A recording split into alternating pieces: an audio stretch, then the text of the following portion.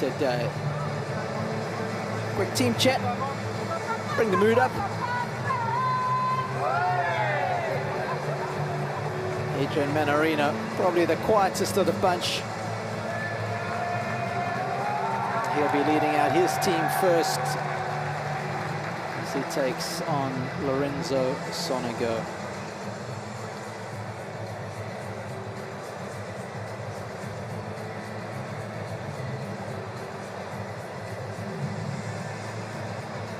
Such a great dubs player is ERV, and he showed it in the mixed doubles a couple of evenings ago.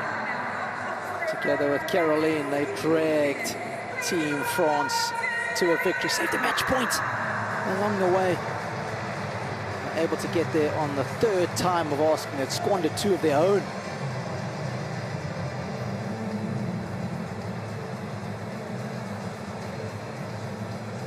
Both teams dressed in blue. So we're going to have to be on our game here in the comms box.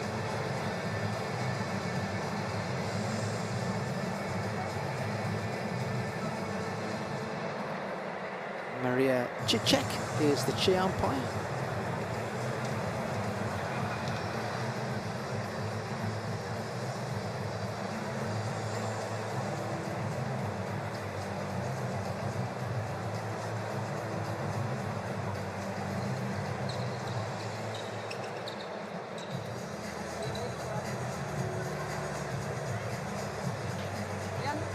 Marika with us for coin toss.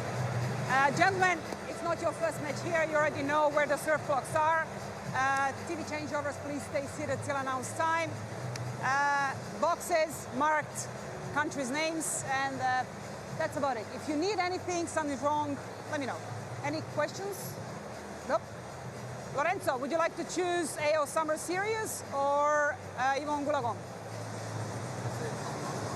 What would you like to choose? AO? AO? Go for it. Fantastic. Yvonne? Sir? Yep, and photo, please. Good net clearance on the coin toss from that young lady. No unforced errors from her today. That's a nice picture for the mantelpiece. And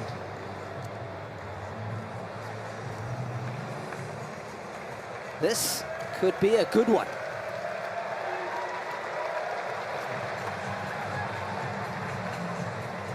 Half fives all round. Good job. Part of Hot Shots program. My name's Rob Koenig, delighted to have Wally Masseur alongside me on the call. Morning, Robbie.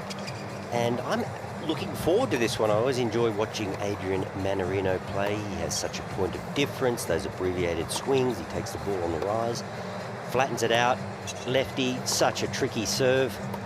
And he's highly entertaining. And this will be a good one because Sonego was in pretty good form against Zverev in his first match. Really lit it up in that first set. Yeah, he certainly did. I mean, what a tie that was against Germany. Probably a good time to go down to Edouard Roger Vasselin, captain of Team France. Ed, it's Robbie Koenig up here. Tell me, how was the mood in the camp after that unbelievable win? Yeah, that was a terrific win 2 days ago against Germany. So we're really happy to be in this position now. If we win today, we will be qualified for the quarterfinals. So it's going to be a great match again today against Italy. Very strong players. So we're looking forward to this day. And Ed, when I look at France as a country, you guys have always really loved and excelled at team competitions in tennis. Yeah, definitely. It's a great event. We're all really happy to represent our country. First event of the year. We are very, under no pressure at all for now.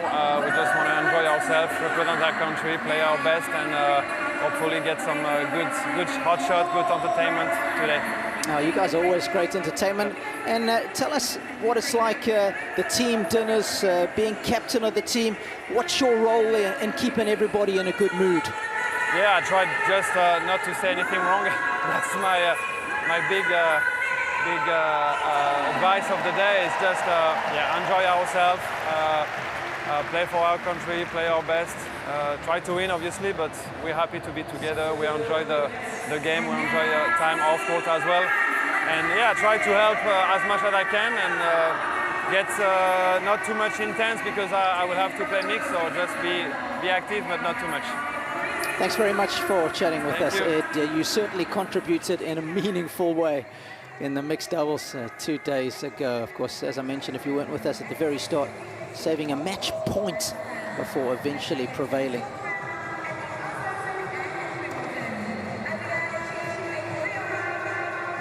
I'm such a big fan of this guy, Lorenzo Sonego. You know, if I was a coach, the kind of attitude that he brings to the court, the kind of energy, I think is such a great example to so many players out there, Wally. So often we look at the superstars, but if you want to have a look at just a good seasoned pro, you know, he is a standout example for me. Well, I agree. Court presence is huge. You know, you've got to show your opponent you're up for the contest. Yesterday I called a match, and Talon Griekspoor, who's awfully talented, he had 2 break points, which were set points. He lost them, and he had a big dip. Ended up losing the tie-break, ended up losing the match in straight sets. And you know, tennis is a game that you lose a lot of points, you lose a lot of games. You've got to bounce back, you've got to be up and at it. And Sonego certainly does that. And he was impressive in his first round, no question about that. If he plays the way he played in that first set against Zverev, he's a hard man to dismantle. But this man in screen has a bag of tricks that can dismantle just about anybody. Such an awkward customer. Yeah, and then of course throw in the fact that he's a lefty, and that makes things even trickier. One of those guys who just bunts the ball around the court. And one of the best seasons of his career in 2023.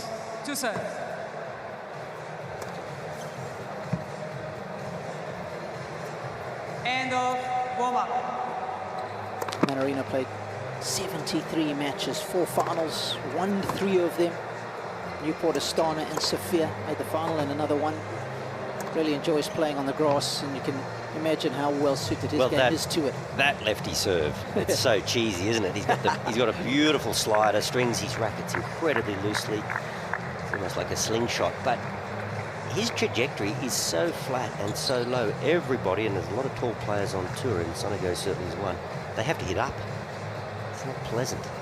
Every ball is sort of knee height or below, and so many players with extreme grips, they want a bit of height to work with, but they just do not get it against Mannarino. Conditions are warm. They have been the last 2 days, and the mercury is rising, I can tell you that much. Humidity is also moving north, so you better come well prepared. First set. The Australian summer is always a good examination of how hard you have been working in the off-season. Ready. There will be no doubts about how ready this guy is. Play. Italy against France.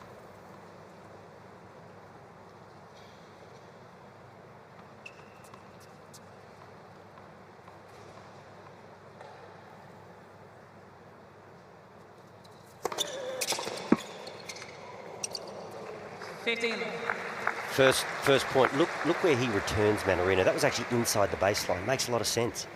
Cut off the angles, short swings. We've seen so many players return from deep in the court. I mean, yesterday, Sakellarides, he was in danger of hitting the backstop with his backswing, and that's impressive given the size of this court. But Mannarino, very much an aggressive returning stance.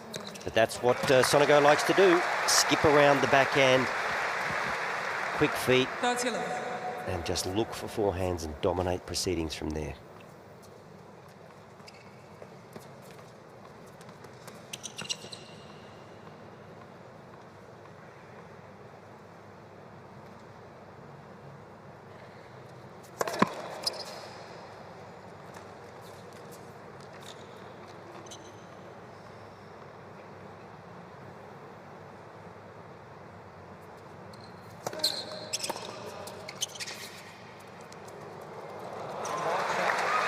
Couple of ways to attack the drop shot.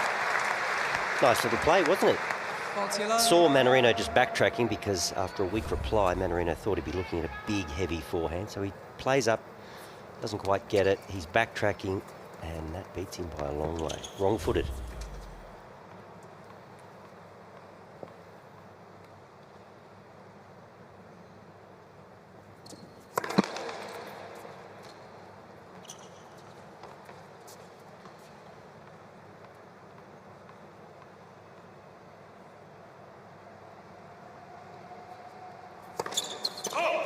40-50. These two have played on 3 occasions. It's Mannarino who leads the head, Sonego who leads the head-to-head 2-1. Lorenzo winning the first 2 encounters. But Mannarino the latest one, but that was already 3 years ago. It's strange they haven't played since that US Open in 2020. Game, Team Italy.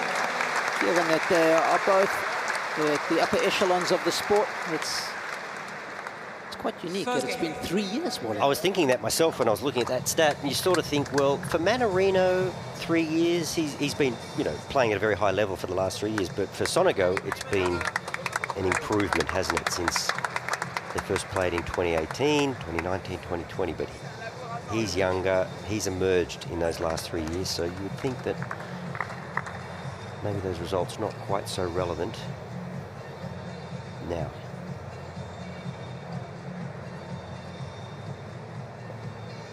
What a season it was last year for the Frenchman. 14 France. Currently playing at a career high ranking To serve. at the age of 35. Testimony to his durability, just how well he's playing.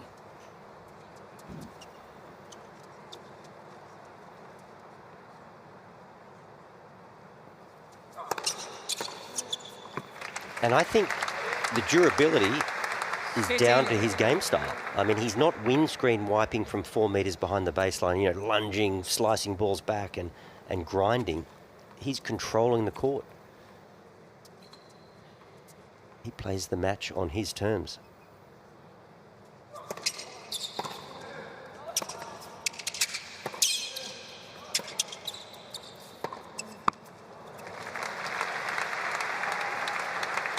Just to put into perspective how well Mannarino has done of late, Wally, he lost 9 of his first 10 finals that he played in. And now, given the season he's had last year, he's won 4 of his last 5. And that's all in the space of 16 months.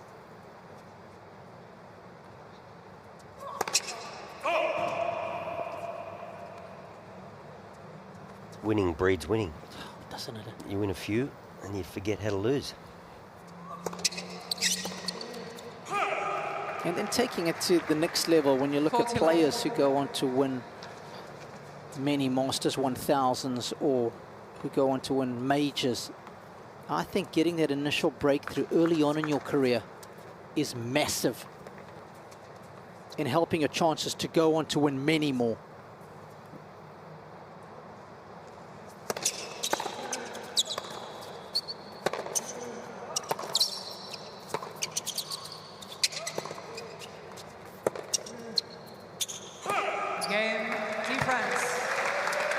Hold from Mannarino. I think for players, and players know they're good, and if they're not winning or winning the matches they think they should win or the titles they should win, there's a frustration. Yep. And then once they achieve it, what their expectations are, they kind of breathe a sigh of relief, and then you start to really see the best of them consistently. Yep. But that first breakthrough is complicated because sometimes players are trying just that little too hard, or they think it's just going to happen without doing all the hard work. And that's probably where you need some good tennis heads in your corner, some people that have been on the journey and know what's coming. Team Italy. Taking a little too long.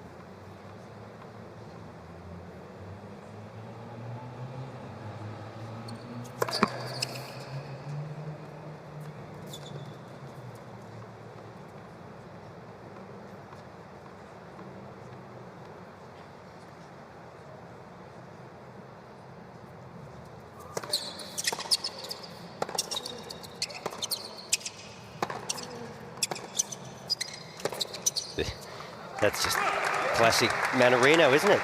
Doesn't look spectacular, but he just takes time away. It's spectacular in its simplicity. Yeah. I love watching him play. Just have a look at this. So the high looping forehand, he just holds his ground. He bunts a little half volley straight back. No time to prepare. And it's low.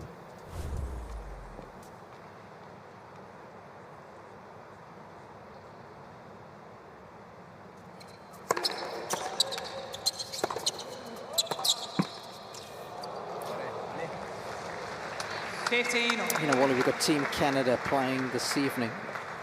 Felix Auger-Aliassime springs to mind. And remember, I think Felix lost his first 8 finals before eventually winning in Rotterdam. In fact, he didn't win a single set in any of those finals.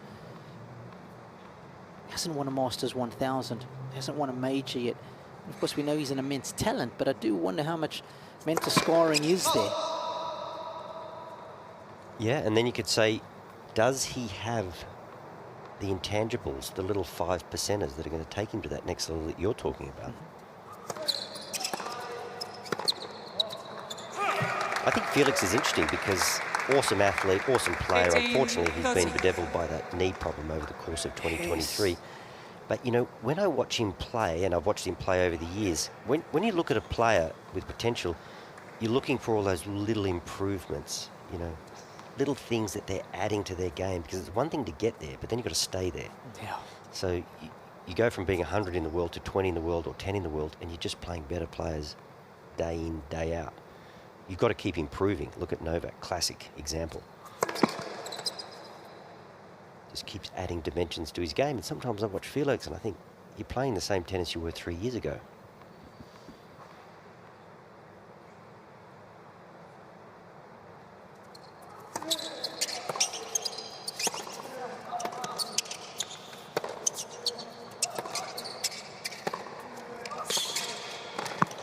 That's good stuff. Wally Musso alongside me. Mark Philippoussis, courtside, keeping a 15, beady 14. eye on the action down there. Morning, Mark. Good morning, guys. How you doing today? And get your thoughts on getting those early titles under your belt early on in your career, Mark, and how that serves you so well mentally. But Sonico in a bit of hot water right now. Down a couple of break points here.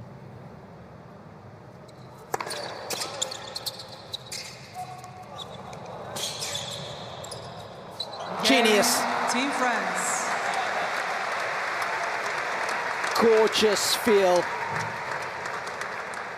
Some lefty Team magic France from leads. Mannarino. 2 games, He gets 2-1. the early break, 2-1.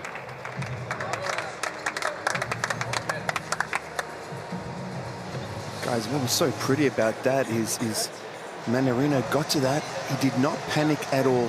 Just kind of chipped it right back at his feet.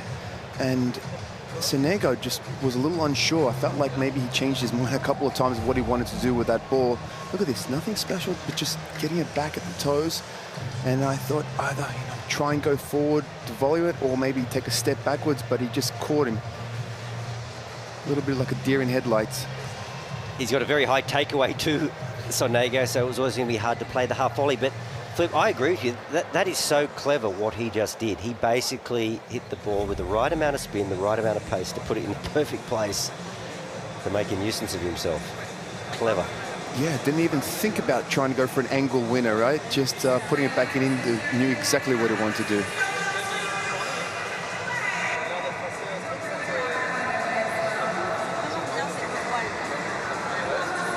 It's the last day of the group stages Ladies and gentlemen, find your here in seats Sydney. quickly, please. Thank you.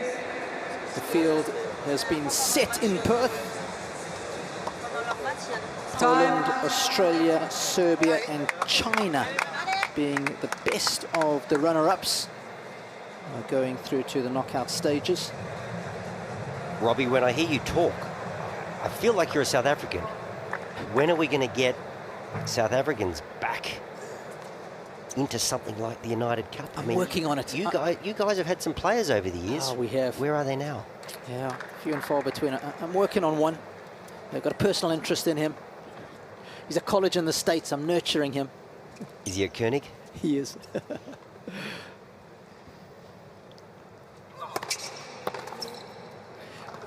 Wally, I often tell the story back in the days when 15. I just started to play some decent doubles. We used to play a game of cricket between the Australians and the South Africans on the MCG. We used to play on one of those strips there. We had 11 players. You guys had 11 players. That's how many? I took a wicket. I couldn't believe. I was so excited. We couldn't believe it either. I think I got your opening batsman. Yeah, so as you say, that's the depth of South African tennis, be it main draw or qualifying or doubles. Yep. Lloyd Harris on the mend. He'll be coming back. Of course, just before he had all the wrist injuries, he was going along very nicely. He had made the finals at Dubai. His protected rankings are done now, so he is starting all over again.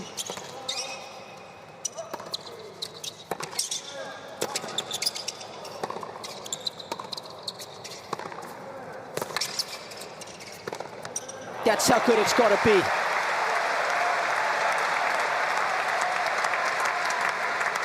Yeah, Sonego needs to stay with that game, stay with the that mindset of being aggressive and accelerating through the ball. In the last few points before that, he started chipping a little bit, and that's what Mannarino does. It gets you out of your comfort zone. It gets you playing his kind of tennis, and he needs to get back to what he does best.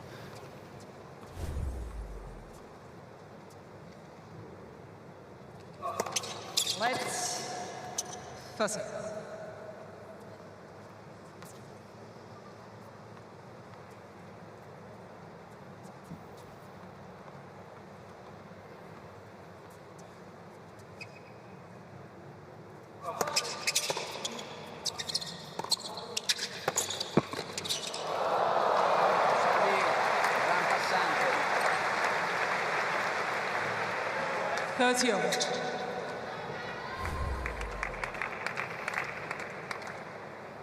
Lady Luck wearing a bit of red, white, and green.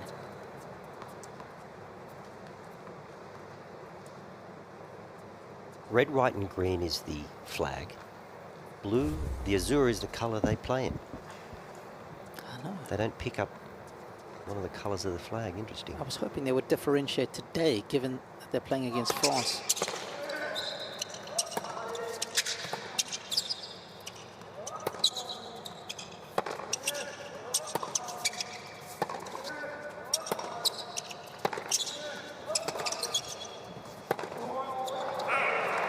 Oh, I just love watching him play. The preparation is early. It's so simple from Mannarino. Barely takes a backswing. Always takes the ball on the rise. And just redirects pace beautifully. That one skipping off the baseline.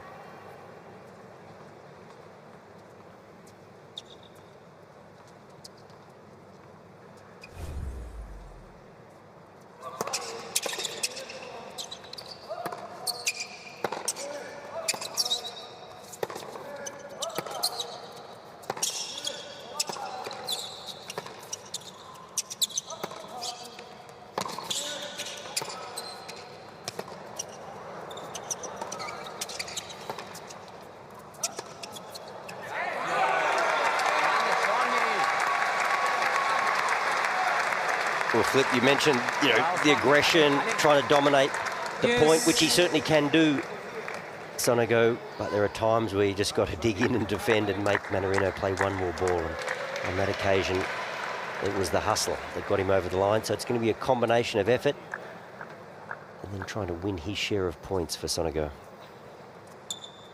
But he's going to have to dig in and defend.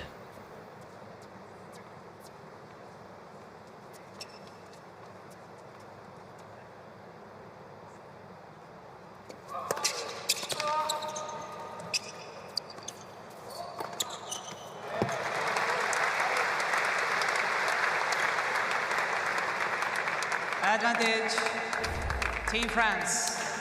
Yeah, just Mannarino never panics, right? Just right back to work, it's back to juice. Keep playing his game, placing his serve beautifully in the corners with that lefty slider. Well, that was pretty good heat there. That was 195. But every now and then you'll see him serve a little slider at like 130, 140. So paces change dramatically.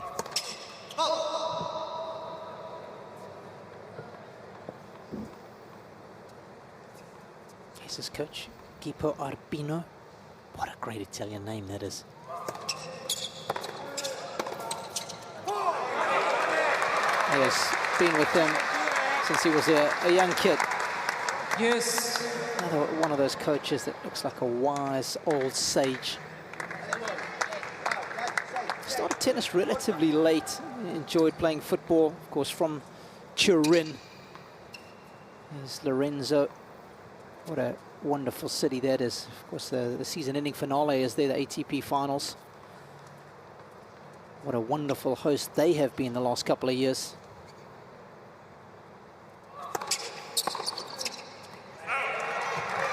Wonderful museums, artworks. Advantage, Team France. Where the Fiat car factory originated, and get some decent coffee as well there. The Shroud of Turin. That's right.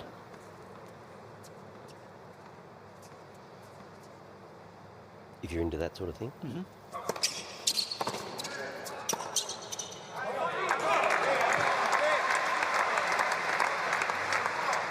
Yes. His last couple of, besides the juice point, backhand returns. Lorenzo's done a good job of stepping in, cutting off the angle of that slider, and nice deep returns and catching Adrian off guard a little bit. And I can guarantee, Flip, as he steps in, eventually Adrian will fire one into his body. He'll think his way through it.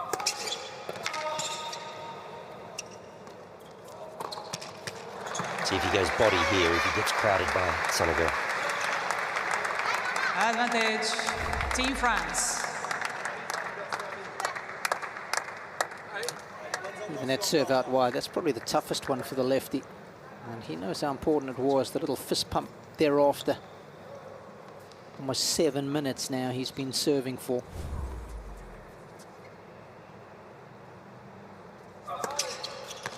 Game, Team France.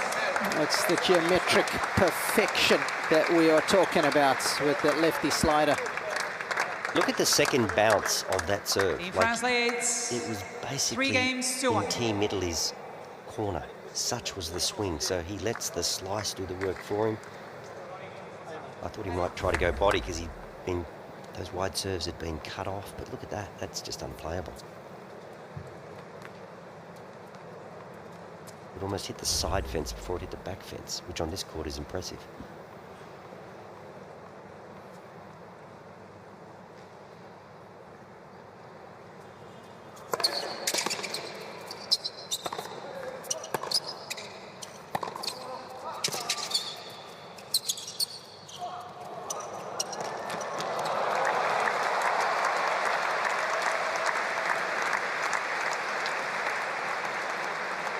A lot of dodging to do there. 15, love. Well, evasive action, just feeling his hip flexor there. Not much the ball kid could do. That's his position. And Adrian, yeah, he does have to take a big lunge to his left.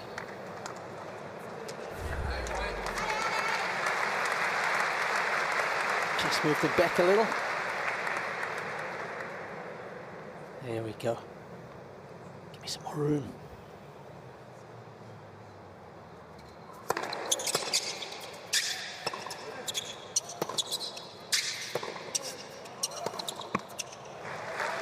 One thing I like about the French players, they're great That's ball it. strikers.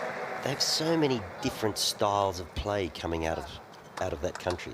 They're all very individual in the way they approach their tennis. You know, you've got the likes of Mannarino. We had Santoro, Grosjean, Clement. Then you had Songer and Monfils, and They're also different, right? you couldn't throw a blanket over them, as you might with the Spanish players to a degree. 14. Yeah. But I guess the unpredictability is the commonality. I think very good coaching as well in France. In order to become a coach there, if you want to be a top-level coach, I think it's 3 years of coaching credentials that you have to go through. So not just anybody can be a top-level coach in France.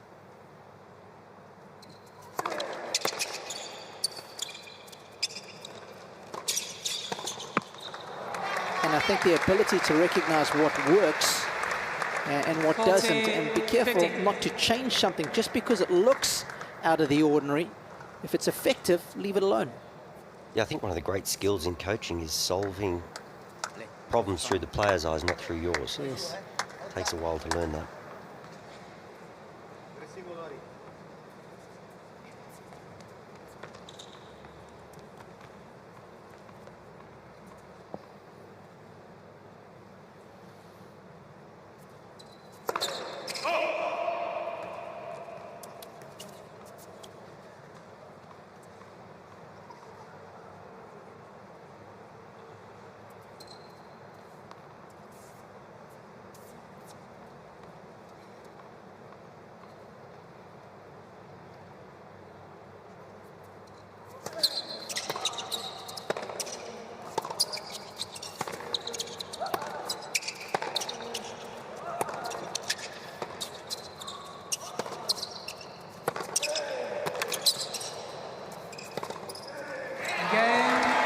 Italy. is proper power, spreading the court magnificently.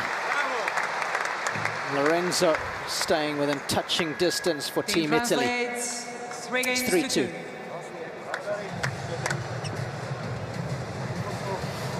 And Mark, I want to come back to you on that discussion that we were having a little earlier about getting those wins under your belt early on in your career. And I see you lost your opening 3 finals that you played in Scottsdale. Of course, tough matches. You lost to Courier Rios and Michael Chang before eventually winning in Toulouse.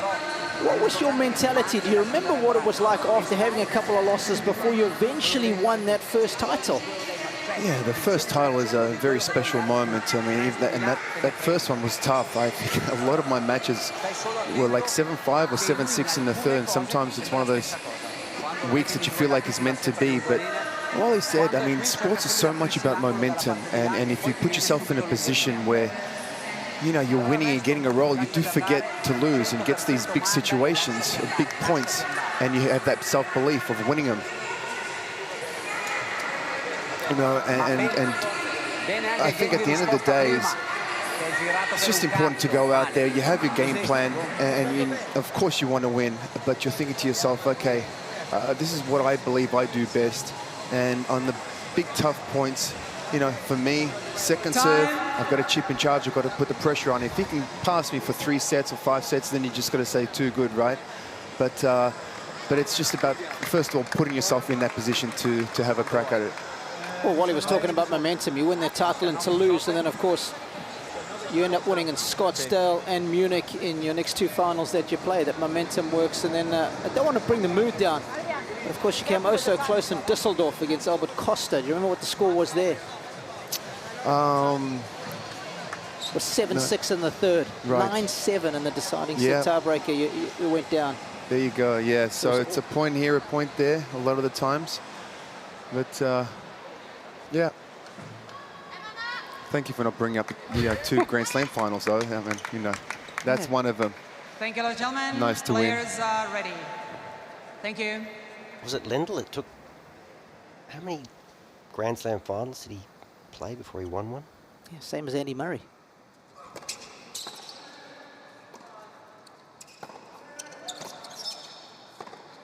At least you got to a Grand Slam final, Flip. Exactly. 15-11. That's what I keep telling myself, boys. The guy that you lost to in Wimbledon was half decent. Yeah. I mean, I did give him a lot of momentum going into the next few years, you know. Still waiting for my 10%.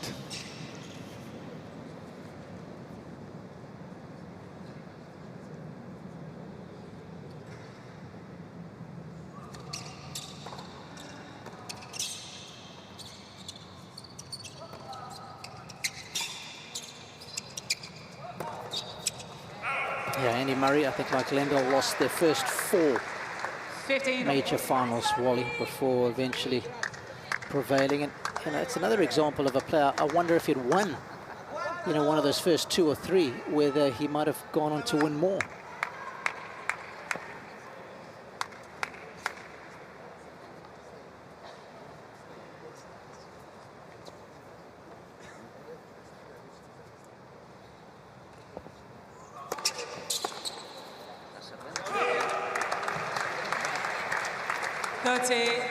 Well, I mentioned that Mannarino has won the previous meeting that these two played at US Open, but it's Sonego who leads the head-to-head.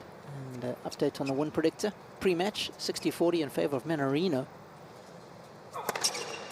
Probably wouldn't have it that...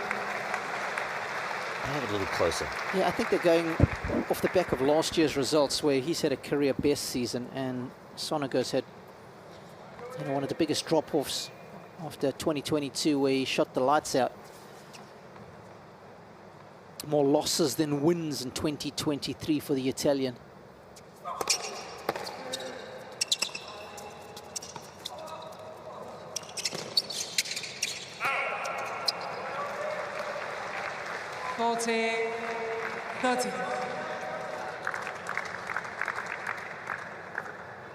It's always a tricky one, isn't it? How much is there recency bias, Wally, when you're trying to decide who might be the favourite in the match? And then the intangible of the early season. Yes. First couple of matches. So many ingredients to throw in that pot, right? Digest. I look at Casper Ruud playing well. Zverev playing well. Sonego playing well. Yeah. Early in the season. Can't really accumulate any data for 2024. But guys are looking good.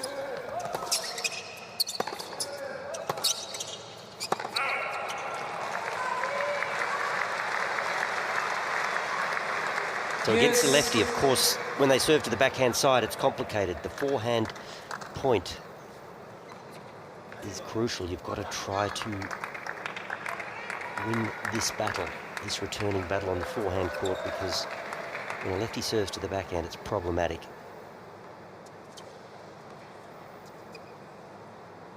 Got to give yourself a fair few opportunities to break usually against the lefties.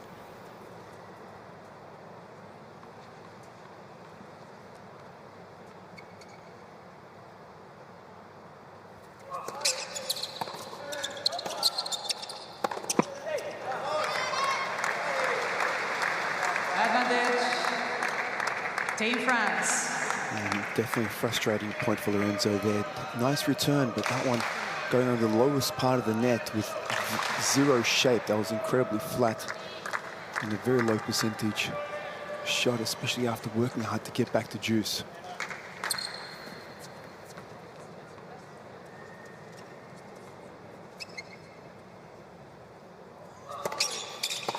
Game, Team France.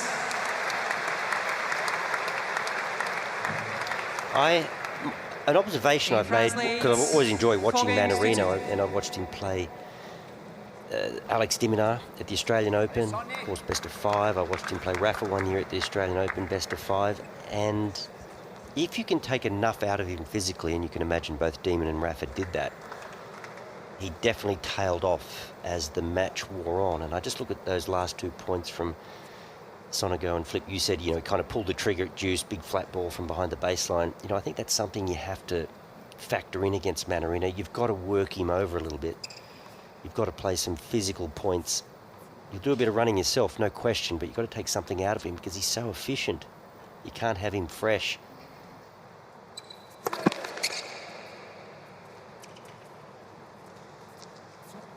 He played a first set against Rafa. I think it was 7-6 in the first set. Took forever. He was spent. Rafa just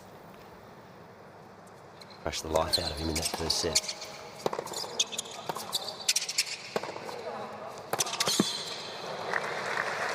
Yeah, Rafa back in business yesterday in Brisbane with a nice win 15. against Dominic Thiem. Talk about a baptism of fire. Isn't that an unusual first round up there in Brisbane? You've got Grand Slam winners. One's a qualifier, one's a wild card.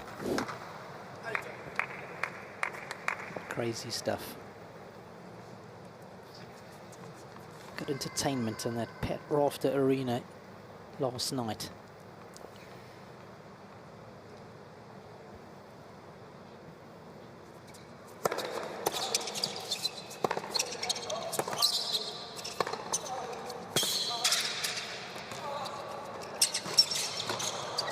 Oh, stop it! How good was that volley?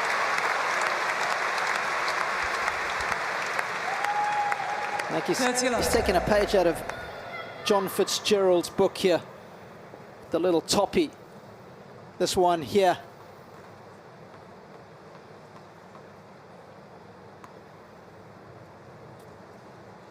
Great dexterity in the wrist, and just to hurry the ball along. You give it the topspin flick. Not easy to control. That was done wonderfully well.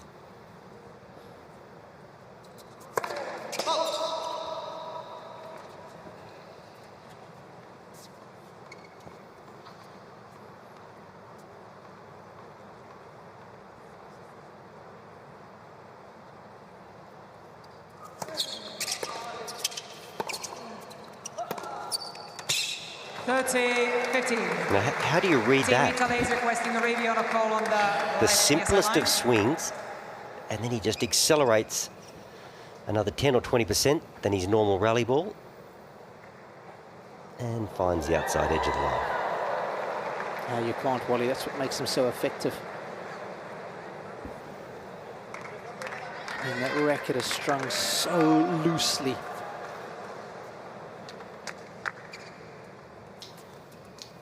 It's 9.5, 10 kilos, 22 pounds.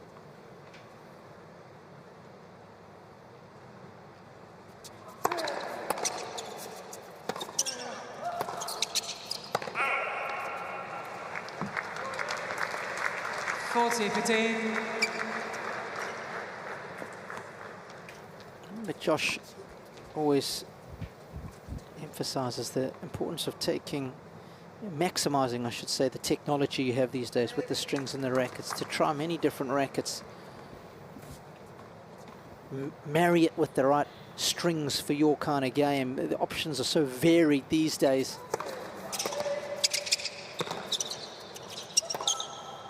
Gee.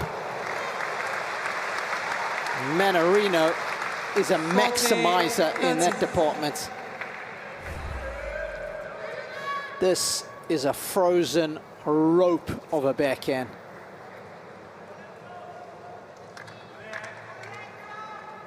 Sears the line.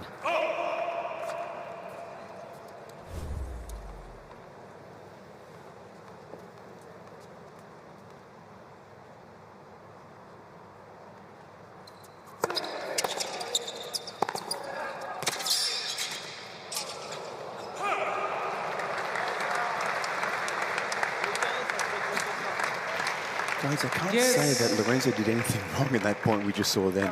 You know, good first serve, great return.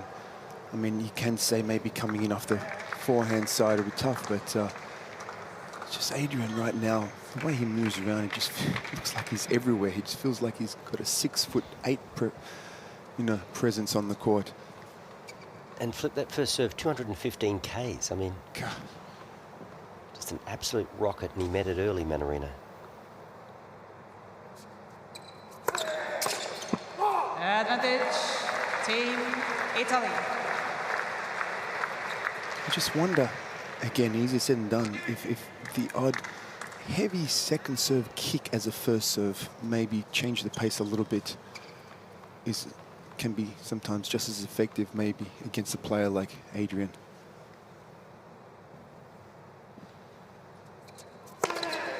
You know, not give him that pace to work with where he can block it back.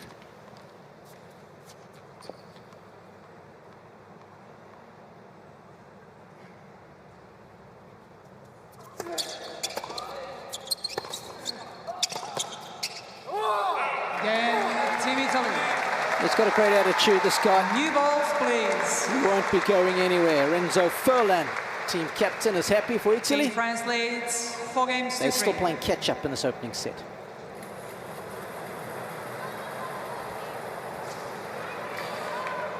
Wally, I want to go back to that topspin volley. I don't know if anybody used to execute it before Fitzy, but he was the guy that I first saw do it on a regular basis. Was there anybody else? Well, I think Johnny Mack was a brilliant volleyer, obviously, but he did have the ability to sort of almost come over the volley. Okay. He would do it almost a matter of course, not necessarily when he's pushed out very wide. Rafter, of course, was very good at it. And look, a lot of good volleyers are like Stefan Edberg. There are times when they have to improvise and they can do it. But Johnny Mack was quite unusual in the way that he could almost come over a volley. So was he the pioneer of that kind of volley? Well, was he before Fitzy? Look, you know, you might talk to some of the old timers. There were some pretty good volleyers back in the day. Okay. I'd hate to give Fitzy credit for an innovation in our sport.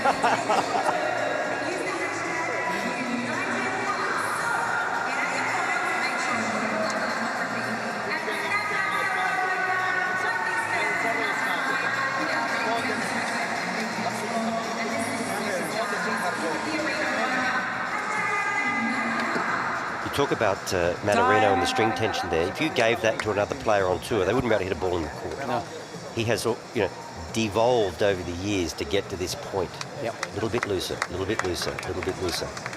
And changing rackets, you were talking about Josh saying, you know, take advantage of what's out there. Yeah. Change is difficult. Yeah. Sometimes you've got to change incrementally. Yep. Some players change rackets for money. hurts them. Yep. Get a bigger contract with another brand, another label. And this guy's as fussy as hell with his grips. He can shave, he'll tell you, with sandpaper, 1 or 2 soft wipes of the grip might be enough for him to feel a difference. We're talking micromillimeters. Yeah, I noticed that the other day. He was constantly changing grips, and he has tape under the grip on top of the leather just to change the bevel. So it must be very important to him how that feels in his hand, knowing where the racket face is. Okay, Taylor.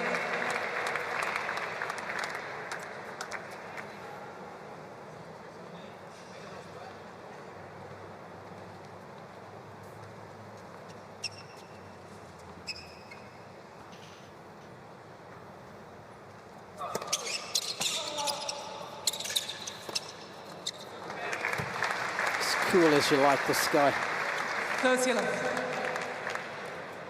What do you do with that serve? Do you just stand outside the alley and say, ace me tee? He probably would.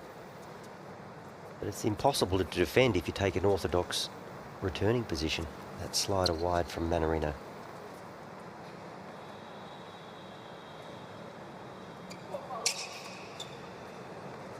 Probably if that hit him, would that have been a fault? No. No. Should you be allowed to throw the ball up but not serve it?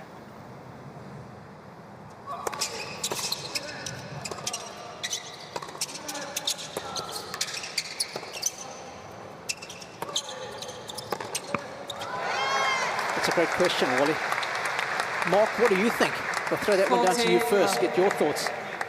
One toss, that's it. You know what, we played those exhibitions years ago, those team events. Robert, you were there commentating, and we had to play lets, and if we let the ball drop and didn't serve it, it'd be a fault. So we have had a go at that, and it's very confusing. It's quite stressful, to be honest with you. I didn't like it.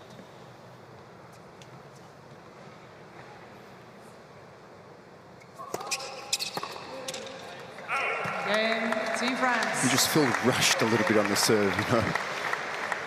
It's amazing what we get used to, right? What we get accustomed to. My argument, if I was going to counter you, was, you know, it's such an important part of the serve, isn't it? Having a good toss, and if you've got a good toss, or if Wally's has got a good toss, he should be rewarded for that. Why should Robbie, who's got a poor toss, get 5 goes at it? That's what I just can't believe in our sport. Once the ball leaves your hand, it's got to be in play. Yeah.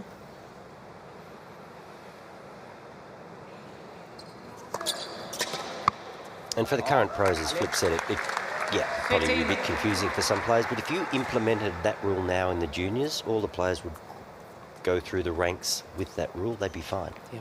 Guys, what about one mulligan on the serve? Yeah, that'd be great for you, wouldn't it? Miss it at 2:30, get another crack.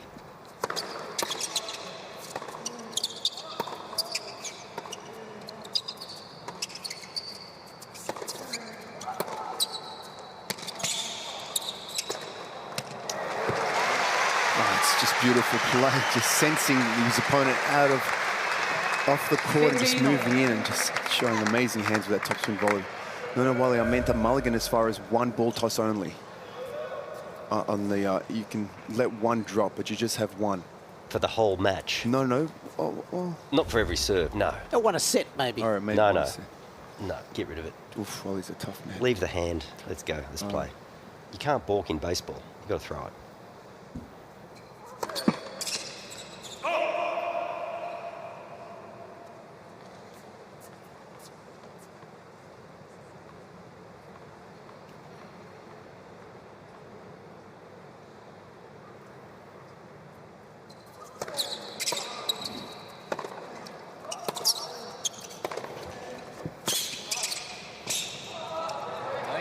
Gorgeous. Both these players showcasing the variety that they have in their locker. 15.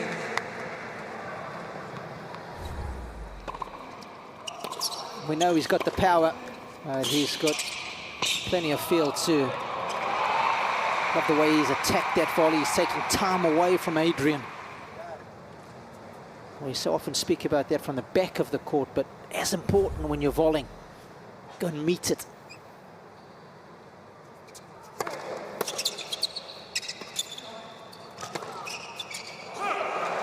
like it. 40-15.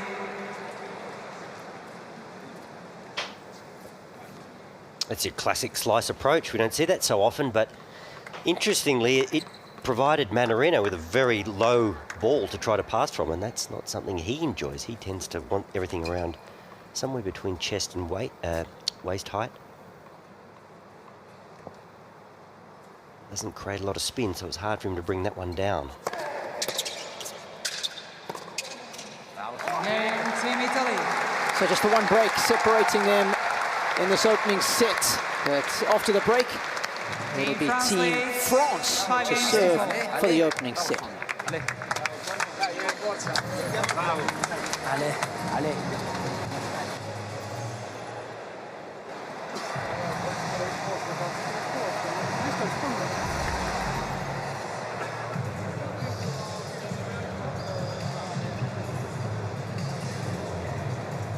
Got a genius in the stands. Yeah. Solving the Rubik's Cube.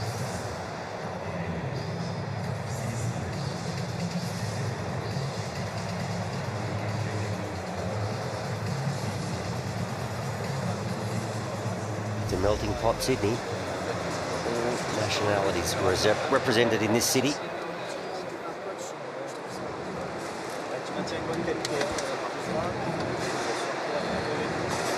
They had the World Cup Women's Soccer here, Robbie. And it was amazing how many fans from their respective countries were in the crowd. Everyone enjoyed great support.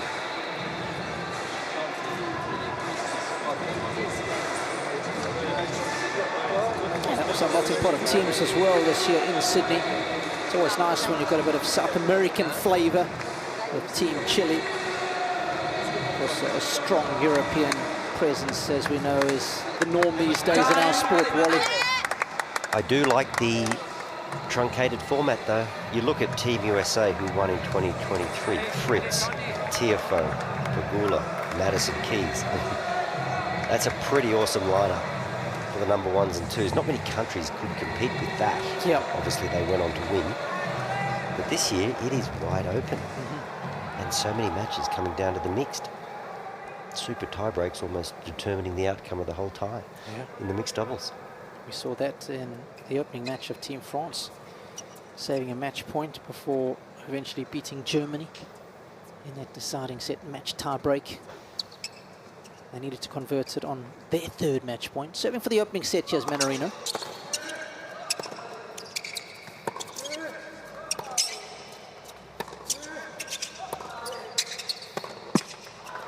Remember the scenario at the moment. Germany sits top of the group in Group D, but should France win today, they will go through. They have their fate in their hands, given the fact that they won their opening match against Germany. If they go 2-0, boom, they will be top of the group.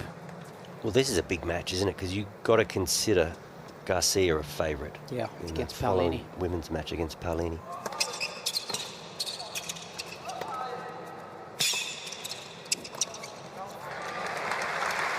Well, that right there is a glorious choreography about how he plays tennis. And Flip, isn't he a real twinkle toes too? You hear the guys sliding and moving, but he just dances across the court, Mannarino. Yeah, you can't even hear him move around the court. That's how light he is. And just coming to net, look at that absolute zero backswing on that volley.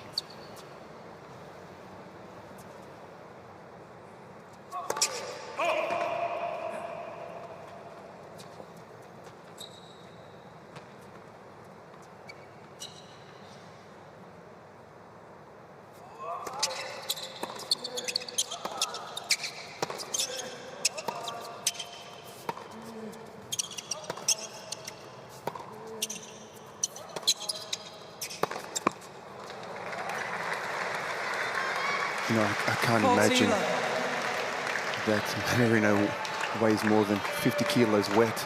You know, it's just great athlete, 0% body fat, strong legs.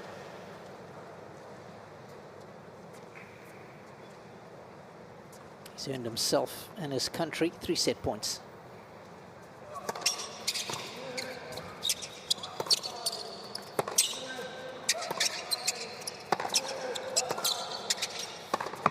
given for set, Team France.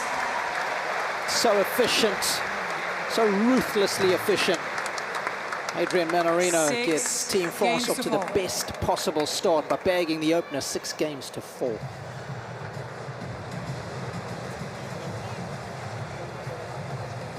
And Robbie, so many times in his matches, Sonego likes to skip over into the backhand corner and hit forehands, but he's done a pretty good job, Mannarino, hasn't he, with that cross-court back, and he keeps making him hit forehands on the run. And quite often he's choosing line, Sonego. It's not working. He's clipping the net with that forehand line.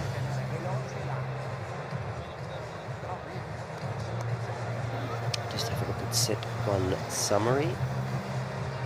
It's Mannarino with a couple of aces, even though Sonego's got all the firepower. Mannarino served the 2 aces, keeping the winners to a minimum, the errors to a minimum, and just the 1 break point, and he converted. But coming to the net 11 times, Mannarino successful. 7 on 7 of those occasions, but yeah, really just a measured performance. Played all the right shots at the right time. And that was the break point, wasn't it? And Sonego just made 11 unforced errors of his own. Probably just needs to keep that number to a minimum against this man. Be patient. Accept it's a difficult assignment, but don't try to hit him off the court too early. Work hard to create a bit of time and space to go for your shot.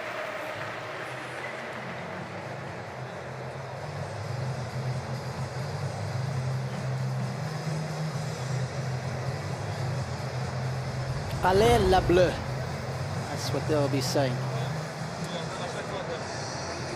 And of course, if he is going to lose, the fact that Mannarino would lose in 3 sets now would still put Team France in a good position, because of course it's not only the ties, but should the teams end with the same number of match wins and losses, you count the number of sets won. It all adds up. Every single game matters, and we saw that in Group F with Team Norway edging out Croatia by decimal points, 0.015 of a differential in games won. Team Italy to serve.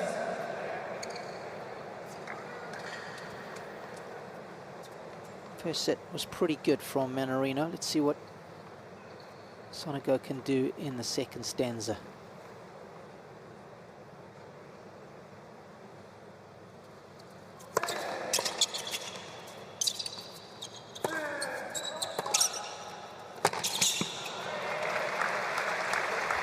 I mean, how's that for a point? 50. Just gets bat on ball on the serve.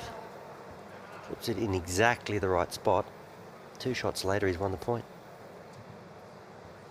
Phenomenal.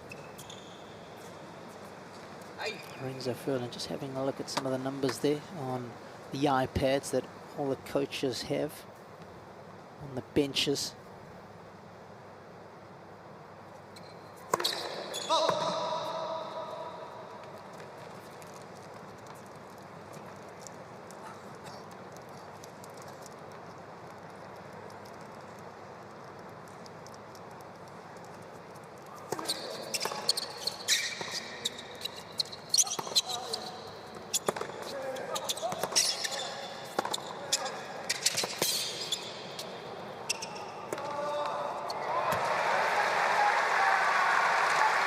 That's great play from Lorenzo, and guys, from up there, he got a good angle, but I believe that's his way forward in getting into the match, is trying to get into net when he can, just add some more pressure. I think it's just going to be tough sitting back from the baseline and playing on those red lining on the RPMs. I just feel like there's a lot of pressure on himself, and at times playing, not playing kind of the, underneath himself, just playing to doing more than he needs to do and just not looking comfortable. He also got to hit 3 forehands in a row in that previous rally, Mark, so that always helps. But of course, playing the lefty, Mannarino's been so good at finding his backhand. To dominate with the forehand's imperative for Sonego.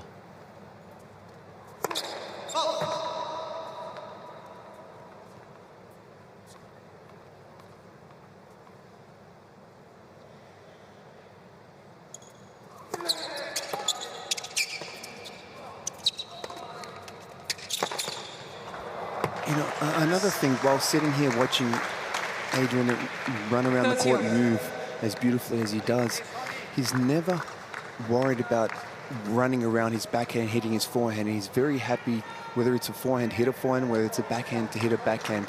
Like, he's in no rush to you know, get off the court and smack that forehand side that Lorenzo does. You know, obviously that's his weapon. He's got to look for that forehand. But sometimes he just puts himself out of position and puts some pressure on himself for the next one.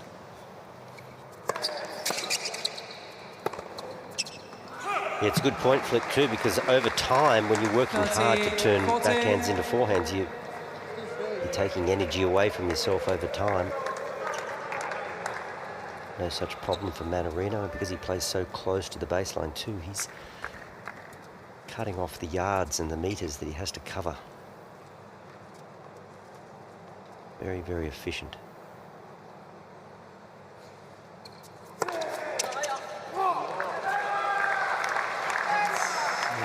Does not want to go down and break a serve early on in this set. We saw what happened in the previous one.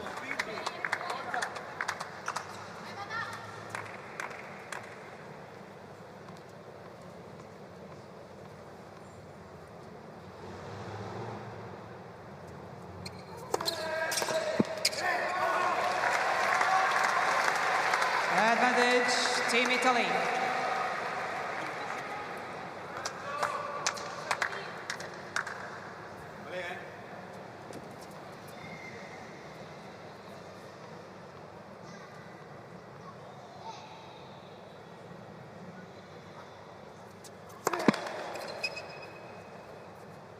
Please.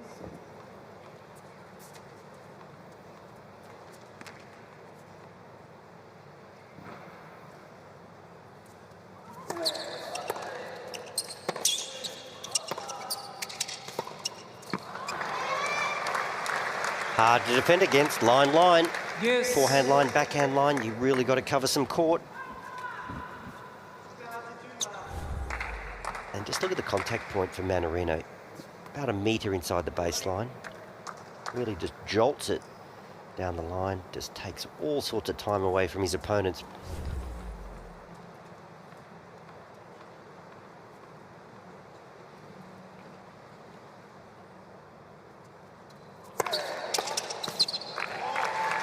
That's a huge serve when you need to, but you're right. While just watching him, he gives you no time to breathe, like no time to ease yourself into the point. Like you said, you'll hit a cross court, and all of a sudden, he'll just bunt that or flatten it out down the line, add some more pace out of nowhere and look to move in. You just always keeps you kind of on the back foot there.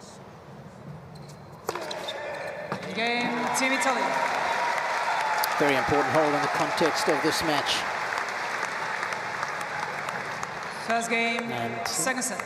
as Wally was alluding to earlier, the importance of the lefty against Sonego, and with that forehand, we're focusing primarily on the forehands here, folks, and you can see almost 60% of the time he is hooking his lefty forehand and finding the backhand of Sonego, which is his weaker wing. But Wally, he does just enough to keep the Italian honest, doesn't he? Yeah, no, absolutely. Just an innate understanding of where the ball needs to be in any given point. It's not always just where you hit it, but at what pace you hit it. Yep. And he doesn't overplay. He just has that ability to play the right shot at the right time, at the right pace. And even when he's in a bit of trouble, he's got good defensive skills. He'll play that ball just a little bit slower, deeper, buy a bit of time to get himself back in the point. Just, it's the sort of stuff you can't really teach, Robbie. He's just got it.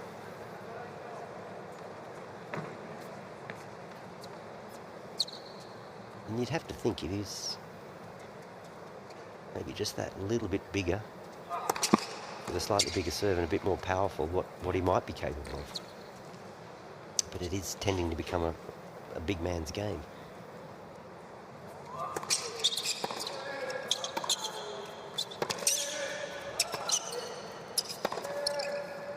That's nicely done there from Senegal, but it's hard to imagine a big man having the silky skills of a Manarino. He's like I look at him like a fencer.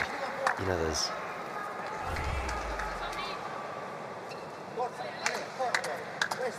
So skillful with the racket, so light on his feet, but that's... He's not going away, is he, Sonego? He got out of that last game just courtesy of massive serves. There's a good little hook, cross-court forehand. More often than not, he's tried to pump that ball down the line. That paid dividends.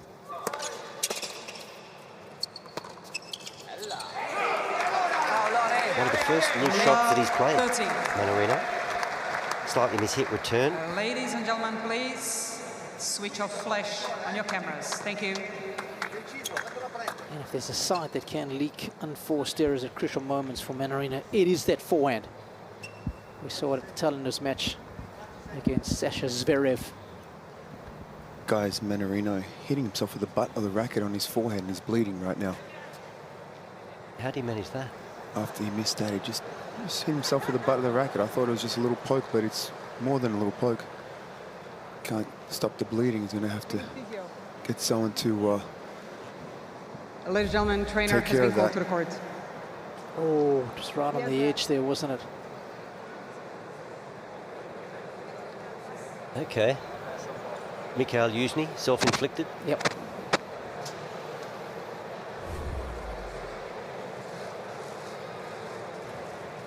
Well, if it's self-inflicted, can you have a timeout? I mean, you can't injure yourself, can you? I just did. I guess you can. But let's say you're in a tricky situation. You go, right, I'm just going to bash myself with a racket and I'll get a bit of a breather. Yeah. I mean, But mind you, he's in control of this match. I'm not suggesting. but this is the crazy thing, right? It's literally one of the first unforced errors he's made. He's in complete control, and now this happens. But, I mean, he didn't do it particularly hard. I think he's just a bit unlucky. He caught the edge of the butt cap. What do you think, guys? Perfect timing, love 30, couple of unforced error. Little time to gather himself, and on the other end, I guess you wouldn't be happy about, you know, we've finally got love 30, and now you're going to have to cool off a little bit. I don't know why this has taken so long. I mean, you just get one of those little band-aids, you know, little round ones, and you just go zonk. The first one was flat. It's the second one that's got the Ladies edge. and gentlemen, Team France is now receiving medical timeout. This does not constitute a medical timeout, in my opinion. No, This is well, not you're a good spot look. on. This is not a good look for the sport. You just, like you said, you got one of those band-aids, you put them on, Yeah. and ready to go, right? Yeah, the old Vaseline. Boxers use the Vaseline, don't they? Yeah, look, this is not necessary. I mean, the way the trainer's carrying on, you think he'd require stitches. Yeah, well, that's the problem when blood's involved, right? You have to be careful. Yeah, but put a band-aid on it. Get a really big one. Whack it on his forehead.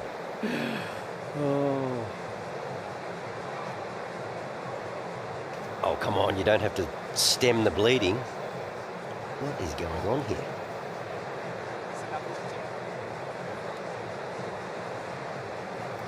I guess there's no contact with the player on the other side, so it shouldn't be a big deal. No, but seriously, blood's not streaming from his head. It's like a pinprick.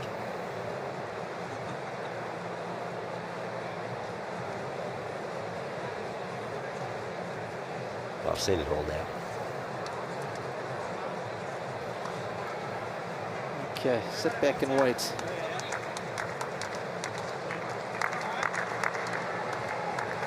My goodness.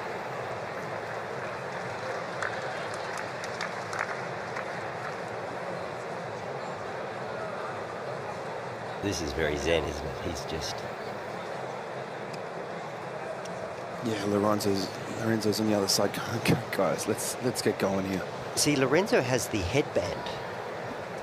So basically he would be okay if he banged himself with the butt cap. He's got just that little bit of padding, so... But he's follically challenged too, isn't he, Manarino? So anything... Listen, don't bring the mood down here, okay? So after all that, there's no band-aid. No. Yep. Time. Apologising. that was not a good look for the sport, you know, because we're always trying to tell people that tennis players are tough, it's a tough sport, but they've just witnessed a medical timeout. Thank you, music. Now, the upshot of all of that is that Mannarino's down love 30 here on his serve.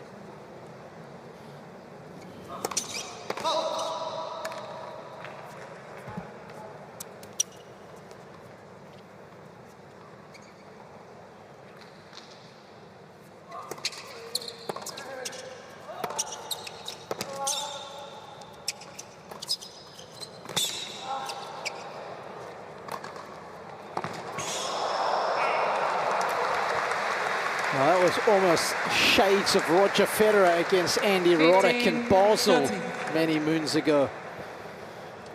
Remember that one? That smash, slice, smash down the line? Yes. Spot on flip.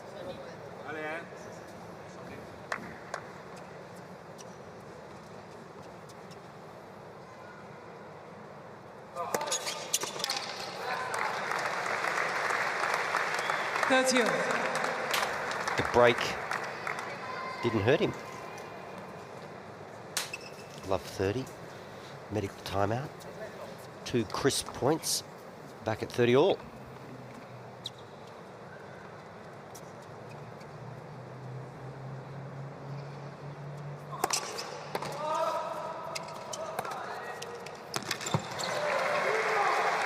It's just an absolute classic flip. Of course, we're up high in the commentary box, you're courtside. We get this view of the court, looking straight down the court, and it's very easy when you've got the time in the commentary booth to say, yes, serve out there, go there. But invariably, he just does the right thing. As you said, that flat-out white for lefty, you know, is a tough one. But and it's not like the guy's 6'5", 6'6", you know, with that height. But God, he moves the ball around beautifully. Game. On that serve. You know, that one at 197, but it's, you know, there's certain serves you see at 197, they sound big and they look big, and you're like, oh, that kind of, game over. You know, looked bigger than 197. But that one was just felt like he just rolled it in. It was 197. Yeah, I think if he was a golfer, Mannarino would describe him as sneaky long off the tee.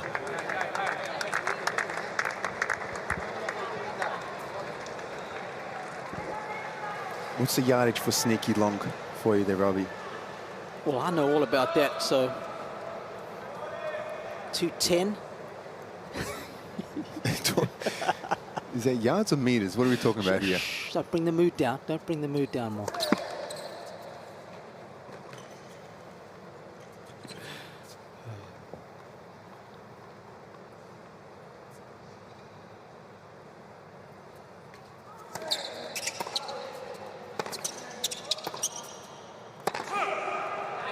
How would you describe Mannarino as a boxer? He wouldn't knock you out, would he? But no. Death by 1,000 cuts. Yes, very much so. Very much enjoy watching him play.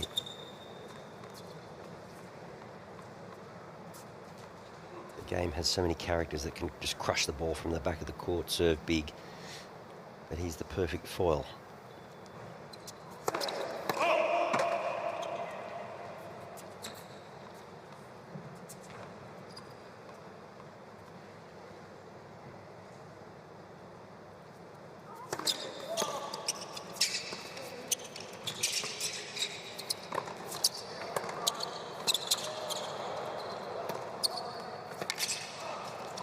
Oh, stop it.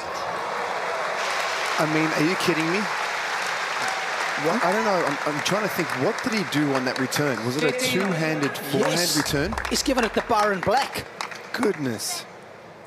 I mean, that was a Mannarino point all round. If you're coaching a young kid, it's worth getting that point on video and saying, listen, there are different ways to skin a cat. Have a look at this. Love to be able to see that return.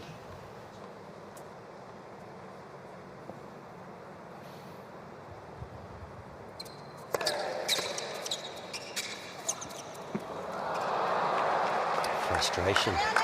Overplaying. He just can't find a way through. Senegal. And Flick, you talk about the body serve. This is an opportunity to have a look at it. That was the previous point. I think that was actually the point before we wanted to see when he Yeah. returned from the backhand corner.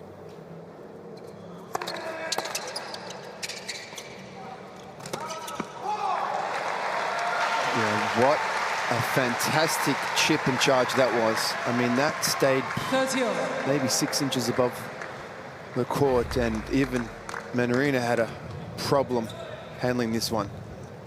And this was knifed. Beautifully done.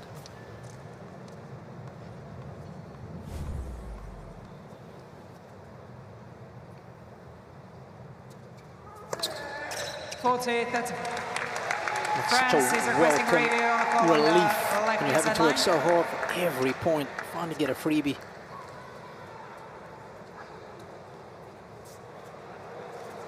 That's a line licker.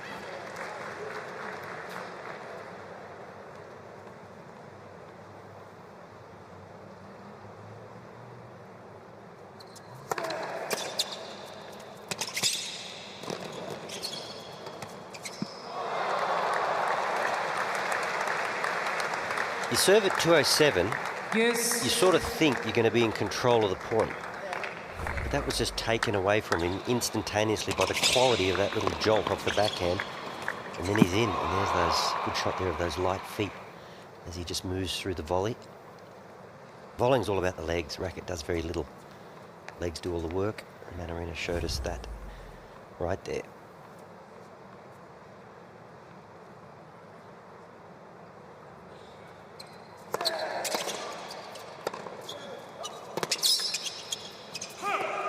Advantage, Team Italy.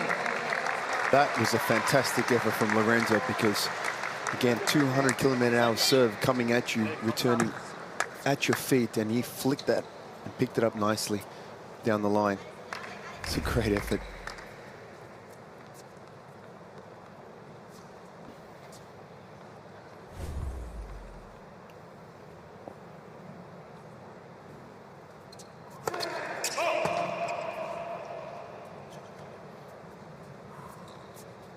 Of course, all the lines called automatically.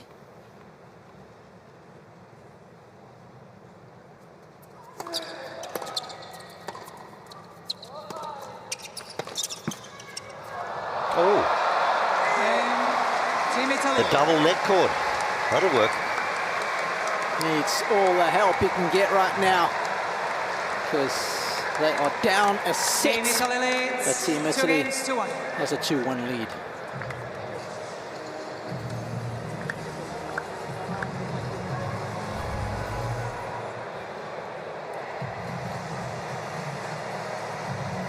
Jumps up and lands on the net for a second time and does the right thing. Just drops over, so he's done well. Sonego holds on, keeps his nose in front here in the second. Beautiful. And of course, on a hot day like today, nothing like the Sydney swimming spots. There's over 100 beaches and swimming areas in the Greater Sydney. Iconic ocean pools along the coastline, such as Bondi Iceberg Pools, and you've got the Bronte Baths, plus harbourside pools like Milson's Point. So many popular destinations if you want to take a dip in the ocean or in some of the pools that they have.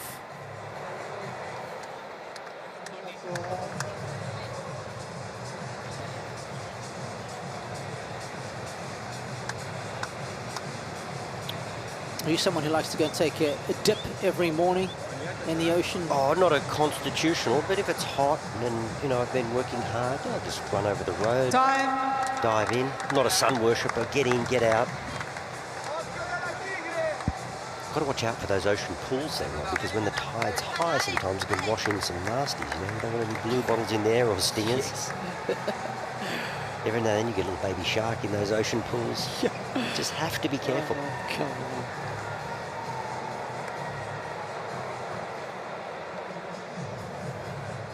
You ever been stung by a blue bottle, Robbie? It's not a lot of fun, is You it? don't want to be.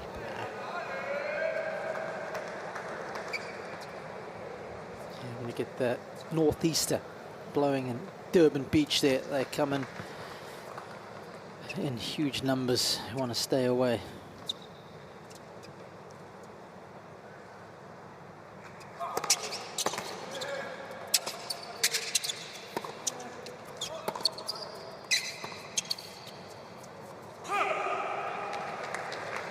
Yeah. You can see him just gesticulating there. Should have gone for the power backhand. Had so much time on the ball. Well, I get back to the point that Mannarino is so effective serving to the backhand corner. Those points on the forehand side are... You've got to try to wrap those up somehow. 30-11. Build some pressure on the return game.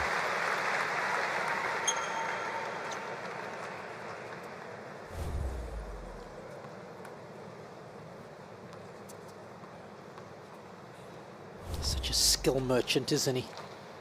So many strings to his bow.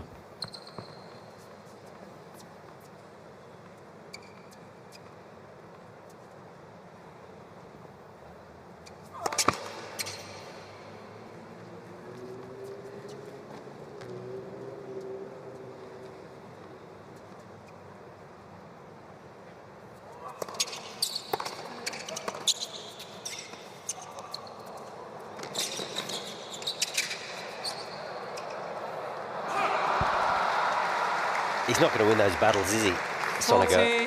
40-11. I mean, the subtle brilliance of that backspin drop shot he's hit there. This one here. I mean, the contact is so thin.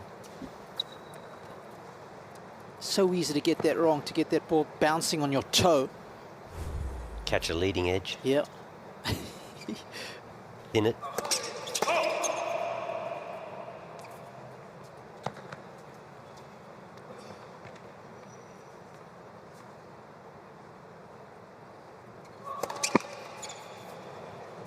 $40-15.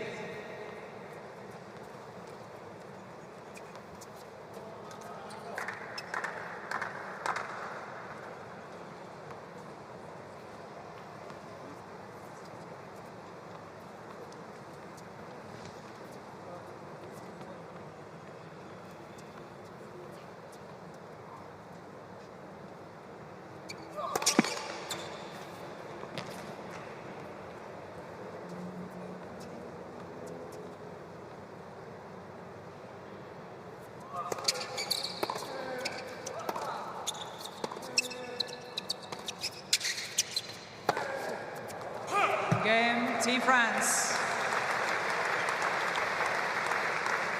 And again, pulling the, Two. you know, that one down the Game's line, on. guys, even if he made it, you know, he's leaving that cross-court all open towards the backhand side. For me, is not the play. Yeah, we've seen him clip the net a few times going line. That one, it drifted long. And you sense, Flip, there's just that little bit of frustration sometimes with Sonego's shot making. I just think he's yeah, almost like he's in panic mode, overplaying, Let's which is first. quite understandable when you're watching, you know, Mannarino do his thing and the way he moves and changes direction. But I just feel like you go cross court or even in the middle. You know, the deep one in the middle can be a tough one, but down the line is, even if that went in, I just feel like he's under pressure.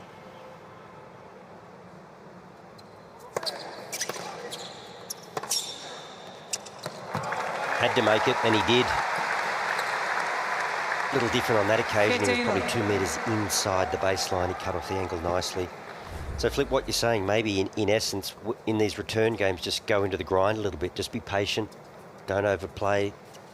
Make Mannarino hit 4 winners to hang on to his serve.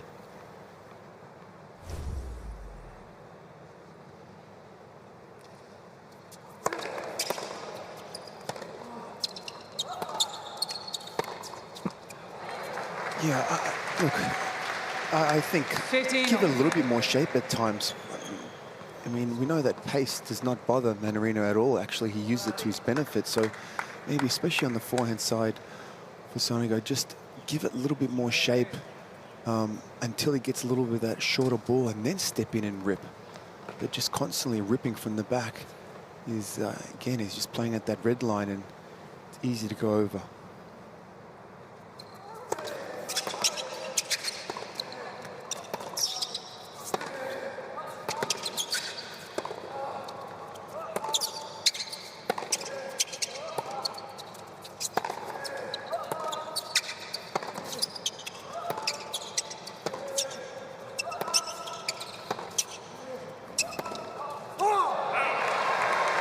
That's the point you're talking about. It's on his serve, but he just stayed alive, flipped a couple cross court a little higher.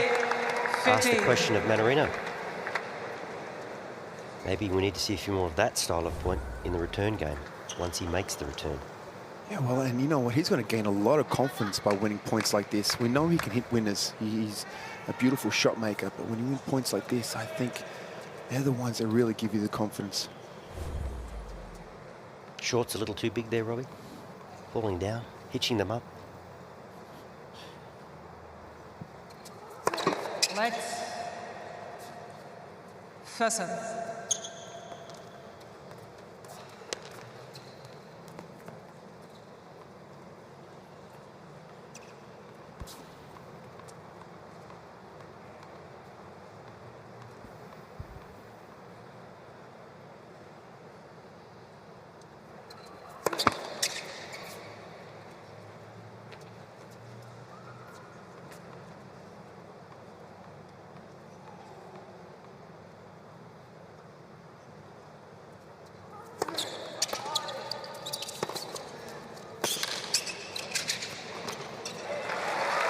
Love the urgency with the feet. He's taken a page out of Mannarino's book. 40-15.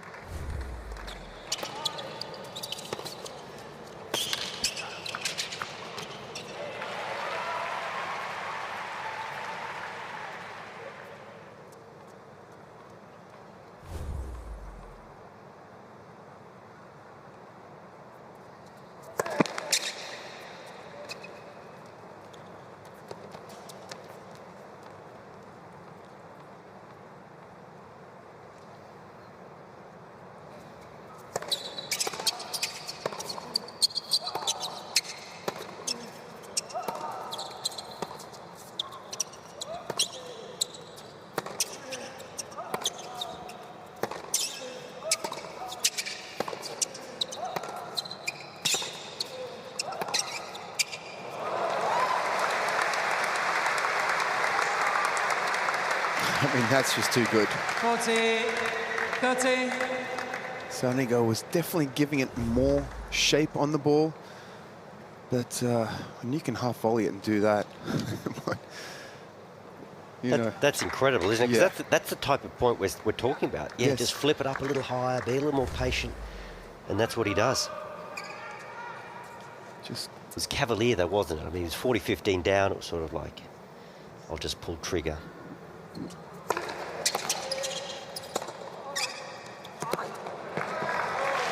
Game, Team Italy. A combination of early and deep is so important in our sport. Both of these guys have shown us that. Are on serve still in the second. Well, I think maybe that's it, right? It's like you just focus on holding onto your serve and tell yourself, okay, that's too good. But you know, can you make the point in that shot at 5 or 30 or where he's taking it on the rise, hitting half volley that flat? Well, we saw the answer to that against Zverev, didn't we, Mark? Tail end of the second set. Missed a couple of forehands, and then towards the end of the match, just 3 forehands costing Adrian. So imperative that Lorenzo stays close to him. And that's why holding serve in his opening serve game in the second set was so important, to keep up that scoreboard pressure. Yeah, I couldn't agree more. Robbie, that momentum is incredibly important. I mean, service games for whether it men's and women's is very important to hold, but especially for the men's side of, you know, first of all, you got to take care of your own side, and then if you can afford to be a little more relaxed, you know, take some more risks, try different things when you are returning serve.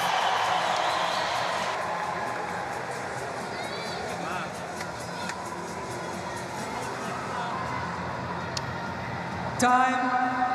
Just discussing in the break how Lorenzo has done a good job of, whilst he was broken with just the one break point against him in that first set, he was broken, lost that set. He's done a pretty good job overall of hanging onto his serve, good combination of power on that first serve and backing it up with the big forehands, but he has yet to generate a break point. And if I'm not mistaken, I don't think he generated a break point in his previous match at the United Cup. So building pressure on the return games is something that he struggled with here early in the season. And I would suggest against Mannarino, given the quality of his lefty sliding serve to the backhand corner, you've really got to focus. France. Well, he was waiting for the crowd. You didn't even try to serve. You didn't even try to do anything. You just let it go.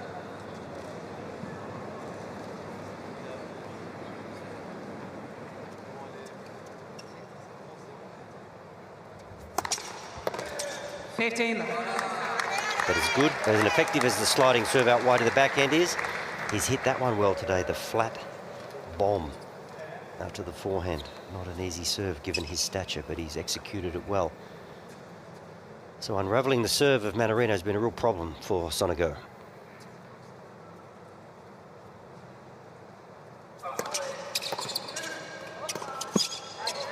That's what he needs. He just needs a dip 15. from the Frenchman. He needs a few unforced errors.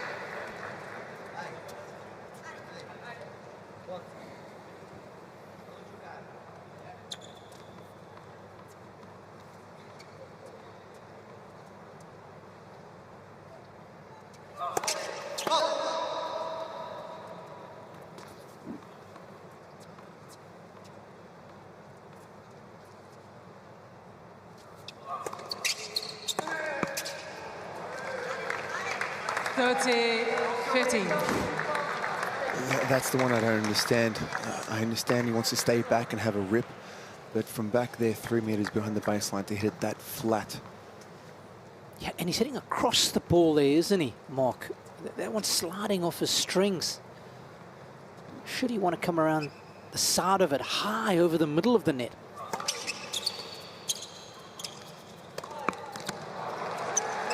Okay. Marino's just got a little petulance in the last two games. The pulling of the shorts, frustration's definitely starting to mount.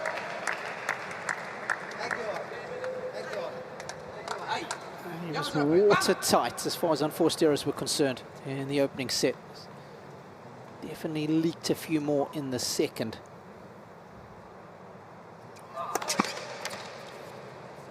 Okay, let's see what he does with the second serve return now.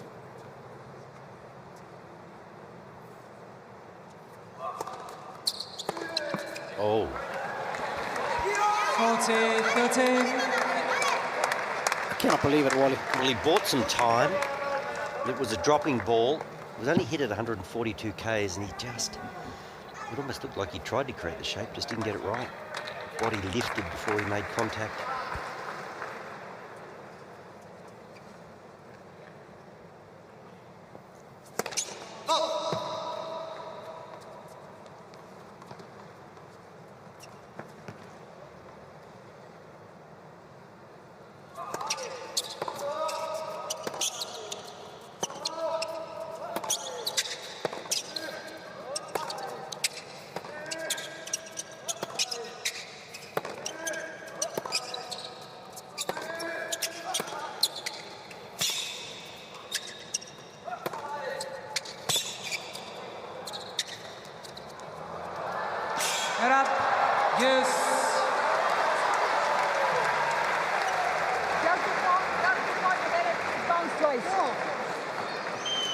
Wow, guys, I don't know about that.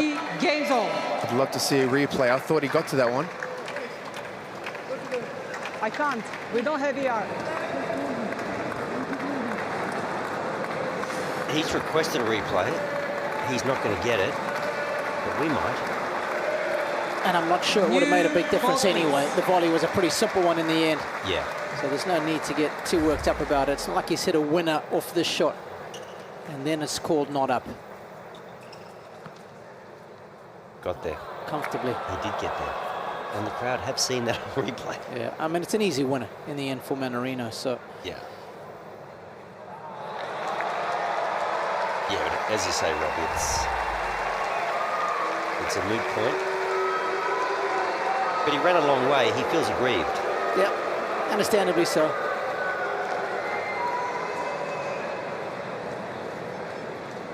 The umpires these days, they don't have to make too many decisions. Lines are called electronically. They may have to adjudicate on a ruling, keep an eye on the time violations. Yep. So they don't have to do too much. And that was right under her nose. Surprising error. Yeah.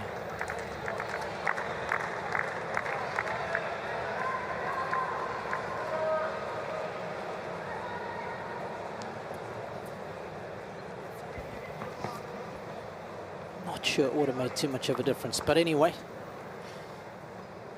New pause, 3-all in the second.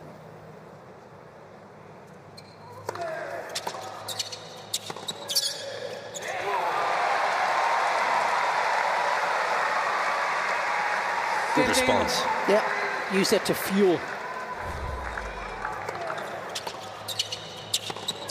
These guys are taking it so early.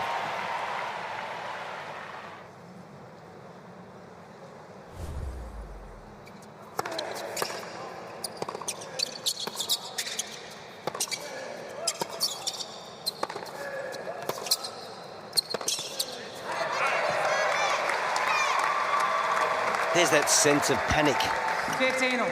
from Lorenzo. I mean, he plays like he's got a bus to catch at the best of times, but Yeah, he does. that was hard and fast, Robbie. I know what you're saying there, Wally. That's what it's like when you play Mannarino. He takes you out of your comfort zone. Big time. Can't play your standard game.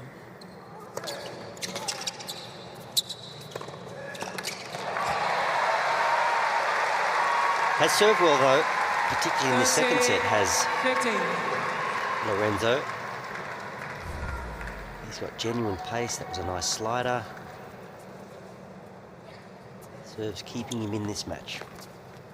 Yeah, healthy 70% of first serves finding their mark.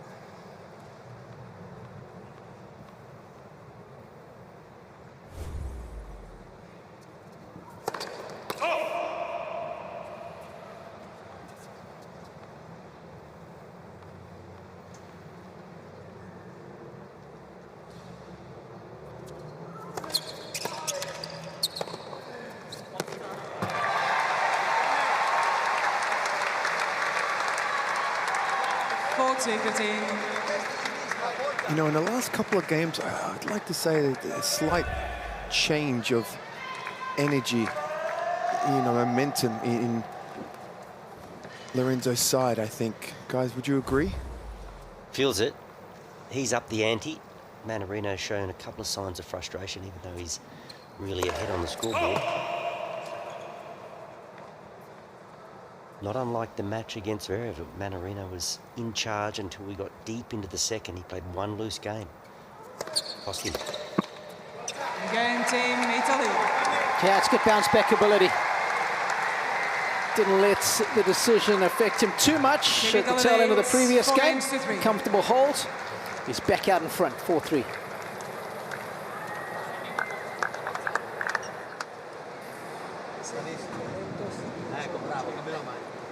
Yeah, we're getting a couple of more unforced errors from the racket of Adrian here, especially on the backhand side at the net.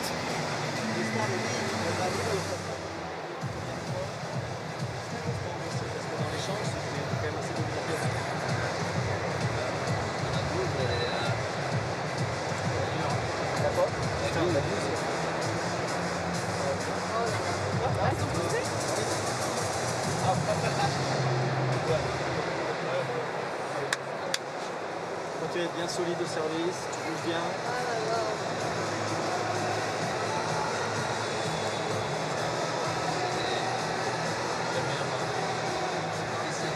It's getting some sock slippage. That's never for good. 2 pairs.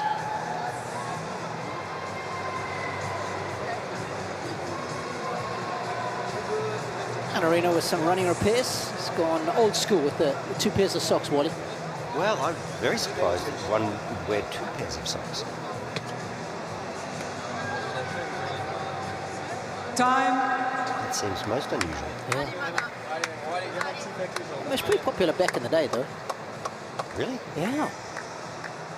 Because these days with the Thorlos, you don't need 2 pairs of socks, do you? Just buy the thicker ones. You must have missed that memo. Yeah. Couldn't imagine having 2 pairs of socks. You talk about slippage.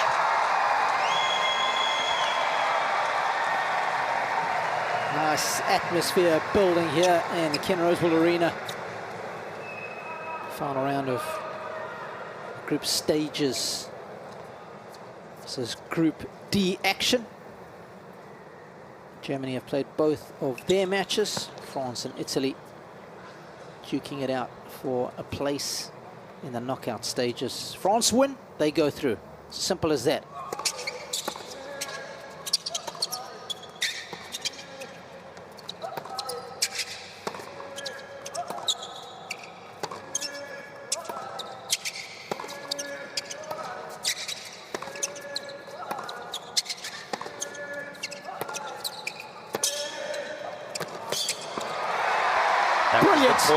That was the point. More patient. Flip, as you said, just go down the corridor. Not even with much pace. 15. Deny Manarino the angles. And then finally, when he did get a little frustrated and pull that backhand cross-court from on the baseline, he was vulnerable. Yeah, played within himself in that point, didn't he? So he's won the first point to the forehand court. Now, that's a must. Now, this is the one where he's had trouble.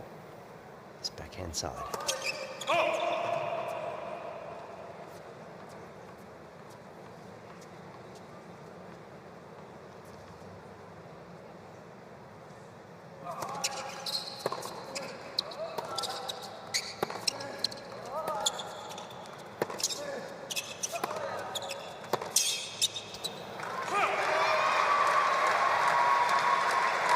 15. Tried it again, tried to be measured, maybe just dropped that forehand a little bit short, but I don't mind the tactic. Got to try something different to get a break point opportunity. He's yet to have one on the Manarino serve.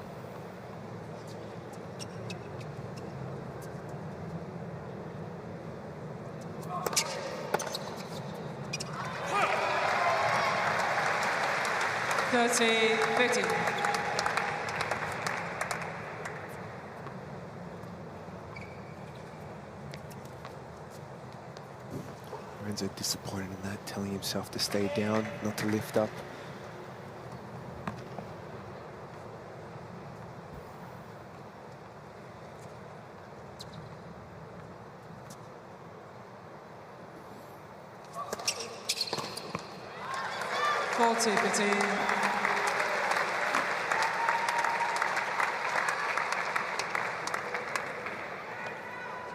Given the loss of the opening point in the manner in which the Frenchman lost it, this has been some good bounce back ability.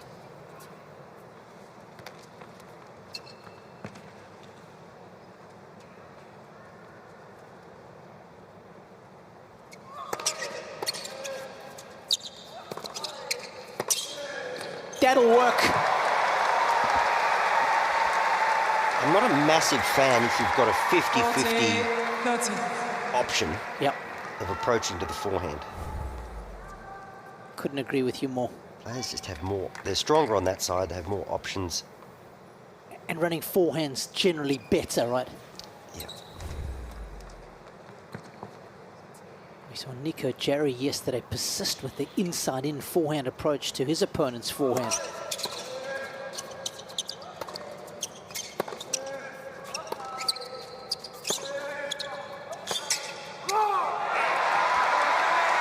That was nice. We haven't seen too many of those. The little inside-out ball. He found that part of the court where the service line meets the sideline. That's always hard to defend against. That was one of the occasions where Manarino, he had to pull the trigger because he felt like he wasn't coming back. You know, he's also done well. He's mixed up the pace in this game, chipping the ball back in his last 2 serves. and then letting it go. What's his coach's name, Robbie? Senego? Gipo. He's had a word to him. The old wise head. Just told his man, just stay calm, make balls, make him beat you.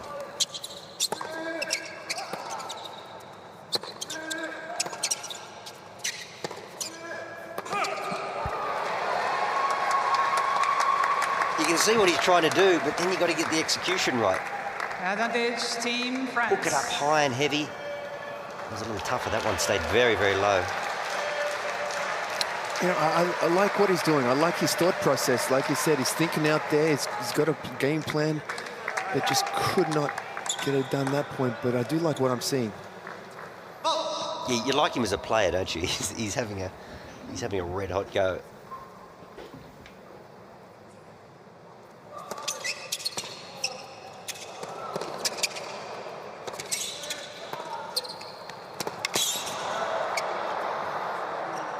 Oh, it's mesmerizing and magnificent.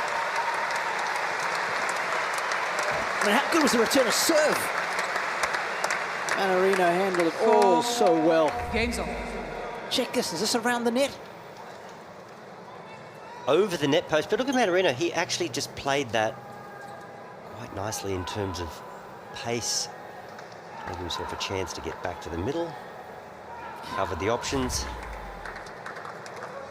I mean, he spreads the court so well, doesn't he? The cross court to the down the line.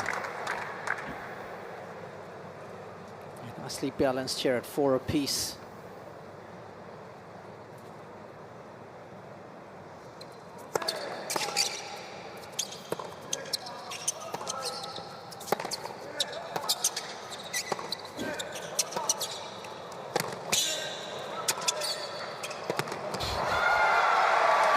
Oh, goodness. It's like watching some sort of video game, isn't it? Wii tennis. Yeah. And I think it's a joystick that he's got in his hand right there, Wally. Whatever it is, he's just working beautifully. That's such a clever point. It's a half volley exchange there for a little while, and then, as you said, Robbie, he just changes the line of flight so easily, particularly off that backhand wing. Hard man to push off the baseline.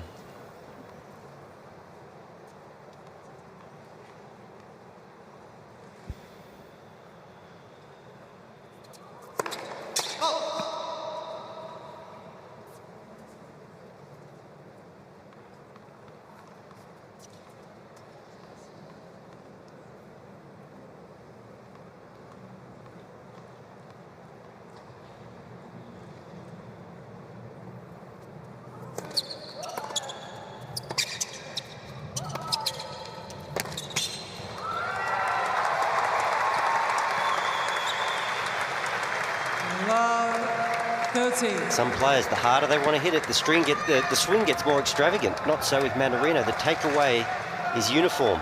He just accelerates a little quicker through the ball. And as you said, Robbie, with those loose strings, powerful racket frame that he has, it just sizzles. Okay. Commanding position here, love 30. Can he weave his magic?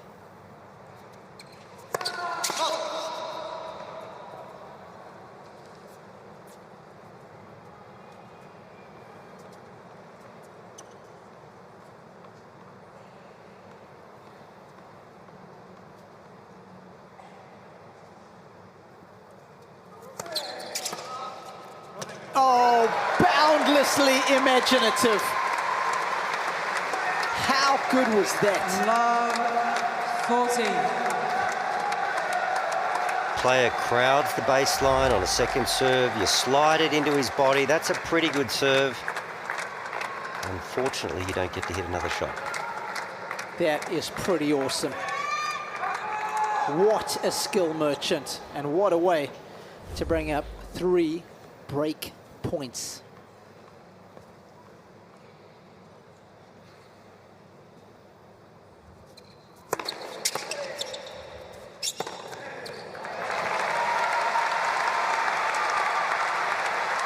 Fifteen, 40. Good riposte.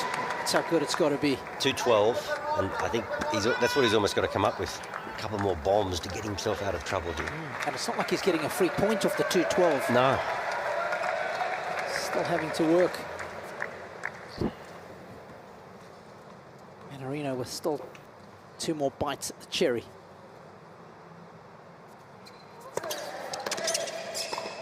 He's got him. He has got him good. And Mannarino will serve for the match after the break. He leads 5-4, second set.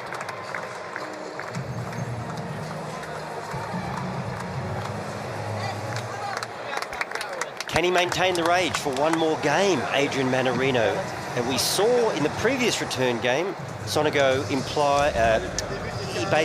he kept the ball alive. He used the chip, he played up the central corridor, tried to play a little bit heavier. He got himself into the game. Can he manage that again, and with a bit of tension, can he draw a couple of errors from the Mannarino racket, which, as we know, serving matches out is always problematic. Of course, there is a big problem for Sonego, isn't there? And I must check my stats, but I don't think he had a break point in his previous match against Zverev either. He hasn't. So that's a lot of tennis without generating one break point for the Italian. Which is quite extraordinary, really, given the quality of his play. Yeah. Testament to the serve of Mannarino.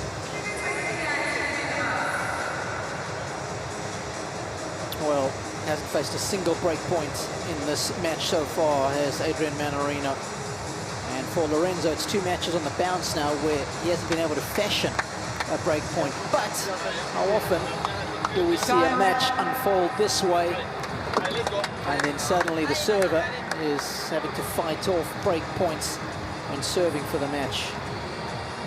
Well, let's get back to this first point, Robbie, the forehand court, because we know how difficult it's been for Sonego to get himself in to the points when he's returning from that backhand wing. The lefty serves so effective. So this first point, absolutely crucial. Yeah. Got to jag this point. The stats, playing on hard courts, winning the first point on serve increases your chance of holding by about 27%.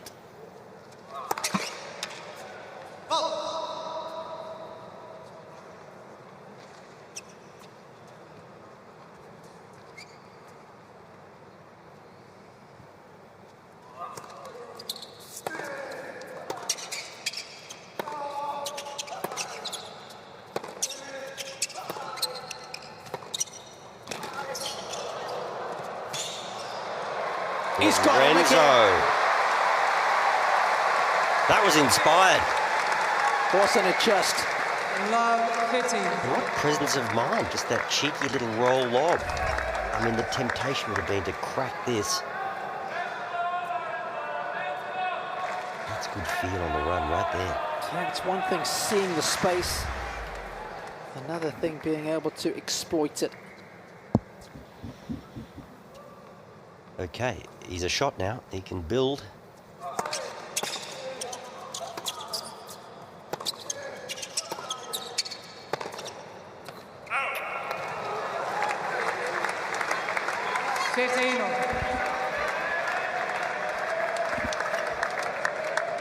I thought he'd done well with a nice little punch back return, and I thought he was in that point. Didn't miss by much, but that first point showing what he needs to do right now to win a point against Mannarino.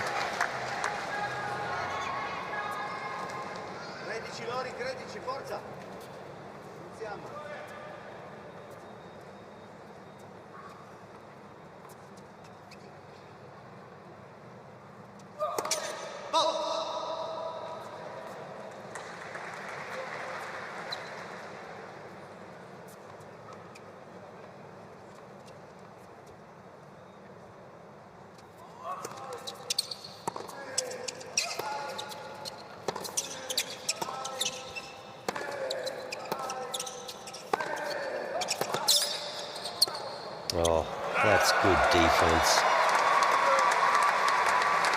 Just a flick of the wrist, just breaks the elbow on impact and somehow manages to control that half volley with pace, does Mannarino.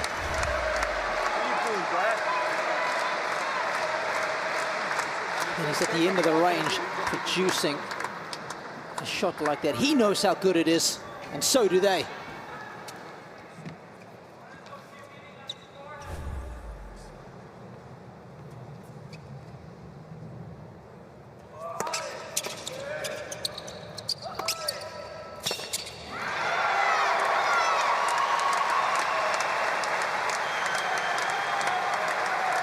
It's just been a masterclass today from Adrian Mannarino. A small window of opportunity midway through the second set for the Italian. But he shut that down pretty quickly. Didn't face a single break point yet. And he's got 2 match points.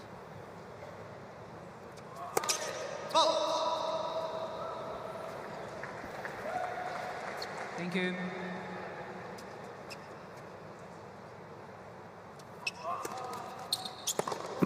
Game 7, Adrian Mannarino with a very important win for Team France. And he does it in straight sets against Lorenzo Sonego and Team Italy. What a performance, what a player, what skill.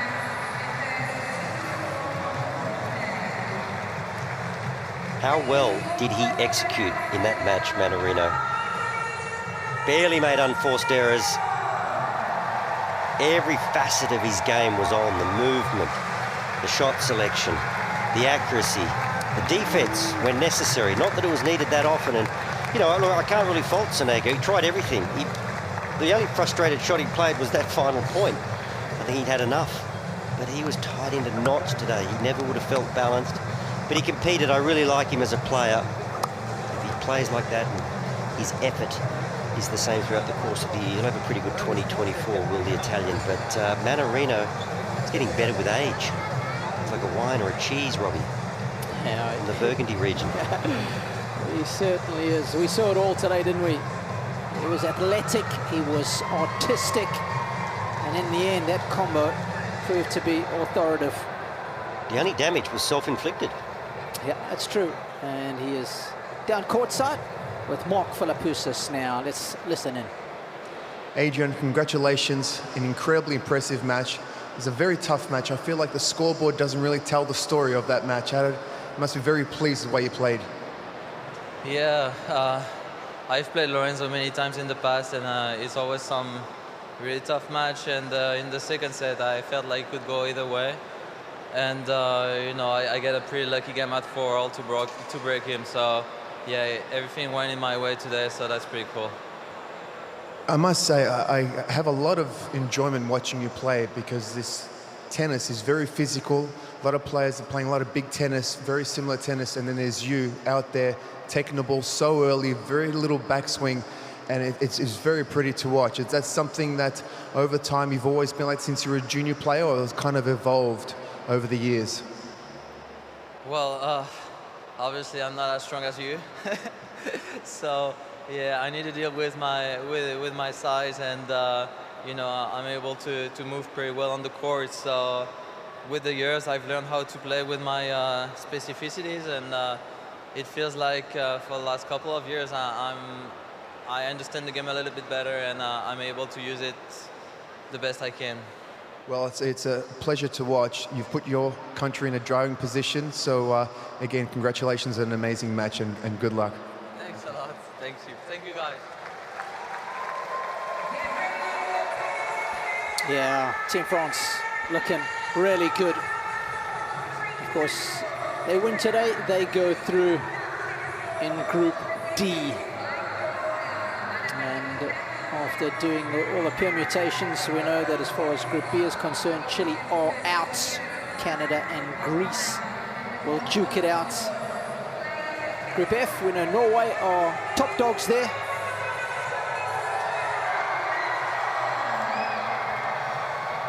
Always nice when you have your destiny in your own hands, Wally.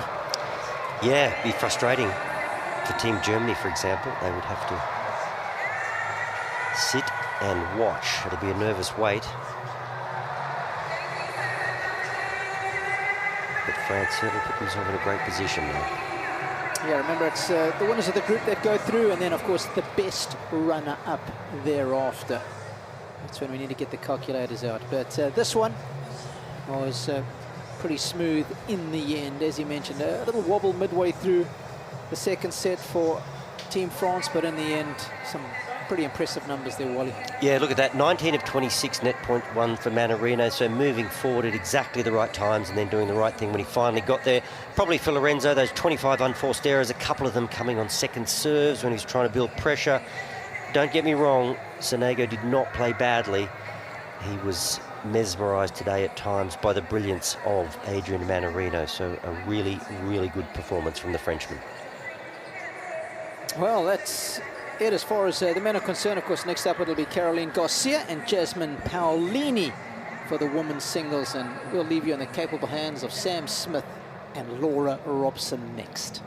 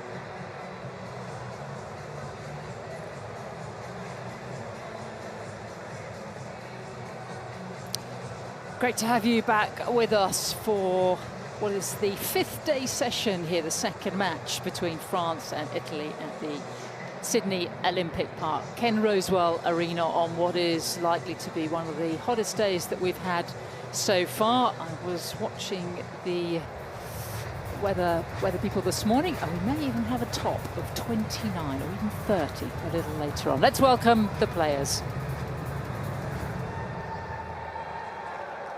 Give a warm welcome to Jasmine Palini, representing Italy. She played so well against Angelique Kerber on Saturday, defied all sorts of physical issues to come through in the end. Huge win for her. And today's opponent, representing France, it's Caroline Garcia. Wow, we saw the very best of Caroline Garcia a couple of days ago against Angelique. We saw some of the worst as well, but she got there in the end. The French #1 starting her year in style. I'm Sam Smith, and I am delighted to be alongside former British #1 Laura Robson, and Babsy Shep will be courtside for us. Hello, good afternoon, Laura. Good afternoon. Yeah, really excited for this one, given how well both of these players played at times in their opening matchup. So a mix-up of game styles. Palini starting to hit bigger in her game, but she's still got that ability to defend when needed, and she's going to need to if Garcia comes out firing the way that she did in the second and third sets against Angelique Kerber. Certainly helps the French, doesn't it, being one match up in this 3-match tie. Garcia also played the mixed against Germany, against Kerber, and Zverev teamed up with playing captain Edouard Roger Vasselin to come back from match point to seal that tie. And that means if she can win today, France are through to the quarterfinals. It's going to be Greg Allensworth in the chair and a couple of the hot shots. All right, ladies, same conditions. Any questions? Do the coin toss. No. After the toss, 2 photos facing that way. AO or Yvonne Goolagong? AO. Go ahead. It is AO. Serve. Okay, good match. Quick photo. Palini, the Italian #1, winning the toss and choosing to serve. Yeah, for once we've got quite a simple group standing. After last night's shenanigans, trying to figure out game percentages, this is fairly straightforward for France. If they win this or they win the tie, should it go to a deciding doubles, then they will go through. After that, don't ask me anymore, because it's too much. I'll leave all the clever stuff to you. Now, I believe we can talk to the Italian captain, Renzo. Renzo, can you hear me? Yes, I hear you. This is Sam Smith. I'm up in the commentary box. If you look up and ahead of you, we're up the top here. So I'm just giving you a wave right now. And you won't remember, we played juniors together. I'm a 71 birthday, but you were very good and I wasn't. So okay. It's nice to chat to you. Renzo, all your players have played very well so far, but how do you get Jasmine in the right frame of mind? Because it's not easy going being one rubber down and fighting to stay in the tie, is it? Yeah, but this girl, she's very serious, and we talk a lot, we talk a lot about strategy, and in this moment of her career, she's, she's so confident. So every match, she knows that she has to fight. She has to fight on every ball, and she's very, she's very clever on the court, I think.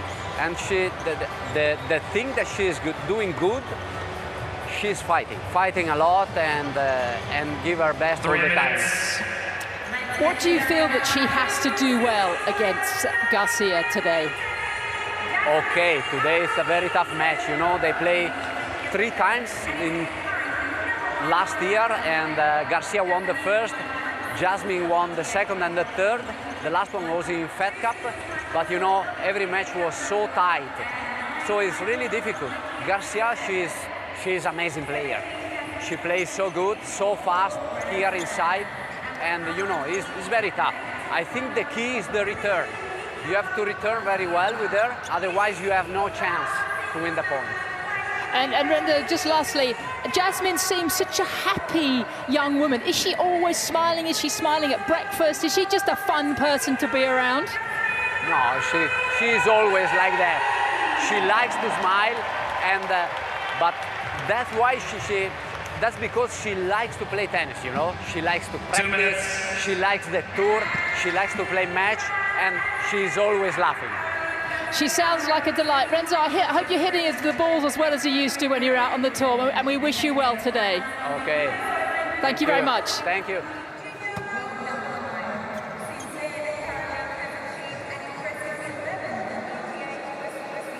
Well, wonderful to have a chat with the Italian captain. There was quite a lot in there, wasn't there, Yeah. Laura? Because I nearly called you Laura. I nearly called you the Italian version. Italian here. Interesting that he feels the return will be so important. I would agree with that, actually. And, you know, looking at their matchups in the past, we know Garcia's serve in 2023 was firing. She's a tour leader in aces. When the first serve percentage is high, she is very tough to break. So you just need to get an opening first and then try and do something with the second serve return in particular. And she did that well against Angie Kerber. She won 60% of the second serve return points the other day. Slightly tougher second serve in Garcia for sure, but it's at least something to work with, and then she can try and get herself in the rally and start to use some of that finesse that we saw. I love the way you've come armed with numbers. More of those later, Laura. Well, Caroline is possibly in the last phase of her career, but it may be the most successful. She turned 30 back in October. 2023 wasn't maybe the year we thought she'd have after playing so brilliantly in the second half of 2022, where she ended up qualifying and winning the Western and Southern in Cincinnati, which is a 1,000 event, and then the WTA finals in Fort Worth, right at the end of the season. There is an air of expectation for this women's singles. France taking on Italy. France, if they can get the win in this singles match, they will go through to the quarterfinals. Their actual very last meeting was in Sevilla, right at the end of the season in the Billie Jean King Cup. It's not there because it's not on the tour. But Palini had lost their previous 4, including one last year as well. But that match, Laura, went on for like nearly 2.5 hours, and they had an epic in Sevilla as well. So I think it's very likely that we could have quite a meaty contest on our hands here. Well, Palini in the last year or so is just a completely different player than the first 4 times that they played, and just the confidence she's bringing to her game. How we saw her close out the match against Kerber, going for a shot. She was dealing with some cramp, which hopefully won't be an issue today because it is a lot more hot and humid out there. First set, Jasmine Palini representing Team Italy to serve. Ready? Play.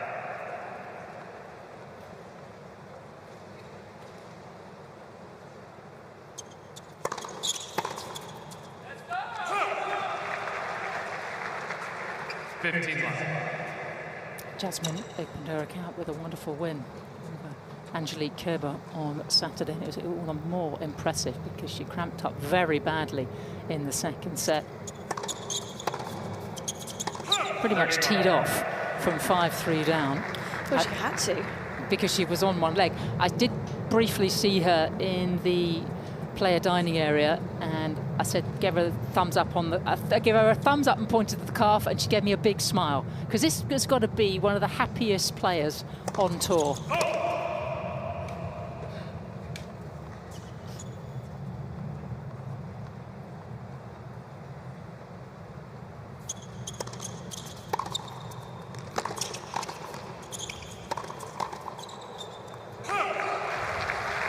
I'd love to get her and Francis Tiafoe in the same room because they're both of them.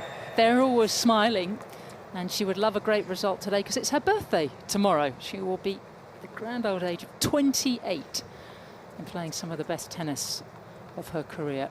Currently ranked just inside the world's top 30 at a career high 29. Oh, and that is a confident start. Babsy, you're courtside for us. What is that colour you've got? Is it sort of orange or orange top? Yeah, I would call it peach. A peach, maybe? a peach. If you top, like it. A peach top. It looks absolutely. You always look fantastic. What are your thoughts on this match? That was a great start, wasn't it? That was a perfect start. Ideal for Palini, that's for sure. And I mentioned before, I don't think we're going to see a lot of aces from Palini, but we just did see one. She's been really working on in that department with a lot more precision. And also when you watch her courtside, she's not very tall, we know that, but she is ripping the ball. So trying to be ultra aggressive, and we'll see how long Garcia needs to find her rhythm. She needed a while the other day.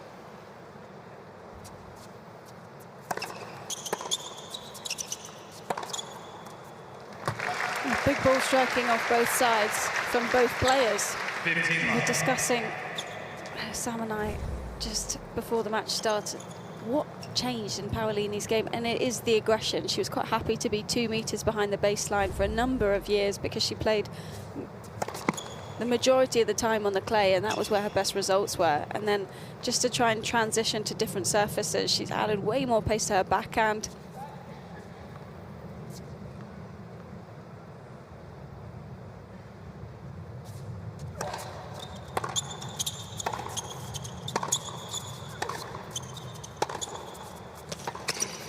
And I love the shape of her shot. You mentioned the pace that, you know, that's gone up in the last couple of years, but she still gets underneath the ball. She has a great combination of spin and speed.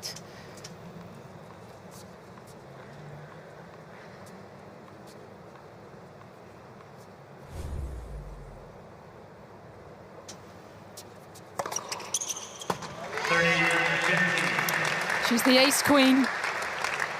Served more than any other player, even pipped Elena Rybakina to the title. Do you get anything on the tour? Do you get some sort of special trophy or an award, bottle of champagne or something? No. It's like there always used to be a ranking list for who hit the most doubles faults. There still is. Oh, it still is? Yeah. That's incredible. Did you get some sort of wooden spoon or something for that? You wouldn't want to be on that list. No. Sabalenka's usually on both. Yes.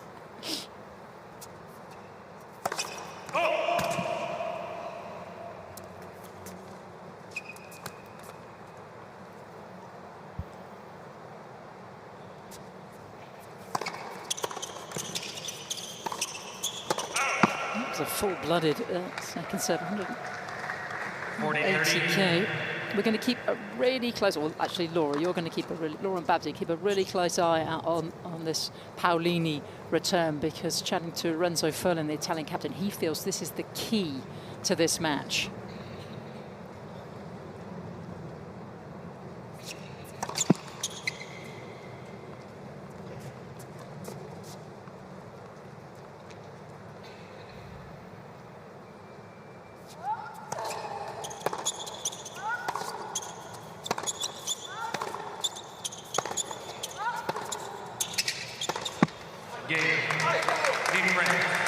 Both women safely aboard in this vital match in the tie. It's going to be returns in play for both players. That was the huge difference that Garcia made.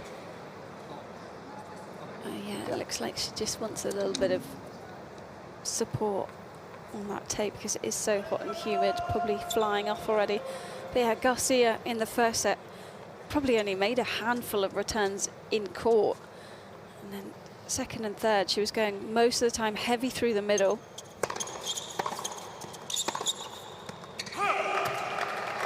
And I think that's a great play for her because she can still feel like she's ripping the ball, which is her plan A at all times. But it still has margin, and it just gets her into the rally, most importantly.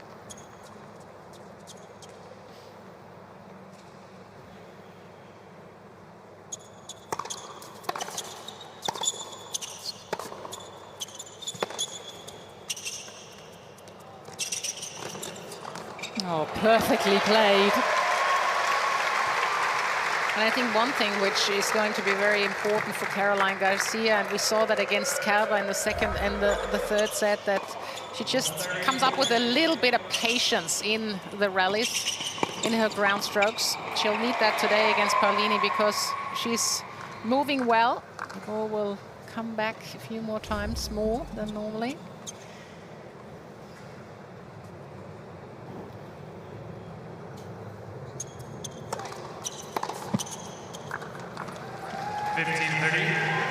Jasmine's such a likeable character. She's from the Tuscany region of northwestern Italy. What a lovely place to grow up. Interesting heritage. Father Ugo's Italian. Jacqueline, her mother, is Ghanaian and Polish. And, my Jacquelines and my Jasmines mixed up. Jasmine speaks Polish, English and Italian. Oh, boom! No messing about. Don't do that. This return position, it's almost a meter inside the baseline by the time she makes contact with the ball.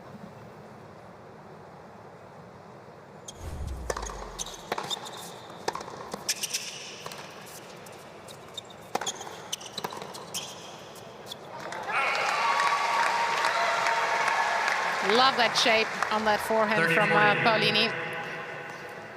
It was a great pickup off the return. The return was deep mid-court. She knew it was coming, got herself around it. Great footwork.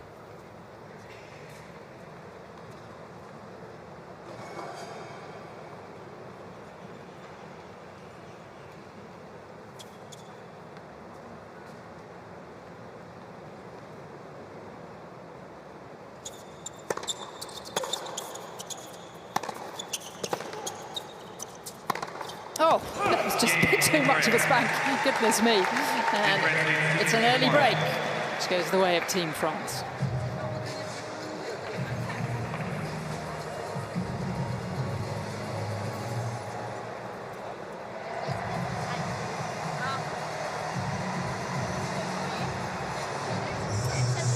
That particular tape that she's got on, what exactly is that doing? I mean, in my mind, not a lot. No, it's more for support. It's more to kind of pull that shoulder back in to where it should sit, rather than when it gets a bit slumped forward. And it's just more of a support than a restrictive tape. So, you know, at some point in the match when you get really sweaty, it's just not going to be able to do much because it doesn't keep its tightness. But it's already coming off a bit, so just going to have a little snip on the end there.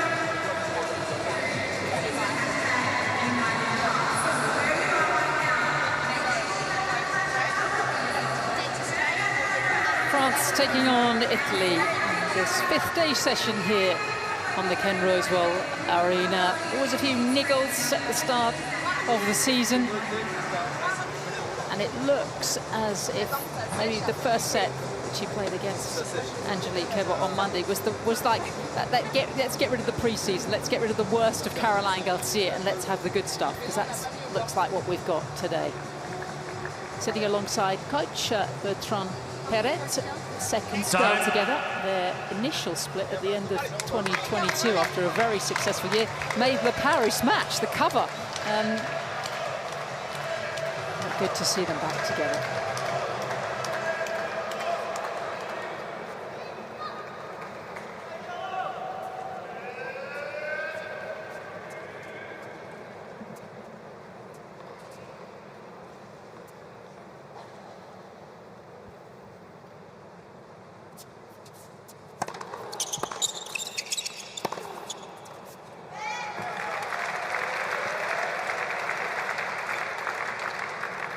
Love.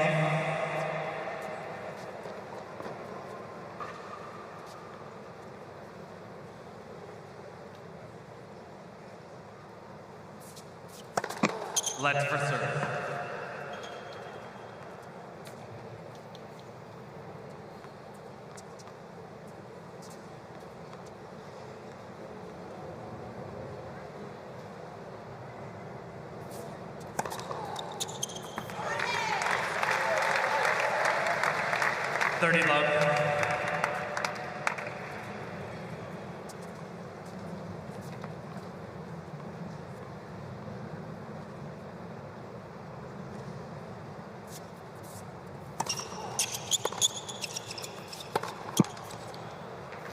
Garcia not quite able to build on the success of 2023. Best run at a slam came right at the start of the year at the AAA, where she made the 4th round and surprisingly lost to Poland's Magdalena. I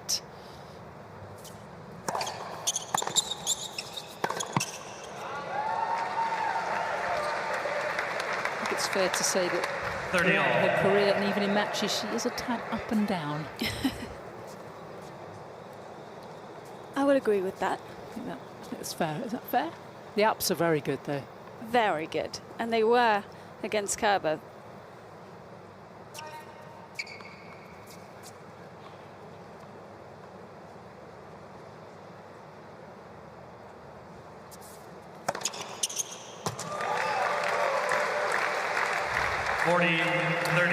Also wins the award for most interesting holiday of any player in the off-season. I knew you would have something for me that I wasn't expecting. Let for service. I'm thinking, my mind's going, am I going to get? Will I be able to guess? Potentially. Think outside the box. Yeah, that's my department.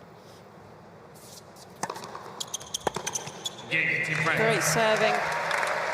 Yeah, there's you know, a bit of a theme amongst most players. There's a lot of Maldives action thrown in there. There's a fair few beach holidays. Not for Garcia. Arctic cruise. Yep. No, did I get that right? Yeah. You are kidding me. She went to the Antarctic. No one will believe me that Arctic or Antarctic. Most people go Antarctic. She went to the Antarctic. Yep. It's very fashionable now. Some friends of mine have done that. I can't believe I honestly got that right. Laura didn't give me any clues. And I wouldn't have any idea because, as you know, I never look at my phone and I'm never on social media. But she's in the Antarctic. She's got an orange. Just seeing a picture of her now. She's got an orange top on. Looks very warm. And she did a plunge. 15 love. She did a plunge. I mean, that's an ice bath to the extreme.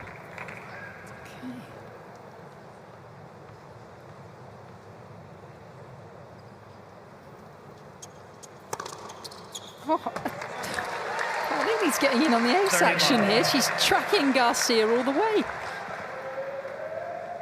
There is an air of confidence about her, and that's something that the team captain and her personal coach, Renzo Follen, was saying. She's flying at the moment.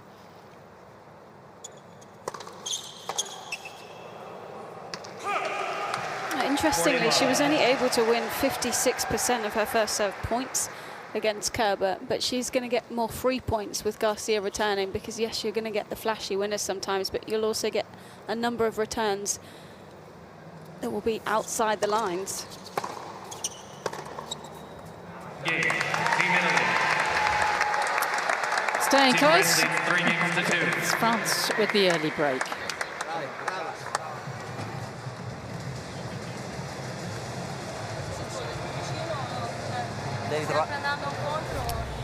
Tennis players tend to be land mammals, really, and not too many that take to the water. Angie Kerber was a very good swimmer back in her early teens. But if you do like the water, there are plenty of rather exciting places. So you were in the pool this morning? I was in the pool, but I prefer a pool. This is an ocean pool, and if you go in the lane nearest the sea, the ocean, when the waves come over, you can be transported across to the other side of the pool, which happened to me at Icebergs many years ago, and I decided I don't really want to do that again. I like sort of just some. Yes, I was in a pool, a saltwater pool, actually. It was a very saltwater pool.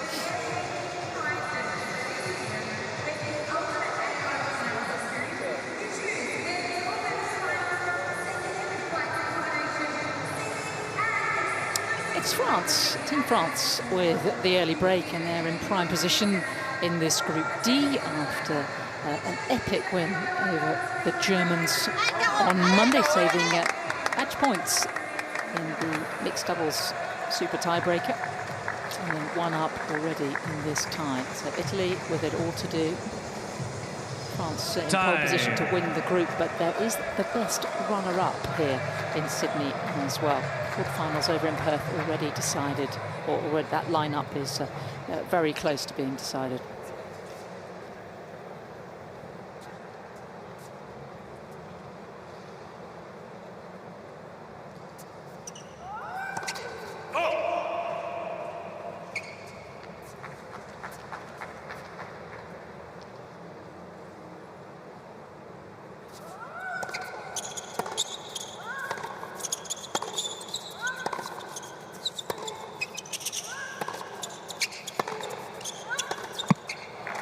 Yeah, Australia playing Serbia tonight, and China against Poland. These are the Perth quarterfinals. Here it is still very much up in the air. And it always will be with Caroline Garcia on the court. You never can quite relax.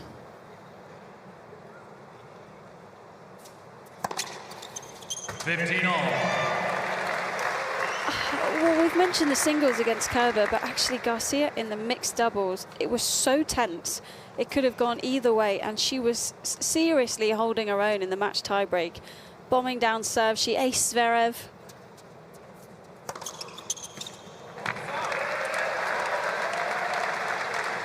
So I think not just the singles, but the doubles would have given her a lot of confidence coming into today.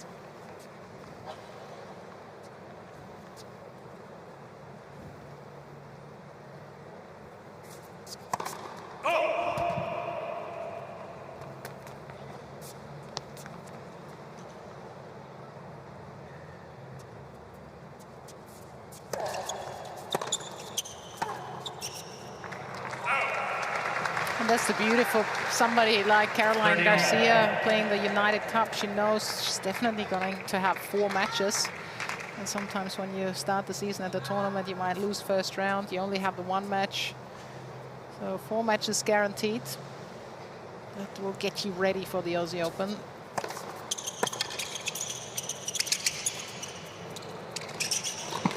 Ooh, had it. 40-30. Sometimes when you get a shot like that, it's almost best to go through the middle. Yep.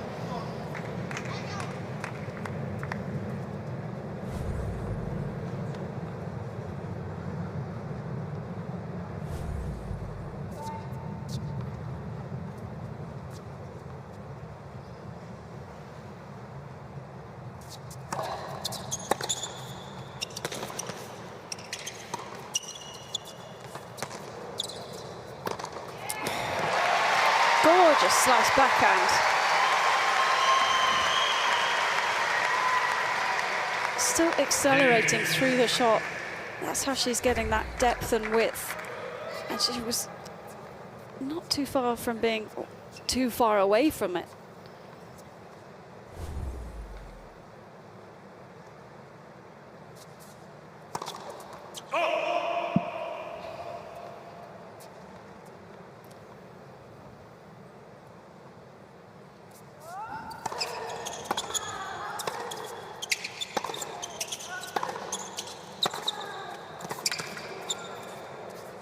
Oh, it's a fabulous finish.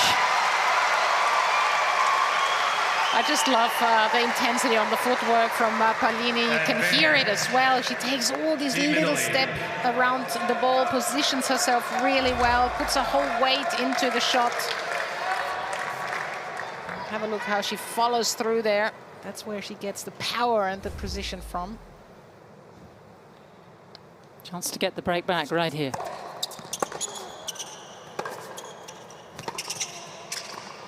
Oh.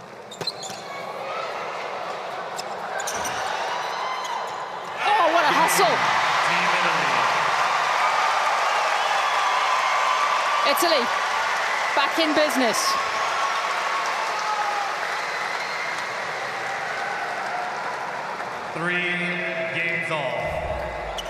So much effort here to just keep an extra ball in play. Garcia got trapped up on the volley, ran into it. There wasn't much of a split step, and it just allowed Palini to stay in the point.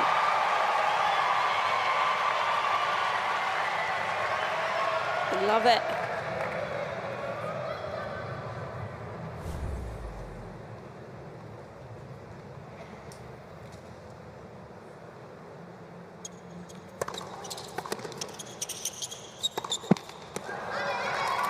Just going back to that backhand, the slices, there's almost a story behind that, because you remember her, she's a sort of vaguely in your age group range. Yeah, she's a year or two younger than me. You remember what she was like in juniors? I do, and we didn't quite play at the same time, but we played a lot of the same challenges for a couple of years, and she would play you know, similar to how she is now, but just be 2 meters further back behind the baseline, and that's been the biggest change. But also, I remember seeing her playing qualifying at 100K on grass, and she was slicing almost every backhand.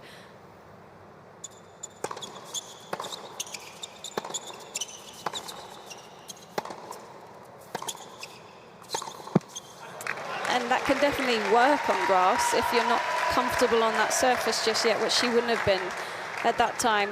But trying to play slice backhands from the position that she was, 2 meters behind the baseline, that would have been tough for anyone. So that's really the biggest change, is that she's willing to come up the court. She's got great feel at the net. You feel like she's comfortable drive volleying, and it's changed the rest of her game. And there's just that extra oomph even on the serve. A spot here though at love 30. It's a revelation about the backhand though, because I've hardly seen her hit a slice. And she clearly can. We've seen that once or twice, and she looks so comfortable on that shot. So it's a lovely mix-up when needed. And really, I almost think she could use it more against someone like Garcia, who doesn't like having to get around the ball.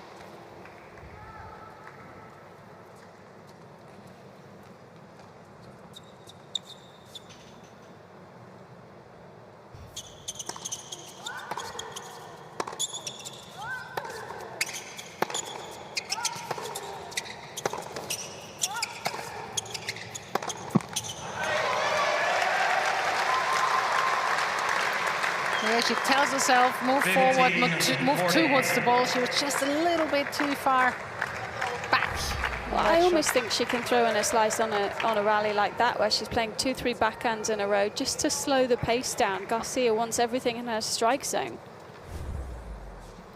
More trouble here for the Italian number one.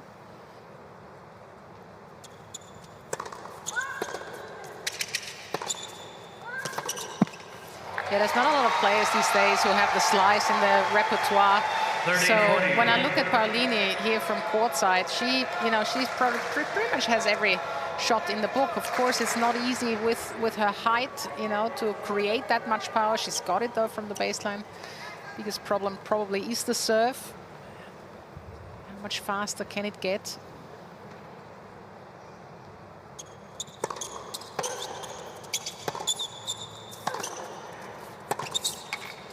Nope, that drifts, and Team France back up a break in this opening set. Team France leads 4-3.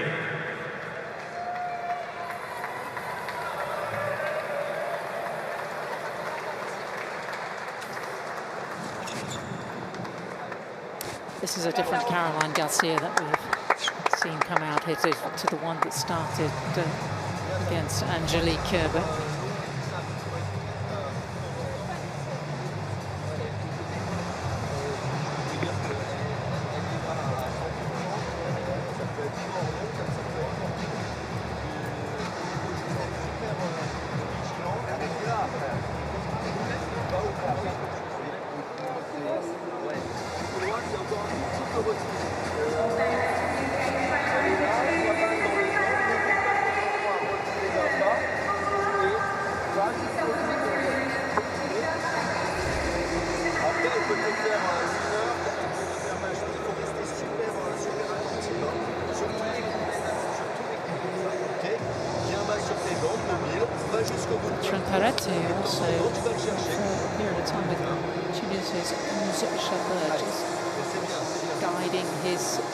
Through this opening set.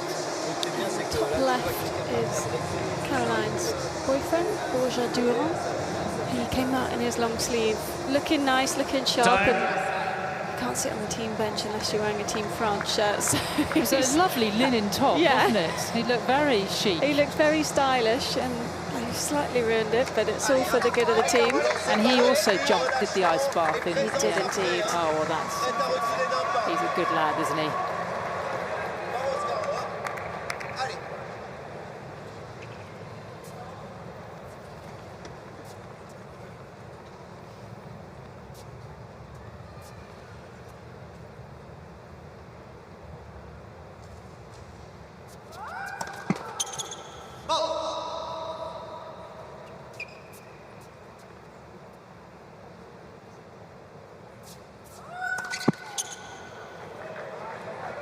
Love 15.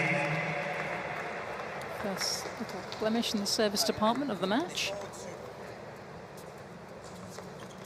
Be delighted that he's on telly with this look. As a Frenchman, you'd almost expect to have a little neck scarf on, wouldn't you?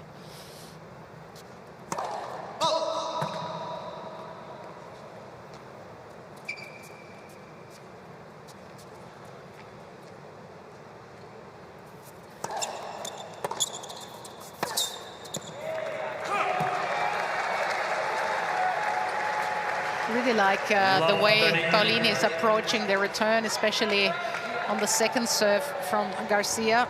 She's not inside the court, but she's certainly moving towards the ball, trying to take it early.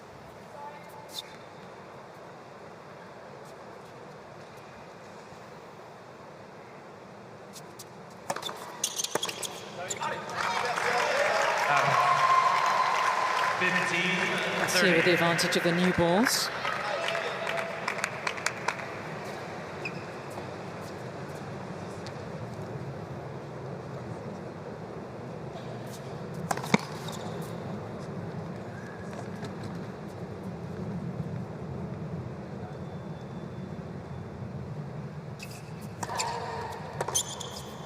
That's a big second.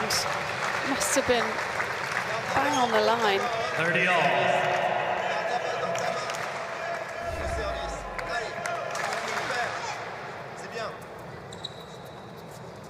She's a tall woman, isn't she? 5'10", 1.77 m, gets up well.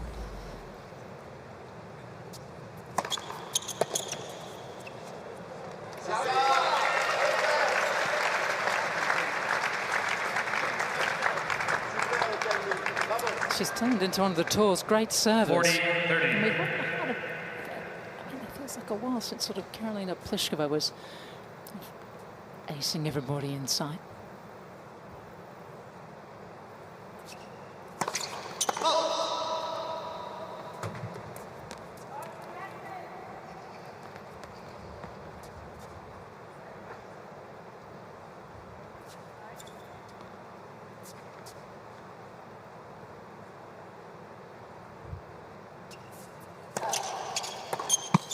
Once again, Team France move clear in this opening set. Great hold from Love 30. Smart serving for Caroline Garcia. So many times she was successful with that kick serve. We look at Paolini's height, and if you can get her playing the return above the shoulder, even if she makes it in play, you feel like you can really step in on that +1 shot. She almost needs to take it earlier, that second serve, Palini.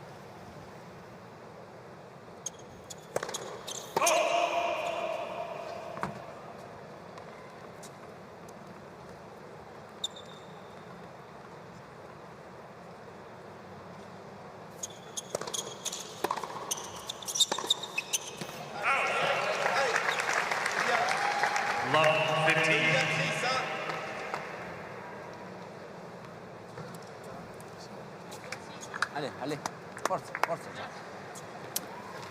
Furlan certainly knows his apples. He was a top junior and was in the world's top 20 as a pro. Made the 4th round down under many moons ago.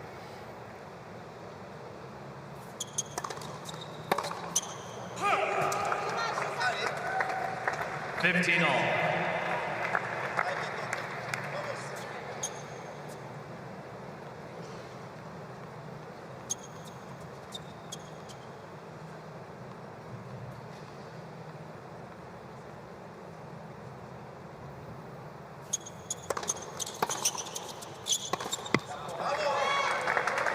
Rushing on to that last forehand. That one you feel like she could be a little bit further back behind the baseline. Just let it drop slightly. Slow down the pace, add some more of that forehand topspin that we know she can do.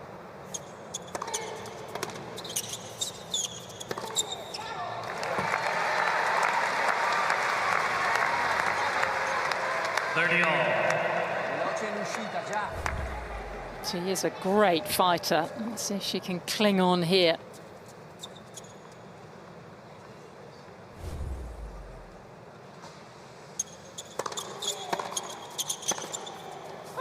That's a little wild.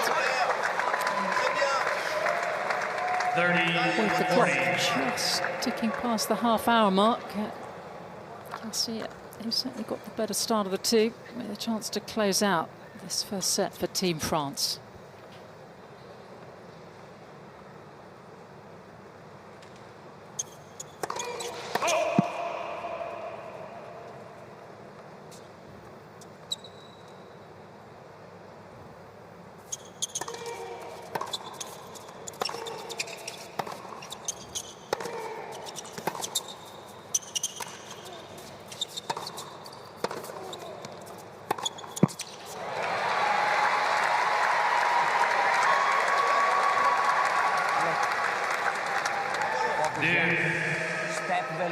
They're actually dead even on the total points won at the moment. 26 each.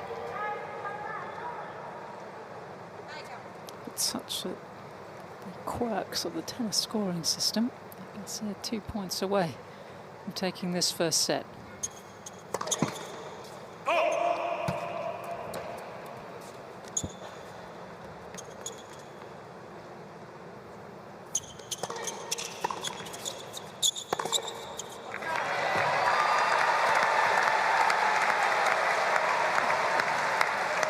Advantage, Team Italy.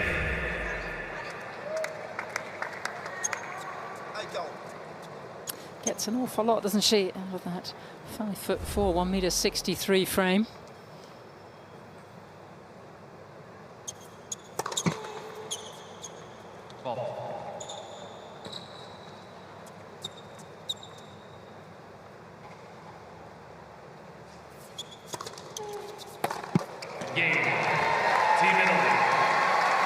Italy hang on in this first set. Sì, però l'hai tenuto uguale, quindi focus adesso su quello che devi fare adesso, vai.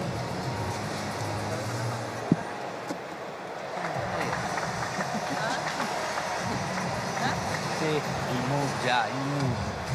Stai serena e lotta ogni cazzo di punto, ma lotta con intensità, ma stai, ti voglio con la testa alta. You got any language skills that I don't know? No, I was going to send it down to Bobsy, but it's not Italian, maybe not your forte. Bobsy's German. Well, spot of French. Yeah, I do.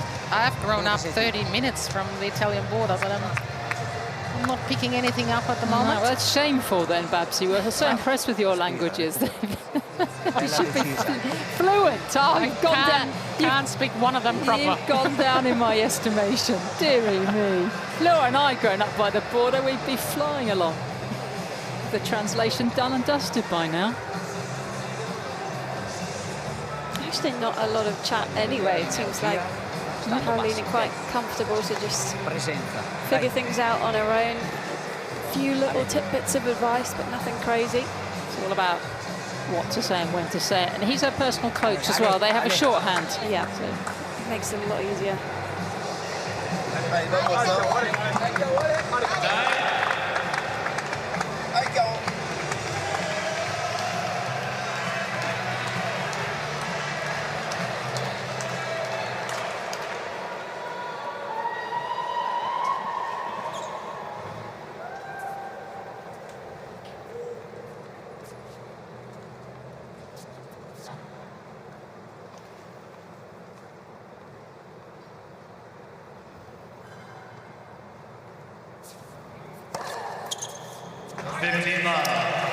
Just taking a look at the amount of aces she served last year, 462, and she played 67 singles matches, and my calculator says that's almost an average of 7 aces a match. That's not bad going, is it?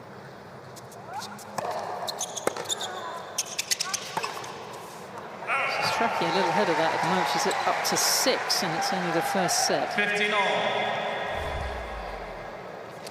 It's a straightforward action. It's very compact. It's traditionally quite French in the way that it's an abbreviated swing. You see the drive that she gets up through the legs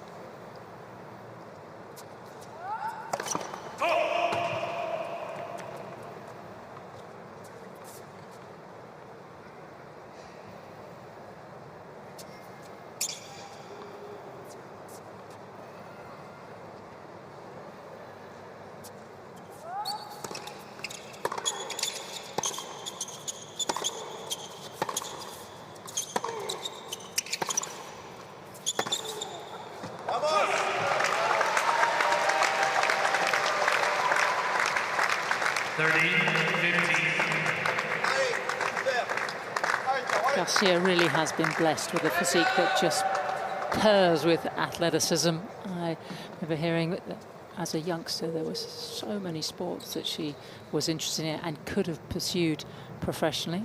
Very pleased she chose tennis.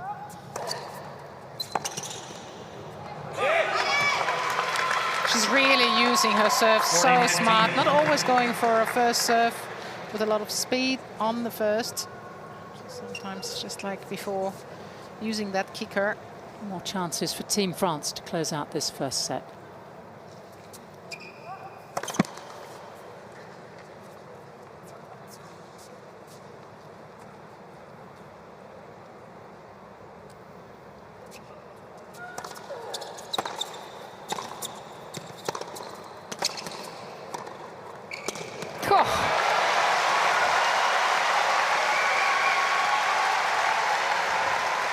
Sure. Are we going to see any better volleys than that this week from any player? Very crafty there from Palini. Look at those hands. Not afraid. Ken Rosewell's in the house tonight. I think he would have wished he'd got here a little earlier. Still set point.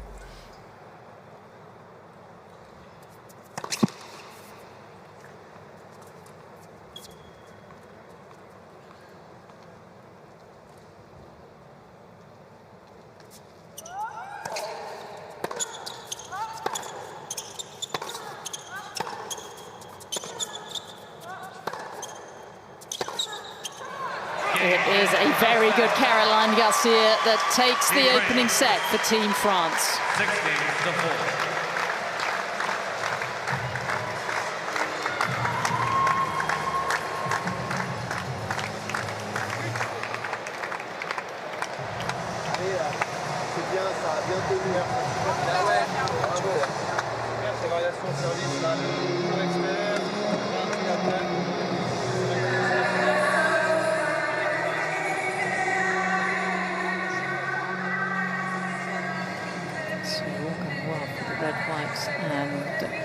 I'm quite interested to see these numbers. Yeah, well, we said it a few points ago. They actually ended the set totally even, 30 points each, but Garcia just edging it slightly with the first serve points won there. I think that made the biggest difference when it came down to the bigger points, where she was able to go, especially for that kick serve, moving it out wide into Paolini's backhand. And then, of course, a couple more chances, one more break, really not much in it. And I think Paolini, if she can get herself a little bit more forward up the court at times, we know she can finish it off at the net. But good set of tennis though, wasn't it? Really good. 3 breaks, lots of action.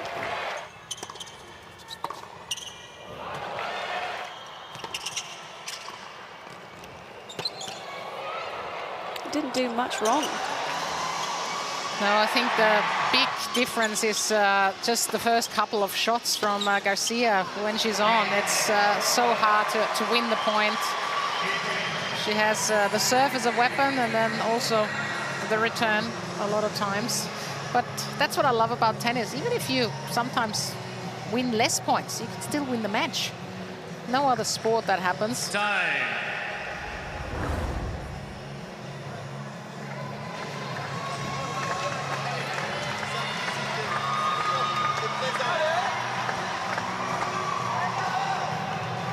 Second set, Team Italy to serve.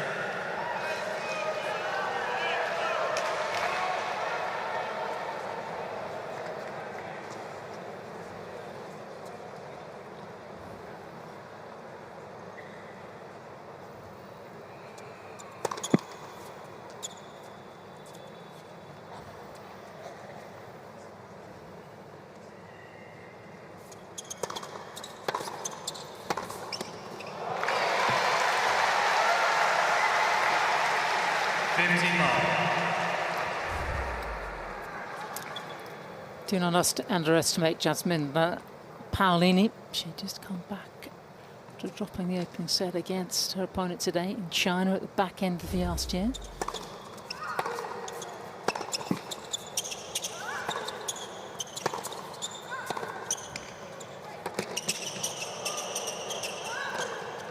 Oh, it's sumptuous. 15 all.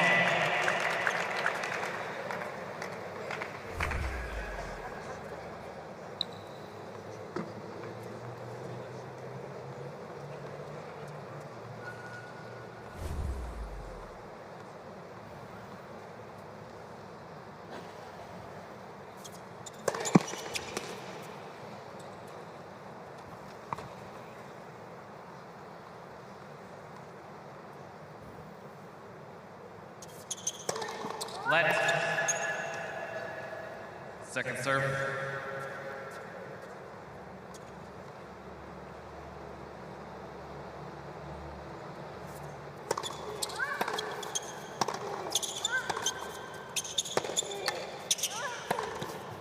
Yeah, found it. Painting lines.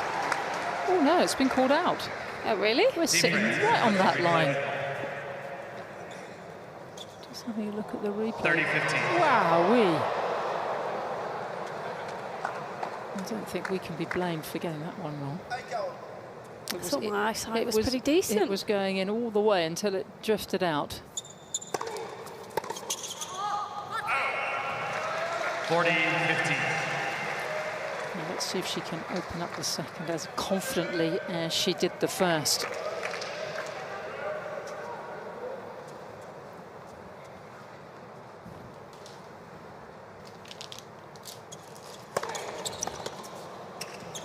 Yes, she can. Game. Team Italy. First game, second set.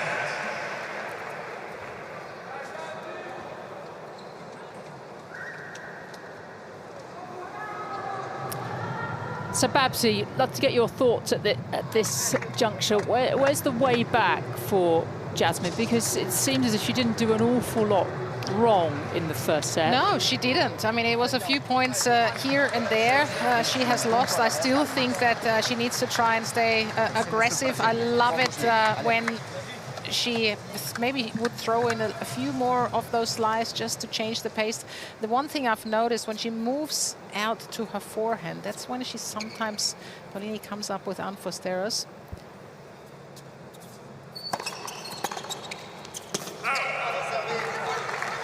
And of course the hard part is to break Garcia. Babsy, you got forensic from the side of the court. You always give them a lot of praise though, if their preparation is good and their footwork's neat and tidy. They get extra marks for that. I've noticed that. Me too.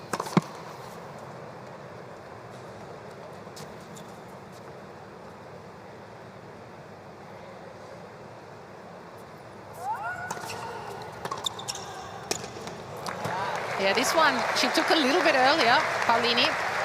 And that's what we were discussing in the first set. And that second serve, I think she's got to really step in. Is that the conundrum, you know, court positioning? Definitely on the return.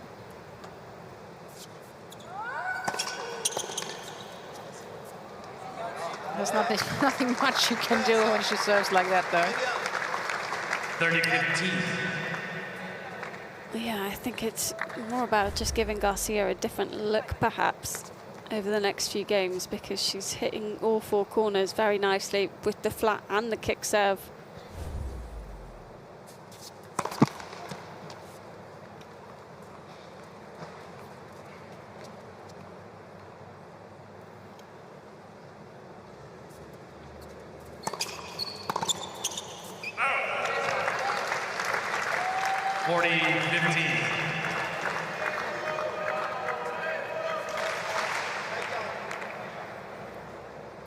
She could do with a little step ladder out there, wouldn't she?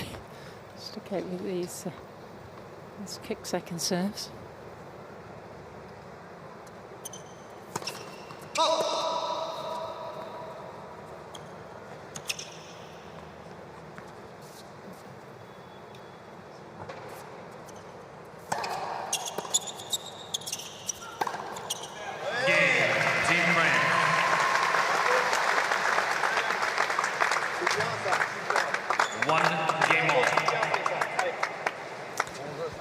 Talking about the return contact points, Palini, quite a fair few back behind there, but also points won. The points that she's winning, she's trying to be aggressive with it, trying to take it on the rise. Garcia, meanwhile, we know that she's inside the baseline for just about every return, and it's been successful so far because Palini, yes, she's got the big first serve, but the second can sit up slightly.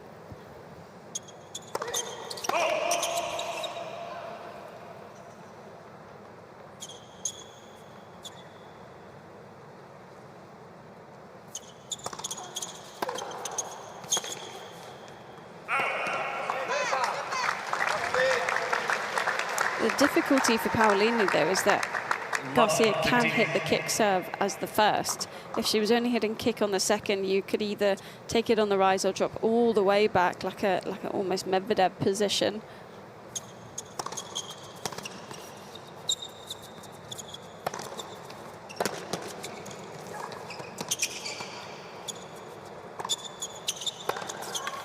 Oh, missed it. Didn't have to go for that much. Caroline Garcia. Yeah, and that's the problem on the return for Palini, as you mentioned, that Garcia, every now and then, she throws in the kick serve on the first, and then Palini is way too far behind the baseline because of her height. She's got it so high up.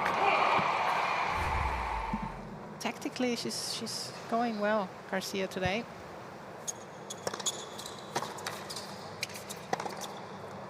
Too good. 30-15.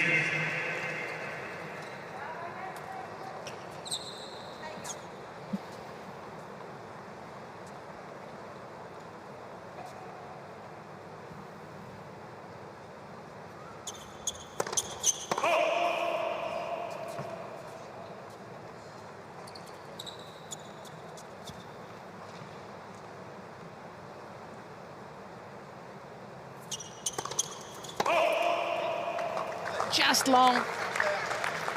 Sitting here right on that service line, I can confirm. Garcia's second serve return position is so far in at the moment that you must feel so much pressure as the server.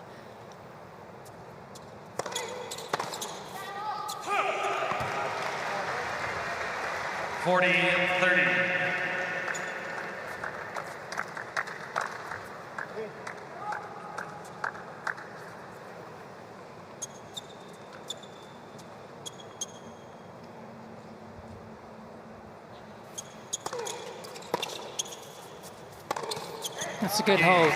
Team Italy. Team Italy leads 2 games to 1. Aiutati che Dio ti aiuta.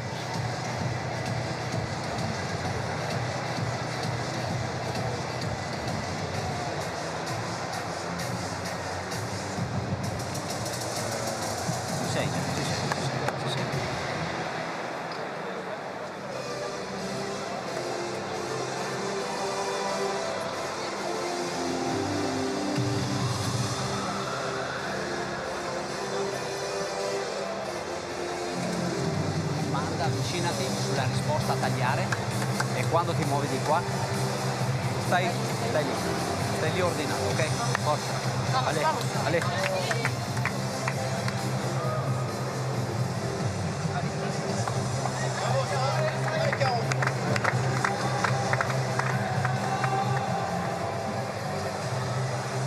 Time.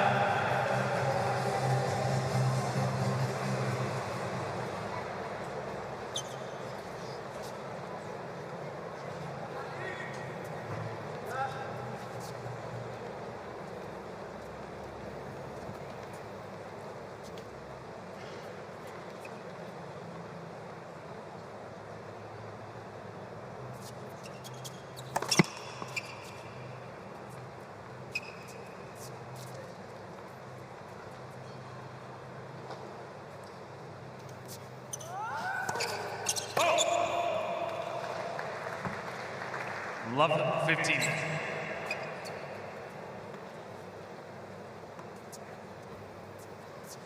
That's one of the beauties of Caroline Garcia and a lot of aces, but not too many doubles.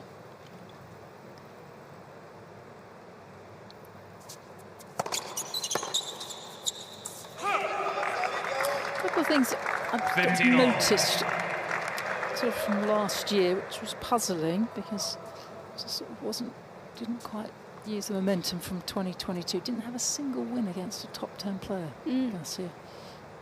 0 for 5.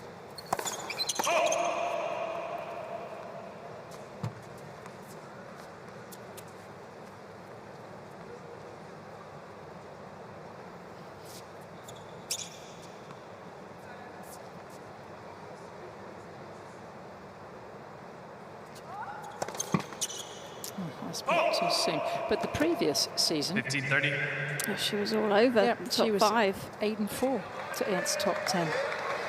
More than any, it was her best year in that department. She's opened the door here, though.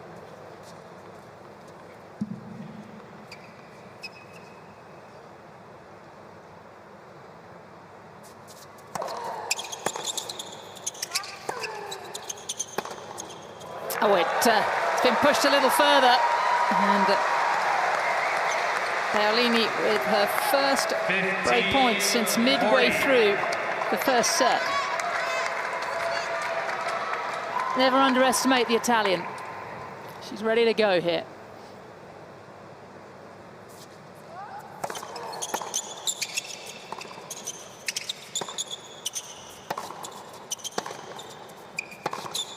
Yep, that's it. Team Italy. All change here. France, Italy. Yeah, a couple of double faults from Garcia. A couple of good points there from Paolini. And she's got the break. And I'm just thinking, I mean, if you take the serve away from both of those players, you almost give Paolini the edge, maybe. I don't know, what do you think, girls?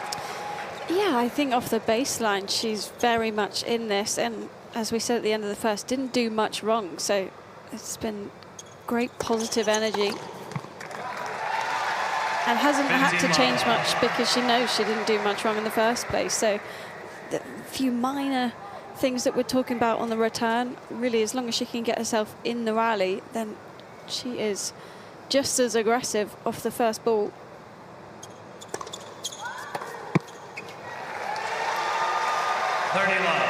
Italian enjoying her debut at the United Cup. And we've got 3 Italian women in the world's top 50, and they've got Camilla Giorgi and Lucia Bonsetti just outside of that ranking.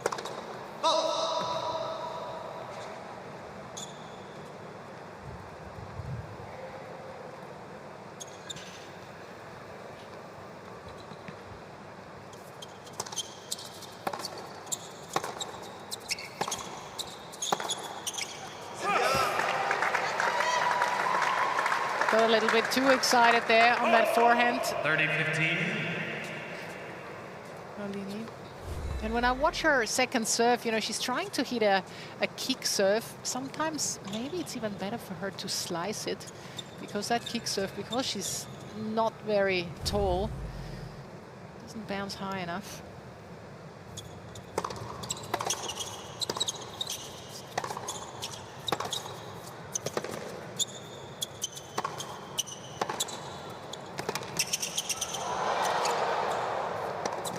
Perfect. What a play.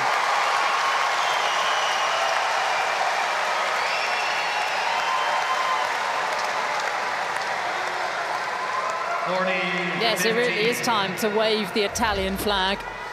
This was incredible defense from Paolini, how wide she was there to then cover all the way over the other side of the court, and then the finesse to finish it off.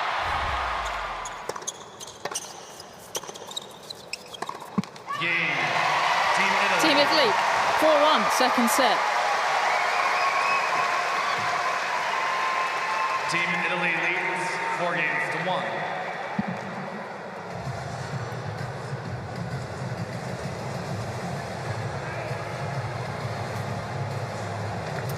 having beaten Garcia in the last two matchups towards the end of the year. Jinju and then Billie Jean King Cup, both in 3 sets. So there was no dramas. Sitting down at the end of the first, she knows she's right in this. How quickly it's changed over the last 10 minutes. But against Caroline Garcia, I mean, there's always an opportunity at some stage, isn't there? Yeah, she can always have those dips. The double faults can creep in, or the forehand errors can creep in, and all of a sudden the momentum swings so rapidly.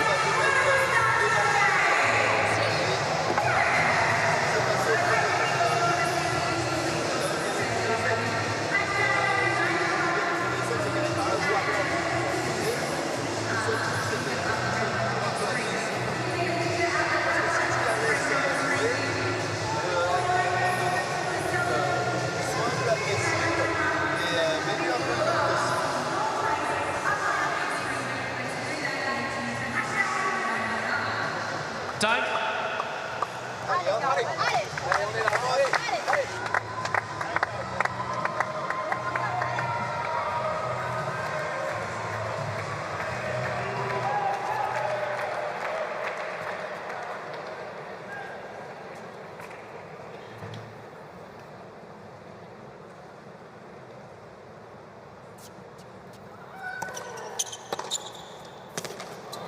On a roll.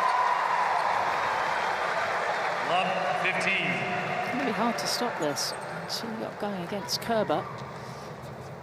Just found her range. There's nothing the Grand Slam champion could do about it.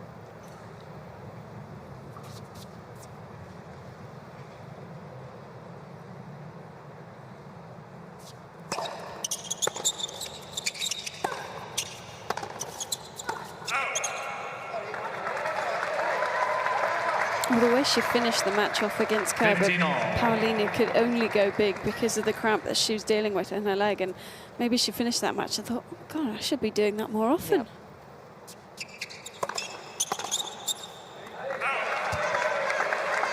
30-15.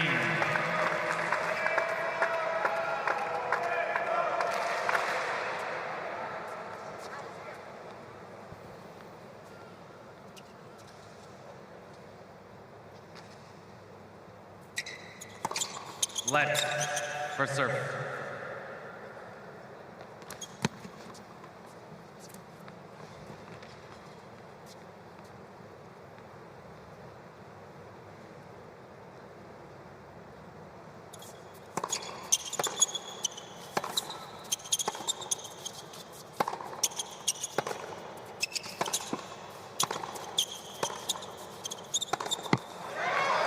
Incredible Caroline Garcia. I don't know if you noticed, or I'm sure you've seen it, but she was inside the court for 2-3 shots, taking the ball so early. That's such a hard thing to do, to time it right.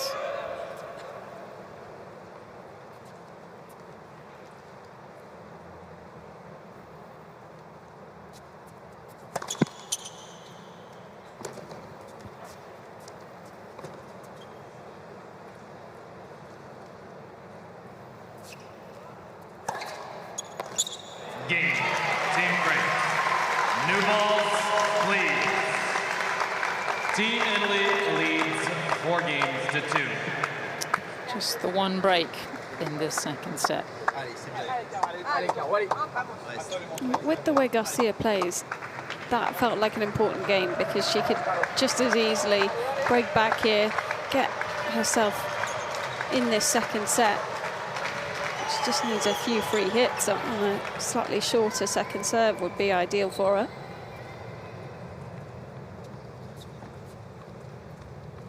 So new balls.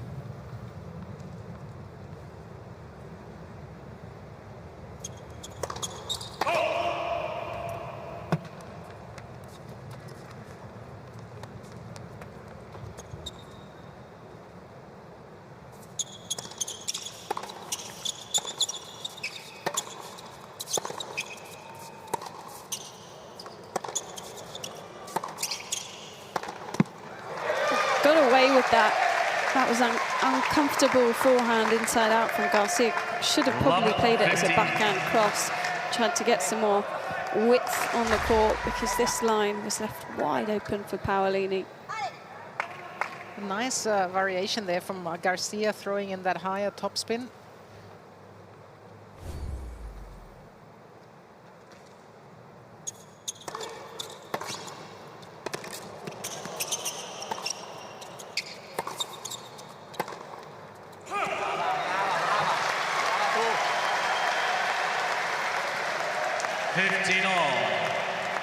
What we haven't talked too much about, it's a very warm afternoon, and it's only going to get hotter and more humid. Palini physically holding up pretty well. When you think what happened to her on Saturday against Kerber, she's recovered. That was a nasty cramp. She's recovered very well.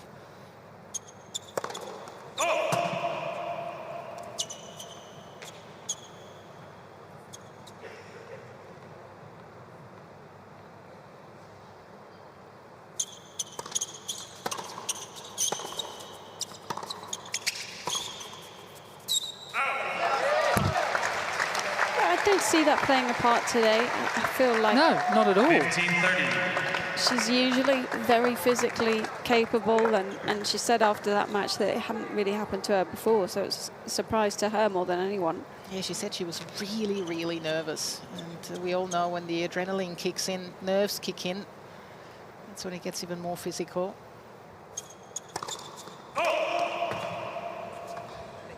Which is interesting anyway, because she's played plenty of Billie Jean King Cup ties and big matches before. That's a better backhand line. Yeah, she said it was specifically because playing against Angie Kerber, an idol who hasn't played for a year and a half. That's what, just made her nervous, I guess, and I can understand it. Trying to hold on here, maintain this break advantage.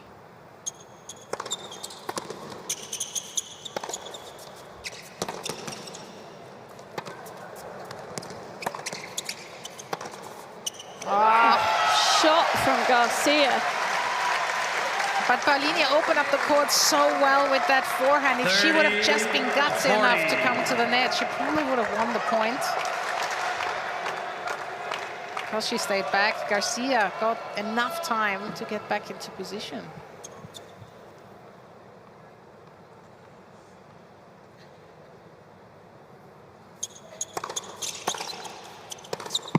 Oh dear, it's rather thrown away, and we're back on serve in this second set.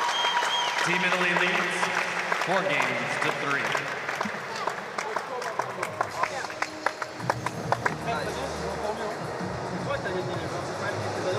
Quand je gagne un point, je suis soulagée.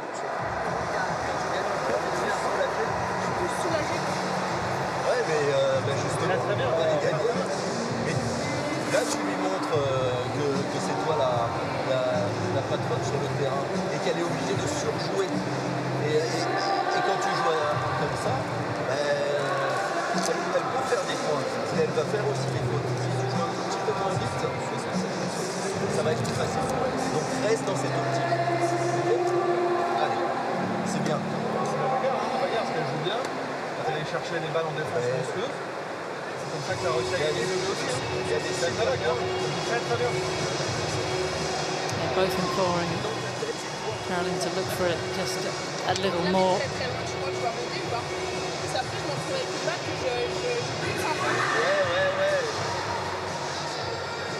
Je dirais que si... Fais attention à ne pas la mettre trop dans sa ligne de course. À la limite, il faut faire une voyante plus surprise.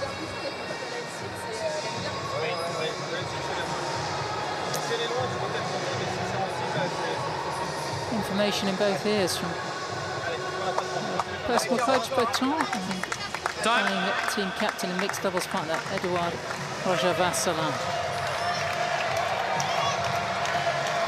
Garcia really seems to like this environment. She mentioned how much it helped her just get out of her own head against Kerber, where she was obviously not playing well in the first set, and then they just kind of made her laugh a bit. She was joking around with them every changeover.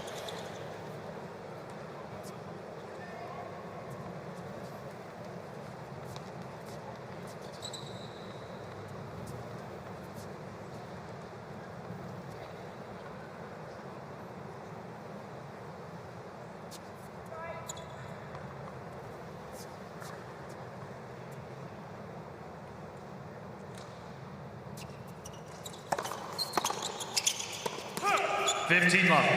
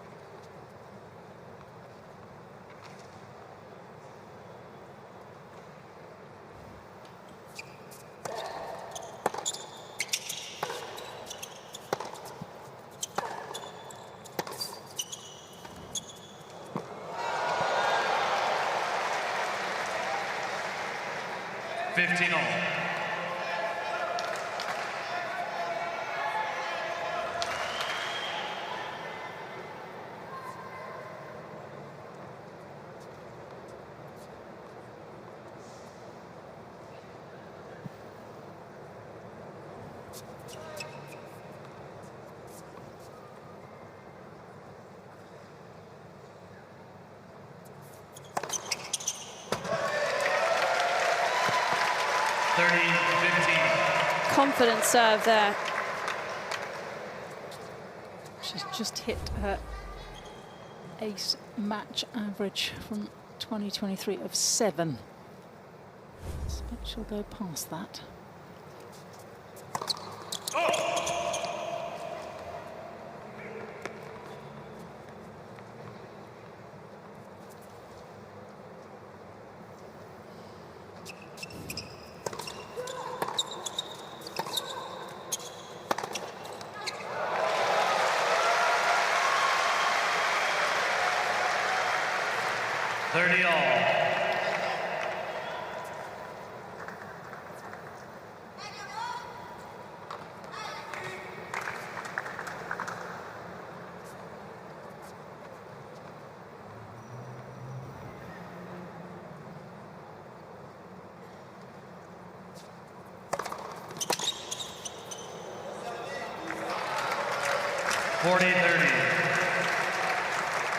It's frustrating for Palini. She's worked so hard to get the break.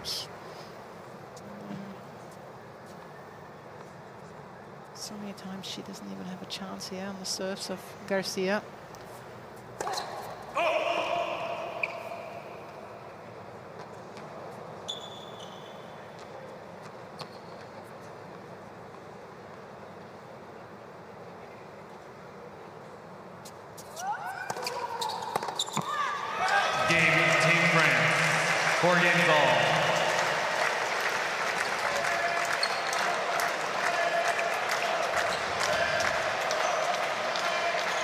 How great was the 30-all serve. Mixed it up, went T, and then straight away on the next ball. She missed the first serve, but she went for the kick out wide, so Palini's just guessing where to go. I think there could be a bit of... Yeah, there is an incident in the crowd at the moment with someone dealing with some heat issues, so there'll be a short delay here. There's an older lady, I think, who's not feeling 100%. So medics are over there very quickly. Players are just going to be held in their team zones for a minute or two. Got quite a good view. It's the other end of the court to the commentary box, and she's just being sort of fanned down. And ladies and gentlemen, there is an it's incident very going hot on and in the humid stadium. under the roof stopped until it in is Kenrose Wall Arena. There's not too much air that comes through, so there's not much of a breeze if you're in the crowd. not going to complain though, because they spent many years without the roof. Only yeah, you definitely was take ready. this over Yeah. direct sun. It was only ready start of 2020. Spent many a day here watching the players suffer in the bright sunshine and the wind, and so often this time of year it rains.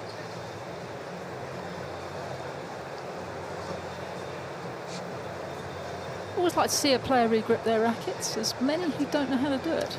I find that unbelievable. There's many I don't know who have no idea how to do it. What happens if your coach isn't with you one week? What do you do? Yeah, that's incredible. What about Richard Gasquet? He regrips his almost racket. every changeover. Yeah, but I don't think it's just a French thing. She is doing she's done a few of these before. I quite liked the routine of doing all my rackets before a match. But it was much trickier with leather grips. to do them. You really had to stretch them, and they were a bit hard at the beginning. You know, in the old days, Sam. Love the way you directed that to me. Well, I thought, oh, better chance that you had the leather grips. Oh, we just about had leather grips back in the day. Thank you very much. Actually, the leather ones you just left until they were worn. Yeah. And you didn't really honestly, you didn't really change them. No, I actually sometimes when I had a new one, I used a knife to just roughen it up a little bit to get a better grip. There weren't over grips and things, you know, that she's just got a thin. We didn't have that. I mean, we didn't have anything like that. We had the sawdust. Exactly. It was getting slippery. She honestly, Caroline Garcia did an absolutely cracking. I don't get her to re-grip my racket any day. But there are, I promise you, there are players out there. There's a lot of players who don't know how to string their rackets either. I find that incredible. Well, I would do a bang average job. Yeah, but you know how to do it. Roughly. I haven't done it in many years, but I don't think that's too unusual. I would imagine probably 80% of players on tour don't know how to string. Babsy, did you know how to string your racket? Yes, I had a little stringing business going on when I was 14. I strang rackets for my fellow tennis peers, and if they wanted to use my stringing machine, which was not an electric one, I charged them as well. So it was pretty handy. Businesswoman. Babsy Shet. I had to survive. Yes. No, I had actually a machine at home. It wasn't electric. It had the weights on it. Do you remember the weights? Yeah, of course. And it was just easier because when you came home from a trip, you could just do your rackets. Yeah. We didn't tend to get them strung so much on site those days. Maybe that's just the one. thing. Maybe just one. If you were doing your own now, you'd have to do 6 a day. I have to say, I think it would benefit the players enormously just to know, you know, 1 knot or 2 knots. You know, just have an idea of how it's done. And if you're stringing rackets now with the new strings as well, there's no elasticity in the strings that's full at all. So I wouldn't want to do it now. No, I mean, it's very different. Yeah, but it's extraordinary the money they spend on when they have it. They almost cut it out whether they use it or not. Oh, good to see. Our lady over there is on the move. Yes. She's walking up the stairs herself. So that's a really good sign. She's probably just going to go get some aircon for a while. Maybe a nice towel. It's always a boost, isn't it? Right. Back to the tennis. Important game here. 4-all, second set. Palini had a break. And just led 4-3-1 and 4-2. Just let it slip ever so slightly. And certainly it's advantage Team France, who are only a couple of games away from booking their place in the quarter-final. The Perth last 8 places ready for play. Already decided. Poland, Australia, Serbia, and China, the best runner-up.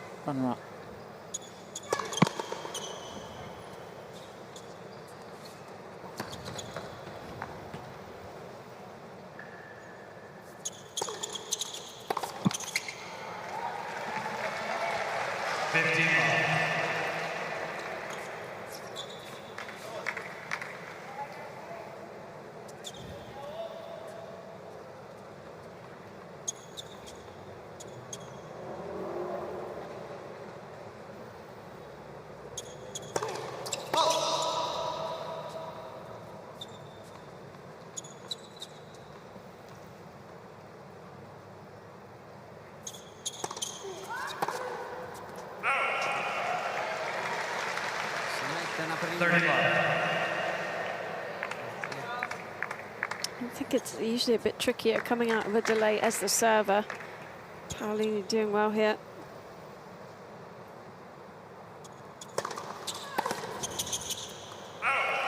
Doesn't have to do much besides serving.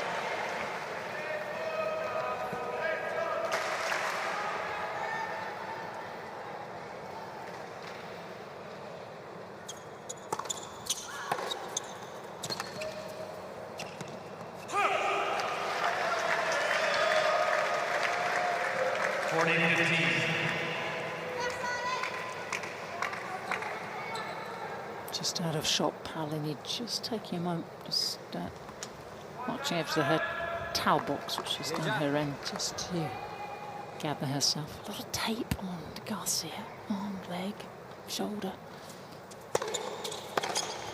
That was a very easy service game. Sometimes breaks can halt momentum. Palini taking full advantage.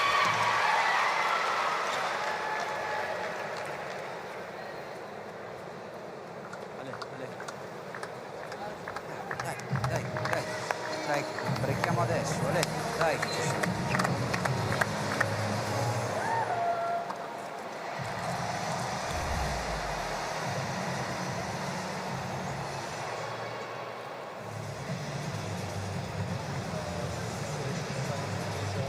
Copri il campo, ma dai un'occhiata alla qui, ok? Here's something to think about. Not often you see Caroline travel with a partner. How difficult is it to suddenly bring someone that's not from the tennis world onto the tour and just get used to your rhythm? It's a bit of a culture shock at times. I just think, you know, from... Is it Antoine? Is it Antoine? No. There's something Antoine usually. No, it was Borgia. Borgia. I don't know where I thought you said Antoine. Most from. Frenchmen are called Antoine. Borgia. You went with a stereotypical French name. I did, didn't I? Rolled with it. I've forgotten which one. No, but it's a different world, isn't it? It's a lot of waiting around. You know, I used to have my sister with me sometimes, and she'd be so sick of sitting at the courts, waiting for you to finish practice, waiting for you to play your match, waiting for you to finish your post-match routine. And sometimes she'd just go back to the hotel by herself, which I would recommend.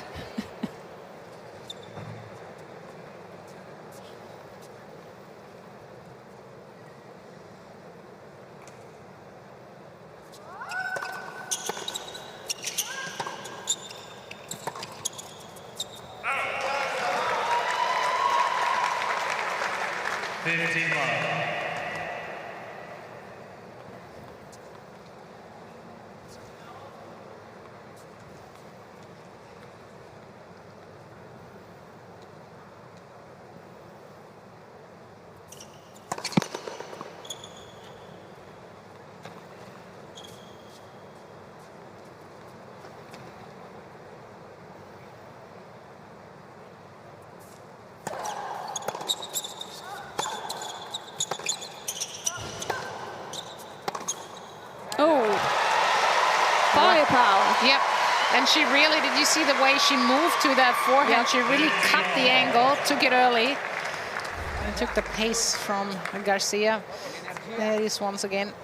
Oh, venomous. Like some of the snakes that they have in these parts. Yeah, Brisbane, for example. Yeah. There was one the other day. It's a brown snake, isn't it? An eastern brown snake. The second most venomous snake in the world on court in Brisbane.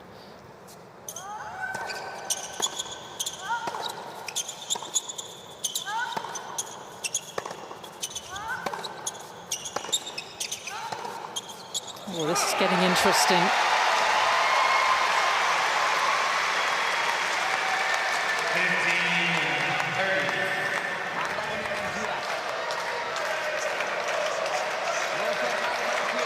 Funny, isn't it, how a break in play can change proceedings.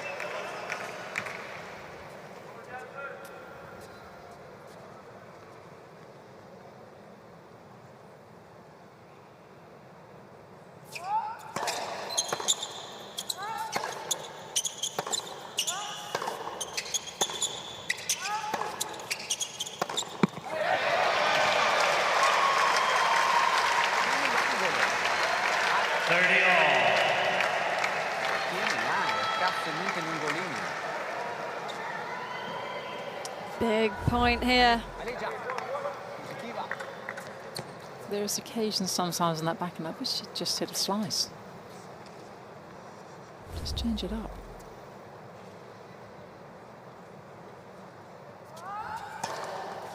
Oh, gorgeous, gorgeous. Coming at the right time, took out the pace, went for placement.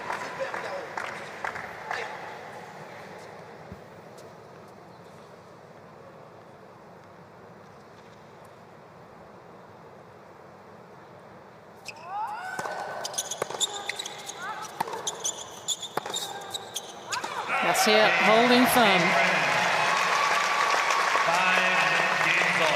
Again, 30-all point, coming up with something really special with the serve. 2 games in a row now where she's looked like she was in trouble, and then the change-up. But we haven't seen that short, slower slice on the deuce side in a while.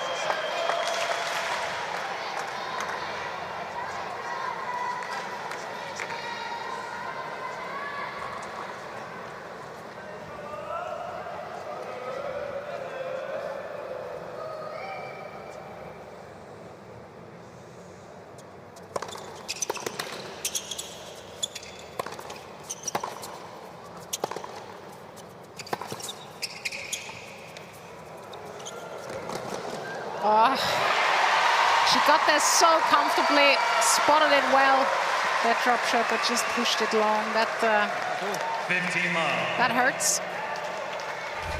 It's one thing to get there, but another thing to actually execute it.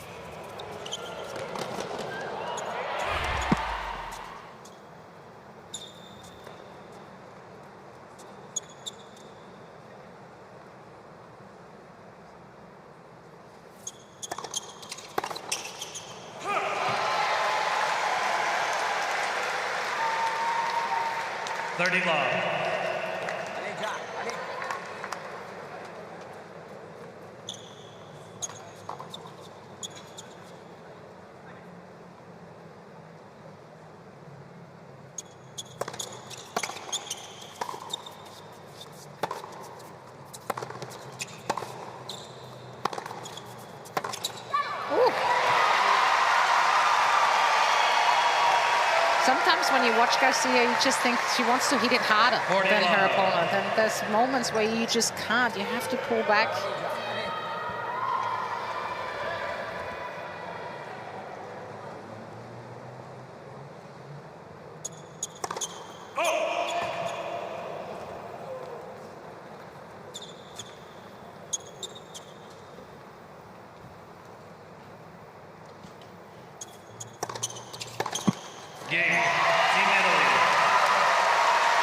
Team Italy pushing ahead once more in this second set.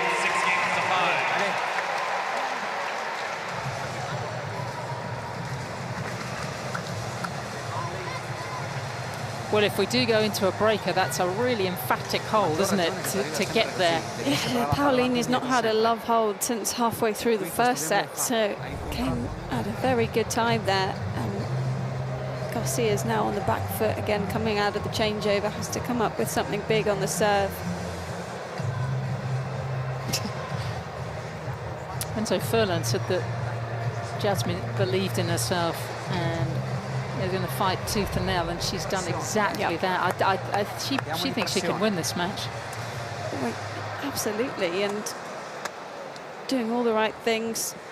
Just maybe sometimes getting trapped in too fast of a rally, but she can definitely handle the pace. Because a lot of top players out there will be relieved that she should be seeded at the Australian Open at 29 in the world. She should be fine.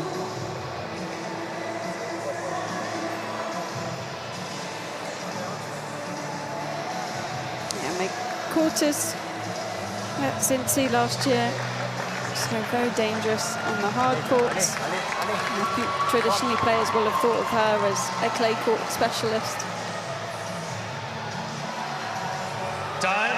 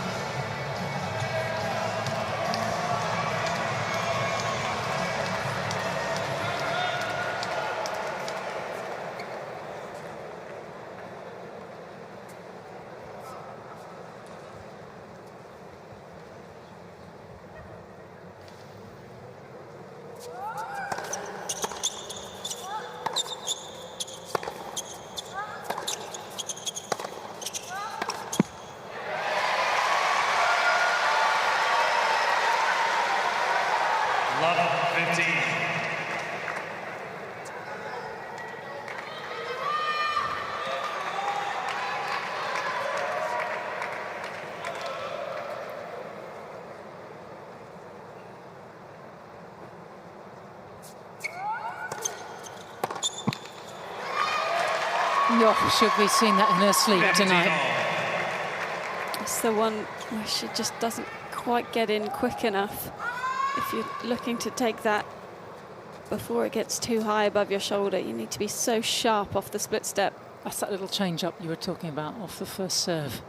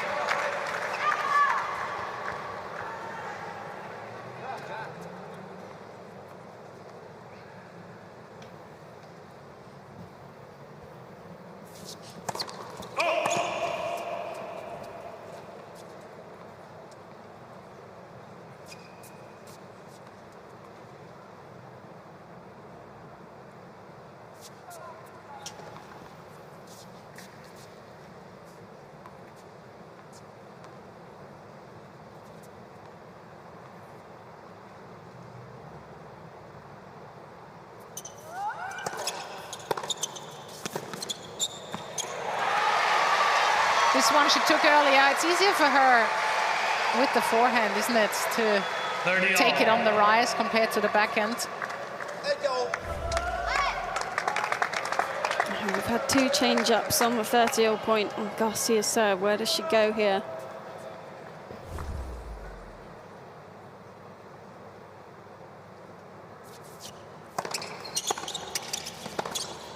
Read it right.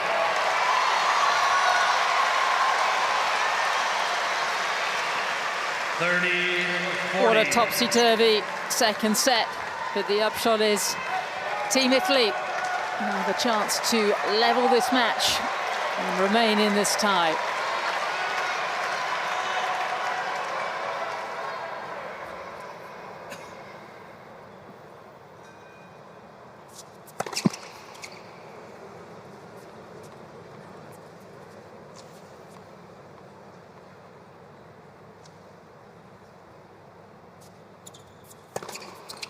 Oh dear, the Azzurri are well and truly on the comeback trail. Palini taking the second set by 7 games to 5.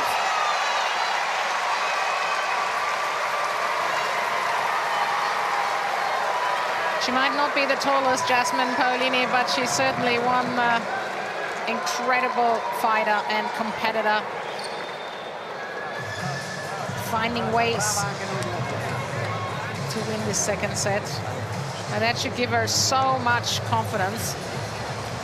Well, can she do what she did in China at the back end of last year and come back from a set down against Caroline Garcia? Well, the third should be something pretty special. But Laura, just take us through maybe the little nuances of that second set. Well, Garcia still really getting after the serve. It was more Palini winning more points off her first serve, up at 79%, and that was a big improvement from set 1. So she was looking to do more with that third shot, with the +1 ball being super aggressive, and then cut down on the unforced errors. And you have to say Caroline's unforced error count did go up, but really hardly anything in that. How many 30-all points could have gone either way? And for Garcia, she'll just need to stay as positive as possible in the third. Good song choice. That's Amore.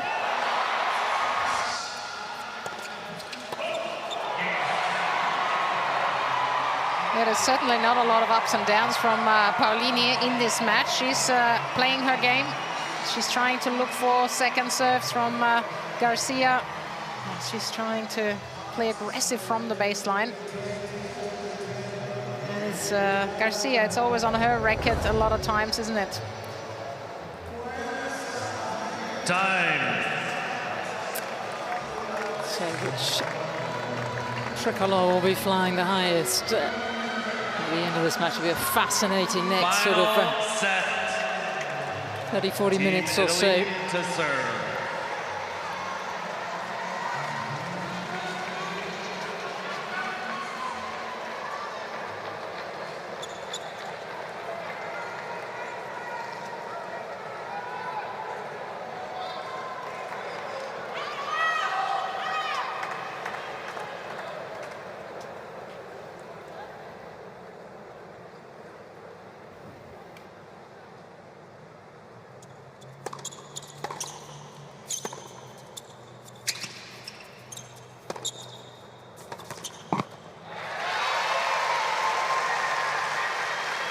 15 love.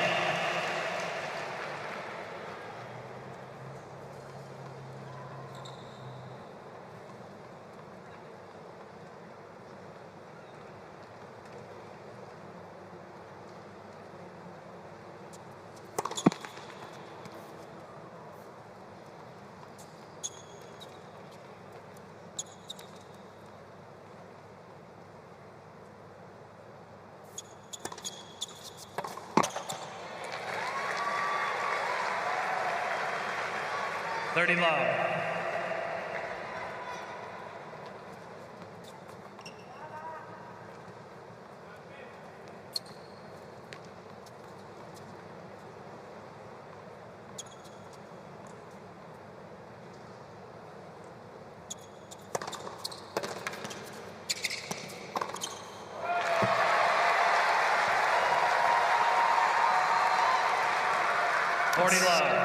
Said at the start of each set, and every time has come out very confidently.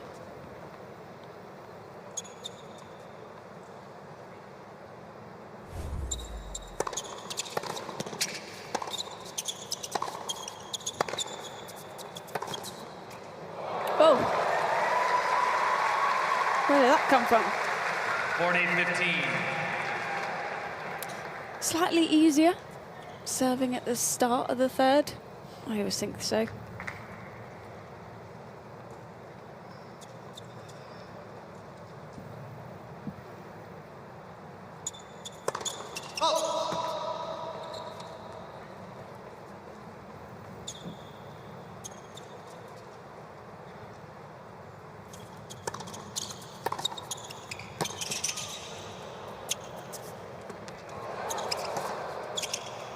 Yeah, that was a poor choice. It was an excellent return. Palini once again opens up a set with a very convincing hold. She just looks more steady at the moment, Palini. Obviously gained a lot of confidence, taking that momentum with her. Yeah, it was a great return there. Palini did well to get a racket on the ball and lucked out with where it landed, but Garcia hoping that that one went long rather than taking it out the air.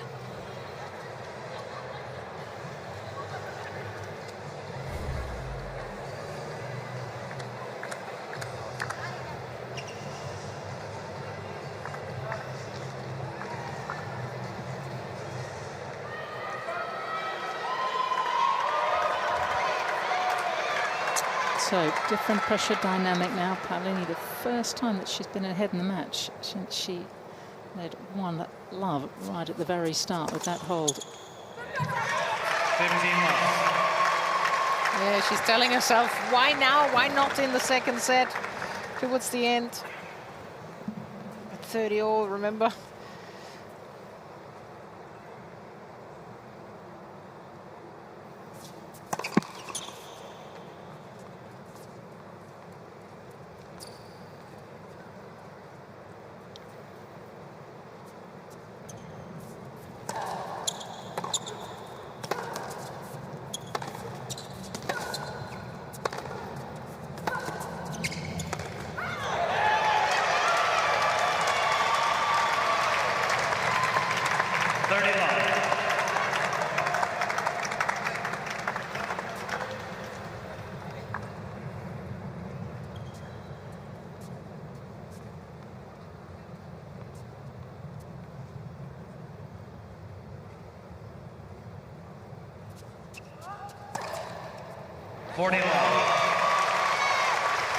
Flying through the service game.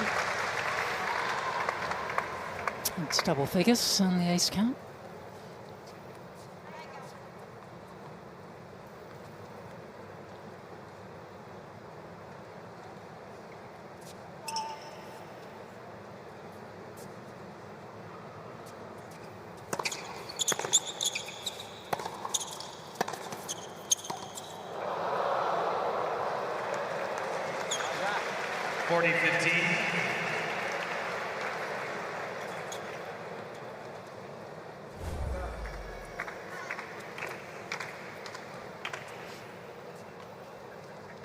Yeah, he liked it. The man who comes up with trick shots all the time.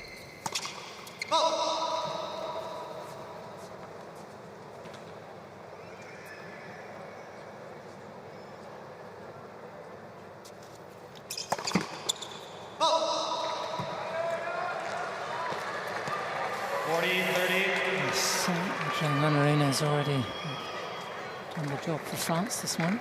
There's the cut on his head. Self-inflicted, I hear. Yes. He did a Mikhail Yuzhny. No, with the grip actually, with the end of the racket. Oh, with the other end, okay. Yeah, different one, but could be fatal. What is it with these male tennis players?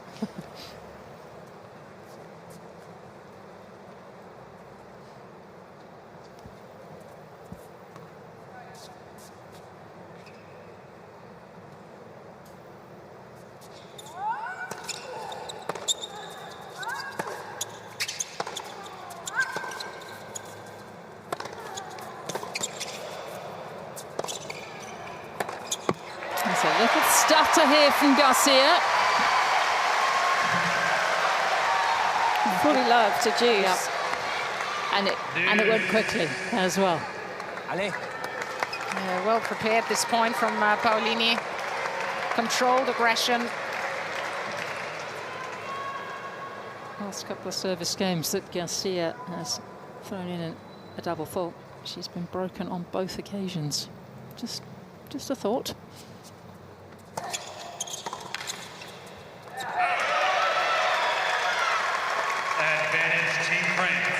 I like that serve at 30. Yeah, I do. It's fabulous, feels isn't it? Like it's a much higher percentage serve than the flat down the tee. She could hit that slow slice all day, and because of where Paolini's standing, she'll have to cut off the angle to take it before it gets really wide.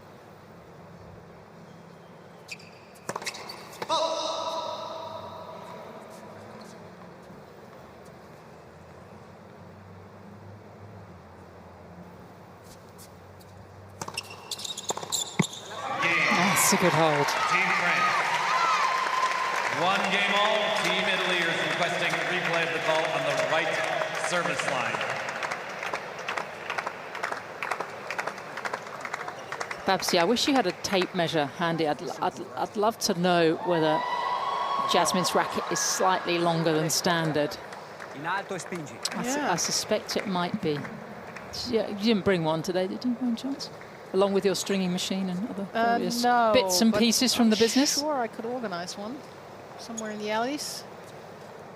Not sure if I get a hold on one of her rackets. Maybe at the stringer. You can do anything. All right, I'm on to it.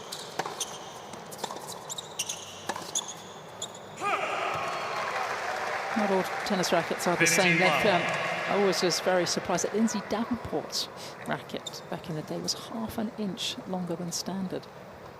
She had plenty of reach. She didn't really need the reach. I was like, that shouldn't be allowed.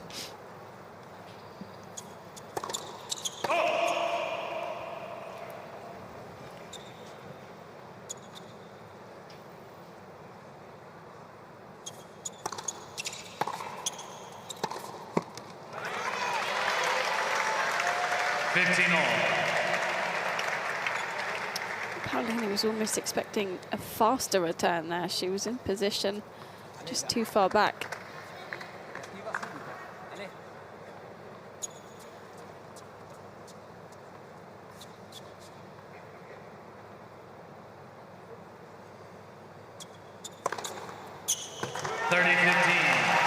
Went for it.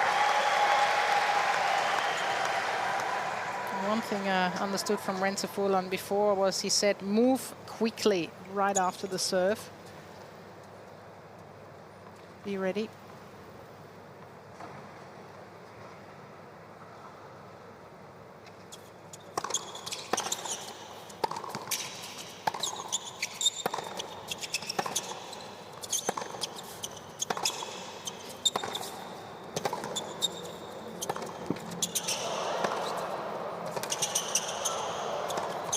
Oh, stunning.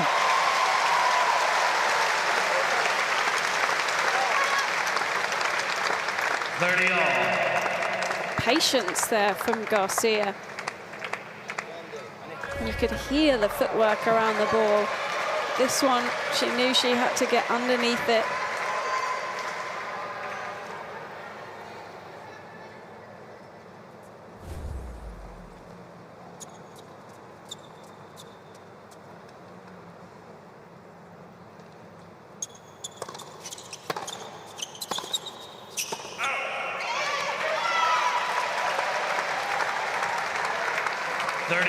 Can't take this, your eyes off this contest for a moment. Quickly it can change gears. Didn't miss by much though. She wants to break the Italian for the 4th time in this contest. Let's reserve.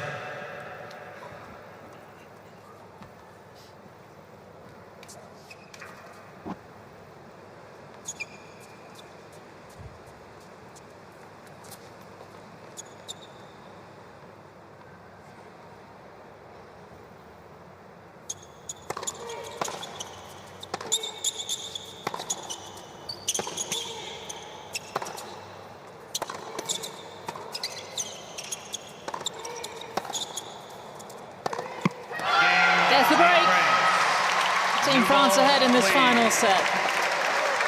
Team France leads 2 games to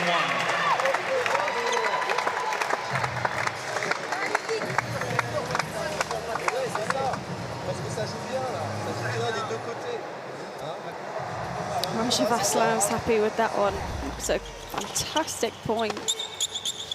The defensive shot that Garcia ended up having to hit. She had total control, but that double-handed backhand there from Palini changed everything.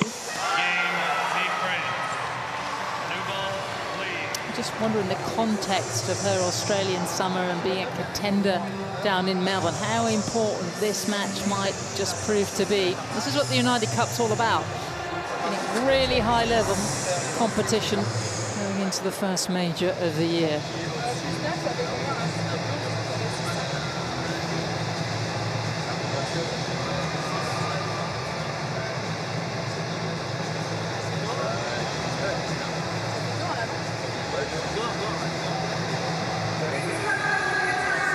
Well, you might feel that Caroline Garcia might be struggling with information overload. It's coming at her from both wings, but she seems to be sort of processing it and batting it back and forth rather well. Time. That's the way to get one That's of the a good voices. captain. One of the voices out of your ear. Just send them off for a restring. So Team France up a break in this final set. Allez, Jack, allez, allez. Forza.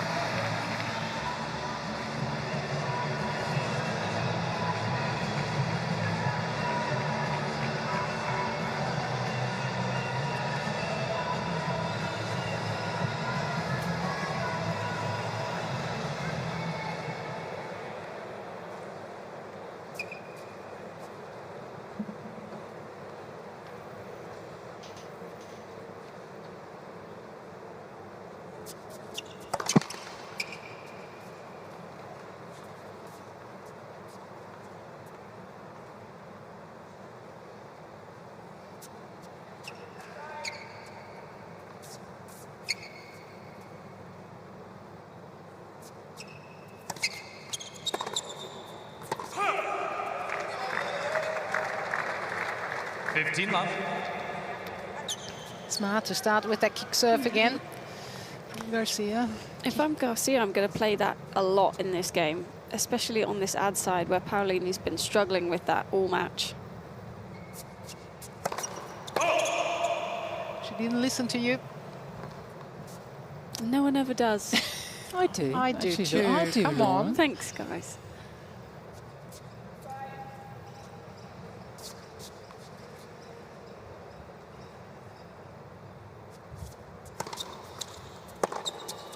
Yeah, it's again. Well, to use it as a second service, just as good, because Paolini's dropping all the way back there and still playing it well above her shoulder. Yeah, I feel like she doesn't know where to position herself anymore now. She tried to take it early. This one, she stayed way back.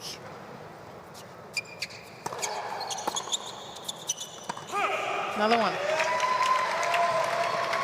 40 love.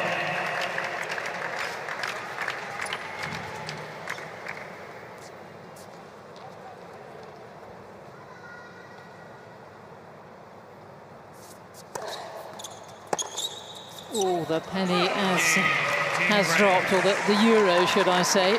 Team France leads 3 games to 1. That was a very good hold. Think how scratchy her last service game was. I must say, Laura, I listen to all sorts of things you tell me. All the things off the internet that I would never know, and that you bring to my world. All that useless information. Both my ears are open. What was her boyfriend's name again? Borja. Borja. Did he ever say? Hopefully I'm saying that right. Borja Durand. It's very, very quite a sexy name, isn't it? Ooh, go on, Sam. Borja Durand. I think you said it beautifully.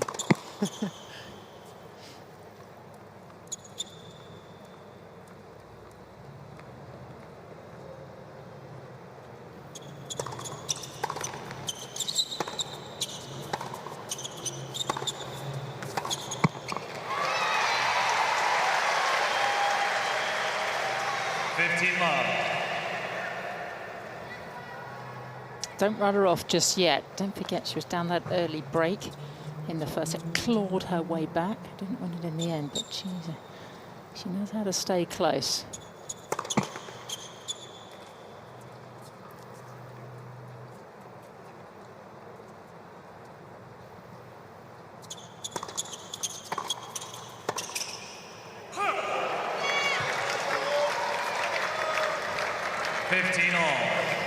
She really gets pinned back behind the baseline now, Palini.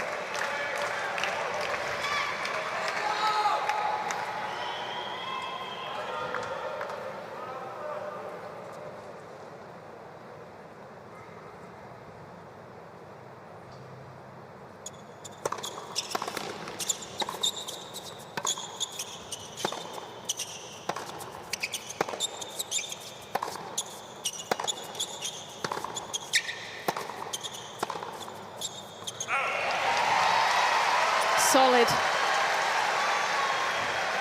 30-15. I just wonder when she was a junior, and in tennis terms, she's on the shorter side. If she was a jockey, she'd be really tall, so it's all relative. I wonder how many people wrote her off and said, "Oh, you're not going to be tall enough to be a tennis player." You know, she's certainly proving everyone wrong.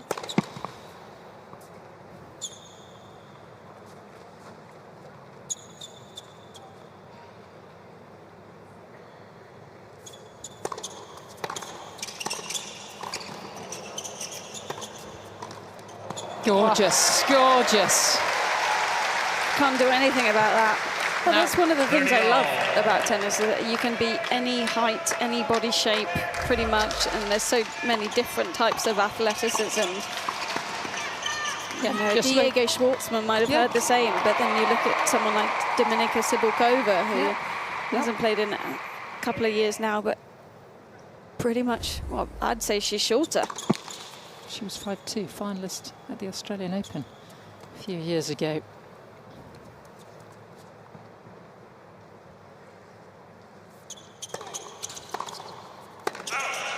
Garcia's just rushing the court. Couldn't get two more different physiques really out here. And they are locked in battle in this second set. France, one match up in the tie, 3-match tie. Desperately trying to close it out here.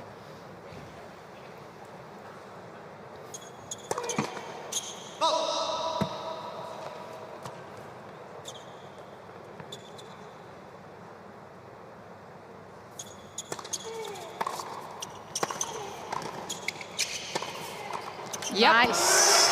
I love it when she comes to the net, Garcia. Why does she only start doing that now? She's got such a good sense of where to cover. She anticipates so well that when she does come forward, it never feels like she's rushed on the first volley. She's only been in 14 times.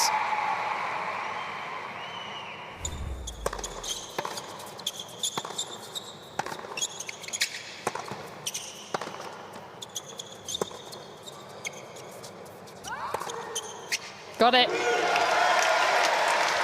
And it's another chance to break. Advantage, Team France.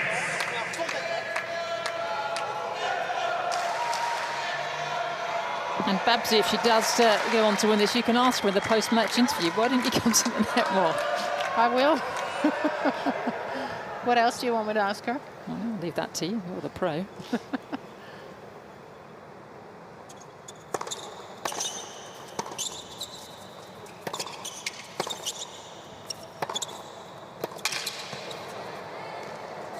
Kaboom! What an acceleration from Caroline Garcia.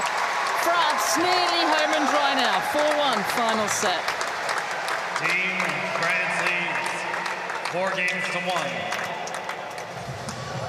She's playing on a different level now, Caroline Garcia.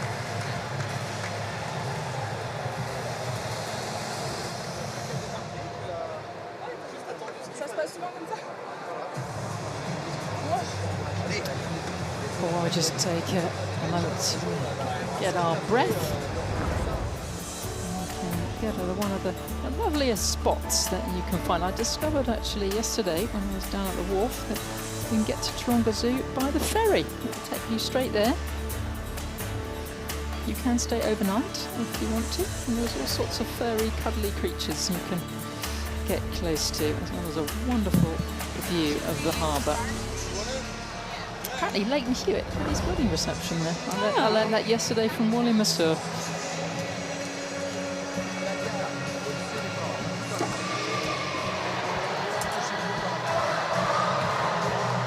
She loves this song choice. She's heard this old chestnut a few times when she's been on court, hasn't she? But it tends to come on when she's winning. Yeah, so Caroline Wozniacki gets it as well.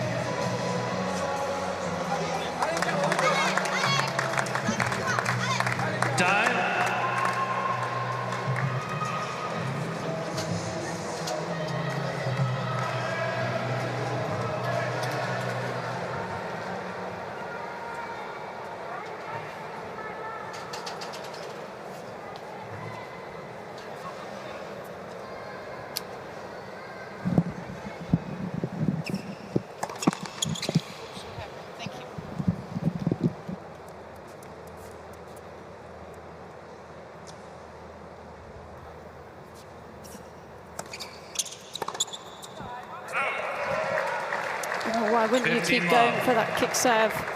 Look at the energy she could have saved. She didn't need to keep pounding them down, did she? She could have just rolled them in, just got some jump.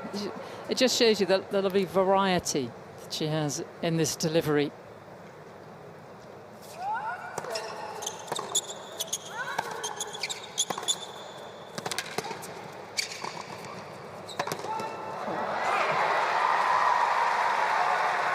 That's where I think it comes in handy to have the team bench there, to have all the stats in front of you. Surely someone could have looked at, you know, you're winning a lot of percentages if you serve here, and then she would have been able to adjust on the fly. I also don't think it's used enough.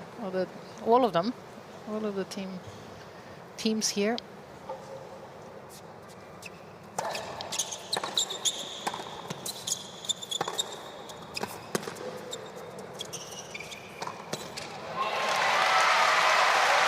It's more that you get used to not having it, and then when it is there, there's a lot of information coming at you at once sometimes, and numbers in particular. Some players like it, some players don't, so it's up to the coach. I guess you have to know how to use it as well. Yes, our sport is awash with data.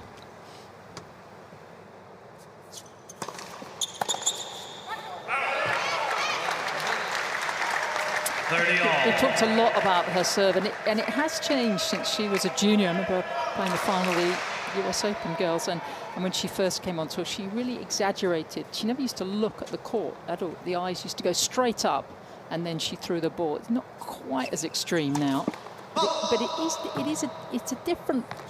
Nobody else serves like this.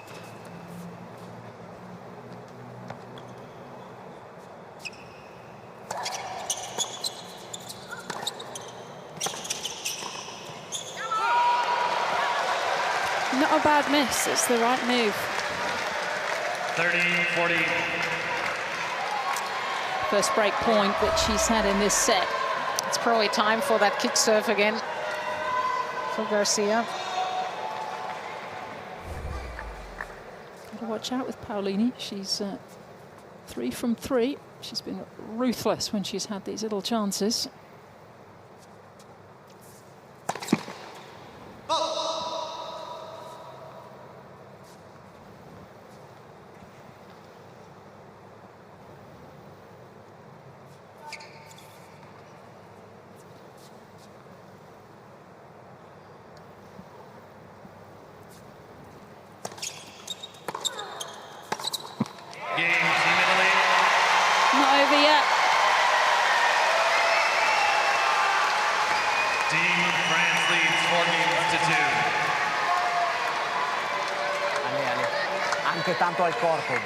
Tanto al corpo sul servizio.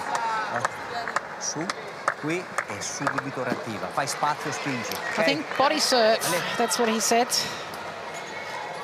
Let's see if I got this right. Perhaps you just confessed to not knowing any Italian despite growing up 30 minutes from the border. You can't just suddenly sort of come in with a sort of random guess. Al corpo means the body, so... Losing all credibility down there. Wait.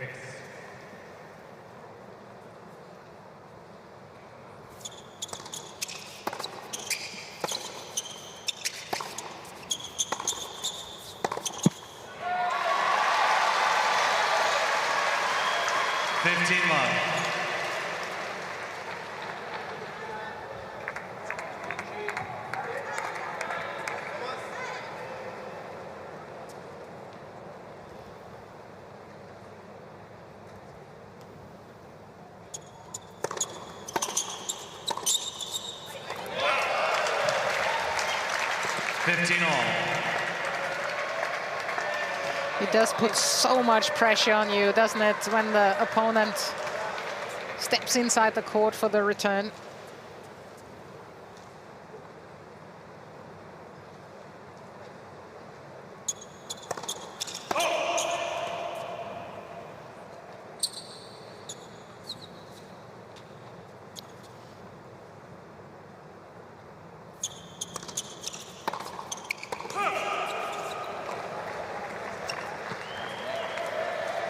She was lucky. These two have seen a lot of each other over the last 6 months or so. Got well used to their matches going the distance and long as well into the 3rd hour here on the Ken Rosewall Arena. Second match in the day session.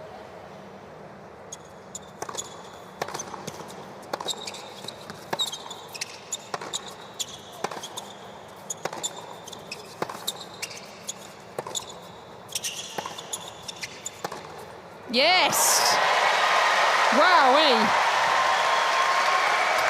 They loved that one. That was a rocket. Both backhand down the line.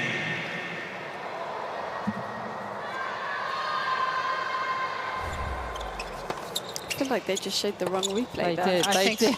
Palini was like, what? Very confused. That was the one before.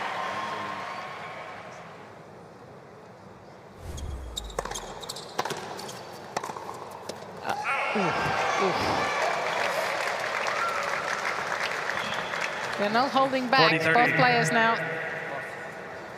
It's a lot to like, isn't there, about Jasmine Palini, a name that's not quite so familiar to maybe the wider tennis audience, because she's never really done, well, she's only ever won a few matches at a slam, never beyond the 2nd round, never won a match in Melbourne. Very good. Italians staying close. Team France leads 4 games to 3. Ale, brava tu. Bella reazione anche nel game del resto di prima, sempre aggressiva sei stata. E anche quella che hai sbagliato, che sei andata a 30 pari, era giusta, hai tagliato. Perfetto, ti è uscita di così. Però quello è il concetto, bene. Vinci, manda, lasciati andare, non mandare il braccio. Tieni gli angoli facili e manda. Una, due, ottimo. Frullo e poi lungolinea, perfetto. Se andava fuori ti insultavo. No, scherzo. Se andava fuori lungolinea ti insultavo. No, scherzo. No. Perfetto, ti sei messa in condizione. No, no, quando lo fai così, lasciati andare. Io dico solo che quando ci vai devi essere decisa, non andare con una via di mezzo, come la risposta ai game di prima sulle palle nuove. Non c'è la via di mezzo dietro, stai vicina, soprattutto con le palle nuove. Taglio e sto dentro. I suspect long discussions about how to deal with that kick serve. Quindi bella decisa, manda. Well, an awful lot of interaction in the Italian team zone. And the best captains, yes, they deliver information, but they also provide some light moments as well. Palini having a giggle at something that Renzo was telling her. She didn't spot Sonego behind her, dancing a little bit to some ABBA. He was enjoying this song. He is. All of them. With different moves. And the crowd, of course.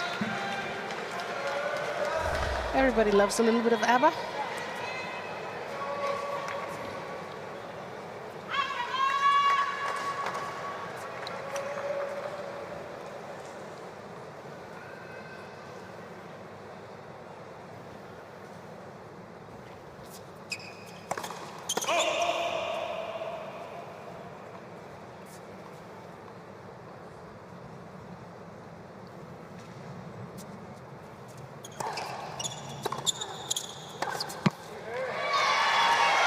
Quickly has this momentum changed? We've seen some big swings, haven't we? For all second set, and there was a medical incident in the crowd. There was a long delay. Palini took full advantage.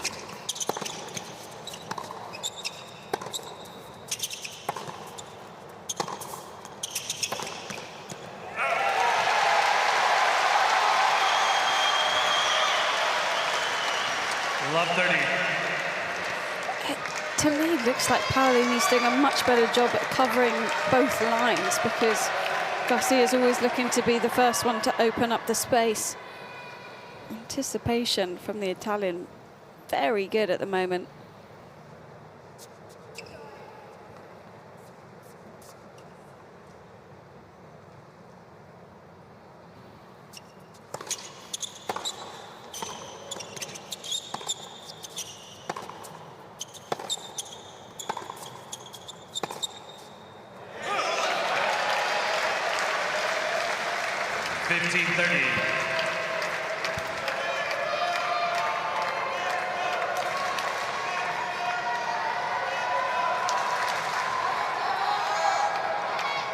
So that's what a bother here at 15:30. Don't forget, has the break advantage.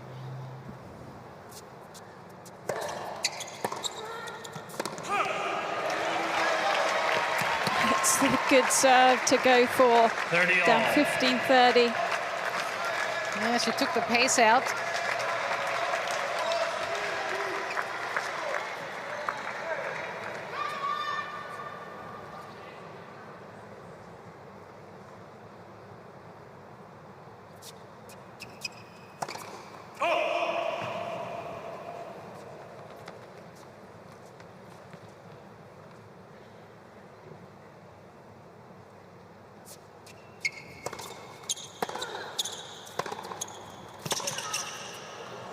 Ooh.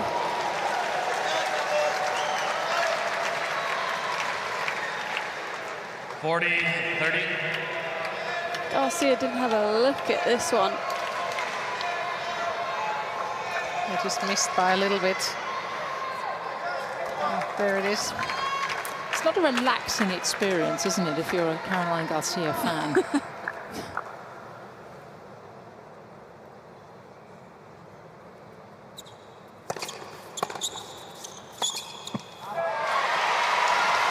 Unless you're a Novak Djokovic fan, I don't think any tennis fan has a relaxing experience. It changes so quickly throughout the course of a match.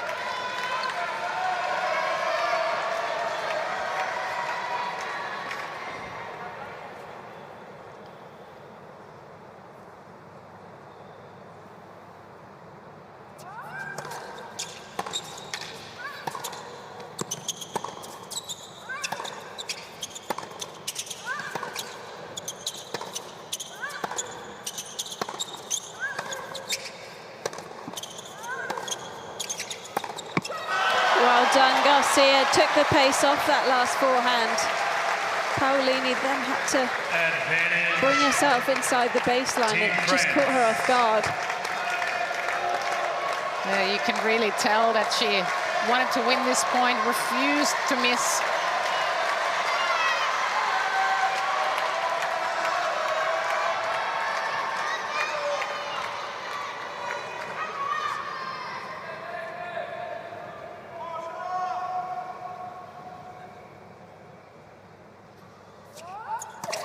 Let's for serve.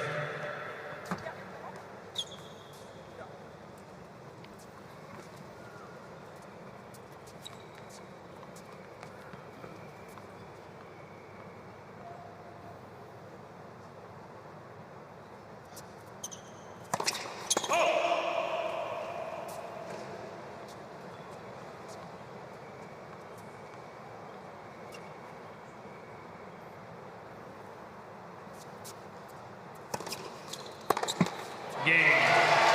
Team France.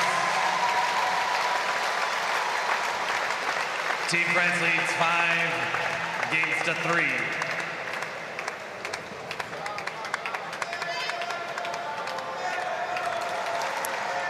Garcia not entirely secure, edging towards the finish line.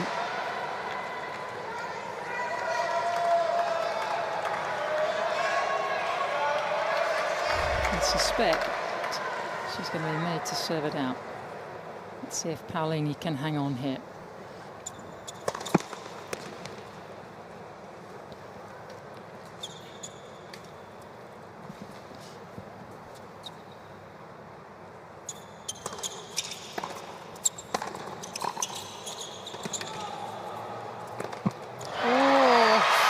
Was the right way she played this point.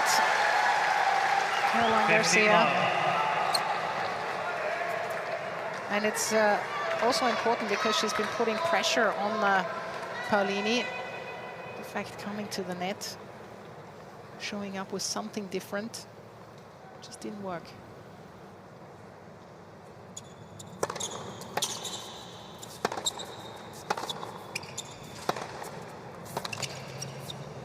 Oh, I love that backhand line, but where she flattens it out, leans in on the front foot.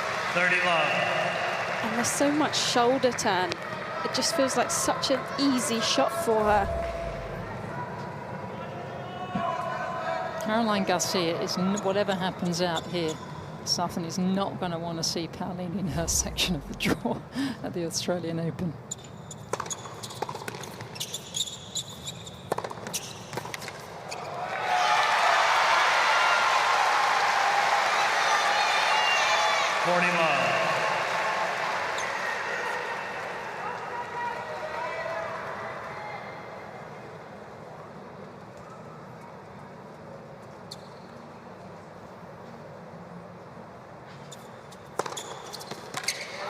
We're still going in this final set.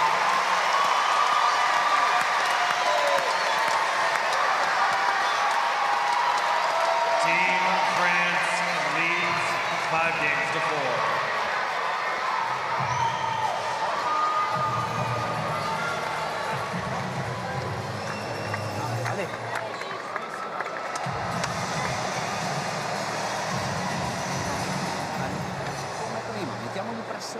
Stai rispondendo bene, sei molto più reattiva sulla risposta. Sì, ma sei molto più reattiva sulla risposta. Leggi un po' meglio, sei più reattiva, sei più esplosiva. Prima all'inizio la subivi tanto. Poi lei può stare bene, brava lei. Però stagli lì, stagli vicina, sulla seconda metti di pressione. Giustissima anche quella che hai fatto sul 30 pari, lei è venuta avanti bene. Però giustissima, sta andando dentro. Se cerchi, se trovi un po' più di profondità, prendi in mano tu il gioco. Quindi bene, bene, bene, bene. Dai.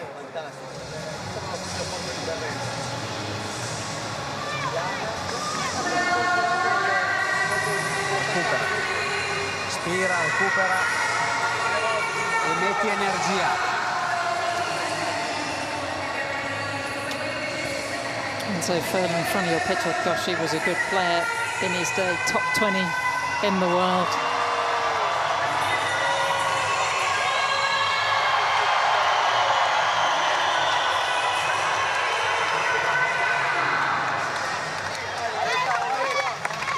Garcia trying to serve this out for Team France's place in the quarterfinals here in Sydney.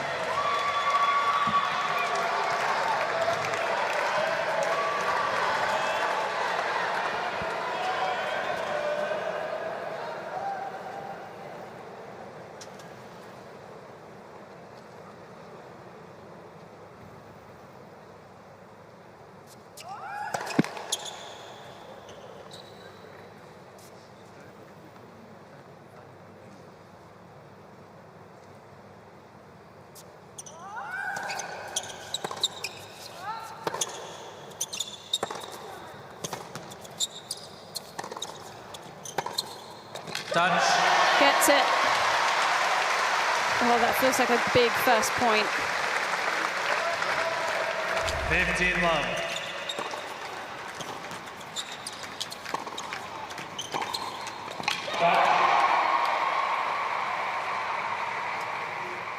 It's the danger of coming in cross court, and it's not open.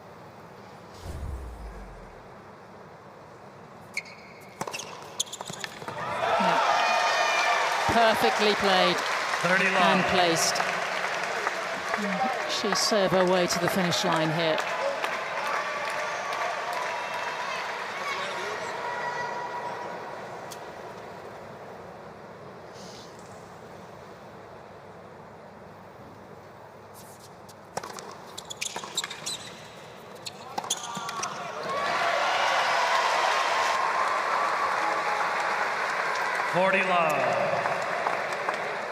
It's been a long and winding road over the last 2.25 hours. Team France at match point.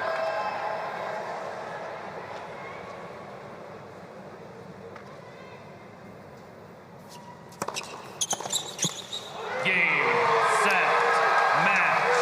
The tricolor is flying high. 2 sets to 1. France are into the quarterfinals. 6-4. Garcia with the win in 3 sets. She advances 6-4, 5-7, 6-4. What a decisive hold to close out the match, serving it out to Love after what was a topsy-turvy 3 sets at times, lots of momentum swings, but Garcia and Palini had really good ball striking. It was an enjoyable watch because of how well they were both hitting the ball. Willingness to come forward at times, just a nice mix of everything. And Palini will feel disappointed that she's not brought that through for the team, but she could take away a lot of positives. It bodes well, doesn't it, for both of them heading into Melbourne. Garcia and Roger Vasselin slated to play in the mix. We'll see if that does happen. It's about 10-15 minutes away. France are into the quarterfinals. They will win Group D after beating Germany and Italy. I love to see most of the players this week have gone over to the bench, It's lovely, not isn't just it? shaking the hand of the captain, but really acknowledging the rest of the team. That's a very good point. This is the winning moment. I'm sure the reactions here from Team France were pretty big. Yeah. Job done. And all that remains is to have a chat with Babsy. Caroline, congratulations. How big is the relief? I know you played a couple of times against Jasmine at the end of the year, and you lost in 3 tough sets today. You scored the point and the victory. How does it feel? Yeah, I mean, we played some very tight matches at the end of the season, and one with match point for me, so it was very difficult to digest. But she played some great tennis since last year, and very talented girl, and we had to fight very hard, both of us. And sometimes it was just too fast for me also, but definitely very happy with the win to bring the 2nd point to Team France, and the good fighting on court. What was the key for you today to win this match? I love that those kick serves, especially when you played them as a first serve. Do you think that was one important thing? Yeah, I think serve, I tried to mix it up very well because, I mean, sometimes I was serving very good first serve and the ball was coming back as fast as it left my racket, so I had to find a solution. And obviously, I used it well in the game with new balls, and it really helped me to try to change the rhythm. And every point was super important. I also thought that you were very patient today. Are you generally a patient person, or not really? Not really. I mean, people would like me to be more patient on court, but I try my best. And I mean, everyone follows his way of style, and most of the time I play better when I'm aggressive, but sometimes it was going too fast for me also, so try to mix it up a little bit. It will not last too long like this, believe me. I will not go back 2 meters behind the baseline, but we try adjustments sometimes. Caroline, you secured the win against Italy. That means, you know what that means? You are into the quarterfinals. What does that mean to you? Yeah, it's great. You know, it was not an easy group. There was no easy group in the United Cup, and obviously we did it one step further than last year, and obviously very happy with it. And we want to keep going. It's a great experience. It's great to play with for your country, and the support is great. Even so far from home, we can feel a lot of support from the French people and Australian who support French, so it's really means a lot. Caroline, you've done extremely well today. Congratulations once again. Give it up for Caroline Garcia. That was a job very well done, and we will see Team France tomorrow night in the evening session. They are the winners of Group D, and they will take on the winners of Group F, who I believe are in Norway. So that will be a fascinating tie. We remain to see whether she will play in the mix. Let's hope so. That would be great for the fans. But Laura, a very entertaining couple of hours we have spent in the company of Caroline and Jasmine. Yeah, very entertaining, and you know, the serve really got her out of trouble today. It was clutch on big moments, especially a fair few of those 30-all points. And as Babsy asked her about the kick serve, that was the big difference today. And Palini's coach mentioned how big the return game was going to be, and he was spot on. But in terms of the numbers, Garcia just winning a handful more points off the first serve throughout the match. That 11 ace count really played a part, and to be honest, really not much in it if you look at the unforced error count. Just a bit more willingness to come forward. 9 out of 18 net points won.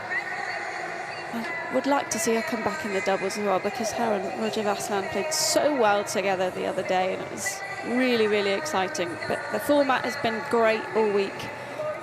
More to come. So confirmation, it's Garcia defeating Palini in 3 sets. Team France through to the quarterfinals. My thanks to Babsy and Laura. I think we might just head off for a cup of tea. The mixed coming up shortly.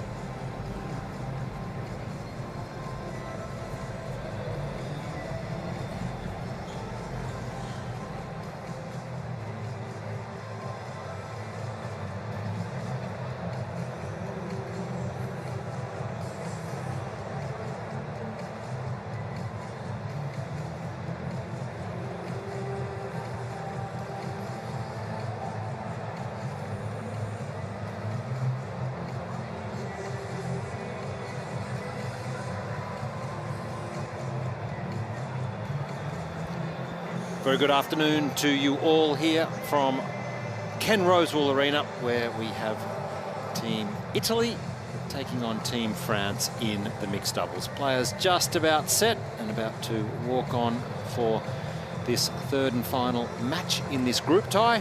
We do know that, of course, France have secured the win and have won both of the singles matches, so a lot of entertainment coming your way in the mixed doubles. Please give a warm welcome to our first team representing Italy. It's Flavio Coboli and Nuria Brancaccio, led out by team captain Renzo Pulan.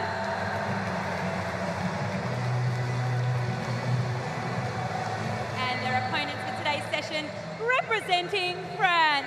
It's team captain Edouard Roger Vasselin and Alexandre Lachemia.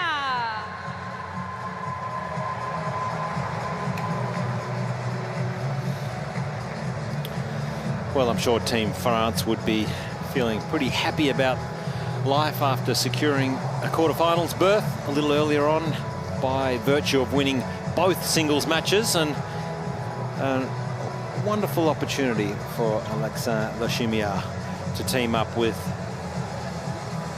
well, the veteran of the team and team captain in Edouard Roger Vasselin, just turned 40, but coming off one of his best years on tour after winning 5 titles, 2 of those being Masters Series events. So a real thrill for Lachemia to represent Team France here at this year's United Cup. Rather inexperienced team also for Team Italy. Flavio Coboli and Nuria Brancaccio taking on Team France today. My name's Josh Eagle, and a very warm welcome to Barbara Shett. Barbara.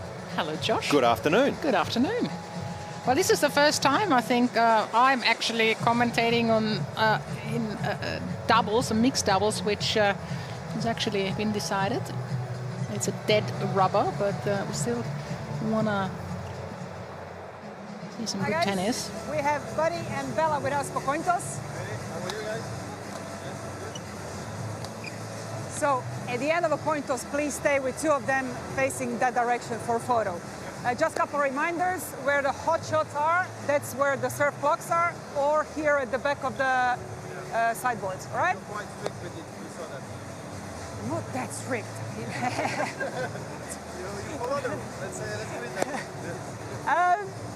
One big thing, if we get to juice, when we get to juice, gender serves to gender, all right? TV changeover, so please be seated to announce time. And yeah, you've seen towel boxes are marked with the countries' names. That's about it. If you need anything or something wrong, let me know. Any questions? Guys, would you like to choose AO or Yvonne Goulagong? AO? Buddy, all yours? Yvonne? Receive? Yep. Photo, please. I had it. Thank you.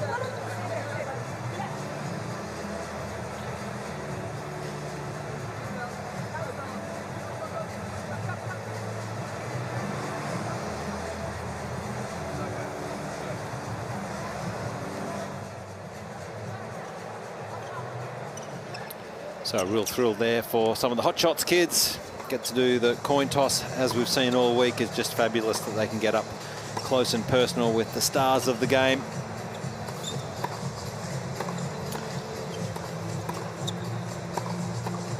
So Team Italy up against Team France here on this wonderful stadium, Ken Rosewall Arena. It was originally built for the Olympics back in 2000 and has been in use ever since. A wonderful precinct around the grounds. Let's take a look at our players today. Flavio Coboli, in fact, from Rome. His father played a fair bit of tennis and in fact got to rank 263 in the world. And Flavio was a very talented soccer player, and in fact was signed by one of the big Italian clubs until he was about 13 or 14, and then has solely focused on tennis, sorry. So he is a a talented athlete. You'll get to see that today, and he's made his way to just inside or around the top 100. He played the Next Generation Finals last month in Saudi Arabia, so he is an emerging star on 3 minutes. the ATP Tour. It's incredible how many good players Italy produces. There is his partner, Nuria Brancaccio. Nurio Brancaccio. I'm not sure if you pronounce the I. I think it could be Brancaccio. I think, well, we can agree to disagree.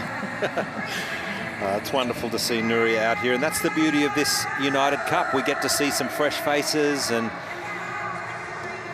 we know that all these players are just so excited to represent their own country. Ranked 201 in singles, a 23-year-old. And we will certainly learn a lot more about Nuria as the afternoon unfolds. And you're right, Barbara, there is so many tournaments in and around Italy that they are pumping out the players. Real rich history.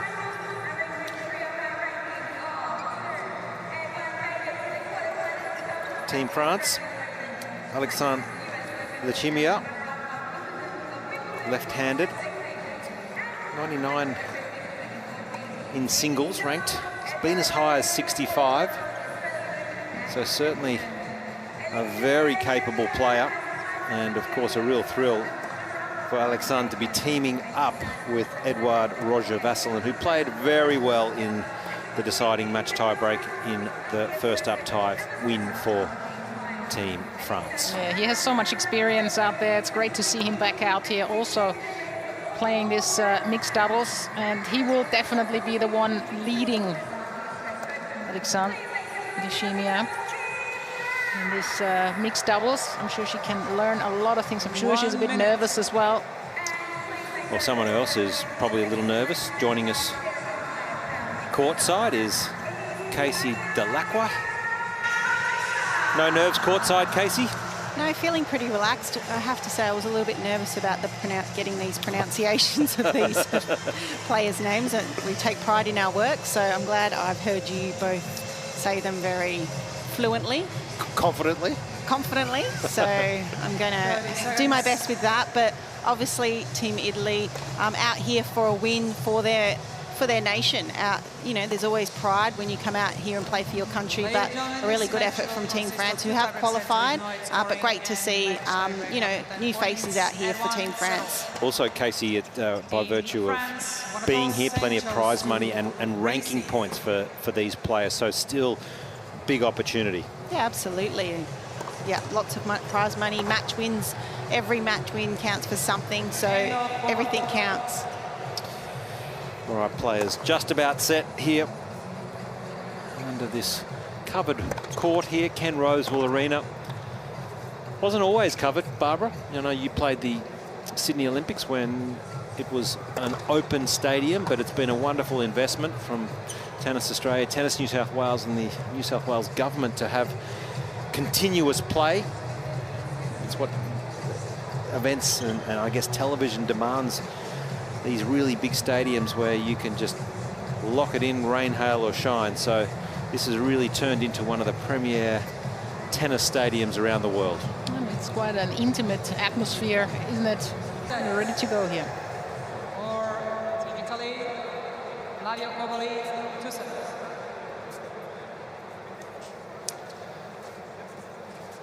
So it'll be the young gun, Flavio Cobolli, for Team Italy to open the proceedings. Play.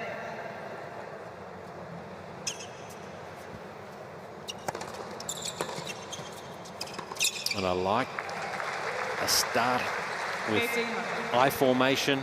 So Yep. they've obviously done their homework. It's a confident start from the Italians. Looks like Nuria pretty happy with herself. She put that first volley away.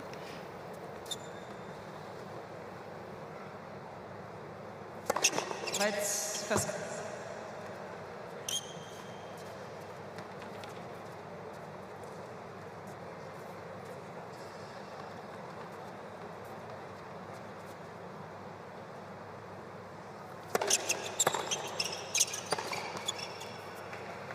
15.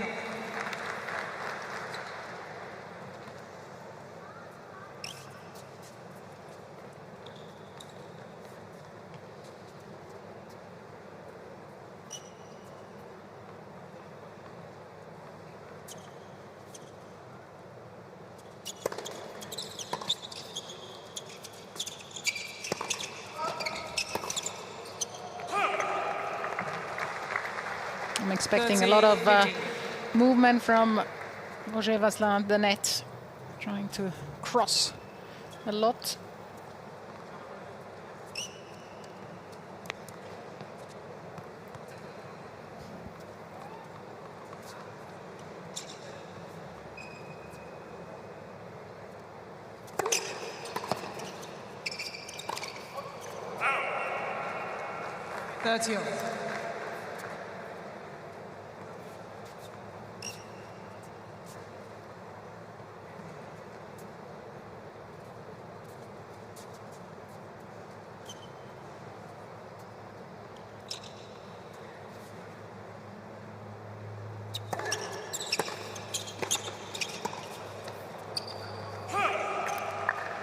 The service motion from Cobolli looks very natural. Nice racket head speed. It's one of the young guns coming up. Will be in the main draw, the Australian Open, I believe.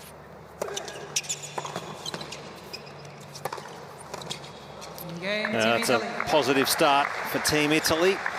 Always important to get off to a good start. Casey, we know you're a mixed doubles guru, the 2011 French Open champ. Give us a bit of insight about what you think is important in being a good mixed doubles player.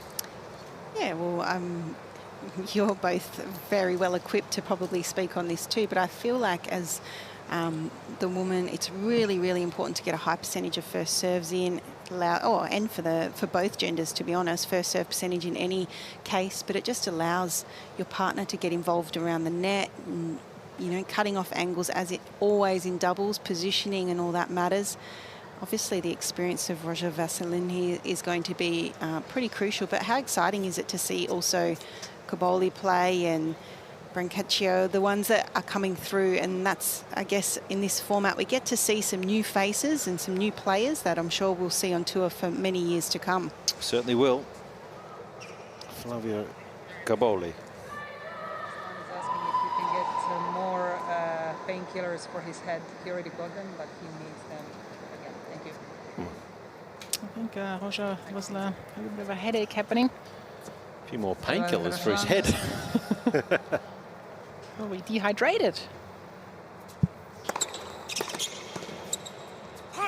Well, he's also a playing captain, isn't he? So he's sitting down here. Stressful, isn't it? It is. He's watched 2 singles matches. Had to do a lot of thinking.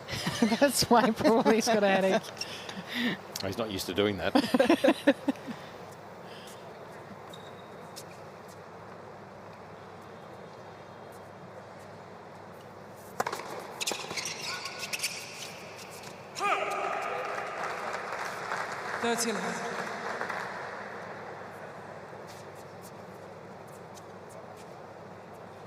He had a few hiccups on his serve, remember, the other day. That's right. In the second set, he played a brilliant first set. In the second set, he just went missing in action a little bit against Kerber and Sasha Zverev.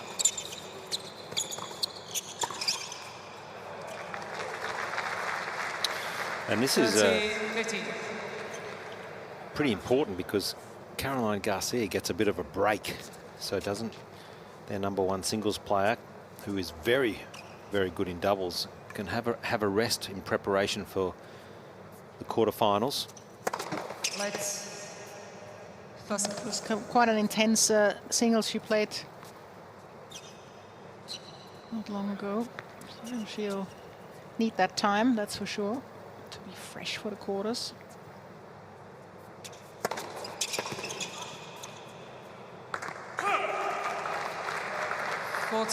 One thing which is really important, I think, also in mixed doubles, is that the girl has a decent return. That helps.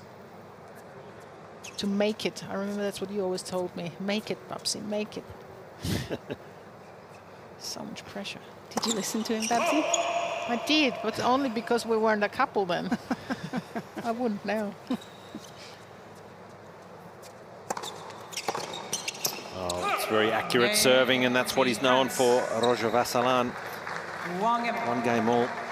It is a very important thing, isn't it? Because when you can accumulate some pressure on return of serve, and even if you just are making them somehow, it really does start to put a bit of pressure on the server. And the first point of every game, extremely important in this format where it's a deciding point. Yeah, that's right. Early points are so crucial, because if you can get yourself the juice, it's a lottery.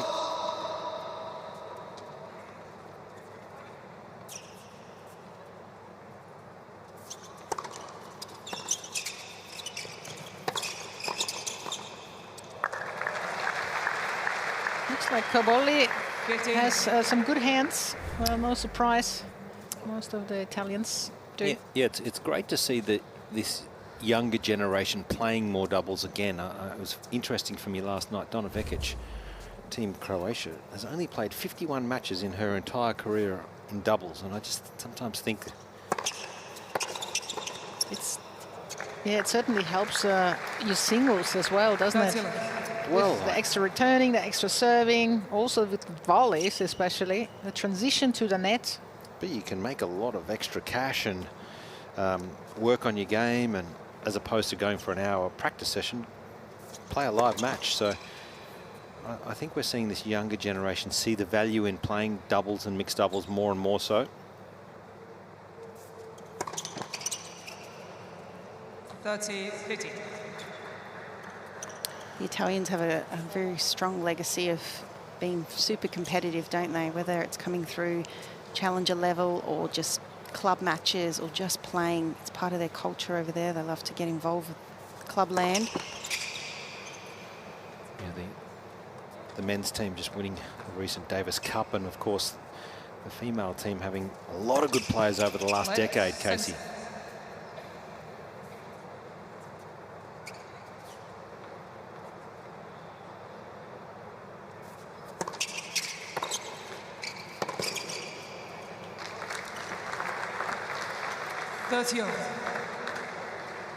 And this is where it gets difficult, doesn't it? On the female service game, the guy needs to be active, proactive up at the net without overplaying.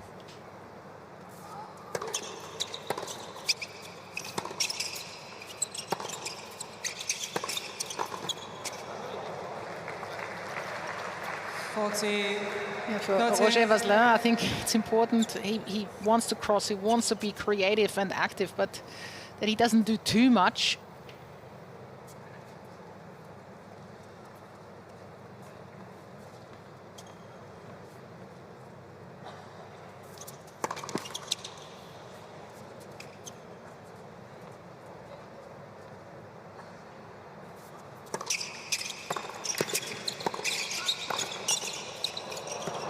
Good hands from Cobolli. And Team Italy hold and lead 2-1 first set.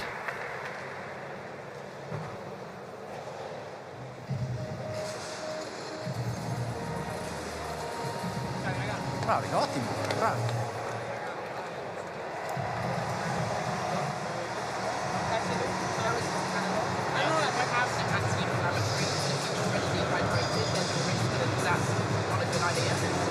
So I just have to keep drinking?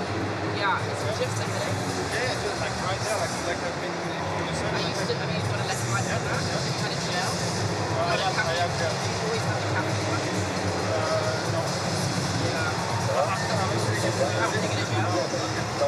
Okay, would you want me to pas taper là-dessus et allergique sur les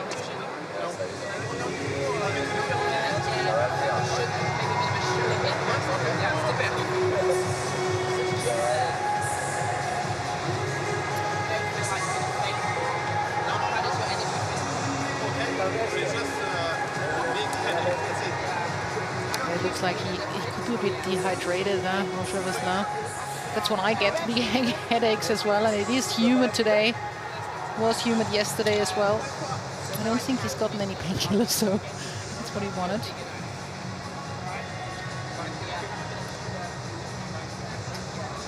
Yeah, it's always a trap for young players coming out from Europe, and it hasn't been that warm here in Sydney at all. It's been really comfortable conditions, but it's still the humidity. These guys would be warming up and practicing on an outside court, coming in here where it doesn't feel that hot.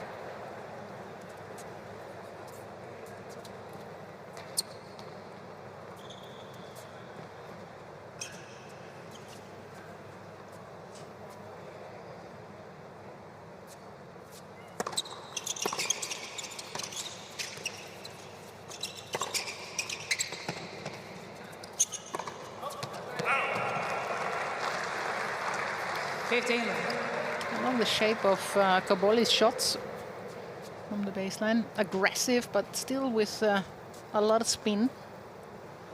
Renzo Furlan, he is the team captain for Italy. A very good player. You would have played against him in the past. He didn't play much doubles though, didn't he? No, but he was a very classy player, like as you would expect most Italians, very stylish.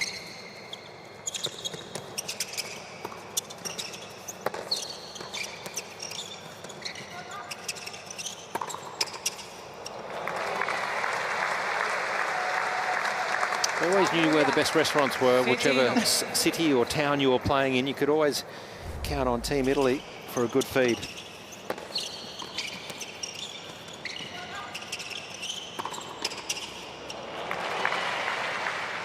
Casey gave me a good tip for an Italian restaurant the other day. Did you go? Couldn't get in. Couldn't get in, yeah. Trying tonight, maybe. Unless you have connections. Maybe you can give them a call. I think your name has... Not in Sydney. Beautiful. Really good eye here from Flavio.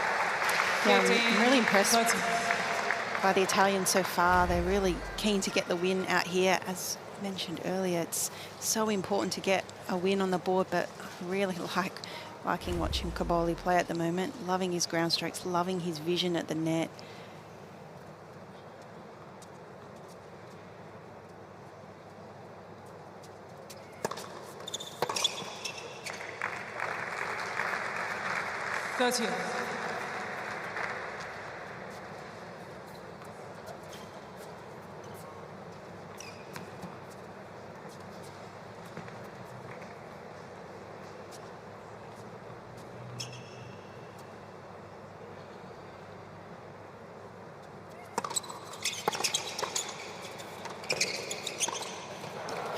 Just hesitated a little bit there.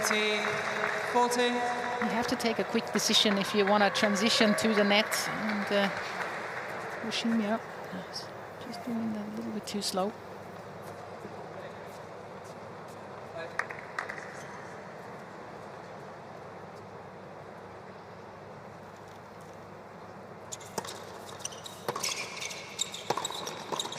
Great timing with the cross. Team Italy. And that's the first break. Team Italy 3-1 first set.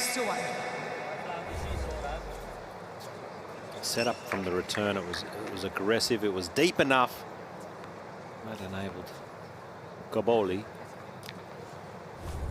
to be involved.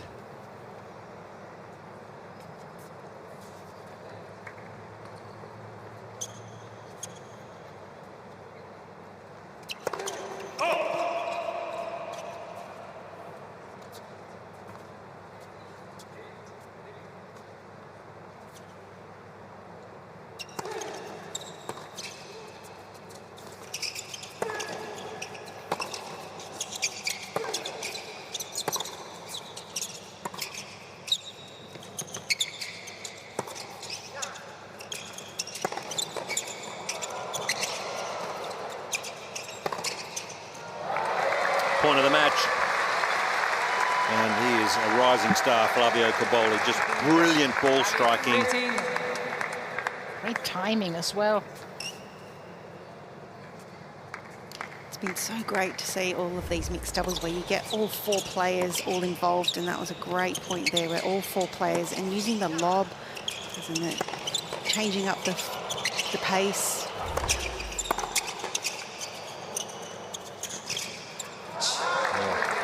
awesome. 30 love. Brancaccio getting involved now. And she's alert at the net, trying to get involved. I like that.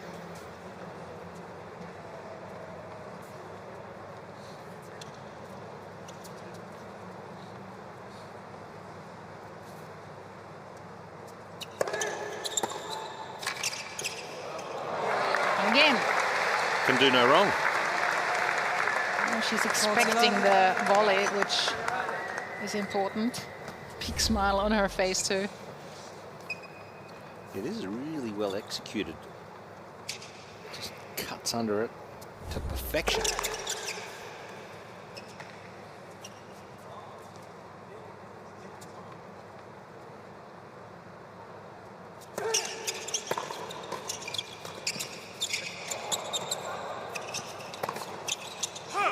Overcooks it. Team Italy.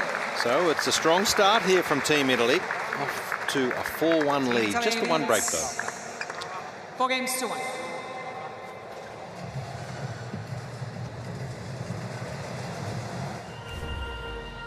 Oh, so much to see and do around this wonderful capital city of New South Wales, Sydney.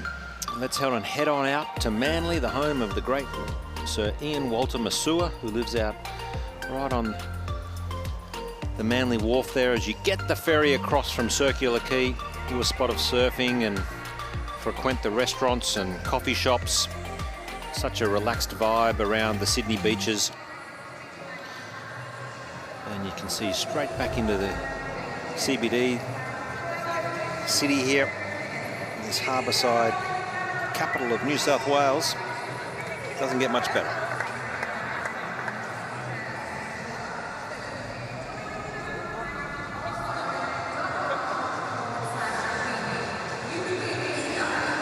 Roger Vasselin got to 35 in the world in singles. You must remember has had great success on the singles court, but did win the US Open, the French Open doubles back in 2014 with Julien Benneteau.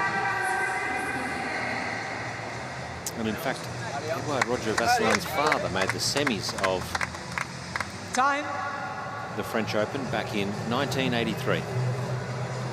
Beat Jimmy Connors along the way. Lost to Yannick Noah. Incredible your knowledge, Josh. Tennis family.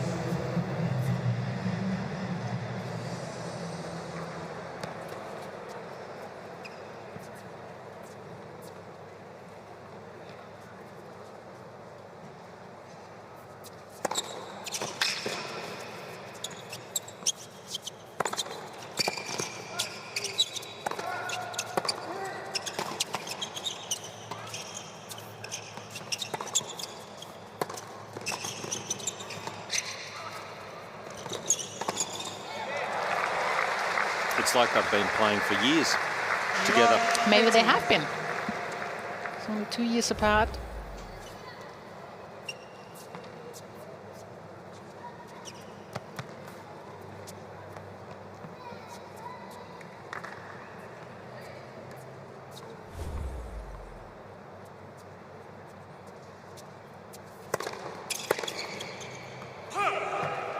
Good try.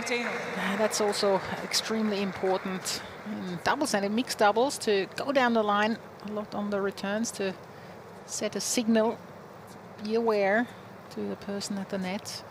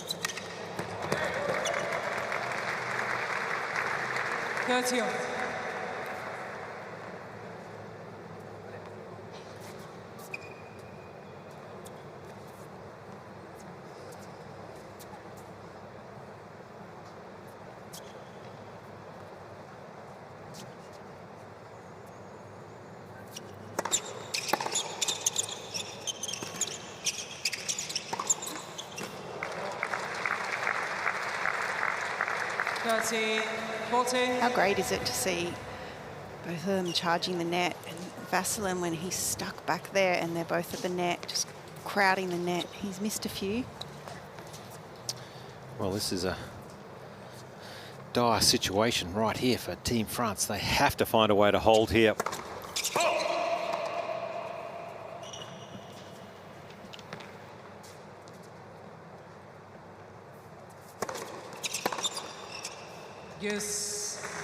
Well, it's a deciding point, so Team Italy still with another break point opportunity here on return.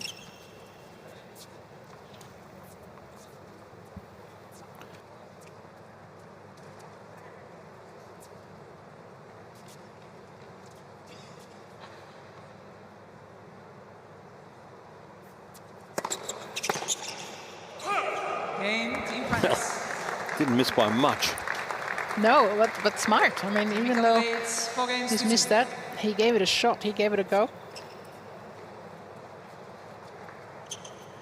It's not that often you see a player wear glasses.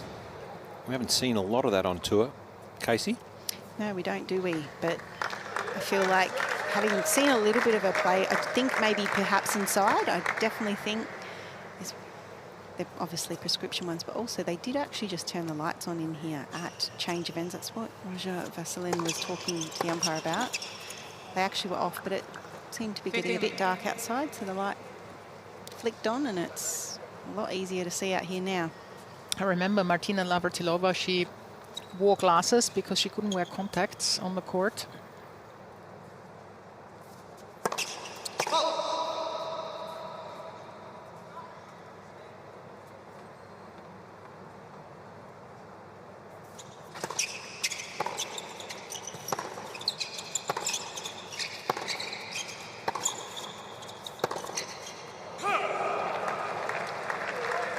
Good try again. She likes to go down the line, doesn't she? Brancaccio.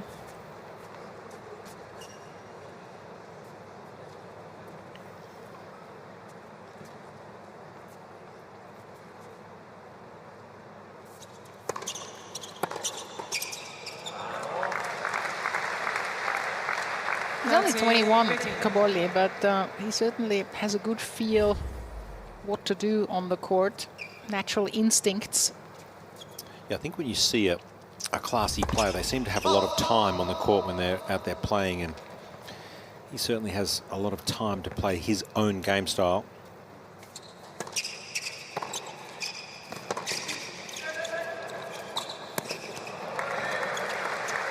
Bit unlucky there. I have a feeling that the Italians may have played some mixed doubles before, because they're doing hand signals. They have a really good understanding, and I don't know about you, but I always found using hand signals and that, it took a while to find a partner that you were comfortable doing that with.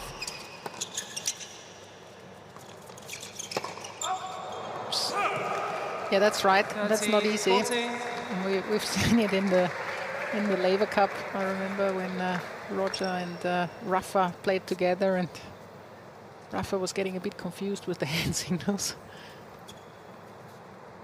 We never used hand signals, didn't we?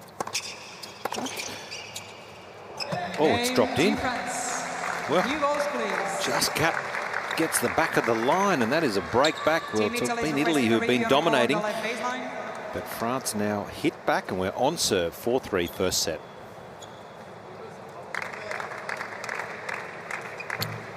No, we didn't use a lot of hand signals, just the thumbs up. If you did something well, I'd give you the thumbs up. Yep. You wouldn't use that finger always, the thumbs up. But yeah, we had a lot of fun. And looks like they're having fun as well. Strong team, Team France, that's for sure. Adrian Manarino winning the men's singles early on today. Very, very impressive. It's just so skillful against Lorenzo Sonigo, 6-4, 6-4. And then France's #1 player, Caroline Garcia, was pushed all the way by Jasmine Palini. That was 6-4 in the third. So Team France up 2-love in this group stage.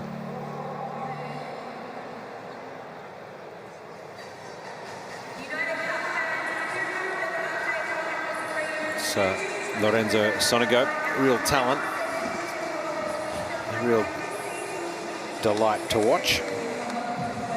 Very popular figure amongst Team Italy. Yeah, they seem to get along so well. They're always smiling, they're always happy, and we've seen it last year when Musetti and Berrettini was in the team, Trevisan, Sinner, they got along so well.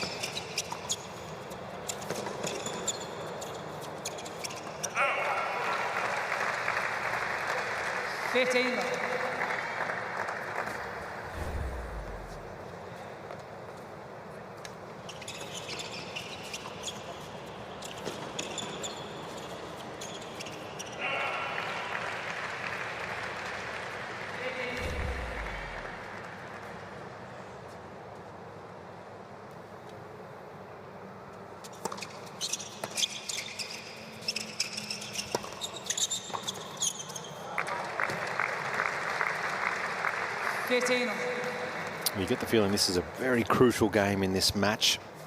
4-3 as we're getting towards the end of the opening set. Important here for Lushimia to try and hold, otherwise it'll be a chance for Caboli and Team Italy to serve out that first set.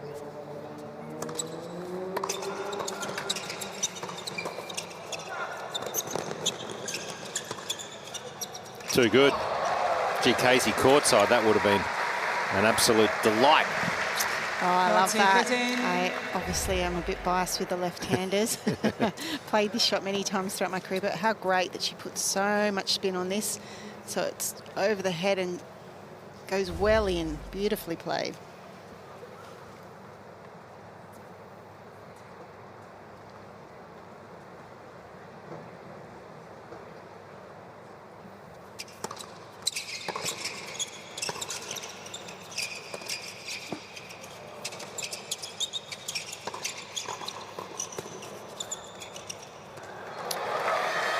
Solid as a rock.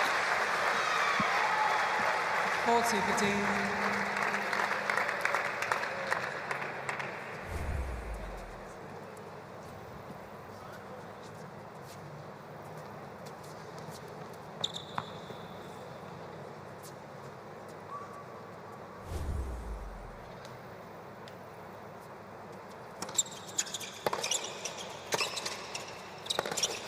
It's been a good passage of play here for Team France. They've levelled this opening set at 4-all. Game's on. Caroline Garcia, well, she is loving life. Just strolling around with the French flag, feeling very happy with her work, and that is a wonderful sight here at the United Cup. Caroline Garcia and Team France on top in this tie. 15.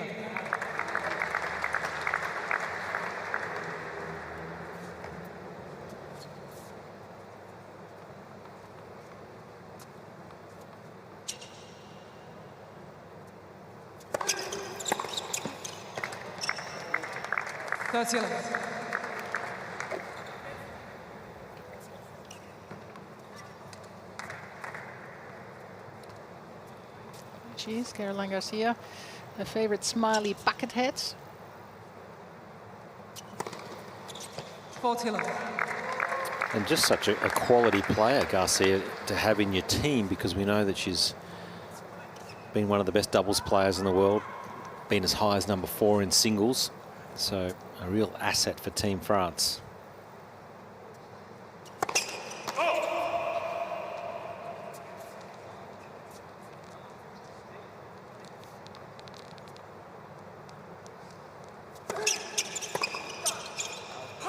Game, Team Italy.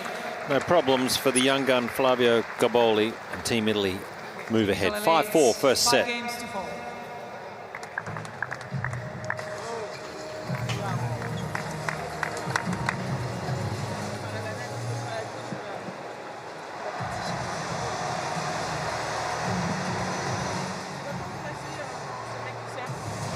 première, c'est bien. En deuxième, tu peux aller. Là, c'est ce que j'ai en faire, c'est tout.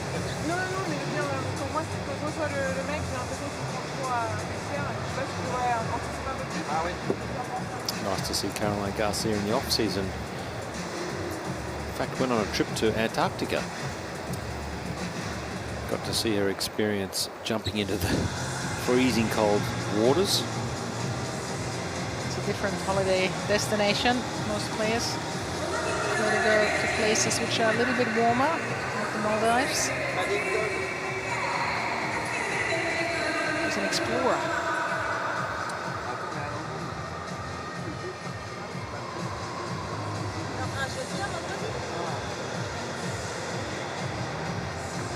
Tu vas voir comme tu regardes, comme tu arrives à bien voir le gars qui retourne côté avantage. En étant assis ici. Ah bah ouais, à des moments. Time. Allez.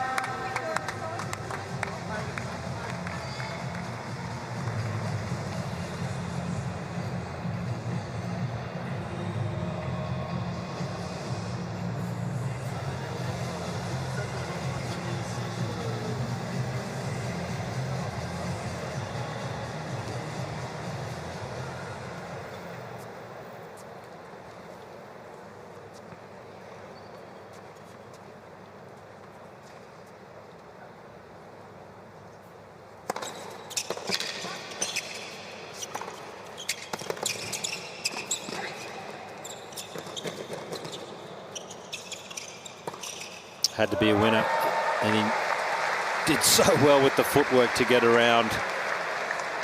They were so far ahead of court position. Well, look at that, how he runs around his backhand, creates the angle there.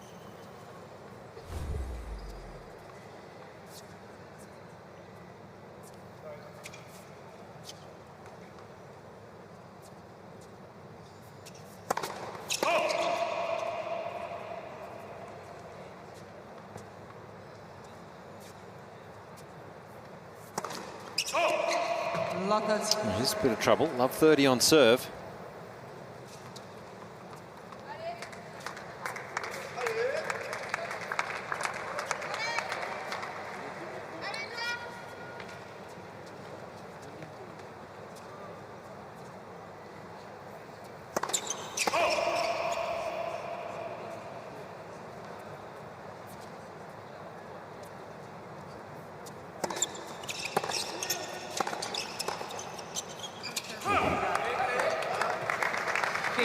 Yeah, it's a shame. It was a really great return. I would love to see Brancaccio just a little bit up more on second serve. Got to expect the ball to come at you if Kaboli's going to make that return. She just got stuck with it at her toes. Bit of an opportunity there.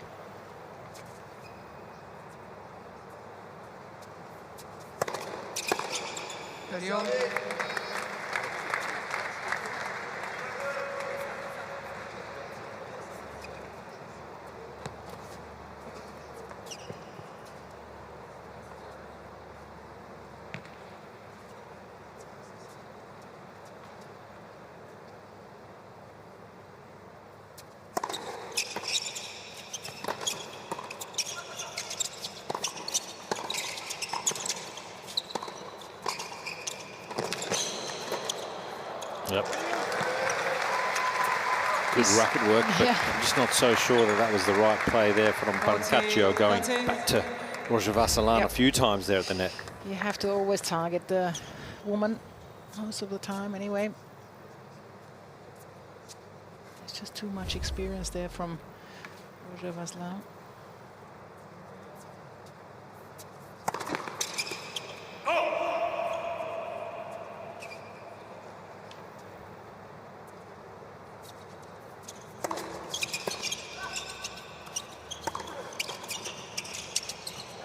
Sneaky little cross here, and that is Deciding point. a deciding point, which is a set point for Team Italy and a game point for Team France.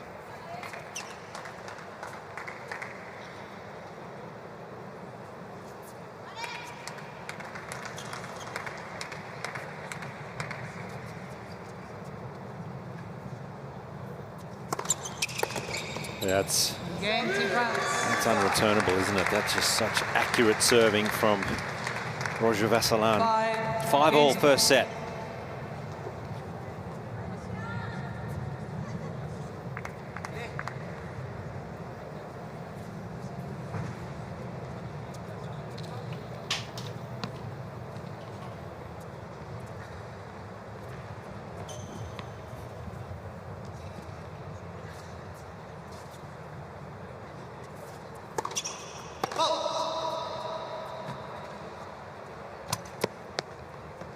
Please.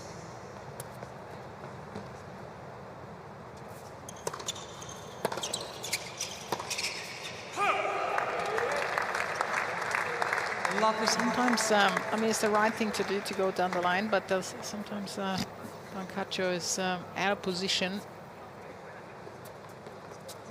Just had to tidy up her footwork a little bit.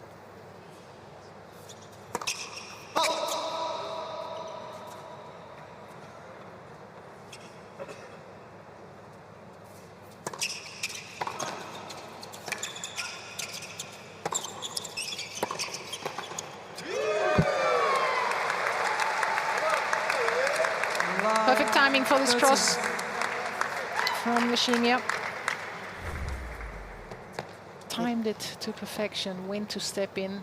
And we all know it's so crucial not to go too soon.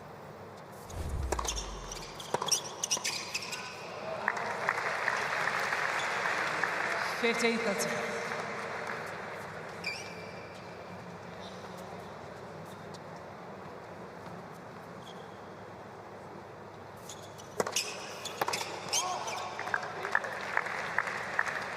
30. Oh, Brancaccio really needs another first serve here because there's last 2 points.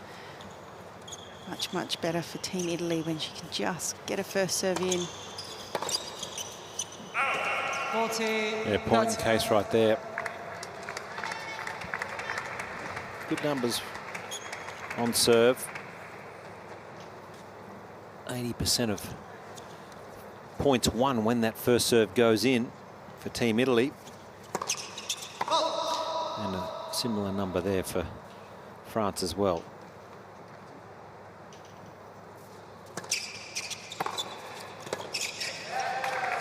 All right, pressure point right here, a deciding point.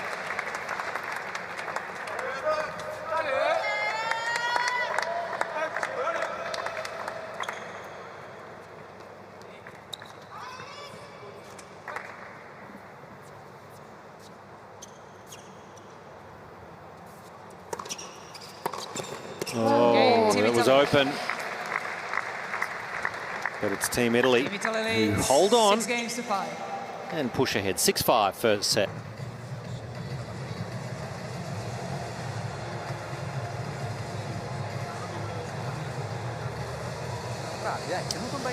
Pretty cool customer, Flavio Caboli.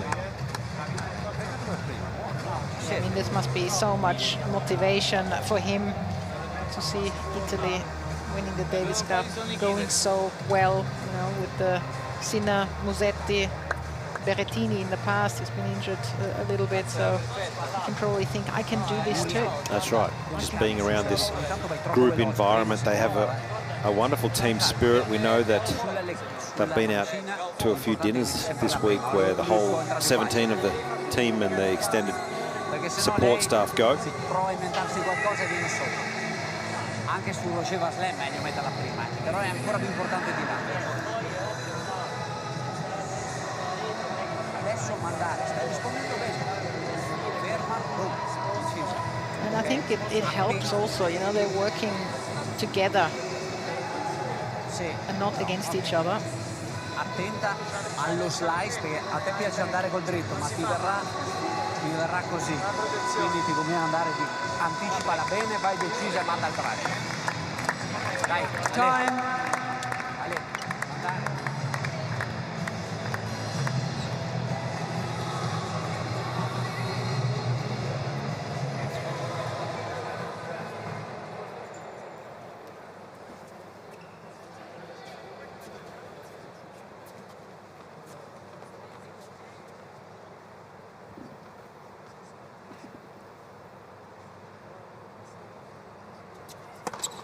Oh,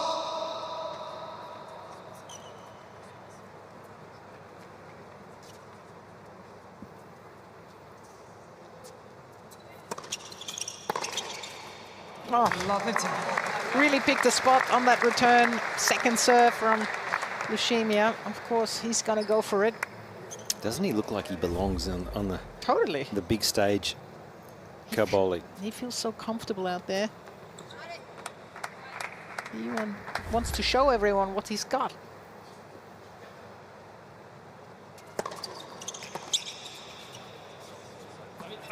Right idea. 15. The other key in mixed is to really commit to the shot. You just mentioned it there, Babsy, but just around, you expect there to be a lot of movement. So whether you're going to go hard and fast through the middle of the court or down the line on return of serve, if you pick your spot, you've just got to go for it. And I feel like Brancaccio's just probably a little bit nervous, but just a little bit hesitant on her returning. Nothing hesitant about that. 2 winners in a row for Kaboli. This is almost premeditated, isn't it? He would think before that serve is coming that he knows clearly he's going line.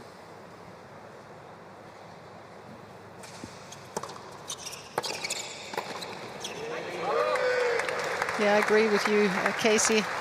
Brancaccio, she just has to commit to the shot, and you rather just hit it long and hard than return like that. I think sometimes if you're having a hard time as a female returning, I think sometimes get the male player to come back, so that will stop the net guy from crossing as much.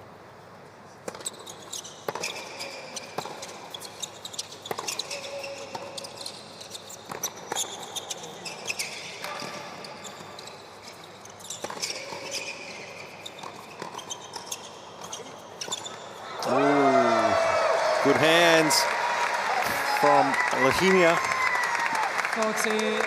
13.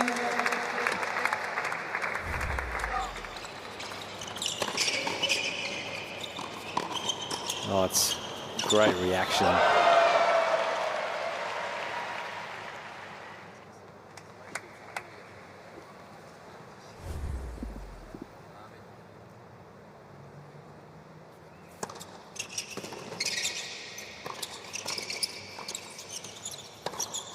Yep, too good. Team France.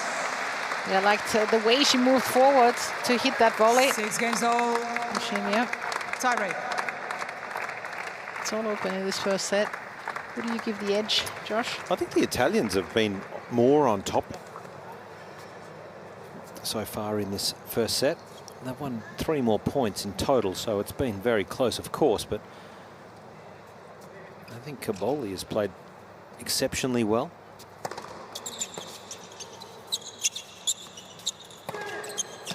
This forehand, gee, it's a weapon. 1-0. He can really rip Team and he can Italy. hold it until he sees the opponent commit to a certain side.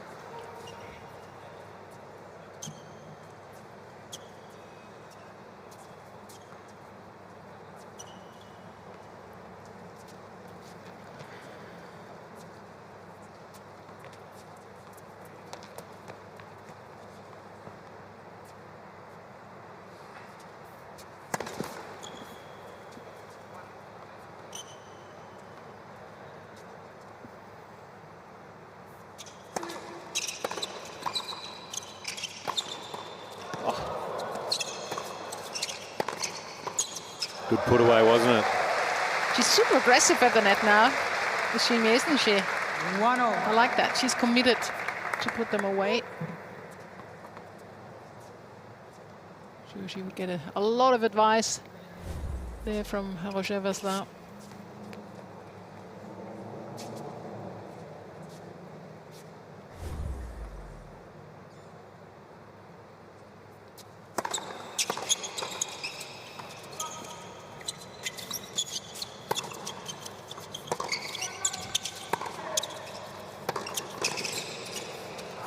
That was an interesting cross there. Well, it was really great awareness from Nuria. Team Italy. Yeah, just continuing to pepper Lushimia at the net. and just put a little bit more pace and a little bit more intent and commitment, and that's the difference.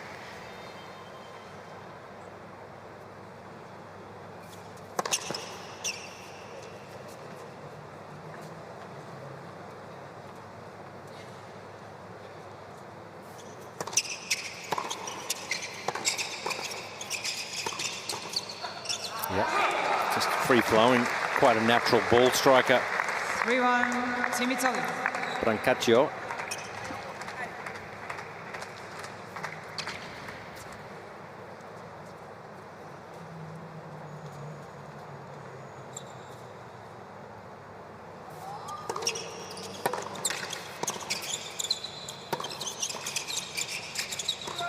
Yep, well done from Roger Vasselin here. He just could sense things getting away from them in this tie break.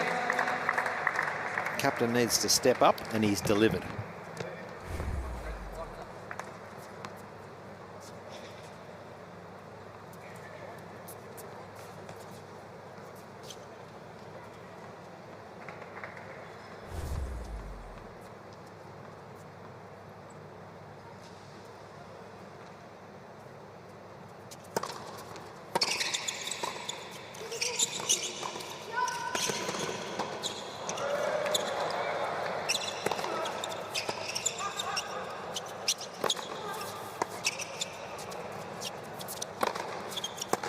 Oh, great point. Just disappointment there for Brancaccio. One more lob was in order. 3-all. Yep, it was 3 in a row. All square in this match again.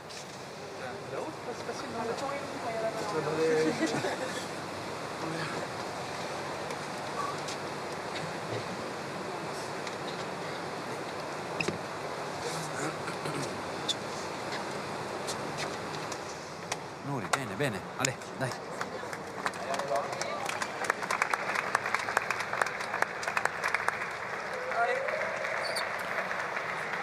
You can watch on the big screen as well, right here at Ken Rosewall Arena. A lot of the patrons enjoying the food and beverage facility, catching all the action, what's going on inside here at Ken Rosewall Arena.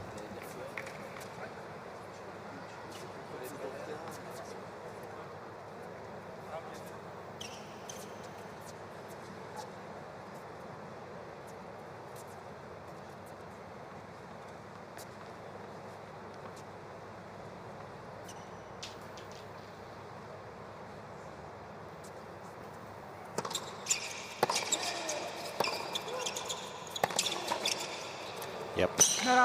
Didn't get it cleanly, but he used a fair bit of frame on this drop volley. 4-3, Team France.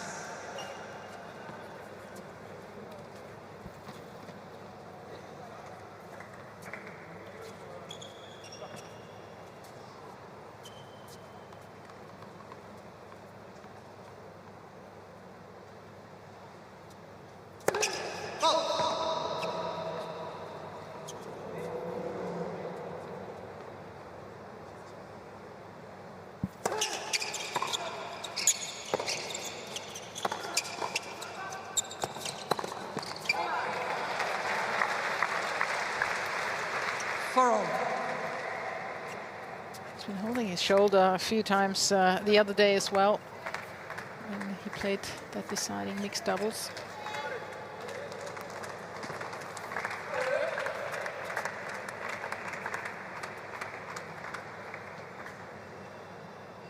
Head's hurting, the shoulder's hurting.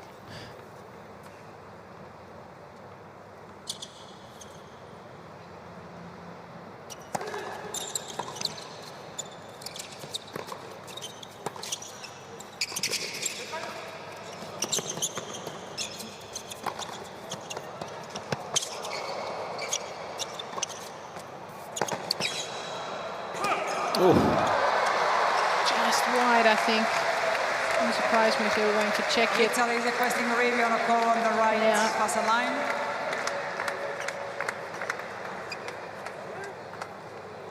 By 4, Team France.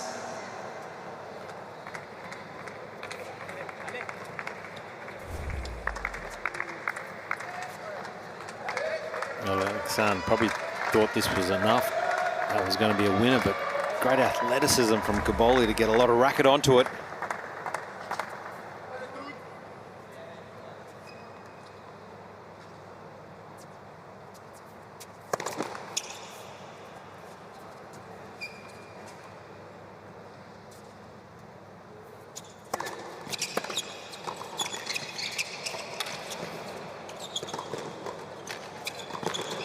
Oh, gee, good hands from Kaboli early in the rally. Keep Team Italy in this first set tiebreak. But I really like, even though they didn't win the point, the French team, Lechimia is getting involved. Looks a lot more certain at the net now compared to the beginning of the match.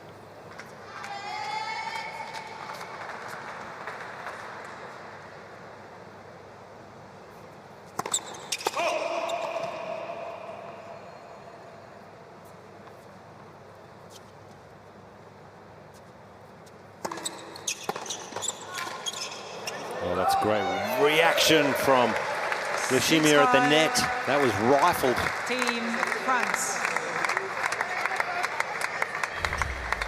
Have a look at this. Great reaction. Just gets the racket right out in front. And that brings up set point for Team France.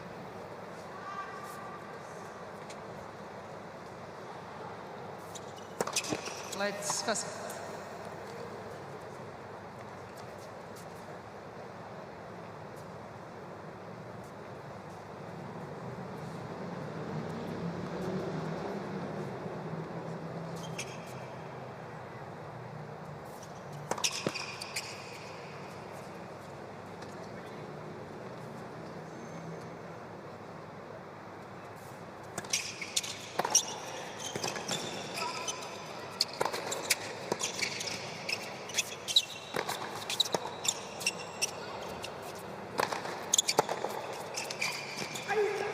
Oh, it's too good. Team France with a touch of class. 7 games to 6. The opening set, 7 games to 6.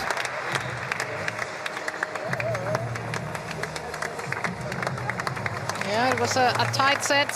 There was not much between the two teams, that's for sure. A little bear there from Caroline Garcia. They definitely have stepped it up a notch. They were down a break, down 4-1 in the first set. They managed to turn it around. Let's have a look at some of the statistics.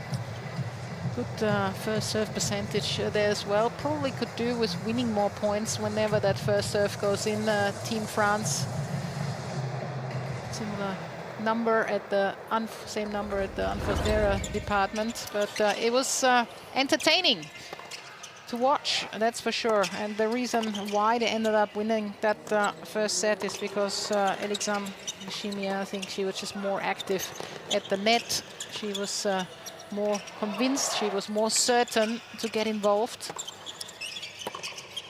Yeah, I think the left-handed, right-handed combination also worked in their favour. Just on serve, I thought Lechimia did a great job of mixing up with her variation. And that is a pretty sweet way for Team France to take the opening set. 7 games to 6.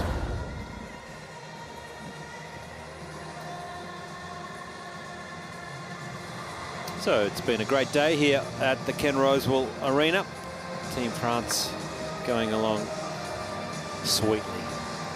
Adrian Manarino got Team France off to a great start, winning the men's singles 6-4, 6-4 over Lorenzo Sonego. Time. And then in the women's, it was their team leader, Caroline Garcia, 6-4, 5-7, 6-4 over Jasmine Palini. And Roger Vasselin and Lechimia have wrapped up this first set, 7 games to 6. So Team France really well positioned and looking strong in Second set, this year's United Cup. Team France 2-7.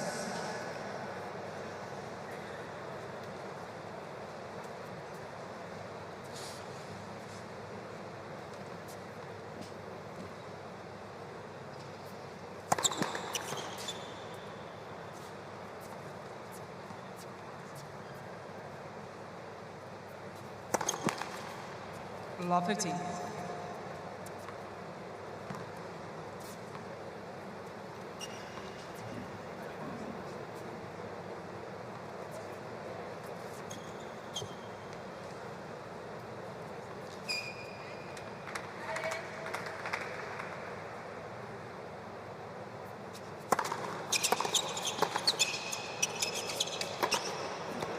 And France just changing ends 15. of who serves first. Of course, at the end of each set, you can nominate either player to serve first from that end, and Roger Vasselin is opening the proceedings.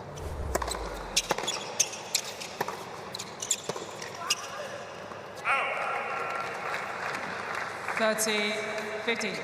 Strong year in 2023, winning 5 titles in doubles, 2 of the Masters Series. That's the big ones on the ATP Tour. Her overhead is outstanding. 40-15. Alexandre Chimia. She also with the volley, she really sticks them now.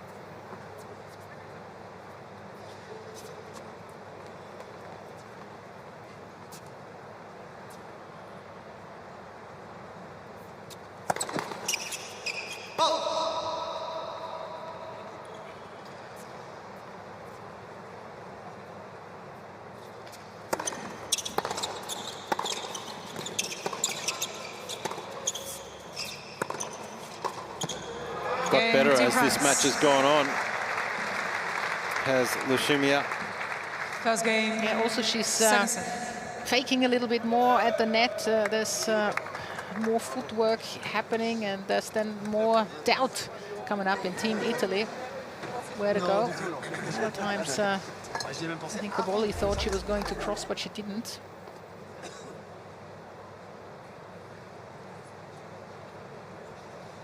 Yeah, just keeps moving forward. Very capable at the net. Been as high as 65 in the world in singles and is currently inside that top 100. So gets into all the Grand Slams.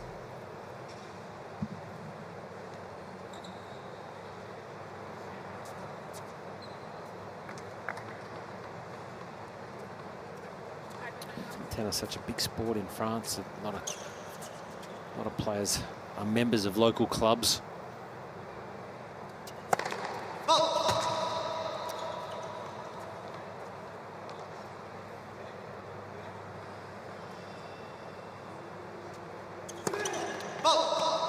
Love it.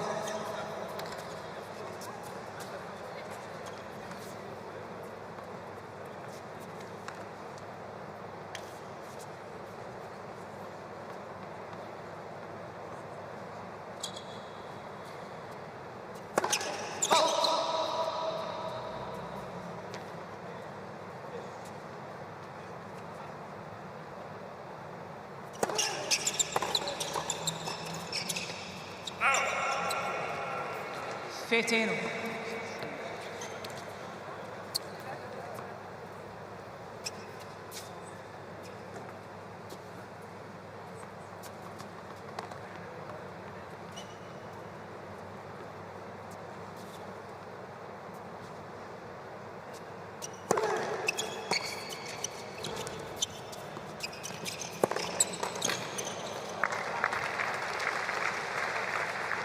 $30-15.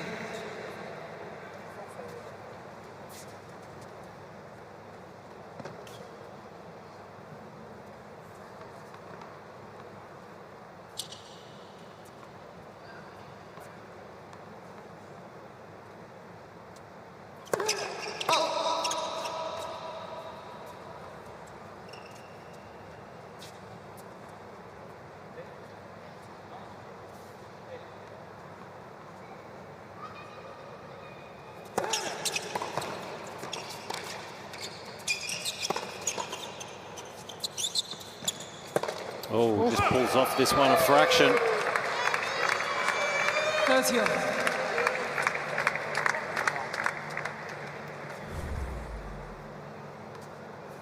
Just moved the upper body too quickly. Lost the eye of the court as well.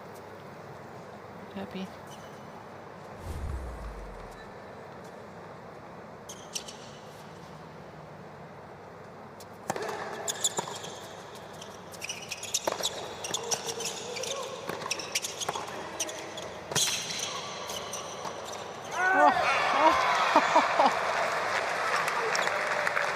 And Lushimia missed it. 40. One player on the ground. You can't fault Cavoli's commitment here. He has been absolutely everywhere throughout the entirety of this match. What a dramatic fall.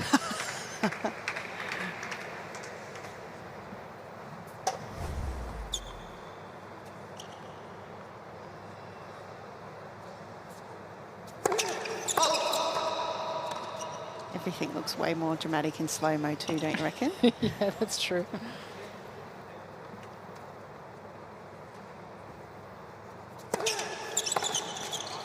Game, Team Italy. That's a good hold from Team Italy. Under a little bit of pressure on that service game. 1 game on.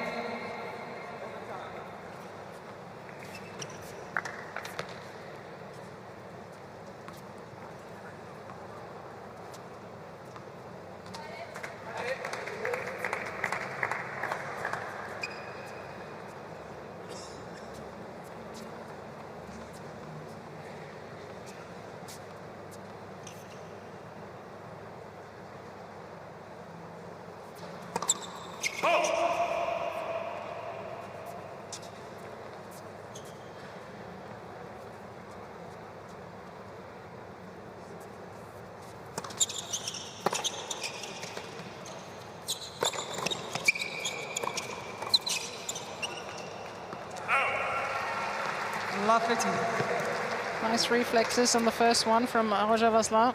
Not so much on the second.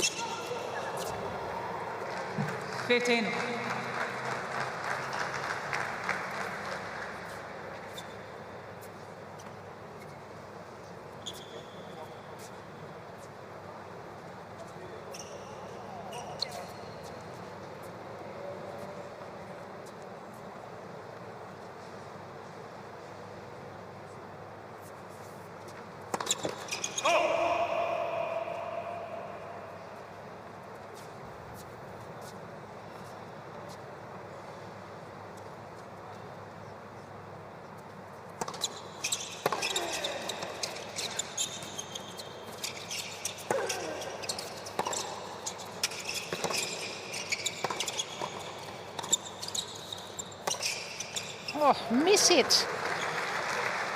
But 15. Lushimia put pressure on Team Italy, came to the net. He hasn't mishit much today. He's been really good with the forehand. Just decelerates a fraction. Tried to hit it to the feet, I think, of Lushimia.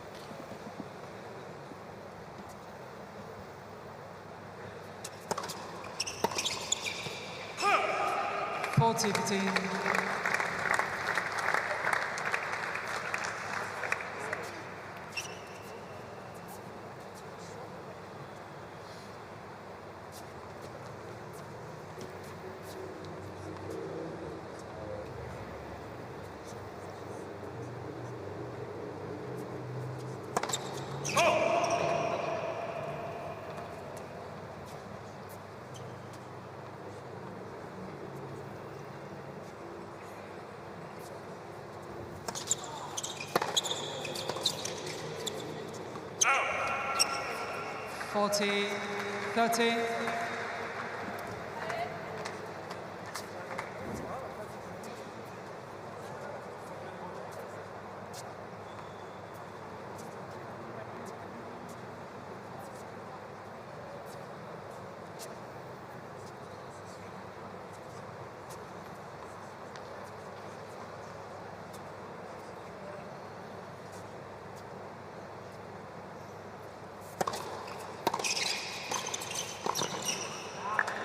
Yes. Yeah, this is a wonderful point, isn't it?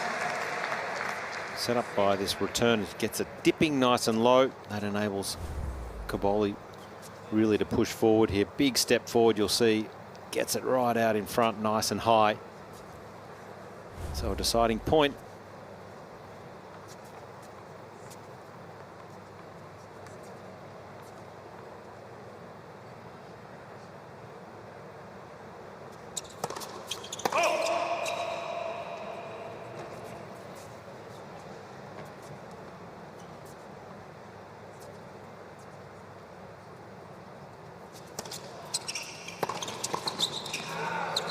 Just a great cross again from the experienced campaigner Roger Vasselin, and it's Team France who continue domination here, 7-6-2-1.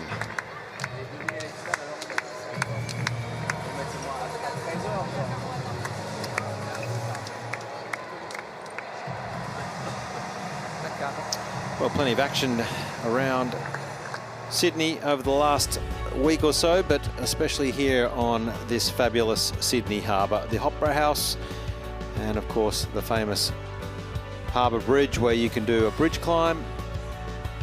Check out all the action down there around Circular Quay, where all the ferries go in and out, and, of course, the iconic Opera House, where they still have many performances throughout the course of the year. And just such a picturesque sight where those pictures always go around the world with bringing in the new year on Sydney Harbour.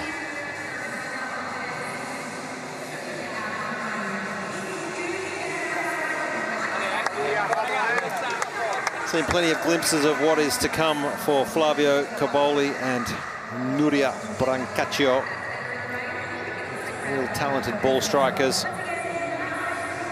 Played particularly well so far in this match. It's only been a few points the difference. Yeah, especially in the first sets, they had that lead, couldn't hold on to it. But we know in mixed doubles how quickly the momentum can change. This is far from being over.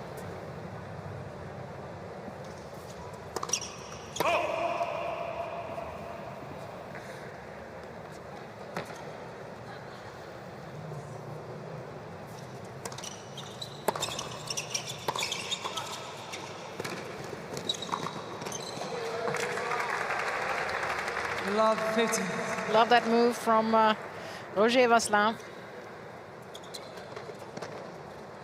So familiar when to cross, what to do at what time.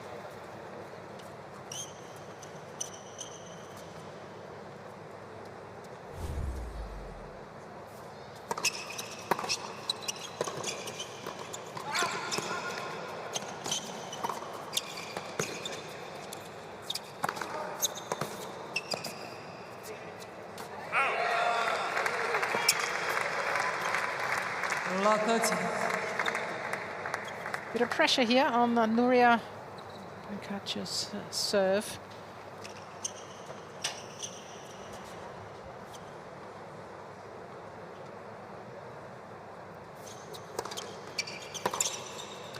Got it. Really moving a little bit too early. It's always all about timing, isn't it?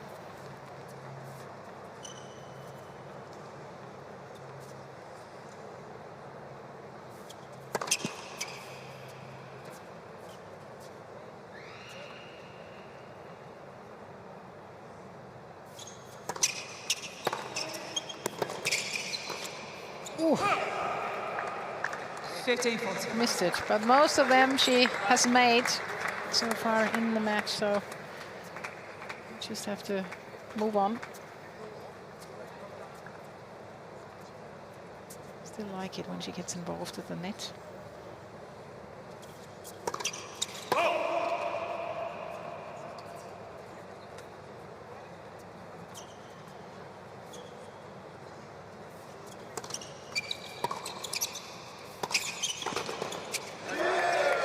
There it is, the break in the second set. Team France putting themselves into a 3 games very to 1. comfortable position.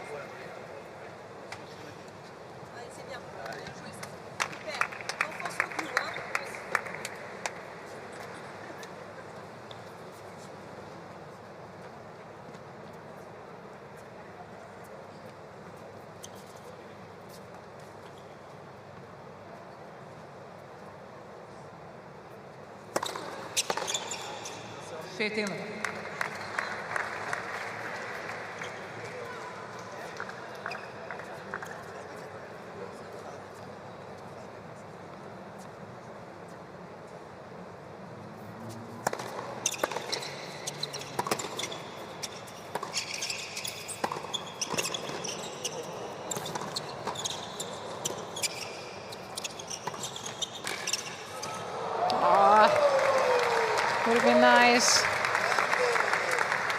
Great reflexes though from Alexandra Lishimia at the net. Once again, have a look at that, how she blocks it. And what she does really well, she just moves closer and closer to the net. That's what you got to do.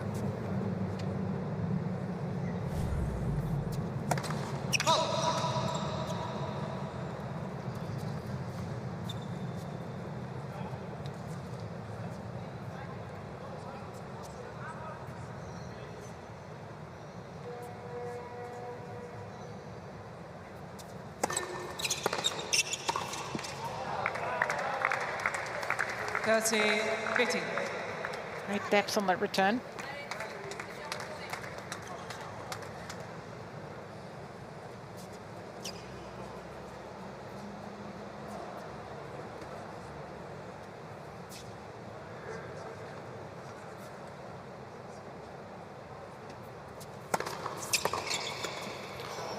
Wow. Hopefully that doesn't come back to haunt them. That was a costly miss. Does volley beautifully today. Lishimia sitting on top of the net, just got a little too eager.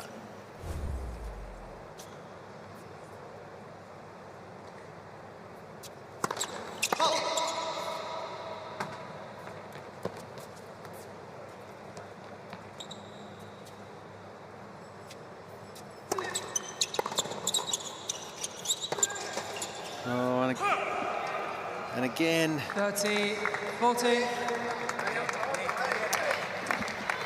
Really great play from Kaboli, not just going one back, but the next one again. And Lishimia, if I was Team Italy, it'd just be targeting that backhand volley of Lishimia. I think she's quite comfortable moving off that forehand volley side, but the backhand gets a little bit tight. Yes. All right, so it's a deciding point here.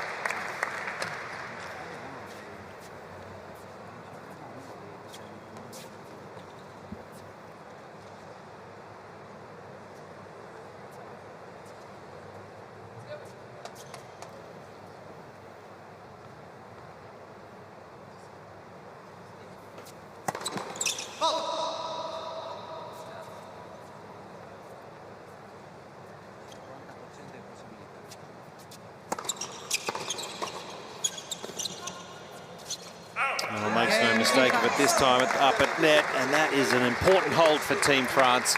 They consolidate the break and lead 1-0 and 4-1 second set.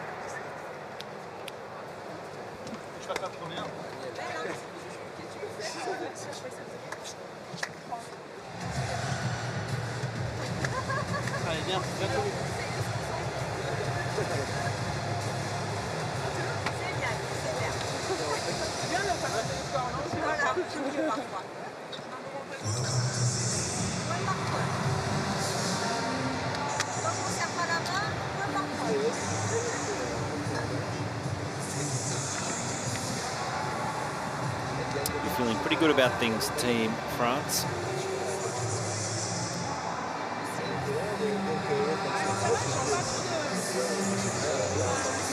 Really taking more initiative in this doubles. More creative. That's one there.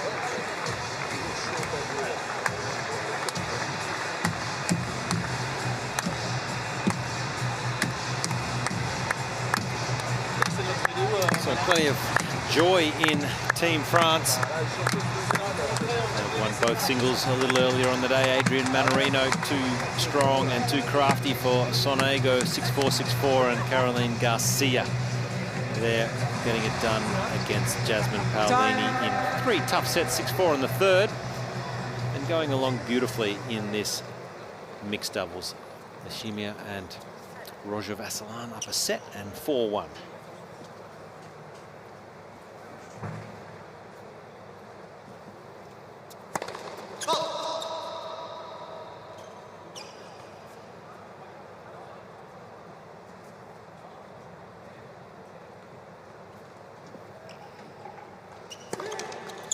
Love 15.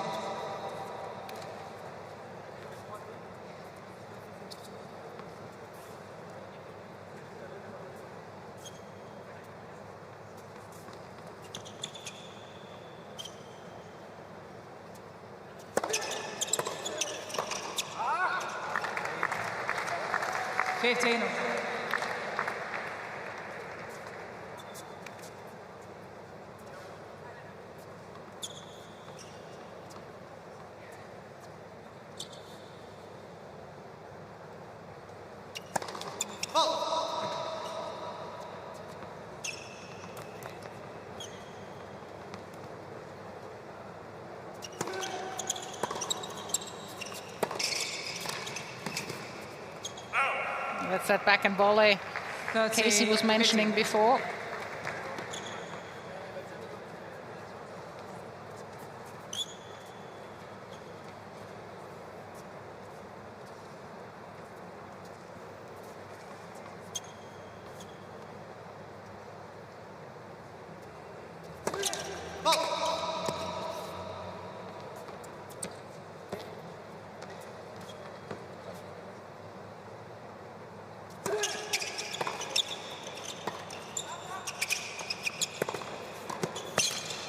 Oh, touch of class here.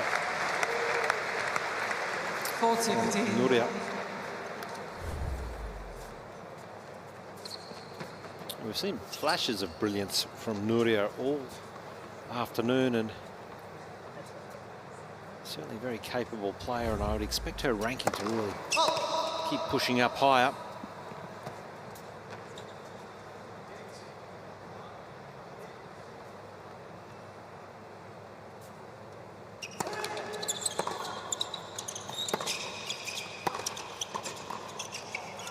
That's a great service game.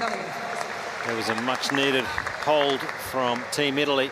Yeah, I agree with you, Josh. And I think for Brancaccio, I think the value of this match for her is insurmountable in terms of her career. Just playing on a big court, representing a nation, so valuable in terms of a player's development and just having that experience. So I think she'll be so much better for this, because I agree there's been times where I've thought her awareness and instincts have been great, and then other times just slightly nervous and perhaps not on her game so much. No, I think it's not just, this event is not just necessarily being around your own team, which is of course invaluable, but also up close and personal with all the teams here at this event. You get to live it and breathe it and see what the very best are doing. So definitely for a player of her ranking, I think it's massive.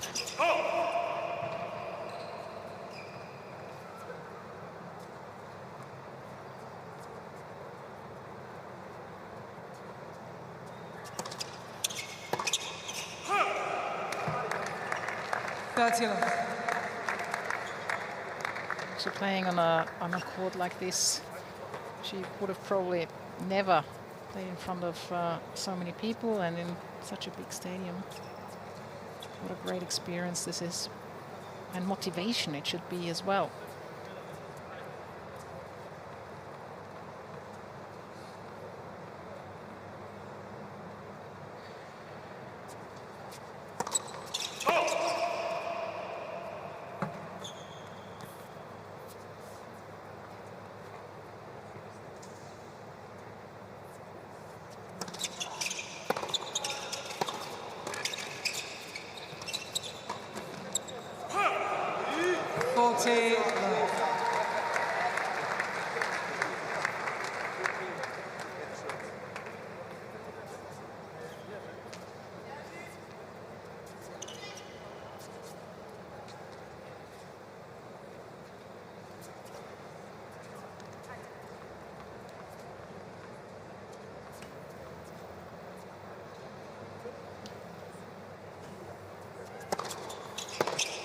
It's a comfortable service hold for Team France. They're 1 game away.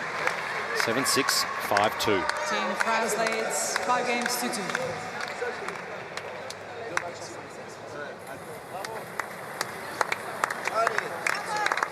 Well, it's been a great performance here at Ken Rosewall Arena, but in this iconic state, New South Wales, some of the best sightseeing tours you can do is catch the ferry from Circular Quay over to Taronga Zoo.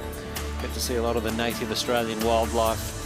It's been a real hit with the players here, that's for sure. They've all been out to Taronga Zoo and got to hold the koala, get up close and personal with a few kangaroos amongst some of the other animals, and I know the Australian snakes seem to scare off a few of the internationals. So Taronga Zoo, a real hot spot here in Sydney.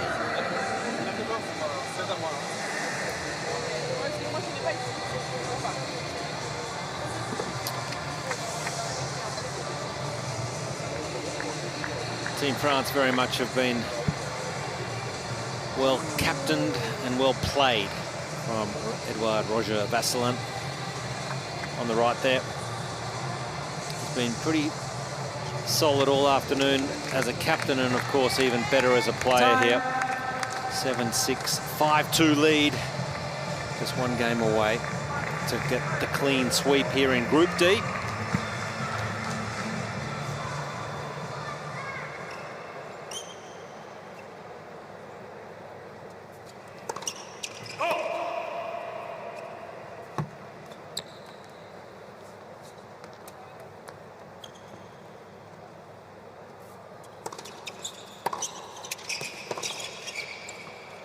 Nicely seen. There was a little bit of movement there from Roger Vasselin. Yeah, Brancaccio saw it early enough.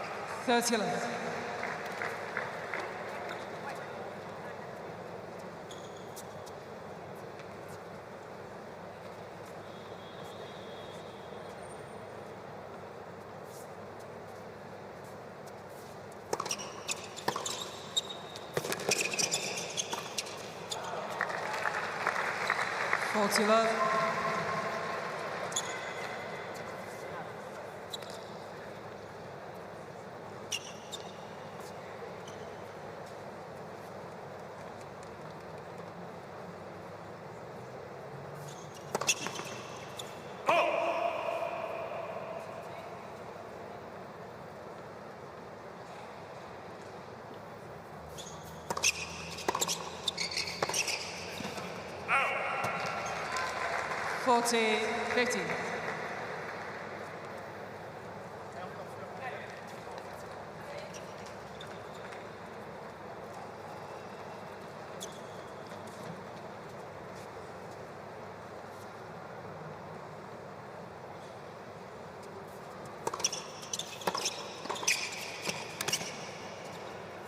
In game, Team Italy.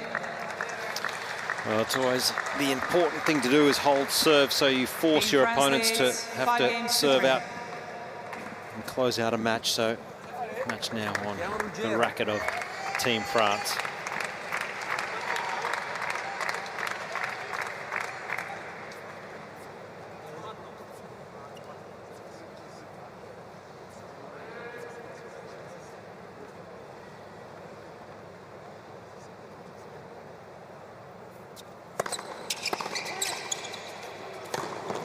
Oh, it's so good.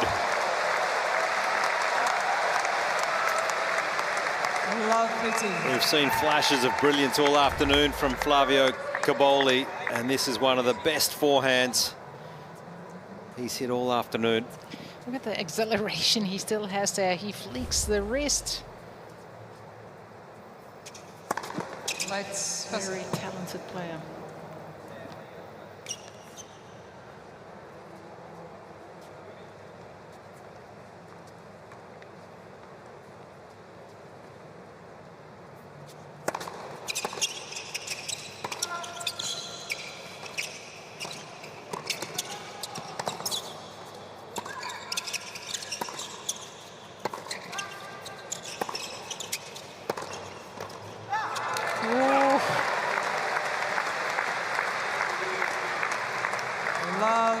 30. This is it. Some troubles here on the serve from Roger Vasselin. Good old momentum. This could be a moment where it could change.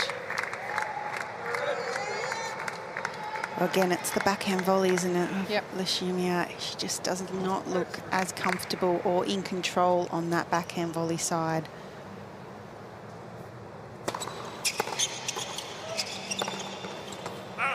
Gee, that didn't miss by much. Actually, it looked into me, but lucky there for the French team.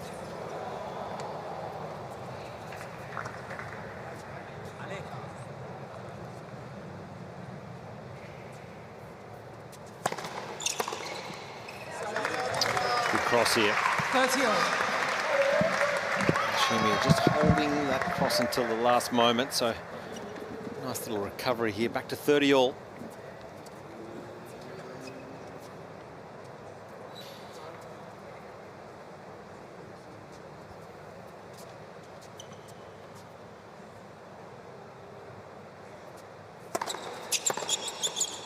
That's the backhand volley, just catching it late. 30, Also, 14. I mean, it's a double-handed backhand volley, isn't it? I'm not a huge fan of that. It can happen when you have to block. If you have time, it's easier to move forward when you have a single-hander.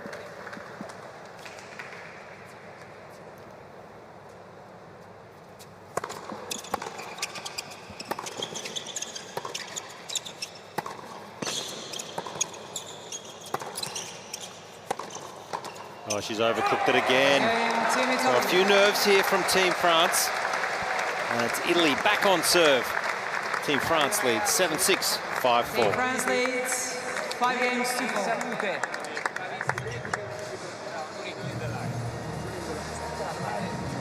Vivi in salute. Brava Nuria. O primo punto o Fla, fatto nulla. Sì, non ce l'ho fatta a tirare addosso. 0,30 era veloce, non avevo tempo di decidere. È sempre attaccata fermata. È decisa, Forza, forza. Parola d'ordine decisa.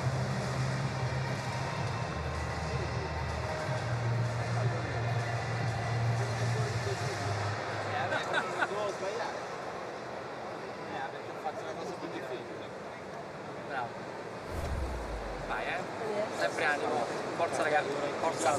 Non dobbiamo dar fare le ali a sto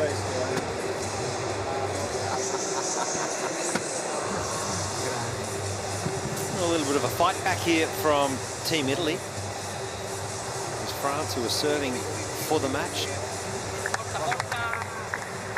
A couple of loose volleys from Lashimia at the net there. Yeah, possibly a few nerves.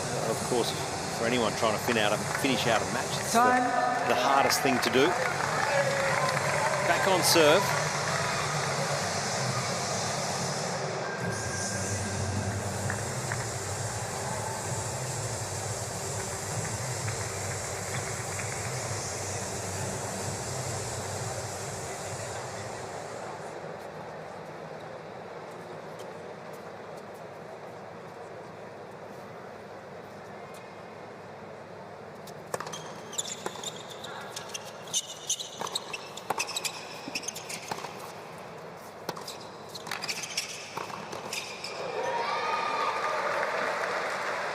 Stay away from the middle. Of course, Roger Vasselin is going to get involved. Yeah, I don't think they want Kaboli hitting too many forehands. It's been lethal this afternoon.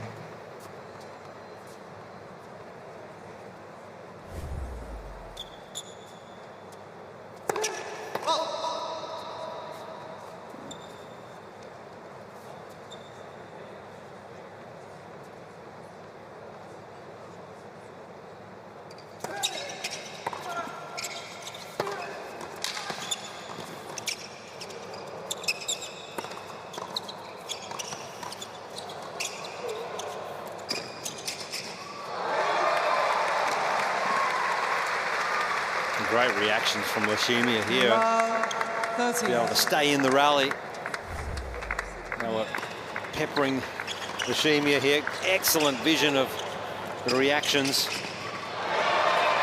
And I think purely the fact that she missed a few in that last game, she's switched back on and ready for everything now.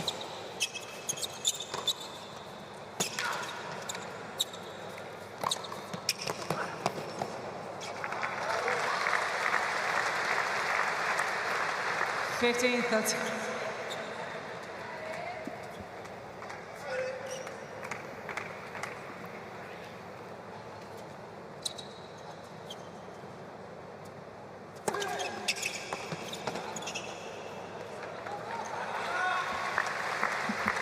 30. Generate some serious kick and work off that serve out to the ad court.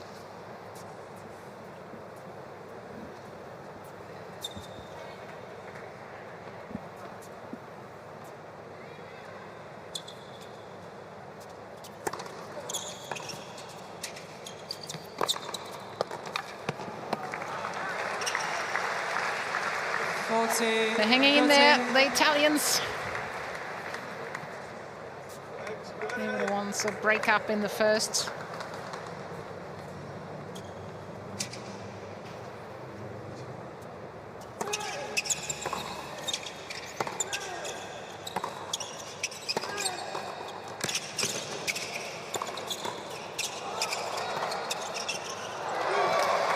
She gets it. Didn't have much room to work with. Had to be absolutely perfect. And this is massive. It's deciding point, so it's either a match point for Team France or a game point for Italy to stay alive in this match.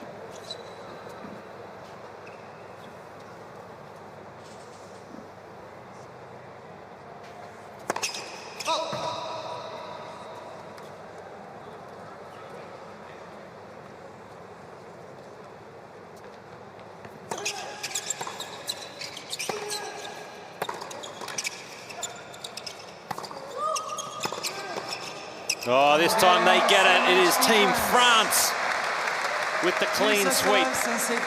Straight sets winners in the mixed doubles, 7-6, 6-4. And they have played very well all tie here today at the Ken Rosewall Arena. Yeah, they were just a little bit more brave at the end. Team France deserved to win. And a clean sheet against Italy today. 2 singles matches and this one mixed doubles is going their way. Just a little bit more experienced, Vasla and Lushimia in this encounter. And I love this, how they shake hands with the opposition.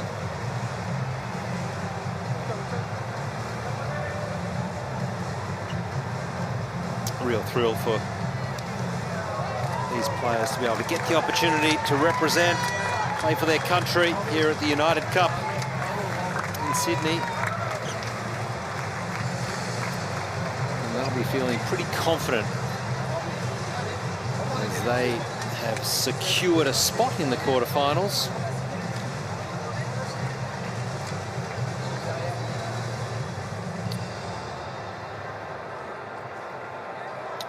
Not to be for Team Italy. They put up a brave fight, and great to see some emerging stars and talent come out of Team Italy. But it's the experience of Caroline Garcia, Adrian Manarino, and their captain, playing captain, Eduard Roger Vasselin, who were very good today.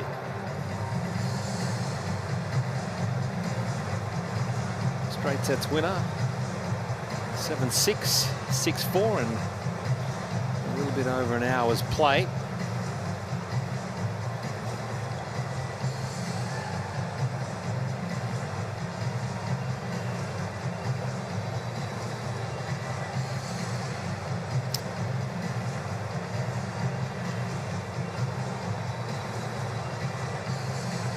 Plenty of celebrating going on as they know they have moved on through to the quarterfinals. All right, Casey Delacroix is courtside with our winners. Well, I might start with you, Alexandre, because it was great to see you out here. You've obviously supported your team and you've been practicing. How great was it to get out here and play with Edouard today? Yeah, it was actually amazing to play with Edouard because he's such a good doubles player, and I'm so proud to play for my country. I've never played Fed Cup or anything, and it was actually the first time playing for France, so it was just an amazing feeling to be on court today. I'm super proud of our team for the great effort today.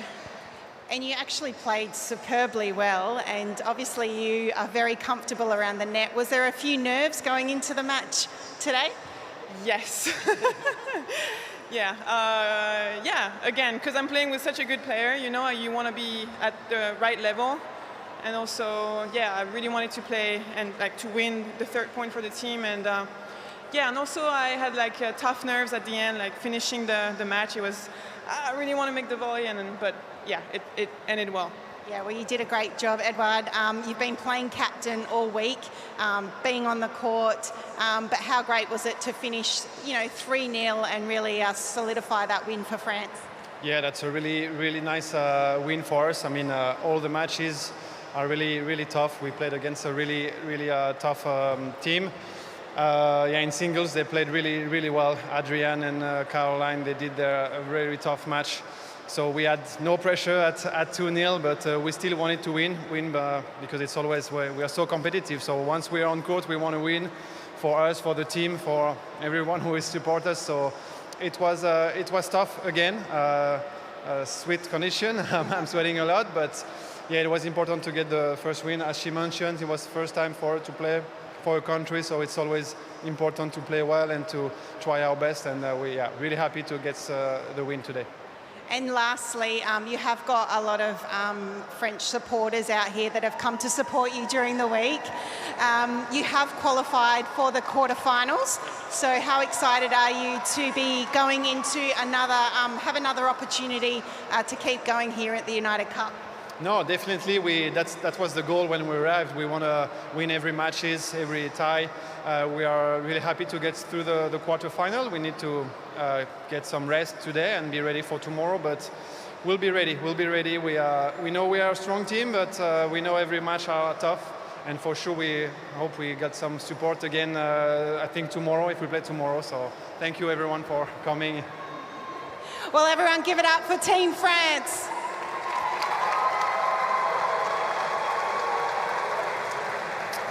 Well, thrilled to be through, and a great result there for Team France. And in particular,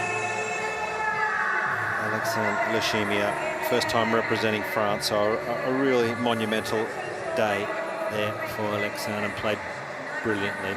As we take a look at some of the numbers there, Barbara, it really was an impressive display from all four players, but in the end, probably just the experience I felt of Edouard, Roger, Vasselin, and on those break points, they certainly took their opportunities, Team France, and Italy had the opportunity at stages throughout that match, and we saw glimpses of the future in terms of Flavio Carboli, the way he can strike that forehand. But overall, a very impressive performance, you would say, from Team France. Yeah, very solid performance from Team France. Higher percentage of the first serve. I think that's one of the biggest keys in doubles. If you look at the total points, there's only 2 points in between, 70 for Team France and 68 for Italy. Great experience for the Italians, though, but it's Team France who's through. Let's just have a look at today's results here. Ken Rosewall Arena, it was Adrian Mannarino who was at his absolute finest earlier today. Crafty as usual, and he was just too good for Lorenzo Sonego. 6-4, 6-4, and of course Garcia getting through along with the mixed doubles. Let's take a look at the groups. That's Group D in the middle there. France have had 2 wins, so they're safely through. Norway through in Group F in what was an absolute nail-biter. And Group B, that will be coming up a little bit later, so that will be determined in the night session. So this is what is coming your way tonight here on Ken Rosewall Arena. We've got Stefanos Tsitsipas up in action. Great to see him in action up against Steven Diaz. Maria Sakkari, well, that'll be an absolute cracker up against Leylah Fernandez. followed by the mixed double. So it's Greece taking on Canada in the last group match of the group stages here at the United Cup. It's been a brilliant day's play here. The day session where it's been Team Italy up against Team France. We saw lots of flamboyant shot making and lots of brilliance in all three matches. Adrian Manarino getting it done. Caroline Garcia, too good in her singles. And it is Team France safely through 3-love.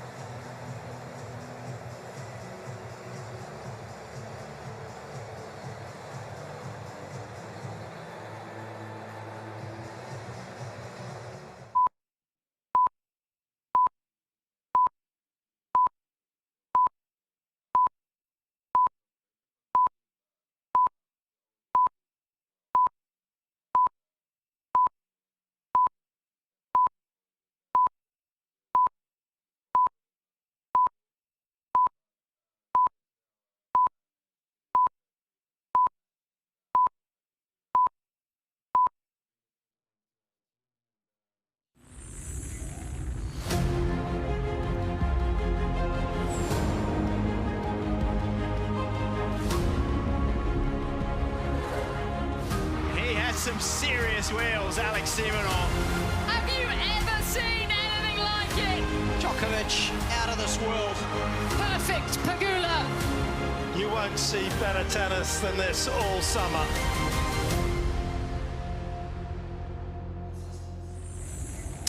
Hello and welcome to the final evening session of the group matches at the United Cup in Sydney. One of two teams, Canada and Greece, looking to bridge their way into the knockout stages. The fans have come in their throngs. Greek support always high on the agenda, and they'll be hoping that their number one players can do the business. Of course, the Canadians will be hoping for some good rearguard action from a team that has done so well in the combined competitions, be it in Davis Cup, or of course most recently in the Billie Jean King Cup, where Team Canada prevailed in the women's side on that occasion.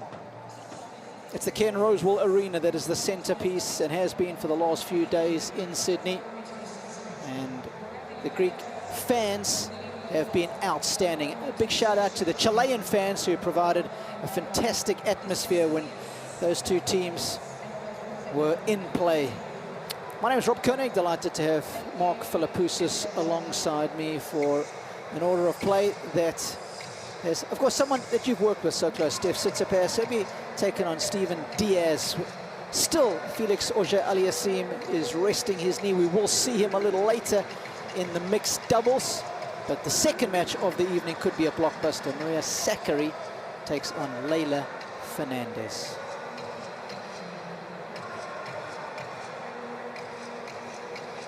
So, Group F, Norway, top dogs.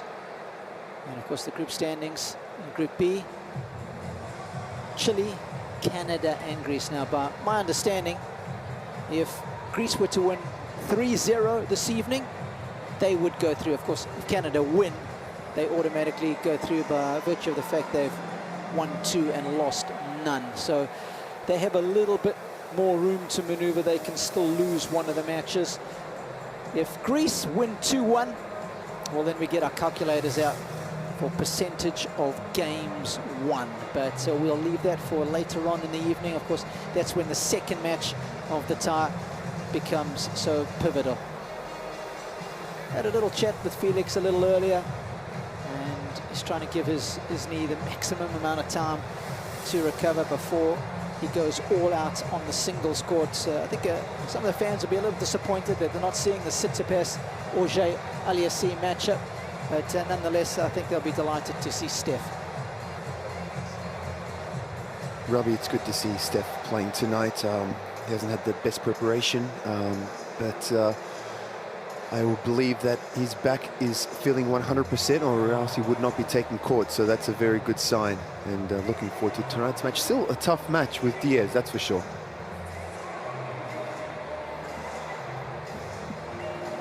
Yeah, Steven Diaz, a last-minute replacement for Team Canada.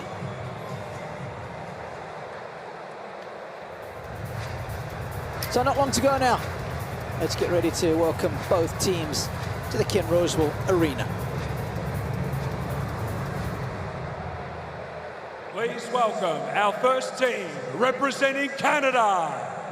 Team Captain Adil Shamsden, Stacey Fong, Steven Diaz, Leylah Fernandez, and Felix Auger-Aliassime.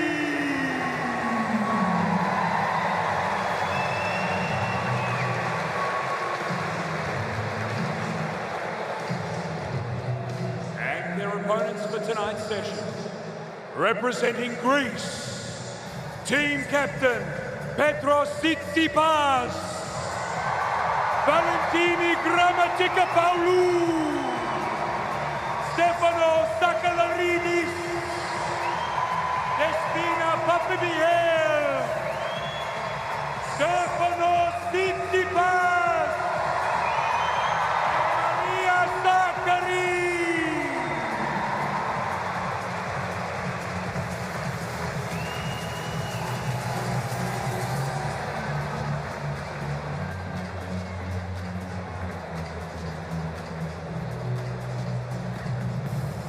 Now, if you are able, please be upstanding for the national anthems of Canada and Greece.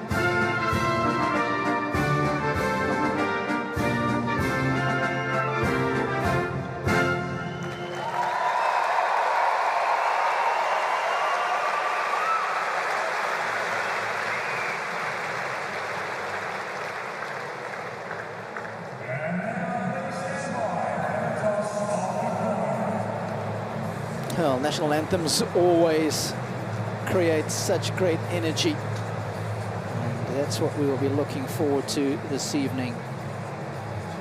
Nigh on impossible to get a ticket for this session. Sold out. So expect the crowd to be in full voice.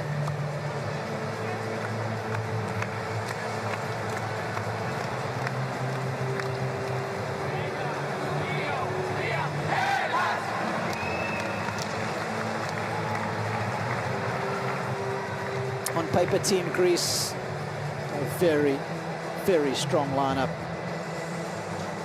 Together with Team Poland, they were the top dogs. Team Canada looking to be the party spoilers, send them packing.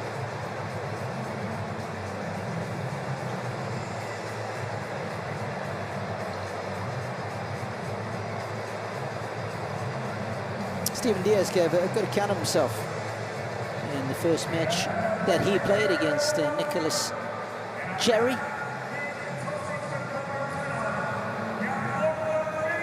Just came unstuck, 7-5, 6-4. He'll be looking to improve upon that result, but he's going to have his hands full against a man who's a phenomenal shot maker.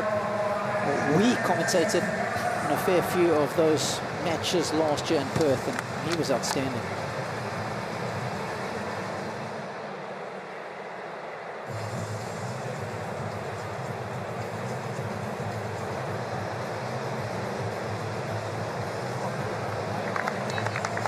So let's get ready for some of the formalities.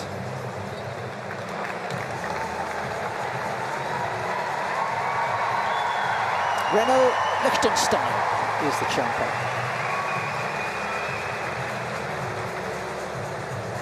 Gentlemen, we have 25 seconds. The time starts when I call the score. We have the system as usual. Net device, TV changeover. And, well, you already done the picture with him, so we don't need to do it again. We have Goulagong or AO.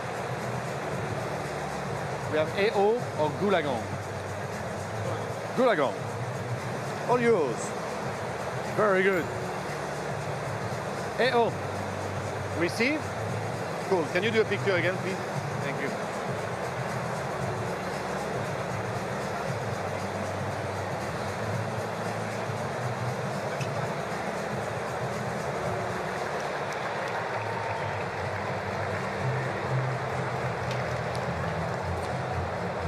So, a young hot shot. I'll keep that picture for the mantelpiece, I'm sure.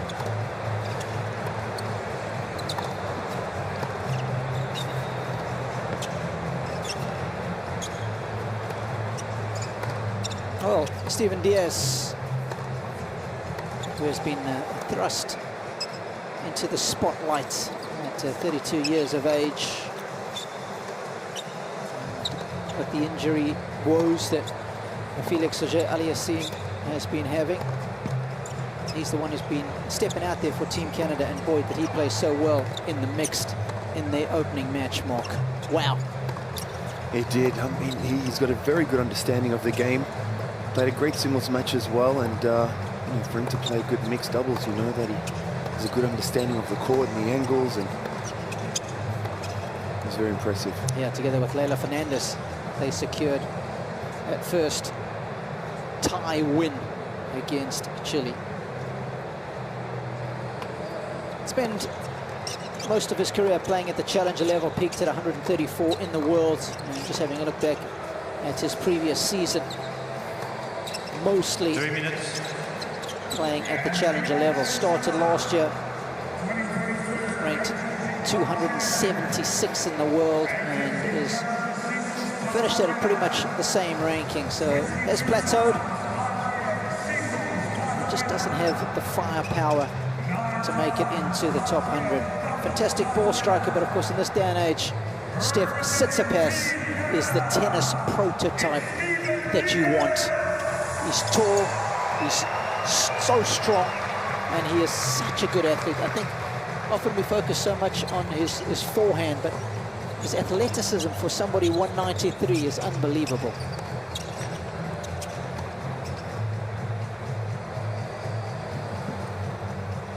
And it was 12 months ago, this time back in Perth, where he kicked off the start of what promised to be a fantastic season, Mark. I remember commentating his first match of the year against Grigor Dimitrov, where he was dominating, then let things slip, and then eventually won it 7-6 in the third. And that was almost like a precursor of things to come. You win those close ones early on in the season, it gives you so much belief, doesn't it? Absolutely, Robbie. I called that match with you, and you actually mentioned that. You said, let's see what difference, you know, that makes. Just winning 1 or 2 points to win the first match of the year and the momentum he will play. And he went on to win all 5 of his matches, United Cup, and then had an amazing start to the year, losing the final to Djokovic at the Australian Open. Yeah, wins over Borna Coric, 7-5 in the third. He beats Matteo Berrettini in the semi-final, 6-4 in the third. And I'm sure he'll be hoping that just this one match will put him on the right trajectory for what lies ahead down under. It's a lot of points to defend.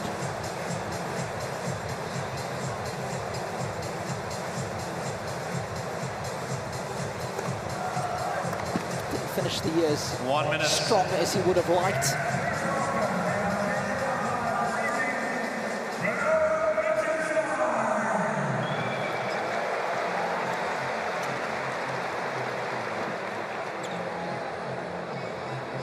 To retire the season-ending finale against Holger Rune after just a couple of games. That was a disappointment after losing to Yannick Sinner as well in the group stages. Didn't play his final group match. That was how 2023 ended for Steph. Was won in Los Cabos. Lost in the finals of Barcelona to Carlos Alcaraz. This match will be played best of 3 tie-break sets. And after a fantastic start to the year, things kind of simmered for the rest of it. Interesting what 2023 holds for kind of Steven Diaz, somebody who's been around for a long time. Can he use this as an inspiration, as a springboard to perhaps break into the top 100? But it's so tough these days, isn't it? It is, Robbie. Look, I think this will do nothing but benefit him. These matches, the tough matches he's getting, being in front of this crowd, this atmosphere, for him to step back into the challenges is the challenge is a very tough level of competition. It's not easy at all. Yeah, we see someone, Talon Griekspoor, who won 8 challenges in a year, and the ranking, you know, went from 130 to 70 in the world. I mean, that's how good it has to be to break inside the top 100 playing challenges.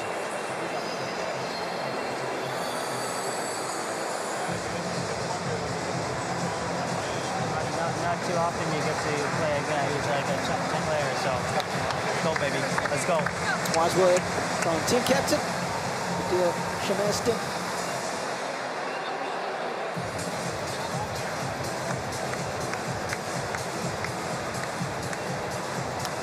Not all that often you get to play a top player like Steph Tsitsipas was his message. Go out there and enjoy it. Team captain for Greece is Petros. Ready. It'll be big brother Play. to get this contest underway. Greece versus Canada. Please. Thank you. Any seats for now? Players are ready.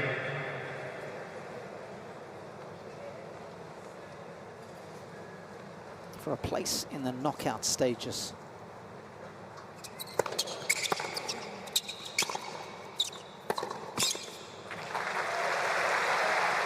$15 love.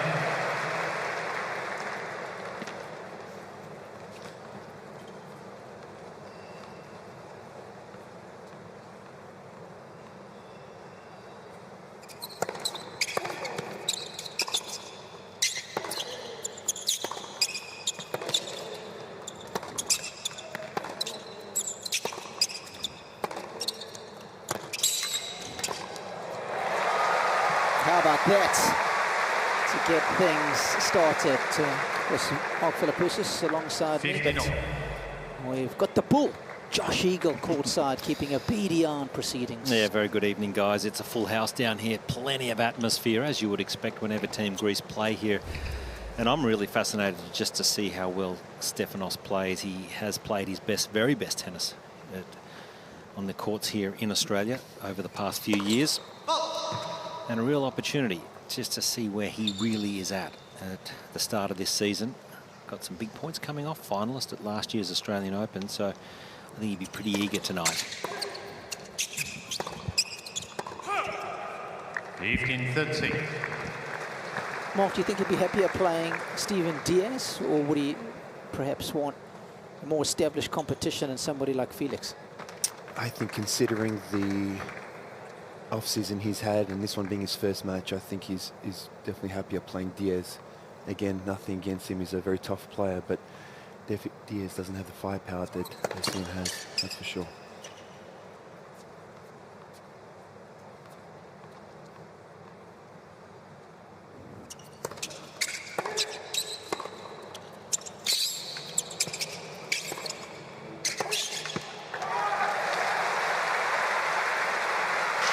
Mark, how much pressure do you think Stefanos would be feeling? I mean, everyone's expecting him here in this whole stadium to win. Of course, his team would be, and so would he. But you know, these are not easy matchups when you're coming off a pre-season. So, a fair bit of pressure.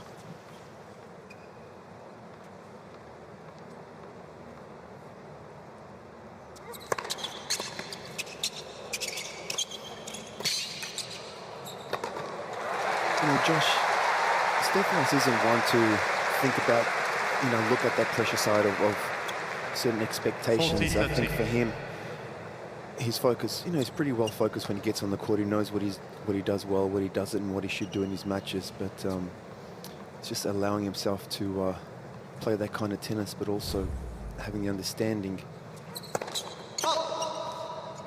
to work on the stuff that isn't his strengths. That's the biggest thing.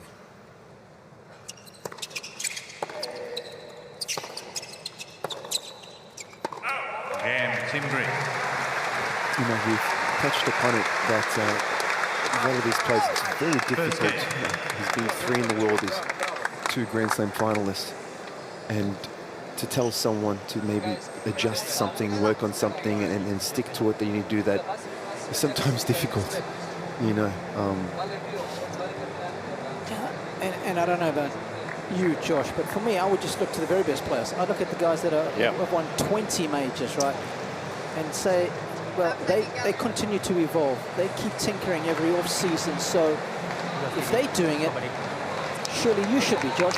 No, I couldn't agree more. And I think that's the difference, isn't it? You know, you just look at how desperate they are for improvement. Team Novak and, of course, Rafa, Roger, the greats. That's what, you know, is just simply amazing every day, that attitude to get better. Of course, all players have it, but, you know, they leave no stone unturned, that's for sure. And, you know, you got to tip your hat to that. And I guess that'll be the challenge for the likes of this next generation coming through. Of course, he's not next generation Tsitsipas. He's been to the final twice, so and he's got to push himself to get better.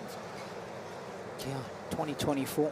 We'll keep a close eye on how his game unfolds. Stephen Diaz for Team Canada.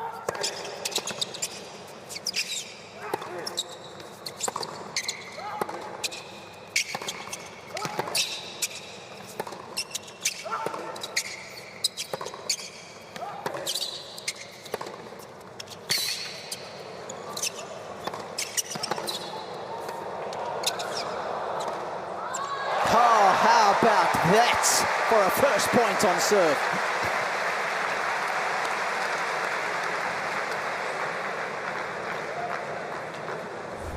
There's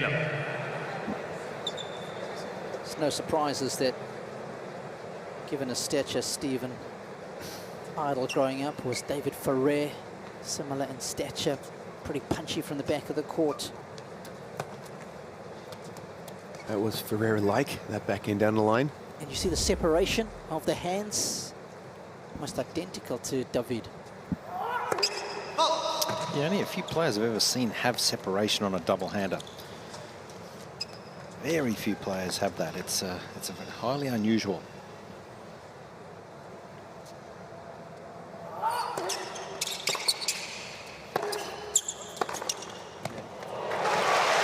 That's something special, that shot.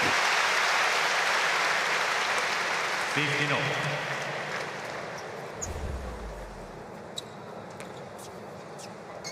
I want to know from you guys where the Tsitsipas forehand ranks as far as forehands go with the current crop of players on tour.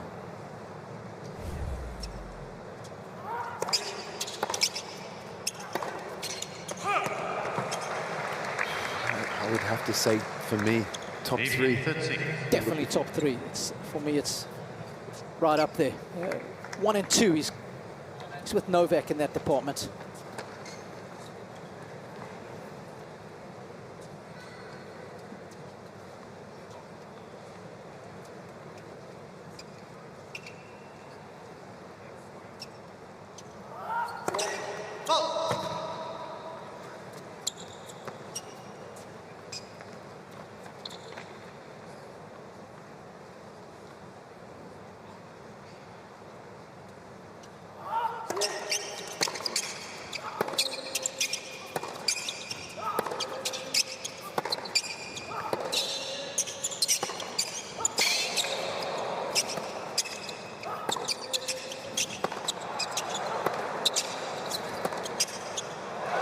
Stop it!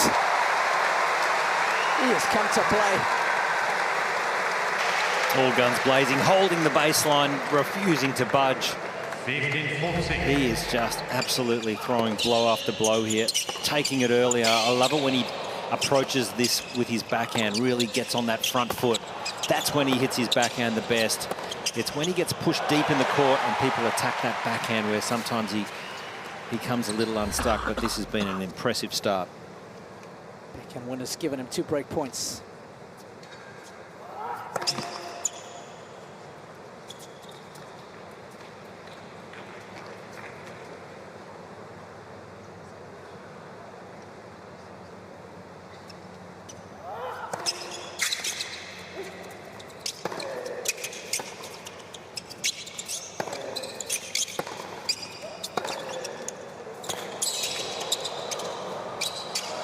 Impressive.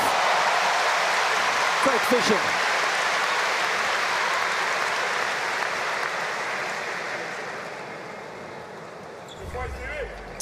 You can just feel the energy, the atmosphere here courtside, and the intensity. This is not the usual intensity that Steven Diaz would be facing or used to experiencing at the challenger level. This is a real step up in class. The interesting thing will be to see how long he can sustain this quality of play.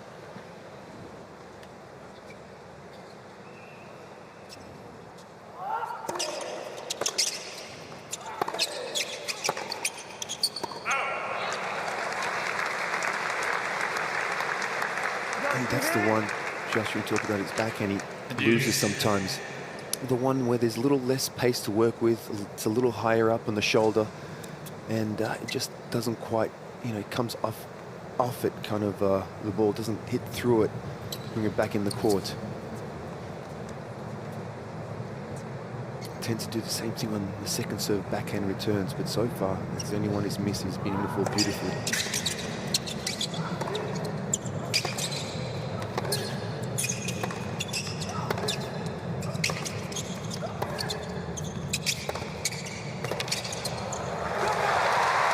Yeah, Robbie, you asked the question before about the forehand of Tsitsipas. Oh, look, of course it's top three. It has to be, because it is actually the backhand that is his weakness, and that is probably why he hasn't won a Grand Slam yet. The great players can get to Tsitsipas's backhand. They can push him back, and I just think for a one-hander, he's still got a lot of room for improvement with his slice. He can learn more skill. He can chip it short, which we don't see him use that slice a lot. And I know, Mark, you've spent time with him, and I'd like to see a bit more of that slice from Stefanos.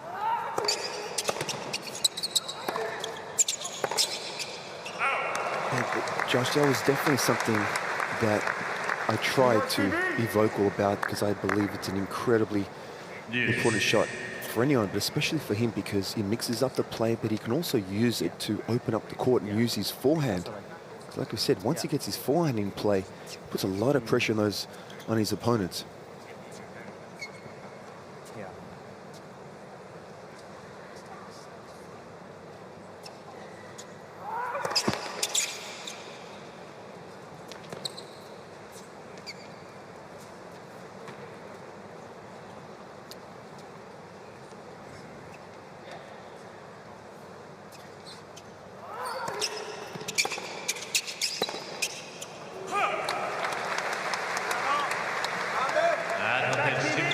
Getting a lot of texts from all the Spaniards watching, Josh, saying, what about Alcaraz? What about Alcaraz? I think his forehand's the best. But I think over the last year, I think if we've put Alcaraz's forehand under the microscope, we have seen that shot leak a lot of errors when he isn't playing his best tennis, and he misses it a lot.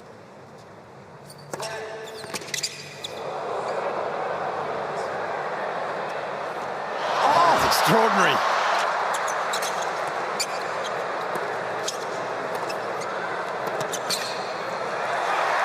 Can you believe it? A backhand of stratospheric proportions lands in the court. That missed 14 railings up there. I don't know how it didn't clip some part of that roof structure. I just hope we get a shot of it. He's gone between all of those pieces of metal. I mean, if you did that 100 times on that trajectory, you'd struggle to stay away from the metal. He's got the early break.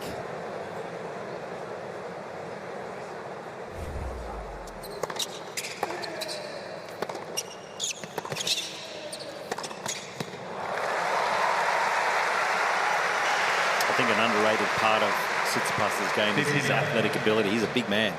You stand next to him, he's at least 6'4". I just think he's really athletic. So when he's moving well, he's fit and healthy, and he can get around and use that forehand, it's even more potent. Very good observation.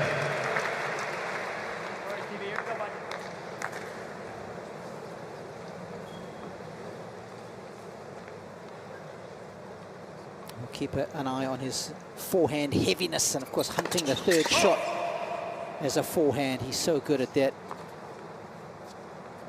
After the serve, first strike, he gets to use the forehand.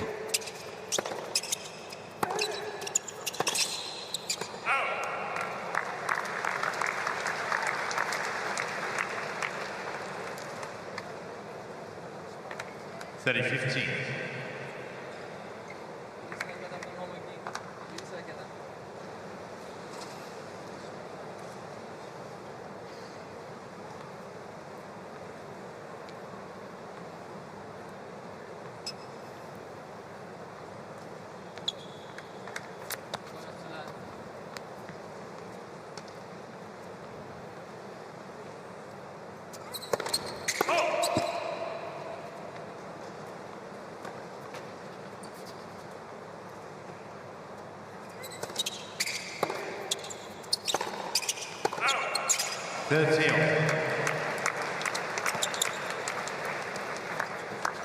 Greece is requesting a replay on the left baseline.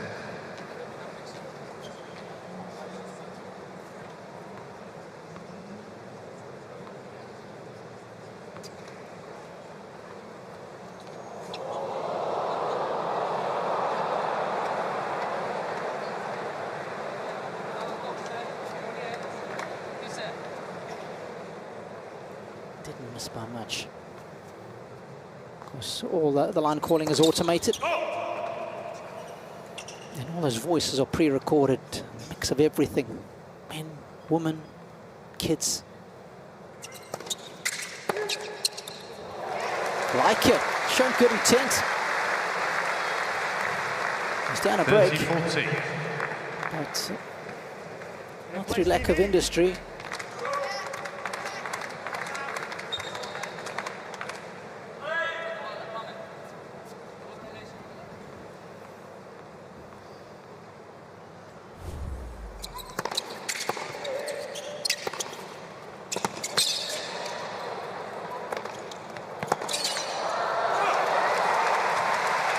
Yeah, that's the sort of point Tsitsipas wants to play a lot more of in 2024.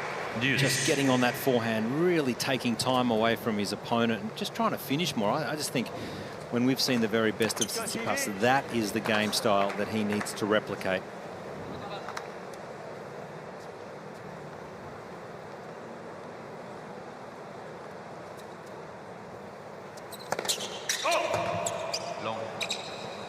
Joshua talking about moving forward, body weight getting to the net to finish off the point. Yeah, I love it. I just think he's got such a big wingspan. He can volley well. Tough to pass. Yeah.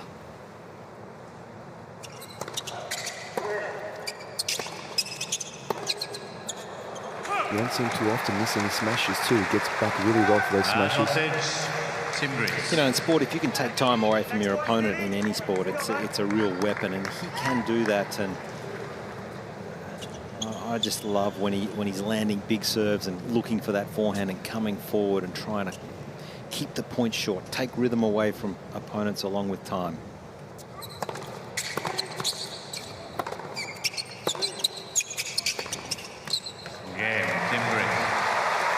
That is something special, that shot, when it's in full flow, and he's shown us a fair few of those, and it's kept his fans very happy in the early stages of this contest. Team Greece lead 3-0.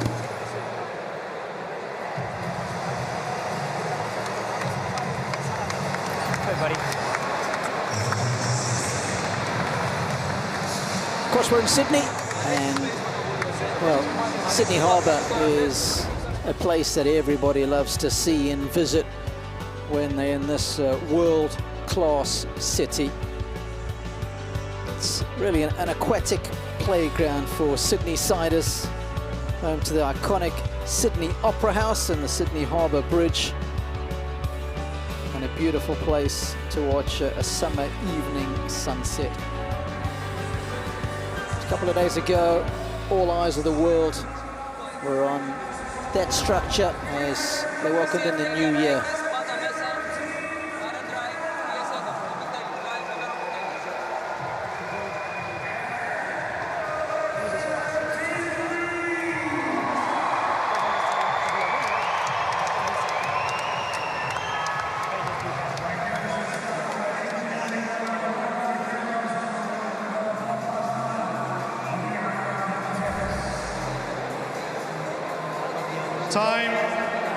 Some nice upgrades done to the Ken Rosewall Arena last couple of years. Structure looks fantastic. I love the fact that it's open on the sides there. Allow the fresh air to get in.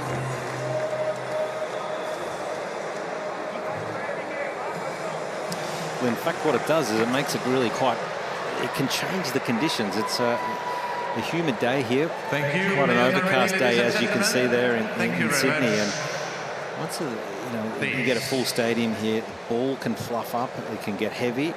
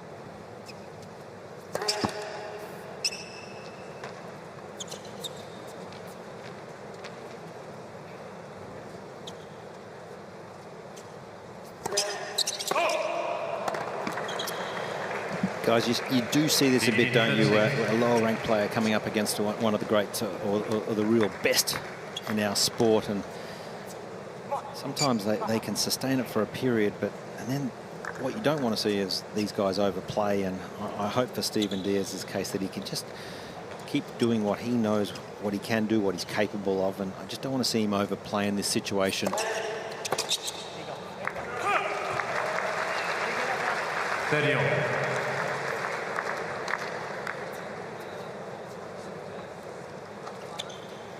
Josh, his game plan should be okay. I can't hit this guy off the court, but I'm certainly not going to give him some unforced errors or 3 points. I'm going to make him work for it and look to work that backhand. 40. No, I agree. If you're Steven Diaz, you would want to try and get 80 to 90% of every rally ball and every single shot you can to the backhand of Tsitsipas, just to send that message and go, well, I know you've got a good forehand, but let's have a look at this backhand over sustained periods of the match and just try and break it down a little bit where he might drop a few short and make a few errors.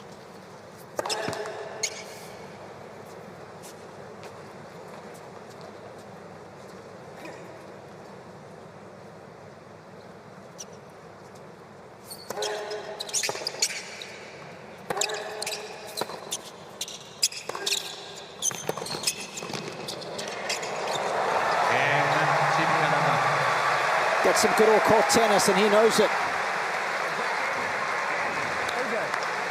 Felix likes it too. Team Greece leads 3-1.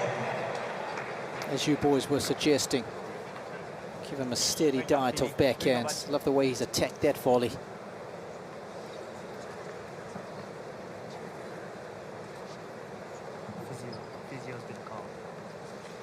Sounds like the physio has been called. I have seen Diaz just holding on that left hip of his.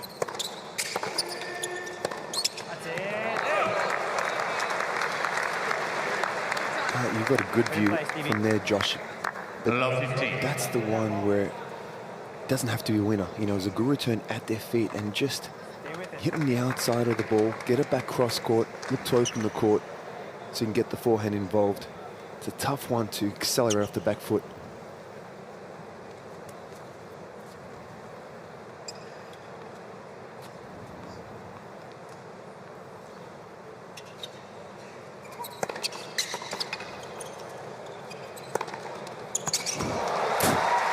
That is not an easy shot. He has made it look easy. 15-0. So often when you're hitting a smash, as you well know, you're going backwards, right? you run forwards to hit it, you can often put that thing in the back fence.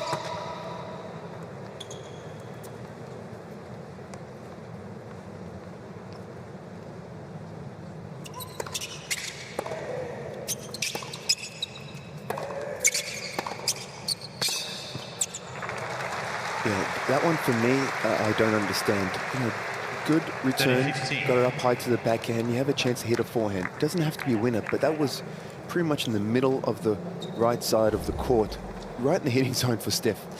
Yeah, I was thinking the same thing. And Steph's one of those guys, you've got to be so careful when you go to his backhand because the forehand is so big. Look at the average topspin forehand speed there, the revs that he's got on that thing when you compare it to Diaz's forehand. Almost 800 RPMs more for Tsitsipas versus Diaz. That thing is adorned with all manner of spin.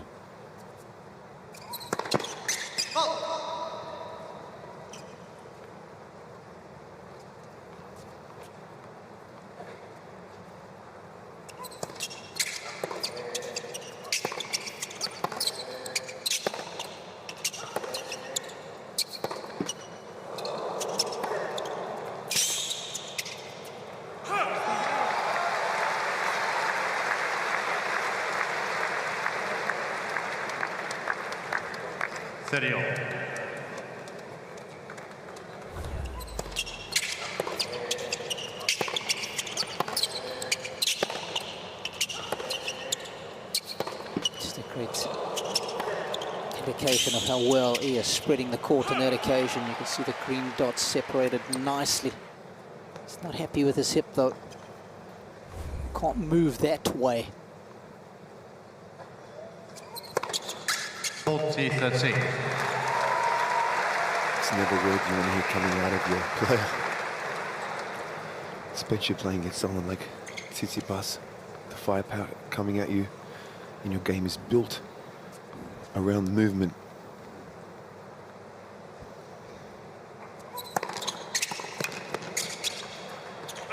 Game, Team Greece. That'll sail along. Team Greece keep their ascendancy in the opening 5 games. Lead 4 games to 1. They lead 4-1.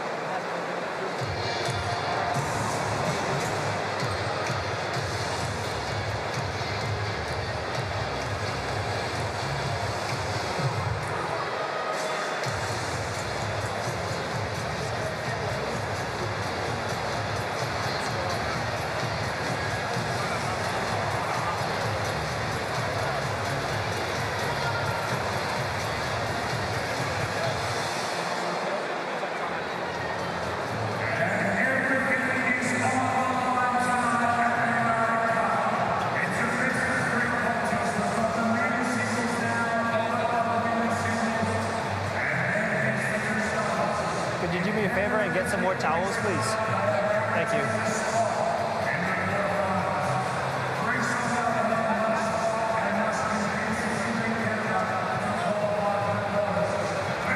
So it does look like it's going to be an injury timeout Ladies and for gentlemen, Steven Diaz. Steven Diaz for Team Canada is now receiving a medical timeout.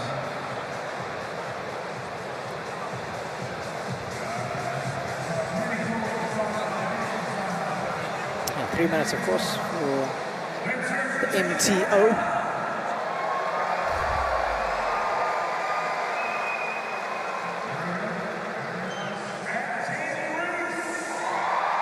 In and around that hip area, the TFL, the tensor fascia lata muscle. It's a small little muscle there in the hip. It's almost a triangular shape, and it controls so many different things. Your IT band, your lower back, everything comes in that area. And he's getting a proper working out. One of those areas where few muscles connect, and the referral pain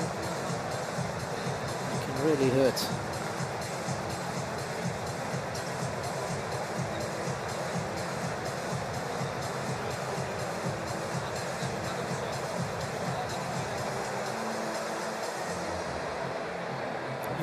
knockouts for the most part end up just being a rub.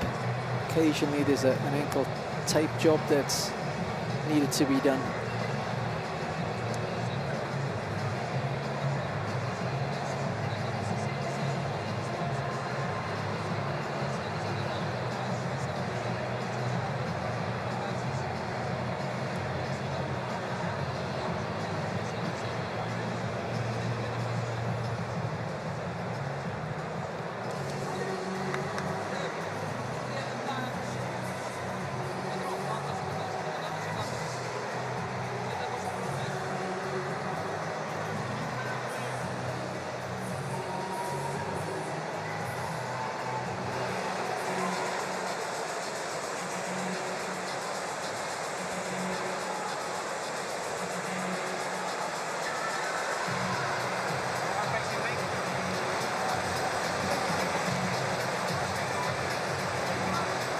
Diaz will be hoping to tap into some of the DJ's music. He needs some power right now. He needs some mojo going his way. You know, the first match was a tough one. Robbie, a lot of time pre-season, might be pushing a little bit hard on the physical side, and you come out, you play a match, and you go out and you just stretch out wide. The intensity is definitely not the same. As much as you try to do it on the practice court as a match with stress involved and things like that, so the body's under a lot more stress. Sometimes tweak something, can happen very easily. Hopefully that's all it is, just a little tweak.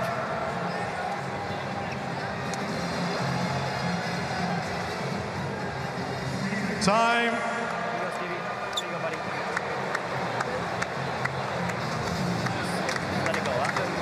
This is the highest ranked player that Steven Diaz has ever played against. Before today, that was Nicholas Jerry at 19 in the world. Tsitsipas, of course, ranked 6 at the moment.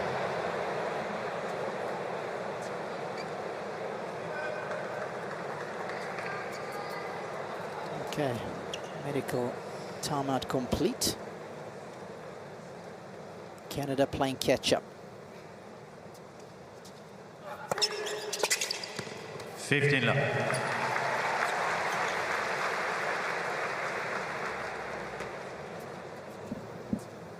Shaking out it's that left side too. So every time he lands on his serve, he's going to feel that a little bit.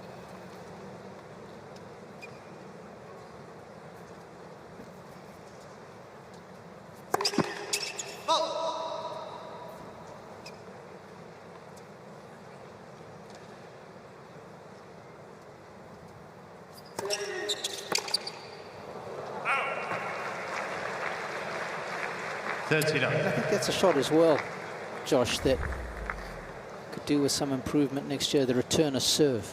Yeah, I think it's such an advantage, isn't it, for a double-hander when they've got the two hands. Once the ball gets up high, above shoulder height, it's a much easier return for a double-hander. I think Stefanos, if he can use that chip return, like a Roger Federer developed really well in the back end of his career. We've seen Dimitrov have success with that chip, and just to add extra variation, I think he has grown up loving hitting the one-hander, but I just think if he can add slight adjustments and variation, it'll just only hold him in good stead moving forward.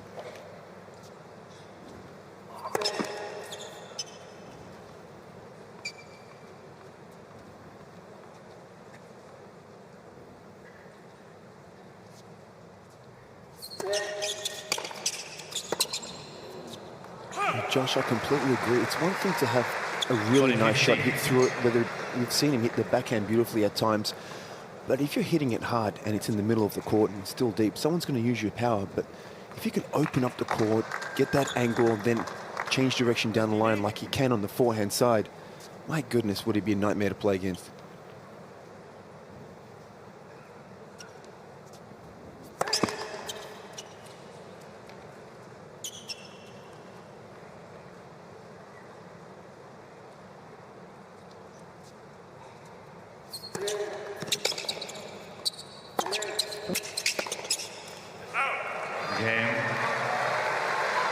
Team Canada. Team Greece leads 4 games to 2. So after the early break, Diaz has done a good job of sticking around. You know, you talk about the backhand side, and I think tennis is a funny game. A lot of punters or people or viewers at home would think, gee, the backhand, you know, you do hit a lot of back winners from it, but you actually don't. If you look at the numbers and the stats throughout the course of the year, there's a very few backhand winners hit compared to the forehand. So it's the guys who have the really solid backhand that doesn't make any unforced errors and have good depth with it, that then so they can use the forehand, are the ones that generally win.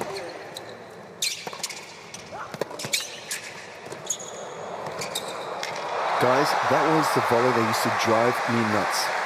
In practice, drop volley off the high volley, whether it's a forehand or a backhand side. I you know, do not like seeing that shot.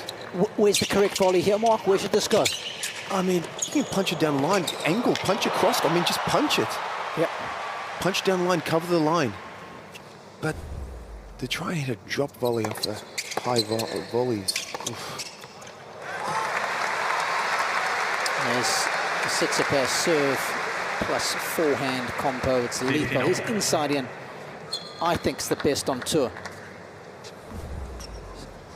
Nicholas Jerry could take a page out of this one. Right, yeah. Really struggled with his shot yesterday, that specific one. It's a side spin needed. There it is again. Yeah, Robbie, you're spot on. It's so good because he is hunting, he's looking, he's desperate to get on that, and he just takes it so early. And when you get a bird's eye view here courtside, look how early he's getting up inside that baseline, making contact like nearly a metre inside the baseline. That is just makes it impossible to defend against.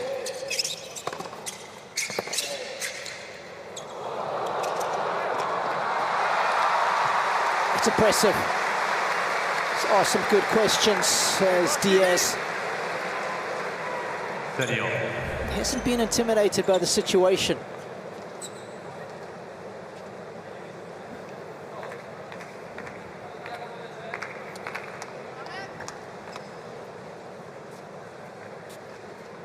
A little too casual for my liking. Got to get the eyes and the legs down there to the height of the ball.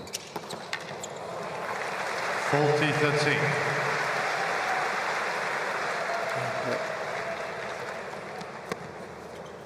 Biggest differences between these two is the quality of the first serve.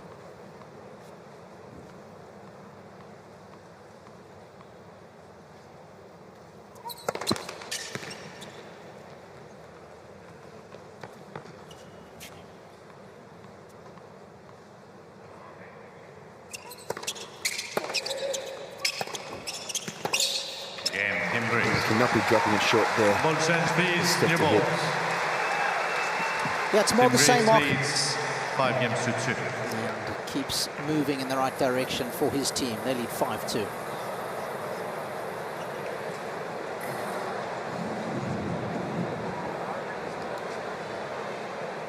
Well, we like to call this scene Vivid Sydney. It began in 2009. It's a 3-week festival of lights across Sydney Harbour and the surrounding areas.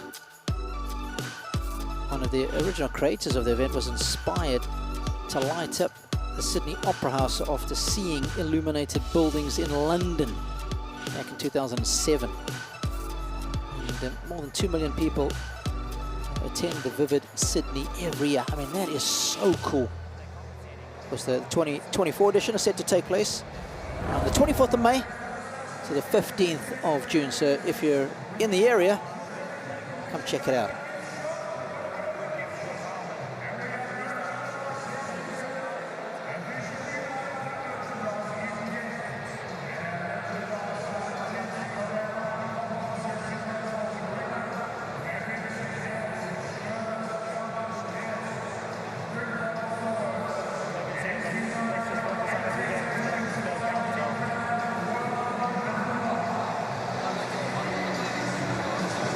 Time.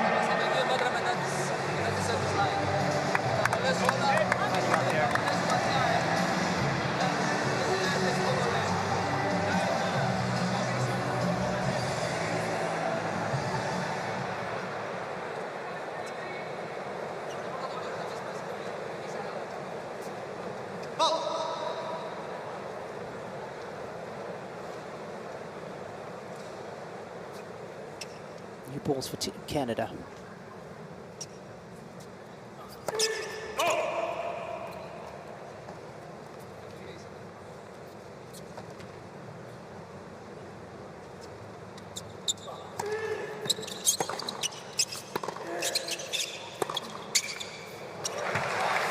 So good. Just the superlatives for it. It's mesmerizing. Yeah, take a look at the desperation with the footwork. You know, you've got to work hard physically to get around and get yourself in that position. It's the little things, the 1 and 2 percenters that he does so well.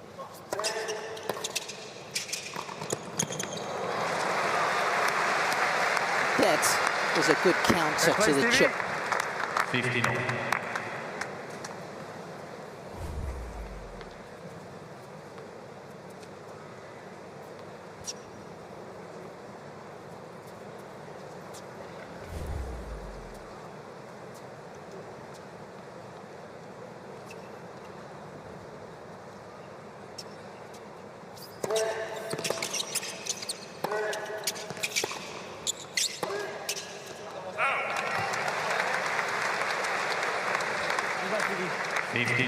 You know, it's easy from the sideline, isn't it, or up in the commentary box, but if you're Steven Diaz, he would genuinely feel if he gets himself into a cross-court backhand rally that he should be feeling pretty comfortable, but he just hasn't been able to do it enough in today's match, really. He's just been under pressure right from the start. Let's for service.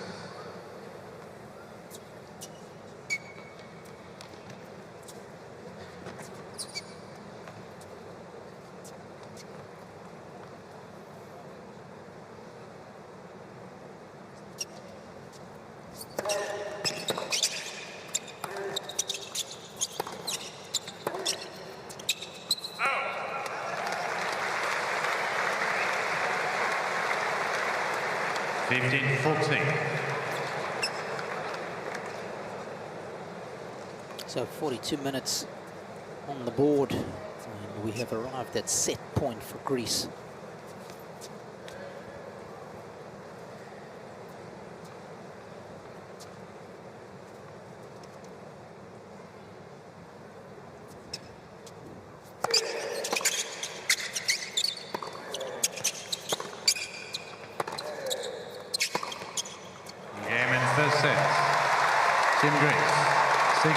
Tsitsipas with a perfectly executed forehand to round out the opening sets. He bags it 6-2.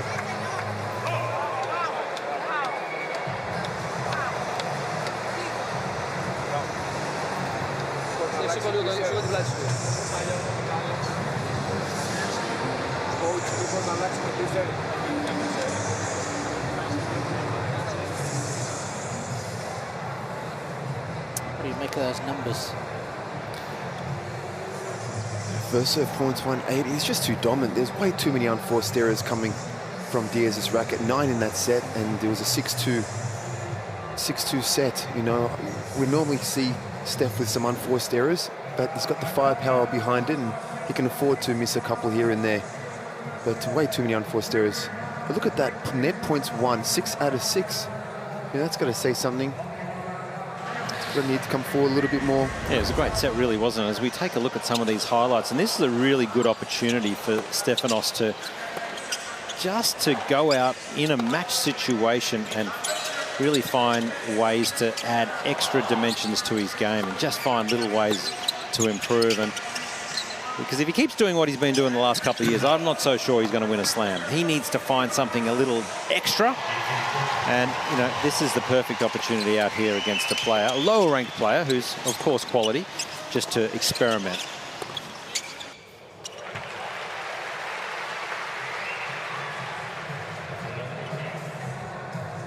Josh, I couldn't agree more. And one of those things that I'd love to see him do when he hasn't done once is a 7 volley.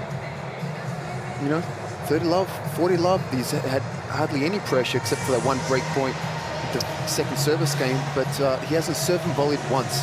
No, I just sort of wonder. I just wonder what the thought would be in their camp. Like, it almost needs to be a sustained intent where you go for the next 2 or 3 months, every service game you have to serve volley once? Look, I had a rule that I said every service game I'd like to see 1 serve volley. Yeah.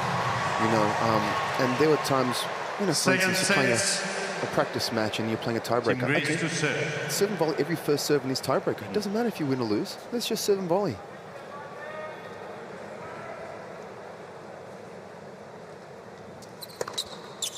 He almost thought about it then. Oh, well, I'd be interested. Robbie, Mark, does Tsitsipas win a Grand Slam with this current game style? Does he need? Do you think that will happen? No. Not easy. No, not if he doesn't adapt to the things as far as the chip, getting the slice down, moving a little bit more, looking to move in. You know, tidy up the backhand a little bit more, a little more consistency. But for me, the biggest thing is, you know, is that chip and mixing up the play coming into the net. I mean, he certainly has every other aspect, the mentality, physicality.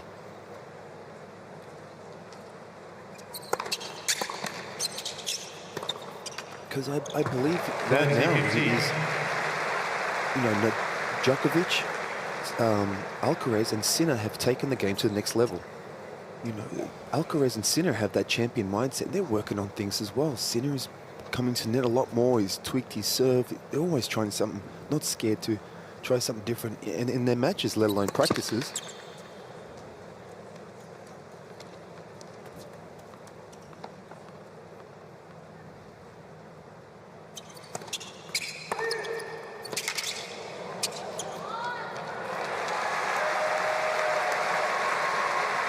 Yeah, it's fine margins, isn't it? Of course, you know, this is, we're looking at one of the very best, and of course, he's got so close. He's been a finalist at the French and a finalist at last year's Australian Open, but it is such fine margins at that very, very top level of the game. So he can do it.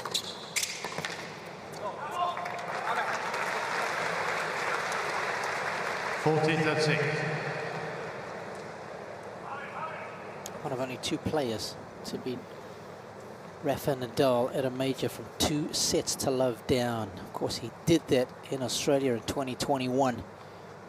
It's the pedigree he possesses.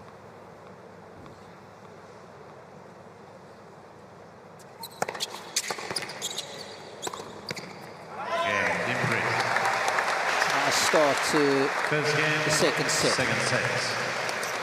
Yeah, pretty clinical out here at the moment. But Robbie, I think the Australian Open is where he's probably played his best. Yes, I think Clay, maybe his one chance or better chance. I'm not sure. I'm unsure. But I think, remember when he beat Roger Federer at the Australian Open? When he sort of burst onto the scene, that was a cracking match. And that's where he really took the game on, and he was coming forward, finishing at the net. And I just think that type of game style that we saw quite a few years back now was when Tsitsipas was at his absolute best. Yeah, tough to argue against that. Come on. I think the argument with regard to the preferred surface is perhaps the clay gives him a bit more time to execute his backhand. I mean, the forehand is world-class on any surface. Yeah, Robbie doesn't feel as rushed, does he? Yeah.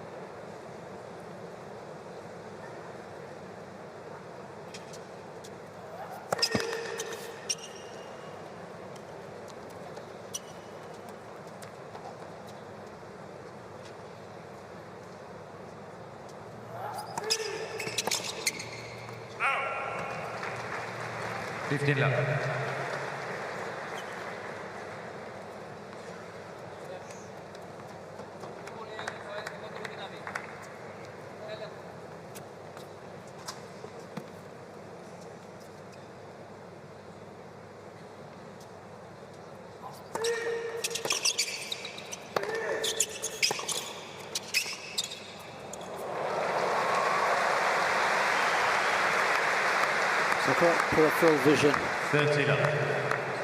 Very well disguised. Looking to set up the ball like he was going to step into it, and last second Little grip change, nicely done.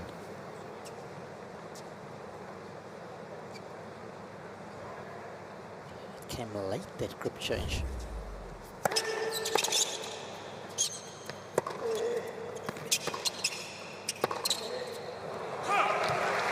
Tell you which other shot I like from Steph off the backhand side. I don't know if you guys agree, but rather than flattening that backhand out and hitting the pacey one, I like it when he gives the heavy one, Mark.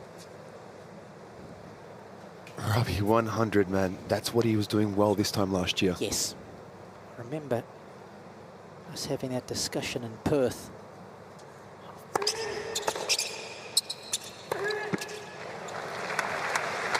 Because it actually gives him more time to adjust his court position. And he wasn't focused on hitting any winners on the backhand. It was just about getting that depth, getting back in position in the court to look to use that forehand to run around and smack that forehand. Yeah.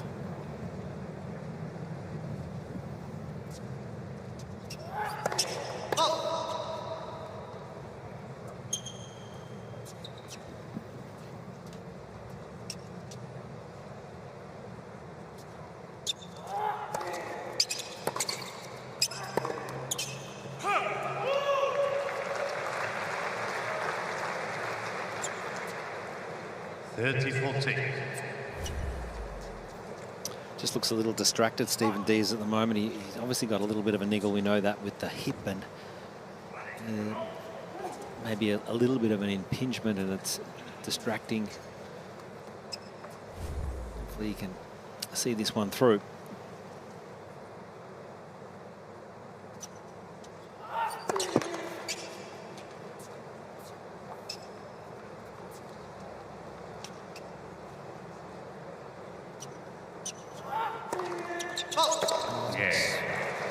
Back-to-back doubles. Gives Tsitsipas and Team Greece the early break.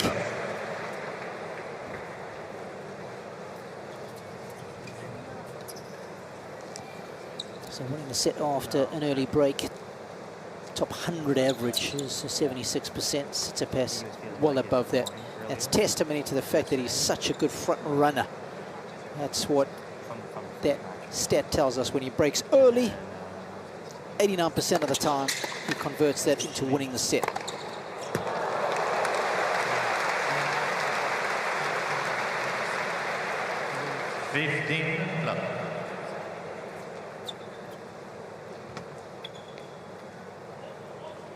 And of course, if you want to know what the early break is, well, that's after breaking serve in one of the first 4 games in a set. So basically 2 looks at your opponent's serve.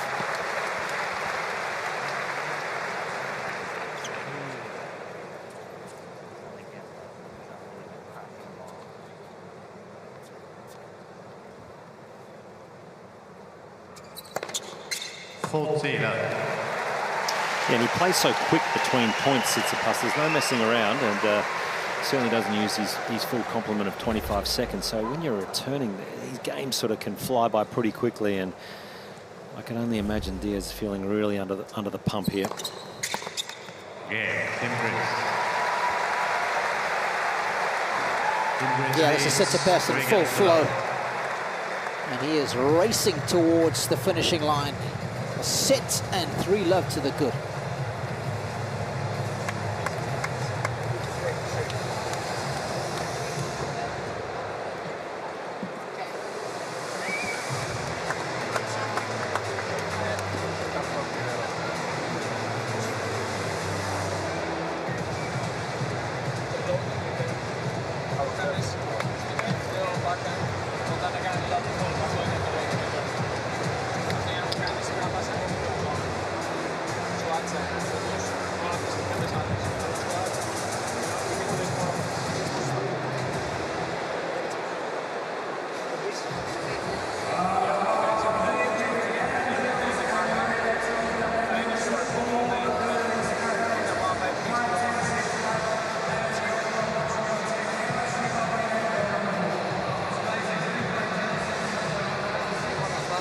Yeah, no, I know. Yeah. Sure.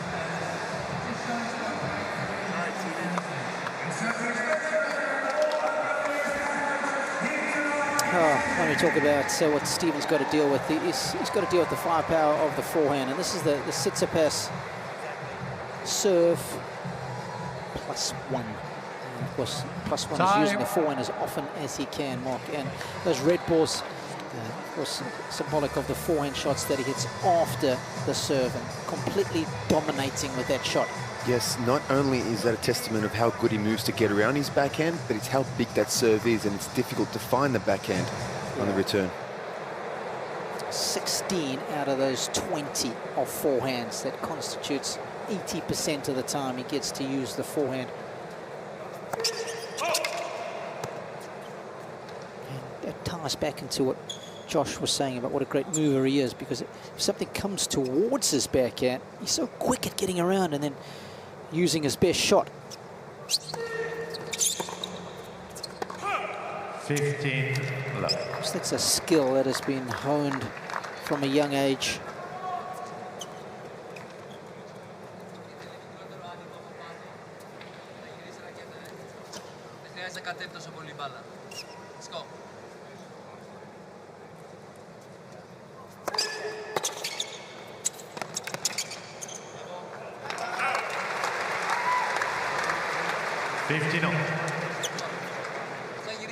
Όταν να γυρίσει φόρχα μικρότερο άνοιγμα.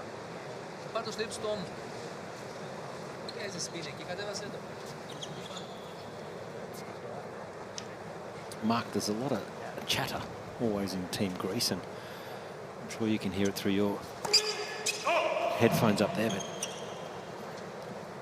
they're very, very vocal, aren't they, Team Greece? I'm sure it's the entire team. Yeah, just Apostolos. You know, I sort of don't understand it. He's up 6-2-3 love, playing brilliantly, and very little stress, and then all of a sudden, I'm just not so sure that needs to be that vocal. No, I agree with you. That something like that adds to the stress. You know, you're nice and relaxed. Like I said, he's doing it comfortably, but you know, it's like micromanaging everything.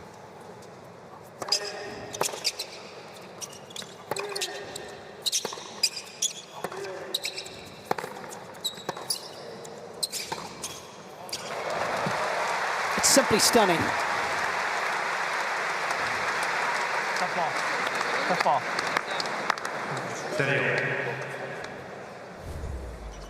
So Stevie D? From up here, Josh, it looks like, you know, I want to say maybe it's 85–90% right now for Steph, the way he's hitting the ball. Doing it with ease.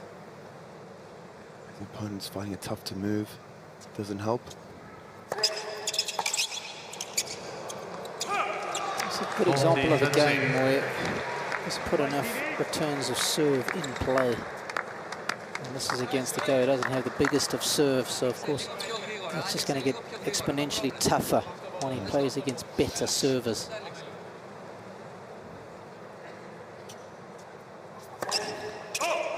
Apostolos telling him to open up sooner, quicker on the forehand side on the return.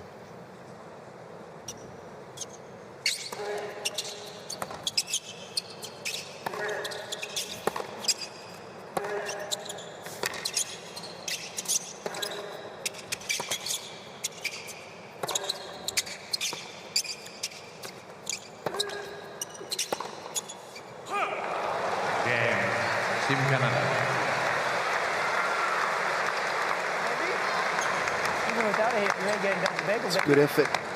Yeah, it's getting on the board in the second set. Here you go, Stevie. Come on.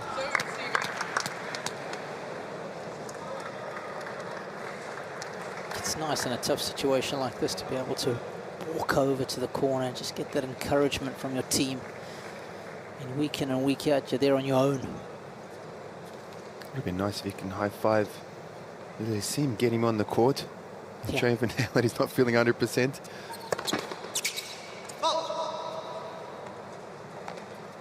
I'm sure Apostolos would like to get on the court. He's got the racket, I can see him.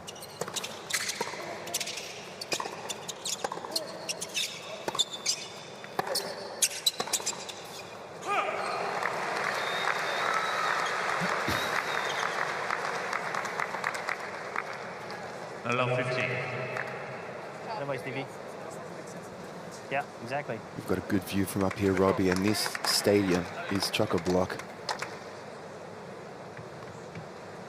Great atmosphere out here. Yeah, it's a sellout. It's a incredible atmosphere courtside. So many Greek supporters, as always, whenever Team Greece plays here, or Sydney, Melbourne, Perth, wherever it is. Very well supported.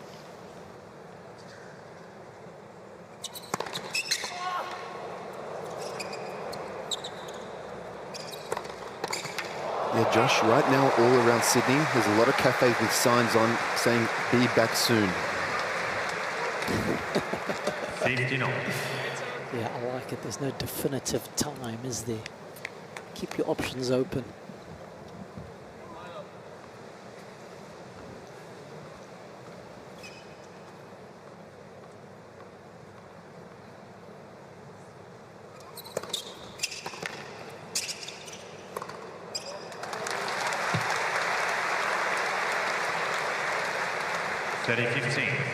It's a nice slider out wide, that one. Again, not one. I mean, I'm gonna stay on this, Josh, but not one serve and volley yet. That was a serve, survey, and volley, which is a little different, right? Yeah, that does not count, Robbie. Not even close. That counts for lots. The forehand is plugged into the mains. Starting to rain down winners on that side.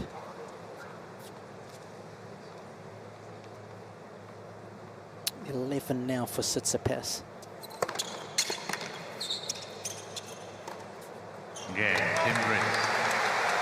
Easy as you like. Team Greece leads 4 games to 1. Team Greece with a 4-1 lead.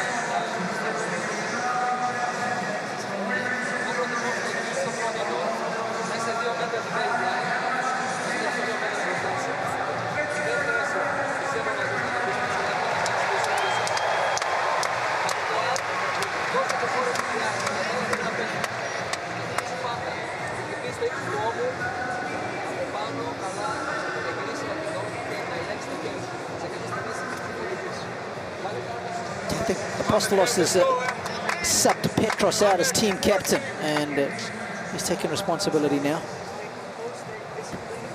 Non-stop chatter on that change of ends.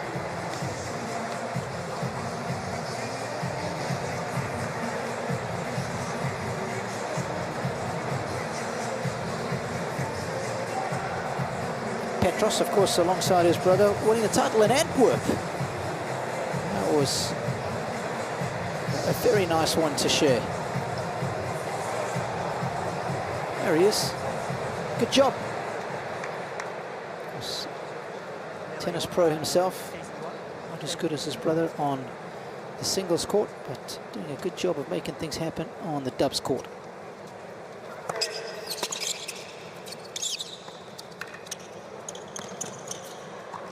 Too easy. Too easy.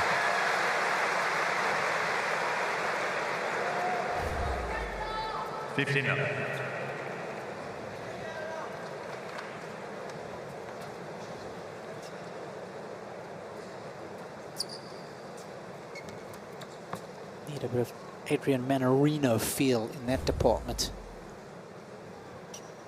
How good was he today? Oh, that was just pretty to watch. Manarino getting the better of Lorenzo Sonego earlier today. Italy took on France.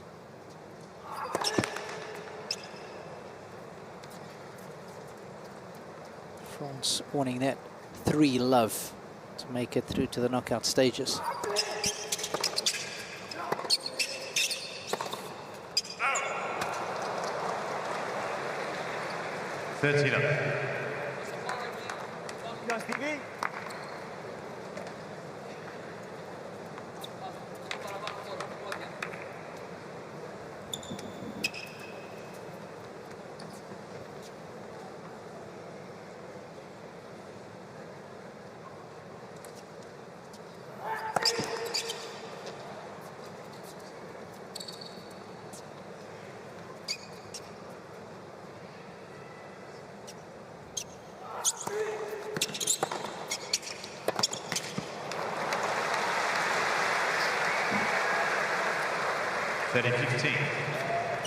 That's the sort of return mark that I would like to see a little more of Stefanos. Even if he's going to stand deep, have intent to use the forehand. Do not allow that ball to go to the backhand side. Just try and get way more forehands on return, even if you miss a few. I just think that's where he's a lot more dangerous.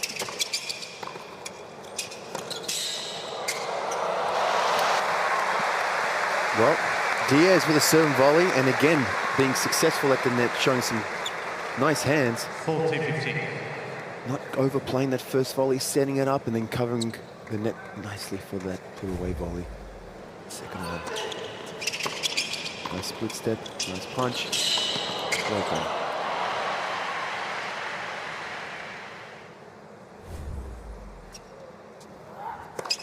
Let's the service.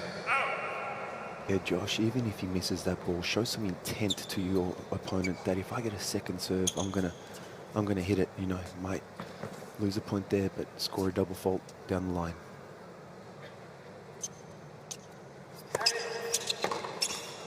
Yeah, Team Canada. Well, the second set following a similar sort of pattern to the first. It's about getting the early break. Canadians just hanging on in there. So next up, it'll be Maria Sakkari against Leylah Fernandez. Maria just giving her body a gentle warm-up. Tom Hill just in front of her, her long-time coach now. Looking nice and relaxed. They've even got the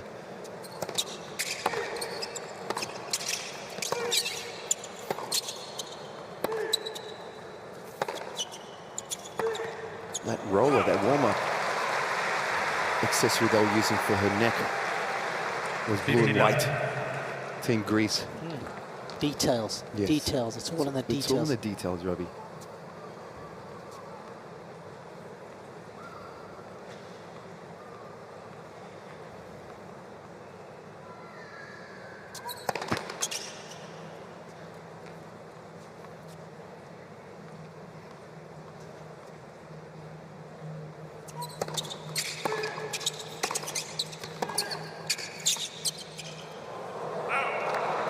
Josh, can you do me a favour? Can you yell serving volley, but in a Greek accent, so he thinks he might be coming from Apostolos? I need a few tips. And I don't think if I use Apostolos's voice, he'll actually listen, because I don't think he's listening a lot to his dad.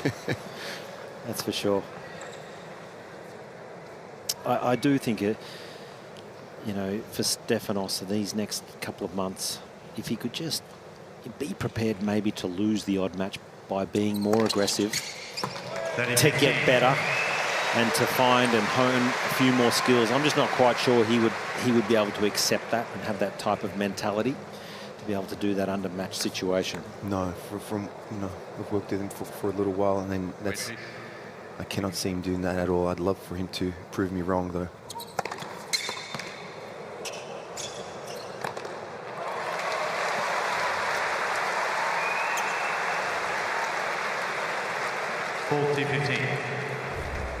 Looks like Petros has had a fresh haircut.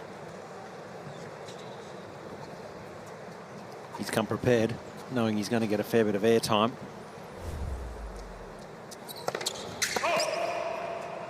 Just taking a bit of inspiration there from Noah Eagle.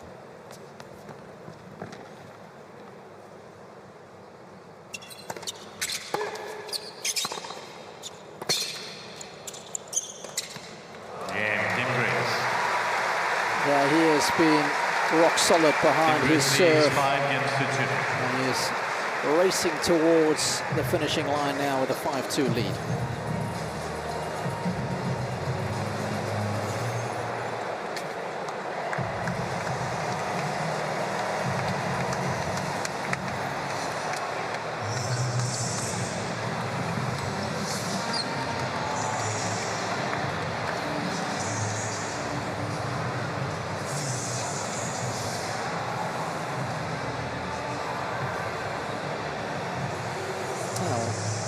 This is the scene in Perth. Djokovic seems in good spirits. This is Michael Jackson glasses. He'll be up this evening against Alex de Minaur as the Serbians take on the Aussies.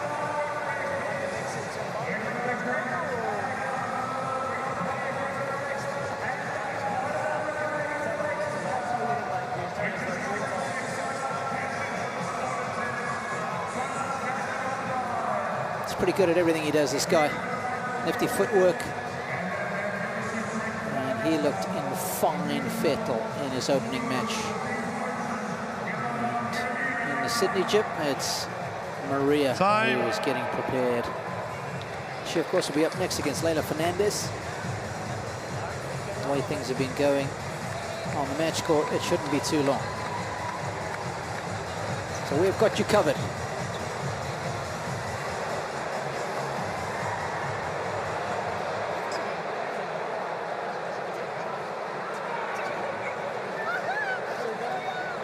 Greek fans will be in good spirits. Players are ready, thank you. Their man is just a game away from first win.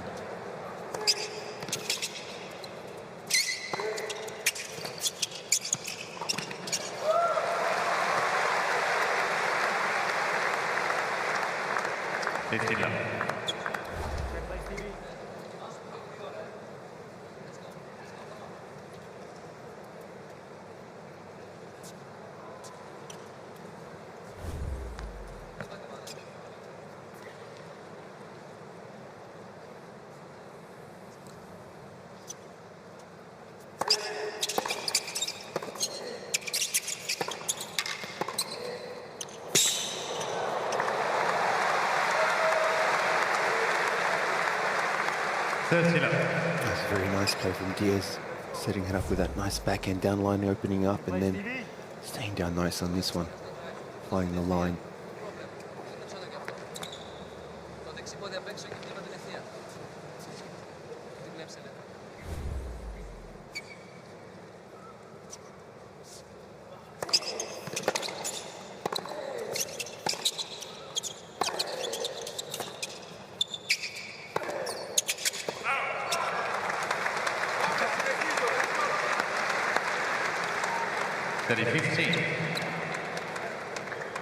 Between, here you go.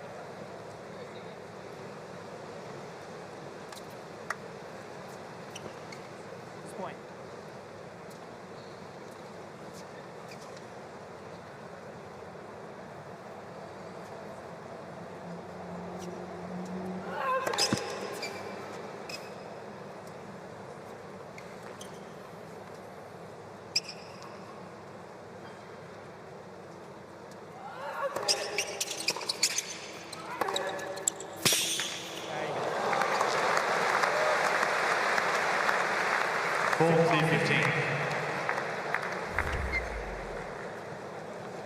That's something out of he needs to do.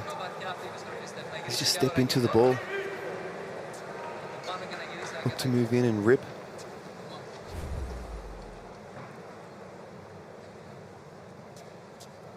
He's done a good job in this set by only being down a break and now a couple of game points for 5-3.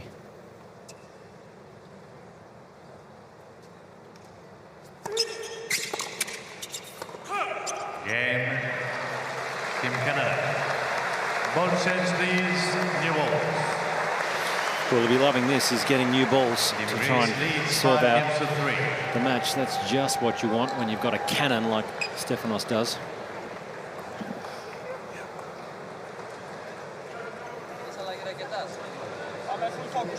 Just a reminder, if the Greeks have a clean sweep here, they will go through top in Group B.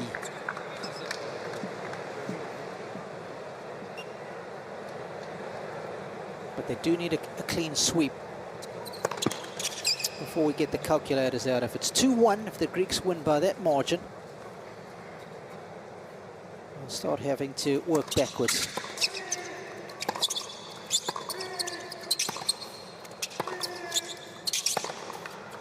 Oh, that has licked the line, it's seared the line.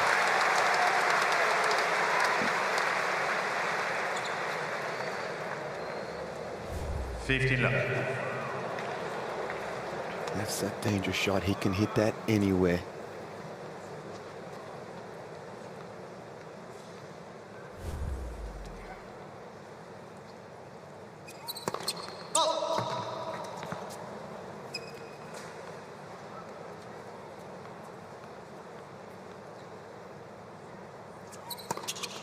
Now that'll work too. Because remember, it's the 3 group winners that go through, and then the next best runner-up. Right now, from Group D and F, that is Germany, who has the best percentages. So they're waiting to see how this one shakes out.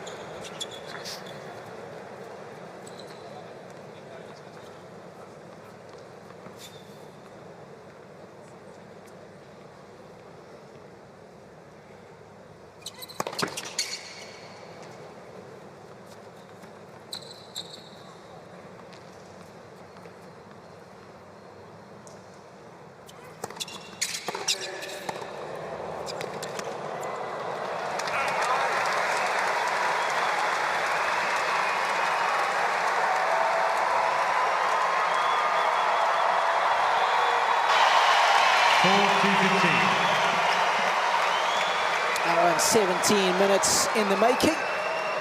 Tsitsipas has 2 match points.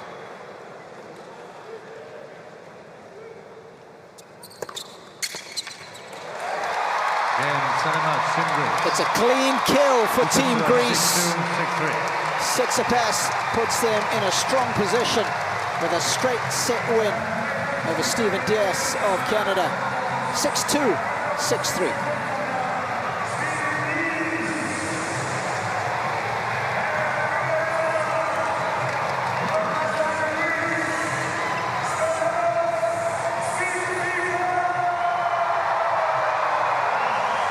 Gary got to count himself despite being hampered with a hip issue. From big bro to little bro. It's a family affair in Team Greece, but most importantly, he has got the win. And they're off to a fine start, Mark. Yeah, just too much firepower, Robbie. You know, it was a nice way for him to ease into this new year. Unfortunately, he ran into a Diaz that was a little injured. We didn't get the chance to see the best of him. You know, they can play some great tennis, but just too much firepower today.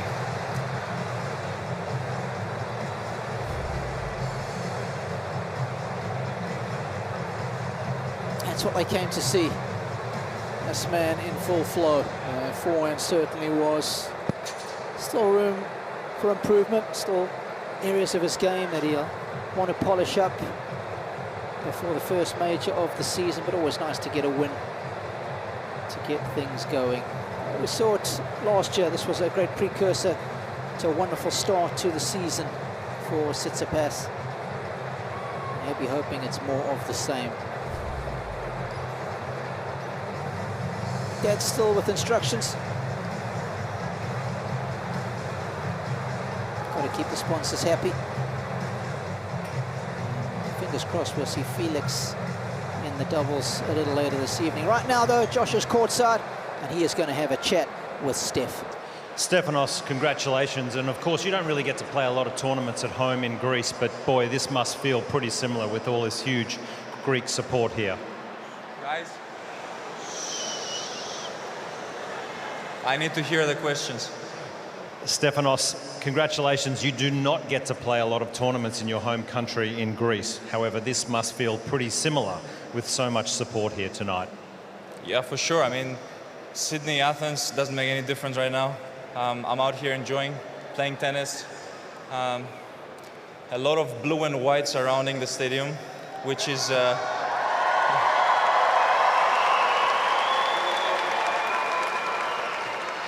which happens to be my favorite color as well.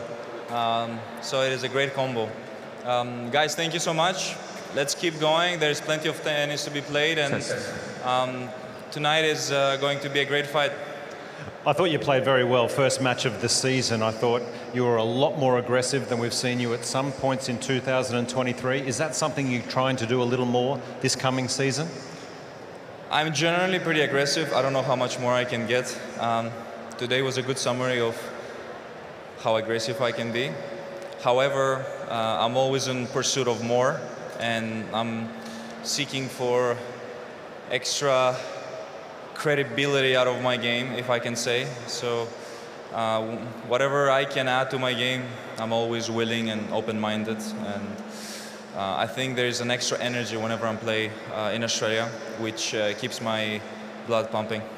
Plenty of energy here tonight. Ladies and gentlemen, give it up for Stefanos. That was awesome, mate. Well done.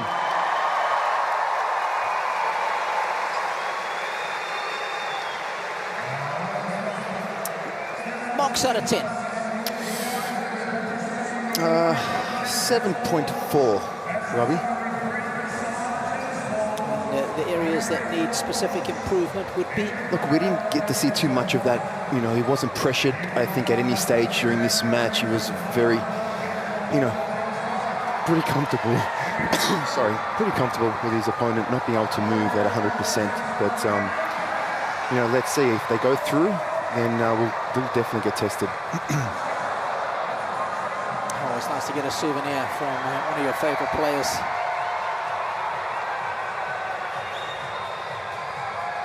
Just not enough serve and volley for my money. Such a important area of the game. It's a skill that he has. I would like to see him employ that tactic a bit more. Hopefully, we will see some of that aggression. I think that's what Josh was alluding to, being even more aggressive.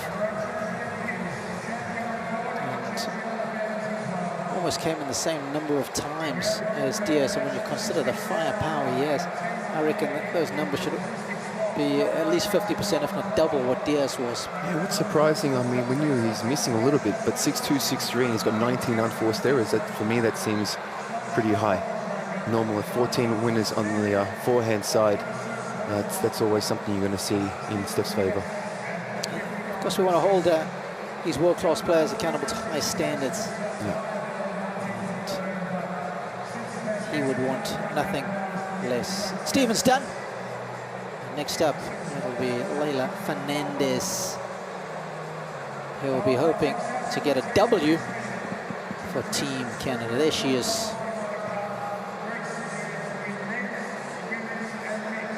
So my thanks to Josh and Mark. Stick around. Women's singles coming up next.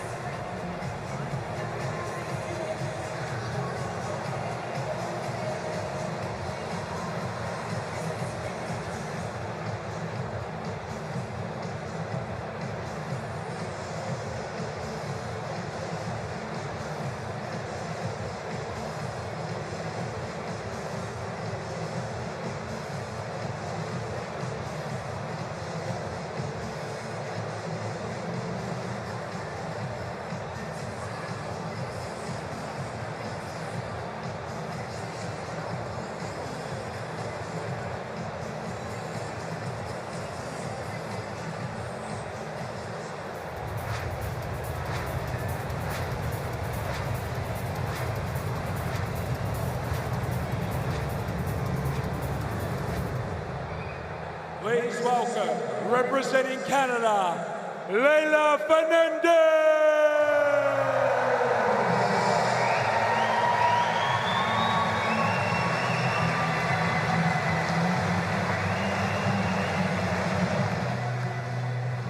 And please welcome, representing Greece, Maria Sakkari.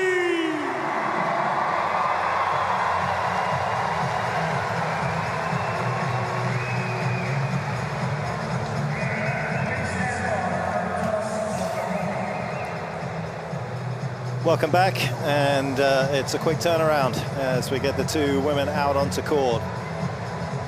Neither strangers to each other, played a couple of times before, and it's good news for Greece as Sakkari has won both of those occasions and has not dropped a set so far, and they have been on the hard courts as they will be once again this evening. Two women as well that finished 2023 very strongly. Maria, the goddess, down in Guadalajara, where she won a Masters 1000, of course, had been through to the semi-finals of the WTA finals there before, and a final. She enjoys her time down in Mexico at an exhibition there at the back end of last year. And Leylah Fernandez, who picked up her third career title at the back end of the season over in Hong Kong, finding that sort of form that we saw in 2021, and there's a smile on her face. She's looking relaxed, she's looking confident, and that is a big part of her success, the way that she plays. Very flat hit of the ball, hugs the baseline, the confidence needs to be there, and it is back for the 21-year-old. Sakkari has been immensely consistent over the last 3 years, still in the world's top 10, currently ranked 8th. Peyton and Harlan. Are they a bit nervous, but they're okay, yeah. So, same conditions, electronic line calling, 6 balls, 7 and 9, usual things. Do you have any questions? No? Leylah, would you like to call? We have Yvonne Goolagong or Australian Open? Australian Open. Okay, and who has the point? Harlan, this is your turn to shine. Off you go. Yes, your choice. So, okay, we'll just make some photos, please. Leylah decides to serve. Of course you're going to be nervous when you're next to John Blom. You know, that's a big moment for any kid to come out there. The legend that is John Blom.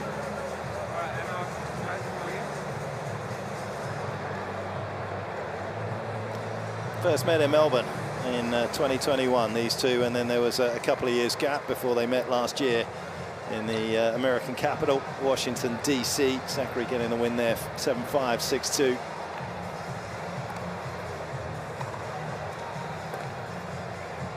I believe we can check in with the Canadian captain. Adil, welcome, good evening. Tough one in the opener there, but it was always going to be a little tricky. Yeah, it was going to be a tough one. You know, I think Stevie tried his best. I think when the moment, like the first couple games, he came out and, you know, had a little bit of an injury, and, you know, at that point, you can't really do much anyways, and just told him to enjoy the moment a little bit, and, you know, it's a little bit unfortunate, but hopefully looking forward to this match here. Adil, how much are you enjoying it before we get into the match that we're just about to watch? Oh, I'm thoroughly enjoying it. You know, I mean, the crowd has been amazing today, and the whole kind of atmosphere in Sydney has been wonderful, and so really happy to be here and sitting on court with the team it's been awesome. Now, I know you're a highly intelligent man. You went to Browns. I know that you have played a lot of tennis as well. When you look at the matchup between these two, Maria's got the head-to-head winning record, 2-0, yet to win a set, Leylah. What have you guys been talking about in terms of what she could do a little bit differently tonight?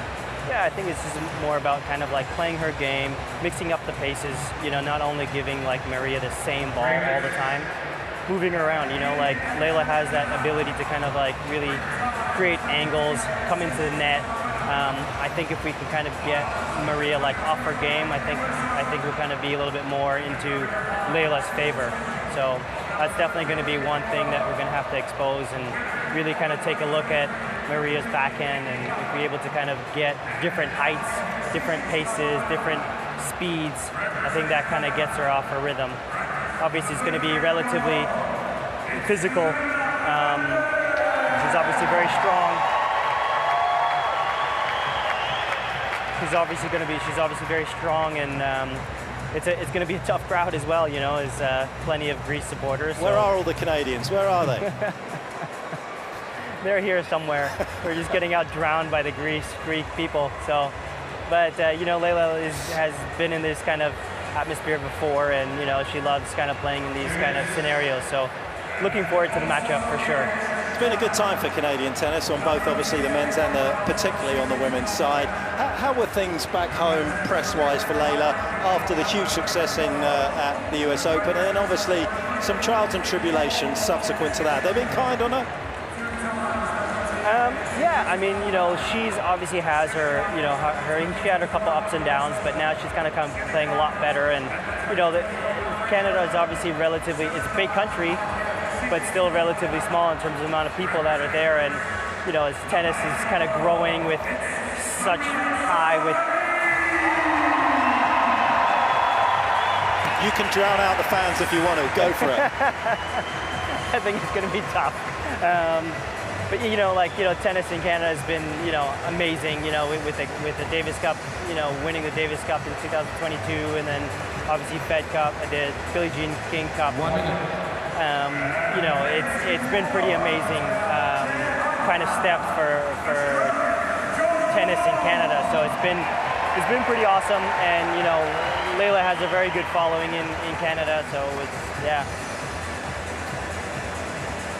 Thanks very much for chatting to us. I'm going to give you a little tip here as well. So you talked about Maria's backhand. Her last 9 matches against lefties, she's won 8 of them. You might want to stay away from that backhand. Yeah, no. We've kind of spoken about it as well, and she definitely has like a very solid backhand.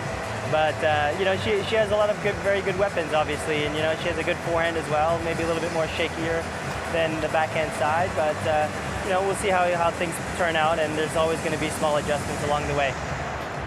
Been lovely talking to you. Congrats so far, and good luck tonight. Cheers. Thank you.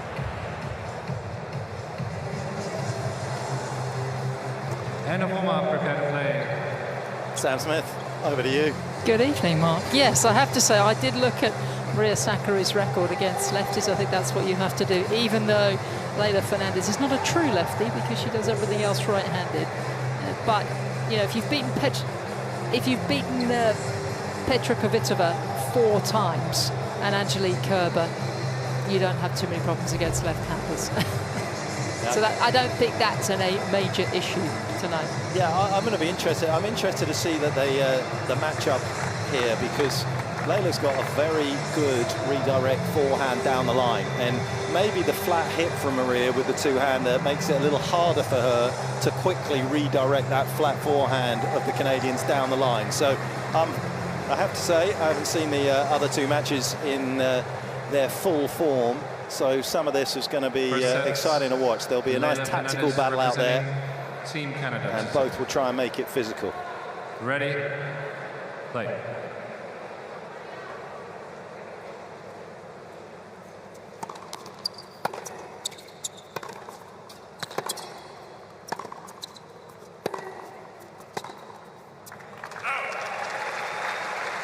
Love 15.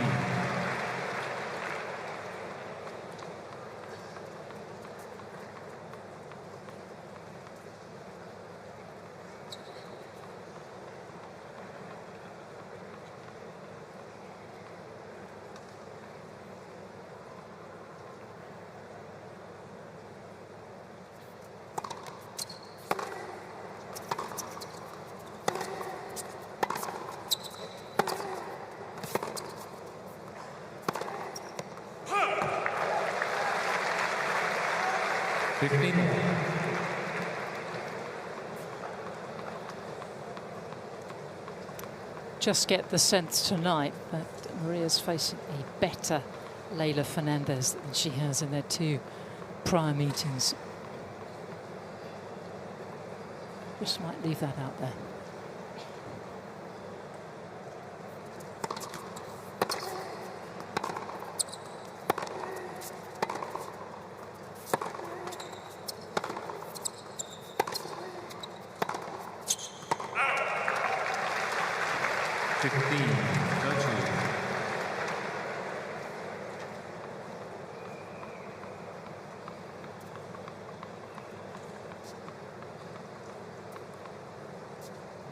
12 out of her last 13 matches at the back end of 2023. The only loss coming to Siniakova in the semis of Nanchang. And all their matches at the Billie Jean King Cup. And why do you say she's playing a better player tonight than when she was making the final of the US Open in what was a stunning run? It was, and was actually favourite to win that final, wasn't she, on paper, because she was far more experienced than Emma Raducanu and far higher ranked. I feel that she is physically stronger. I feel that what I love about her, I think she's more confident. I think she's gone through the ups and downs post that US Open.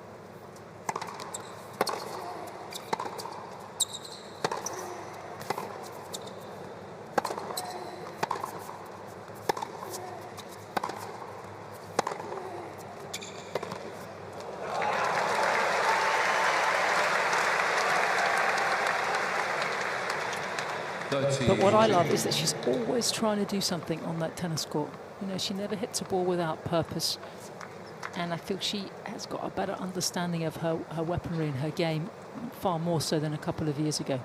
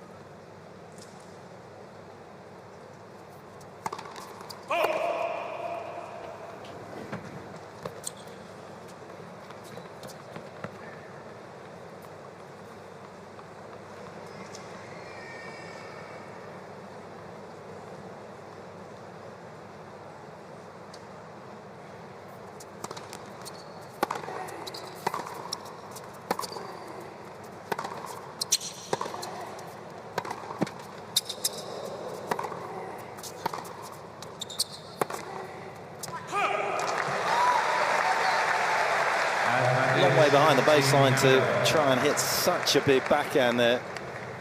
Something about the way that Fernandez hugs her baseline as well, that through the middle isn't a bad play against the Canadian.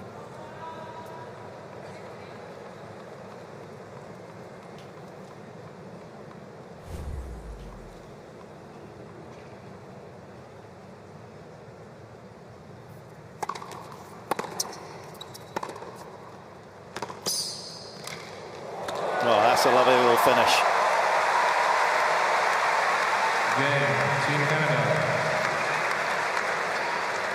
And from one left-hander with some nice soft touch on the strings to another one with the soft touch on the microphone. Hello, Laura. Hello, guys. That was I'd just a like nice to finish. give that volley a little round of applause. That was gorgeous. Do you agree with Sam? She's a better player now? No.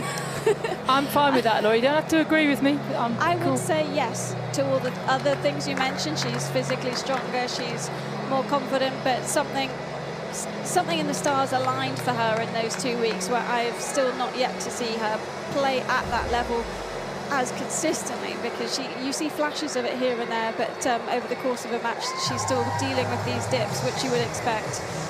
But I have liked how she's played over the last 2 months or so. I saw some of the matches in Hong Kong where she won the title there, playing aggressive. I just think this matchup is a tricky one for her because she's playing a lot of open stance forehand, which is where her grip kind of comes a little unstuck for me.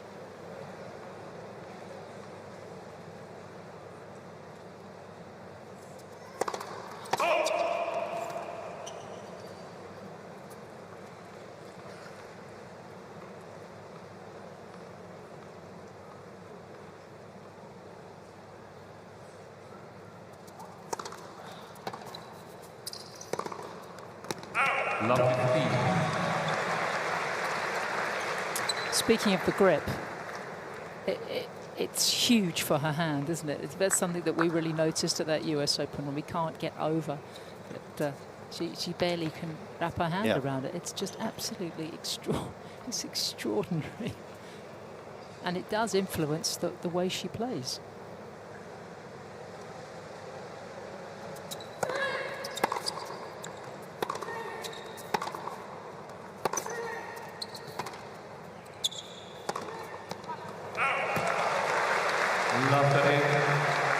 I don't know if you know this, Mark, but obviously remember the great Sue Barker, French Open champion back in '76, was a commentator out here for many years.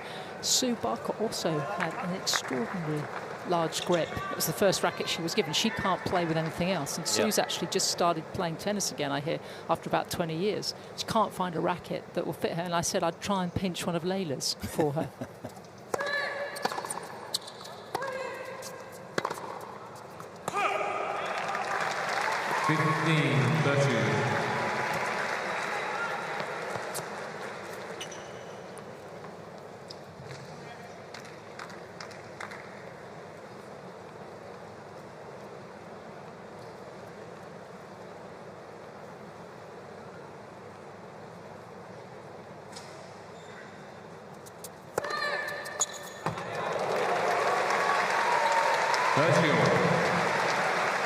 How often did we see Garcia use that kick serve out wide on the ad side today, and it was just shooting off the court. It's really kind of hot and humid down here, quite muggy, so the ball's traveling just slightly faster than the previous few days.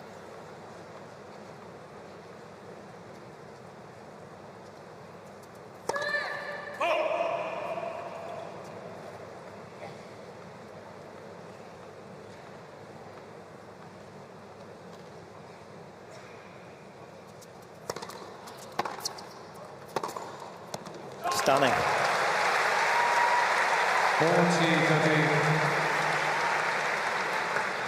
Tom Hill, a long-time coach, did have a couple of weeks, did Maria and Tom, and got Sergei Bruguera involved back home in Athens at the Toy Club, which I know you've been to, Sam. Pretty nice place, isn't it? It's just out top of the range. It's out of this world. Well, 5-star, 6-star No action. wonder Sergei was happy to come over. As well as working with, you've worked with one of the loveliest players you could ever want to coach in terms of her personality and work rate.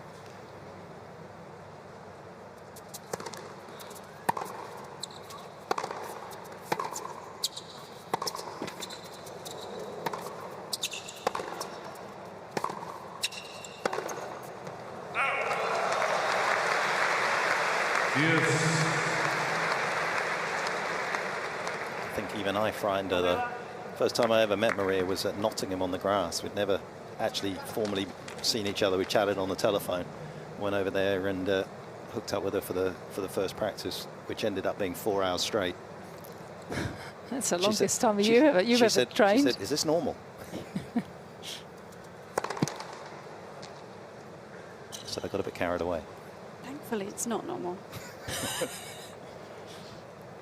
Skill-based sport. The more time you're out there, the more skills you learn.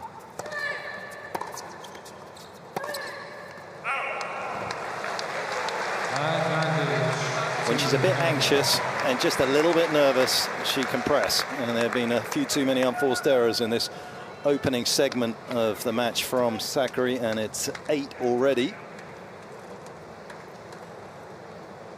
And it is an opportunity for Fernandez.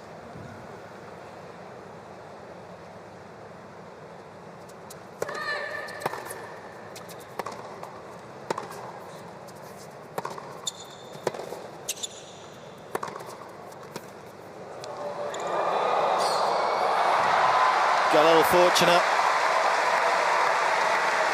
Game, Team Canada. Team Canada lead 2 games to love.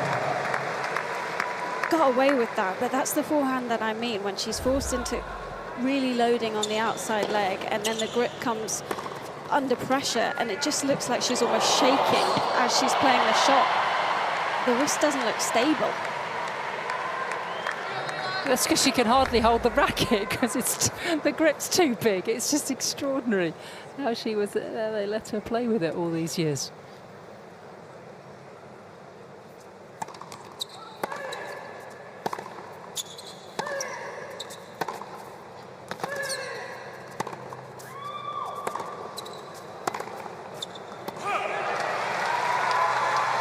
What are the pros and cons of having a larger grip on your tennis racket? Laura? I'm deferring that to Laura. I can't think of many pros. Yeah. I mean, cons, obviously, you've got less stability. I think you've got more chance of the racket coming loose. And it's an extreme grip that she's got anyway.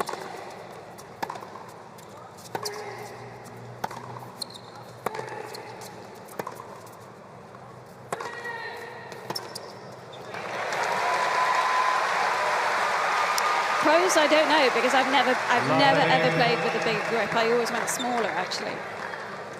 I suppose also when you have such a huge grip, very high, very tough, high above the head on the forehand as well. It gets well above shoulder height. That's not easy to control and get enough racket speed. I think Laura and I are in agreement. There's not too many pluses, but she's only 21 years of age. She's had a great career already.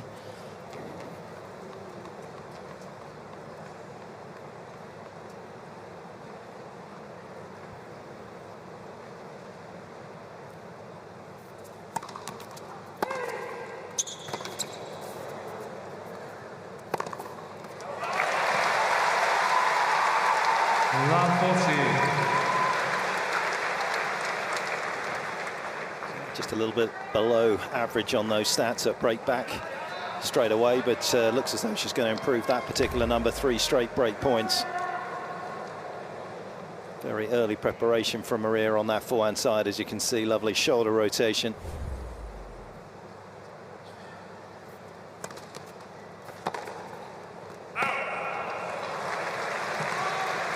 Having a bigger grip also, I do think it allows you to move the ball around like Fernandez does, but because it stops you really sort of lagging nicely and getting good racket head acceleration on the ball. I think you are guiding it a lot more because of the bigger grip, and you see that from her.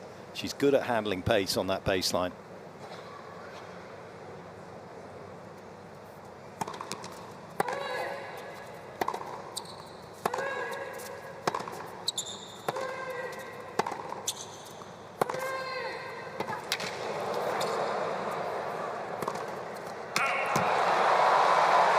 Set it up perfectly. Just couldn't find the finishing touch. 30-40. And Maria's just said over to her box that she thinks it's flying a little bit off her strings, whether she changes the tension, maybe takes a new frame.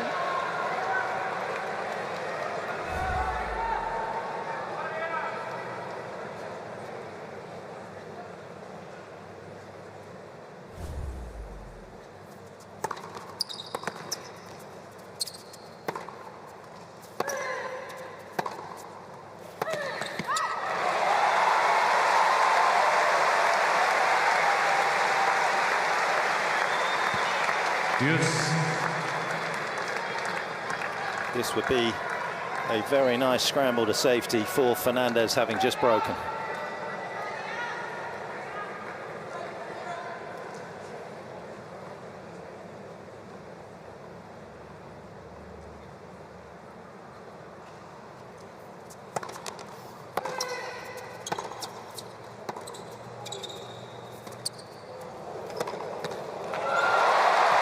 Beautiful shot.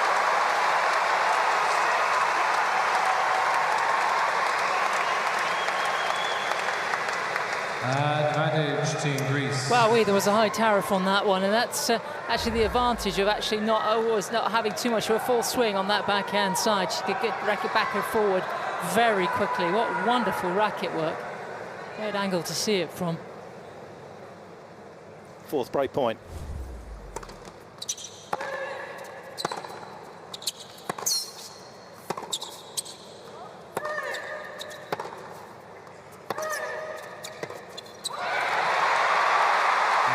Team Greece on the board in the second of the singles tonight here in Sydney. Back on serve, 2-1, Team Canada.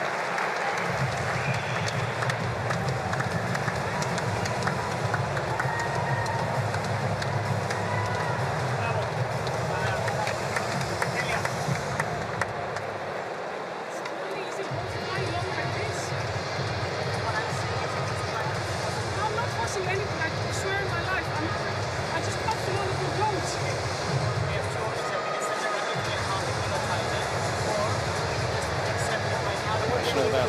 passionate when she's talking.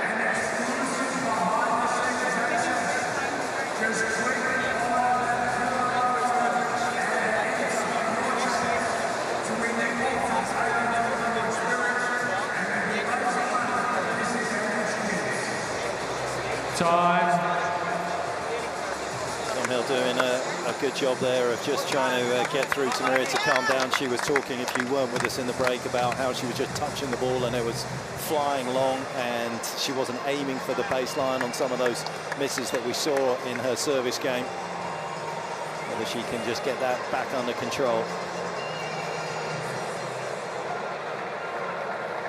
College tennis, Tom, at Pepperdine.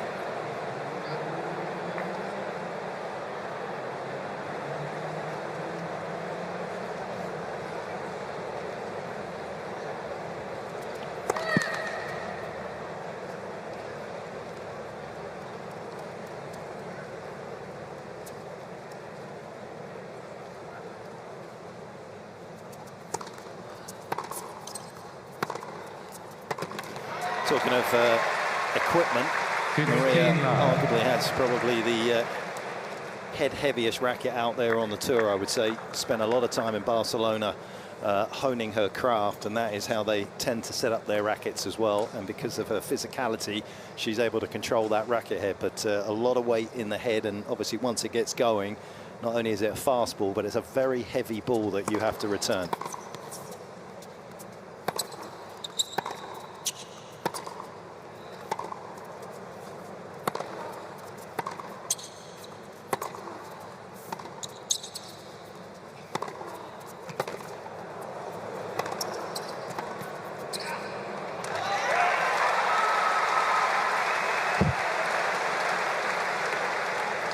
It's a lovely man named Ron in Chicago who customizes all the rackets for Wilson.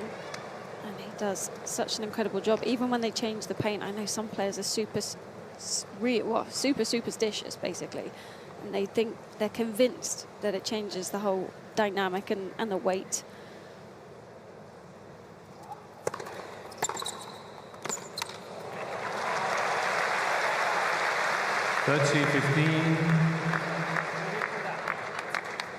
Well, Laura, they're right, because Todd Woodbridge is a fascinating person to speak to about rackets, and he said if you change from a gloss paint to a matte paint, it does change how the racket feels in your hand.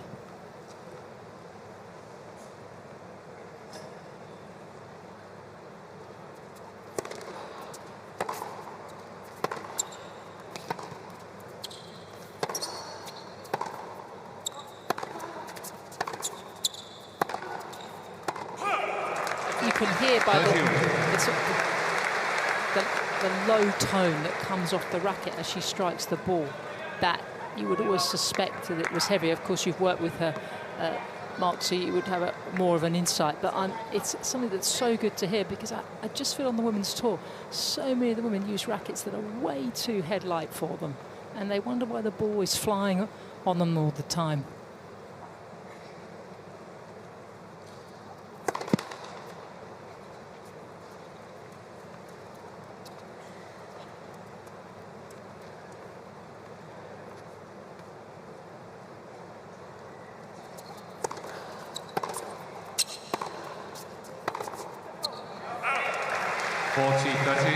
It's actually something that Martina Navratilova has talked about for many years on tour. If you've ever picked up one of Martina's frames, you almost need like two hands to. It's like this. It's unbelievably heavy, and she is a great believer in just the women having much more in the racket head. You know, you don't have to swing as fast. You get a lot more out of it.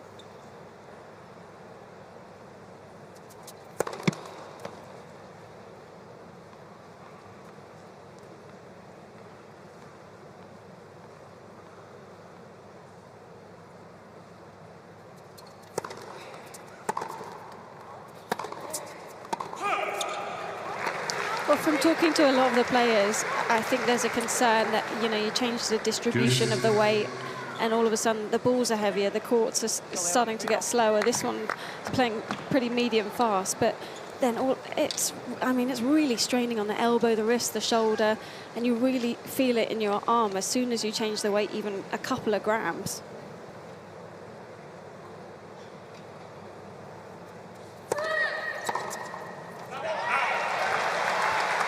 Advantage Team Greece.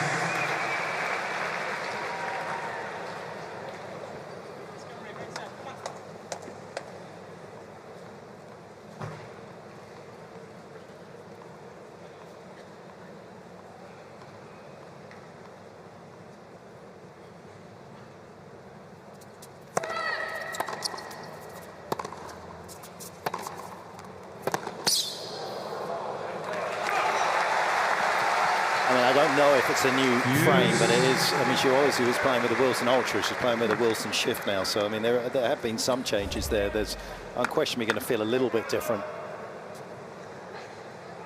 That's where Layla loves to hit the ball from, just above waist height, up on the baseline. She's got the look down the line, which she loves.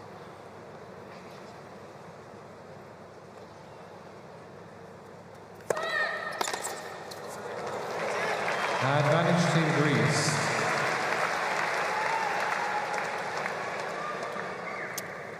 I suspect Sakari's really going to have to apply herself tonight, because Fernandez for me has become a very good match player, very kind of smart. She always digging in there, never really lets games go away cheaply.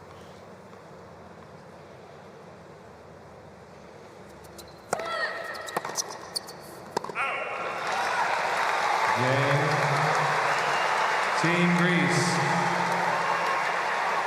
2 games old.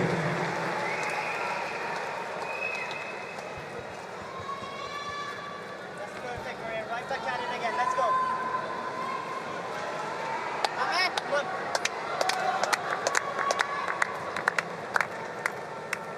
Got herself very much in this match now. Big game coming up here for Layla Fernandez.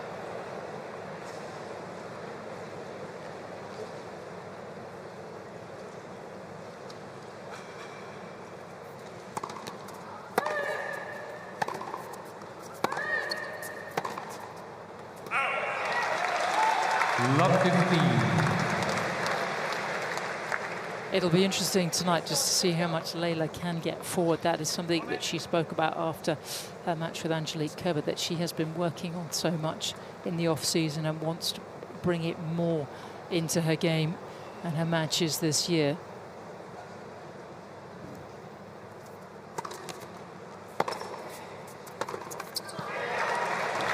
Love 13.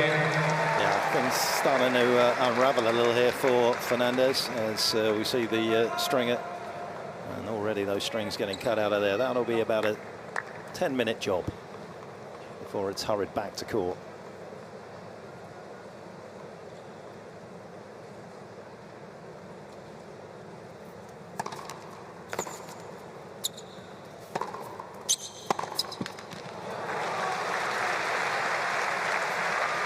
I think it was us talking about it in her last match, Sam, that I feel like Layla can get so much more out of her first serve. It's a bit of a disjointed motion at the moment, but she could accelerate way more into the shot. She's a really explosive mover.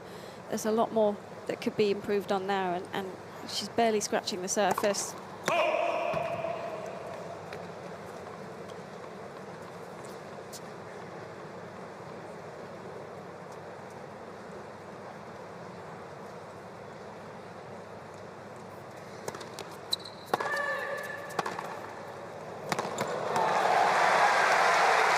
It's a great shot. It's just the difference from down here on the pop from both players. You see Maria's first serve really jumping off the court, and Layla's kind of sits there, gets into Sakari's strike zone. Really, especially as a lefty, even a natural right-hander playing as a lefty, she could get way more out of it.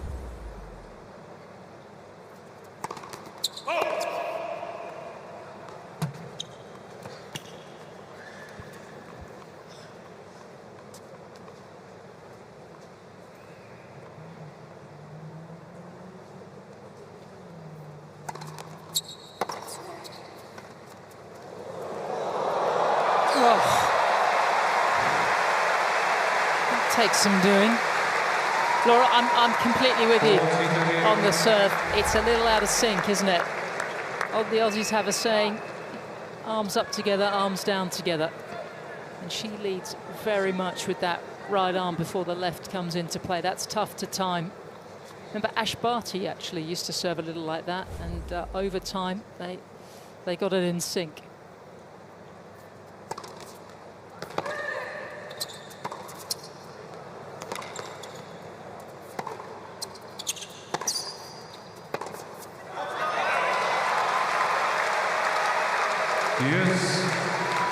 One of the things that Tom was telling me that Sergi was trying to get through to Maria. It's not that Tom isn't also saying it, is to use your physicality. Don't check out her points because she's got such raw power and a heavy hit.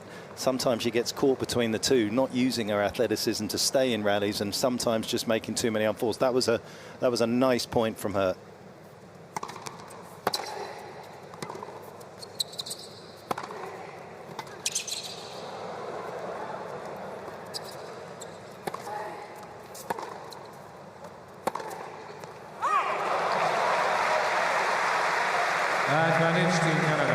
Did she really need to go so close to the line from so far back? She's got so much power. It was a point Mark Philippoussis was making the other day when he was courtside. It's the forehand's so big, the game's so big, doesn't need to go so close to the lines.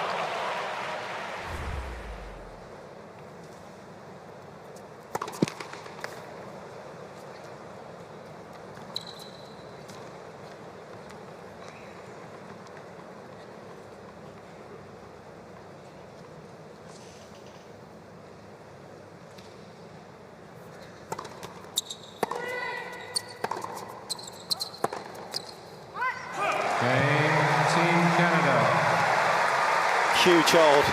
Couple of very competitive games and a very competitive match right now between these two countries. 3-2 Fernandez.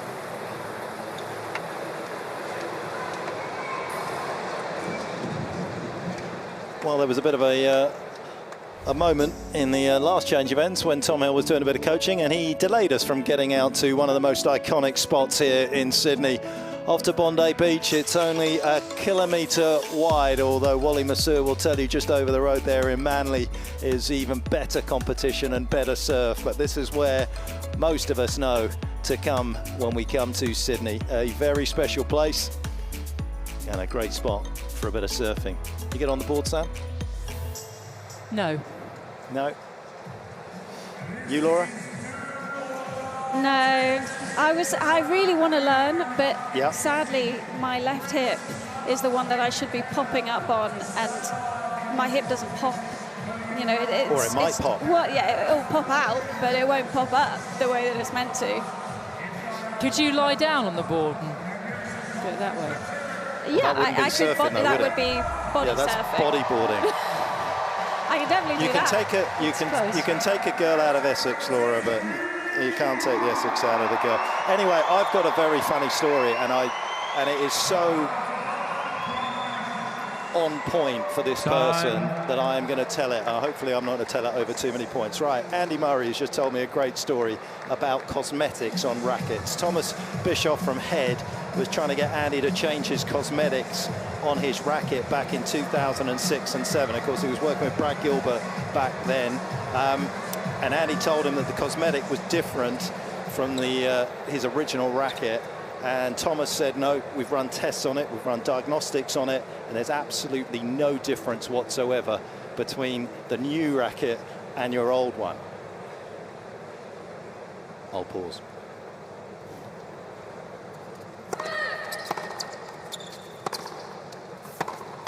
So committed was Thomas that he flew over to San Francisco, to Brad's house. He brought about 8 to 10 rackets, all painted black.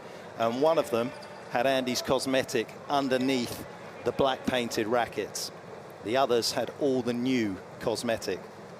After about 10 minutes, Andy had got rid of half of them.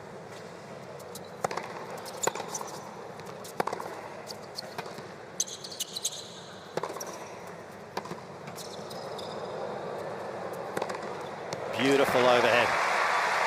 good courage from Zachary there. I tell you what, that's not easy with the amount No, of it's not. furniture on the ceiling to spot that. That's a good sign. Do continue, Mark. I'm fascinated. Bated breath down here. Yep. Can hardly breathe. I'm so excited. I'm just going to leave you wanting more.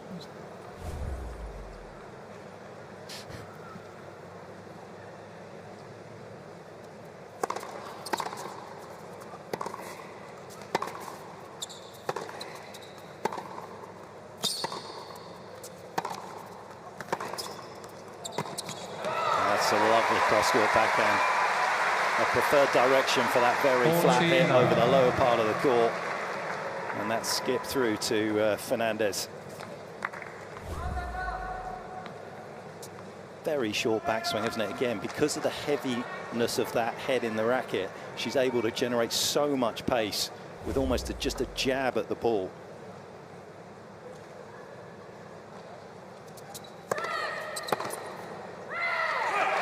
After the tough hold in the previous one, a hold to love. And I will circle back to that story. So after 10 minutes, half of those rackets have gone.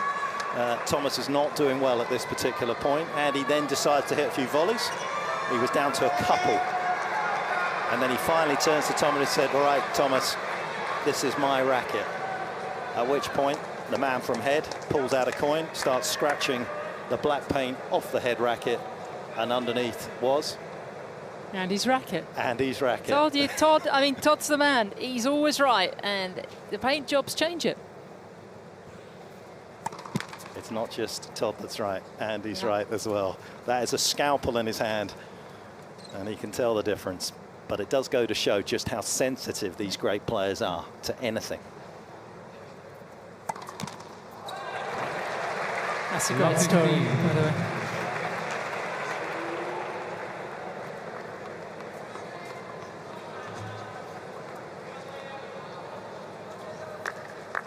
Team Canada bench is looking a little dry over there. Where is everyone? There's 3 of them.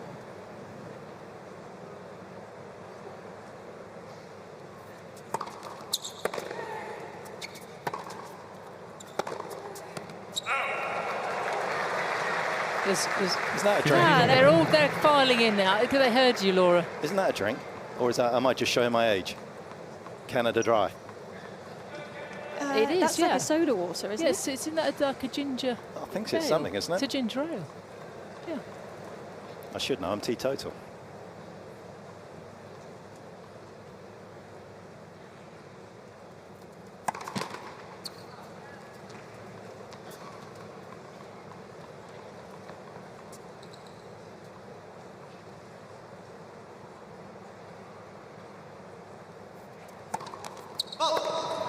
I think one of the other problems with the serve, apart from the technique that both of you have perfectly highlighted, is actually the grip again. I think to swing very hard at the ball for Layla, barely holding the racket in the way that she is just to try and hold on to it, doesn't help her.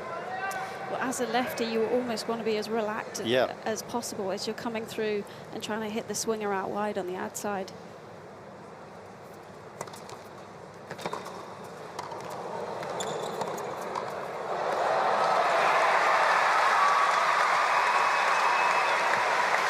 It's a really well-placed serve, but it just doesn't have the same pop on it that you'd see, you know, someone like Kvitova, the way that it moves off the court with speed. This just kind of sits there for a bit. And it was a bit of a serve and survey, wasn't it? It wasn't a straight-up serve and volley. And she was at the mercy of Zachary at the net. Couple of break points. 30-40. Yeah. She just isn't able to get any snap, is she, down? And also, I don't know what you can see, Laura, but to me, I just feel like her ball toss gets very straight up and sometimes even behind her. So she doesn't even get any weight into it. There's not a lot of her, but it would all help.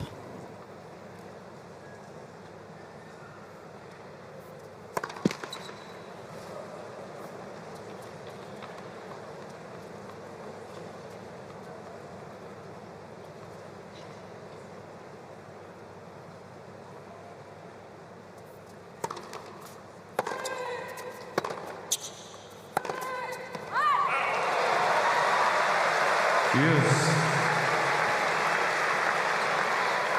good hold. Yeah, in mixed doubles the other day, it was actually going the other way. It was getting too far in front, and then she was kind of chasing it and was only able to hit the slice serve, really, because it was way too far off to the left. So there's a bit of everything going on.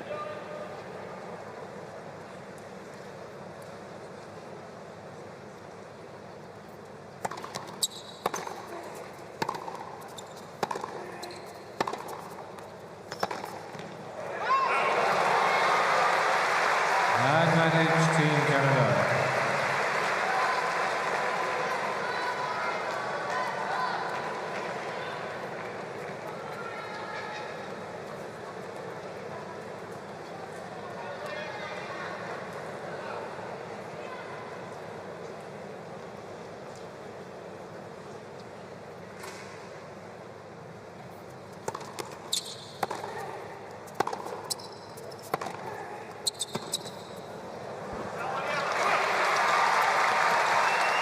Yes.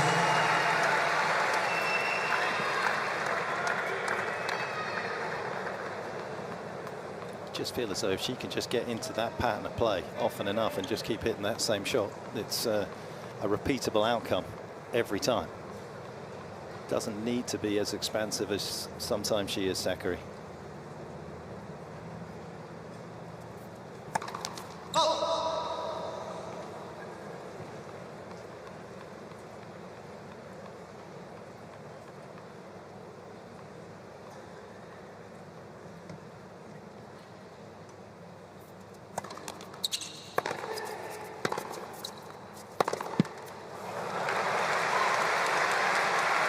Advantage Team Canada.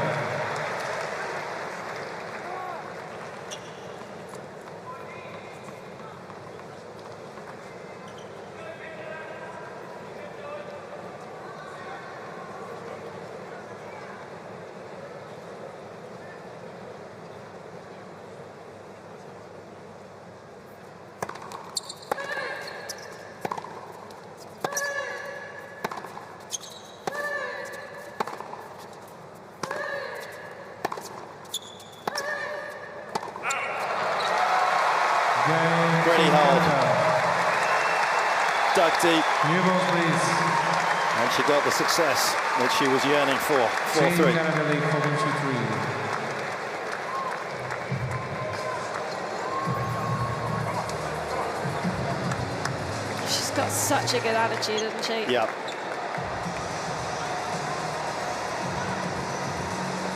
I don't know how you both feel. I just feel she's such an intelligent player. She brings her brains out of the locker room onto the court. Let's have a listen. Backhand side. You keep it linear, she's pretty solid up there. You get it up a little bit higher, just mixing up the paces, I think it's going to be a little bit better. She's frustrated right now on the forehand side, so take a look for that too. Great job. Also find her enormously articulate whenever she's interviewed or how she thinks about the game. I'm afraid, I've got to remember she's 21. And She was a teenager when she had that incredible run. Yeah, I mean, but I looked at her progression. She won Roland Garros Girls at 15. She broke the top 100 just after her 17th birthday. And she was 13 in the world at 19 years of age. I mean, that is that's a super fast track. Yes, she's back a little bit from that, but she's on the verge of top 30 again, rebounding after a life-changing couple of weeks. And she's only 21. Yeah, she's going to be playing in stadiums like this for a long, long time, is Leylah Fernandez, and it is a full house here at the Ken Rosewall Arena. The Greeks have certainly packed in tonight. Smattering of Canadians, and so far it is Fernandez who have given them the biggest cheers so far. Just with the lead, marginally on serve.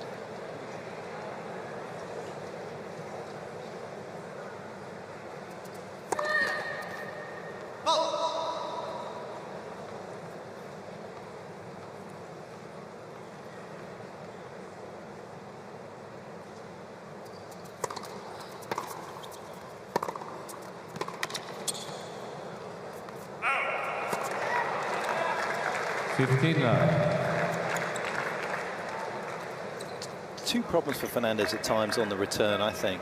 She doesn't like to back up. She's not going to change her position much.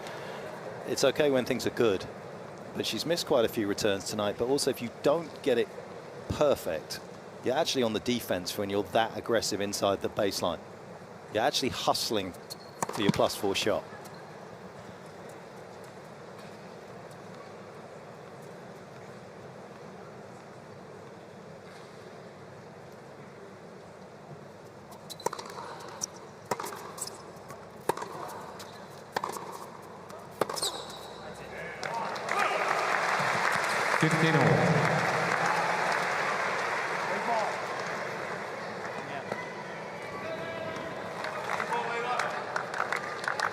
Change the height, and we heard Adel talking to Layla there about trying to get the ball up higher to Maria. To actually change height at times, you need to retreat to give yourself more court to work with to be able to get the flight over the net.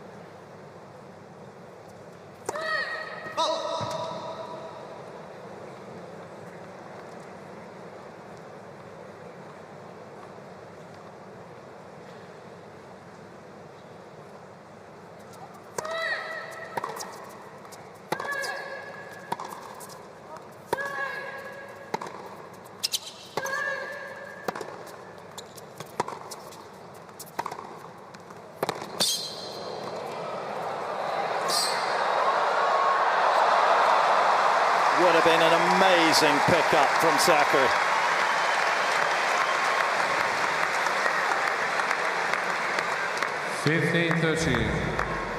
Fernandez doing a very good job of taking time away from the Greek out here in this particular point. You used the word hustle a little while ago about Fernandez. That for me is what she's all about out there.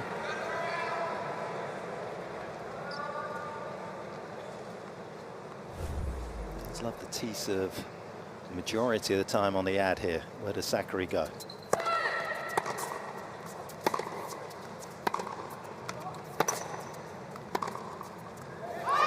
She has glued that to the line, and she is stuck to the task.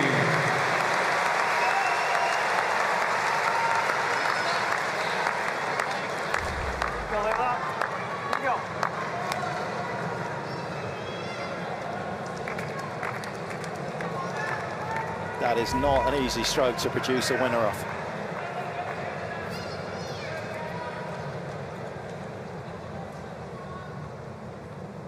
Fernandez saving break points in her previous service game. Zachary now staring down the barrel of the gun. Time violation. 13-14. I mean, I thought that was tough because it was pretty loud in here right up until she was bouncing the ball. So it's not like she wasn't ready to start the motion, but judgment call.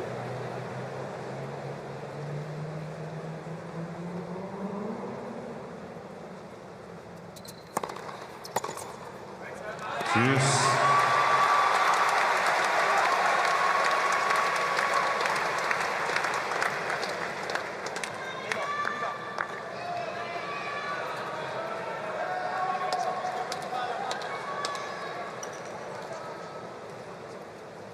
Two break points, two first serves from Zachary.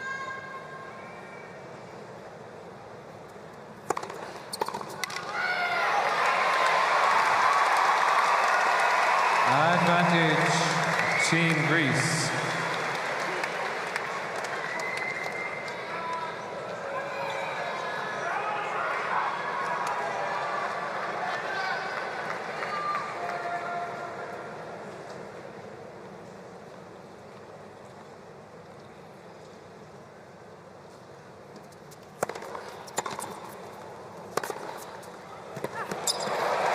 Brilliant serving. Game, Team Greece.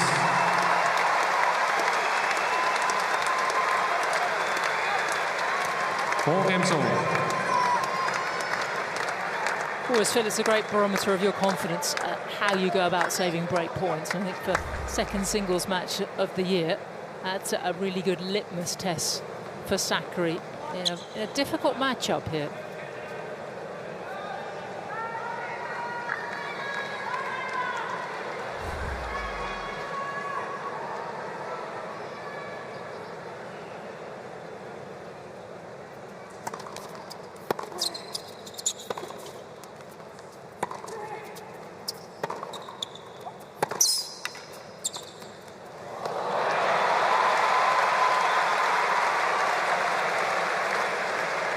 love, 15.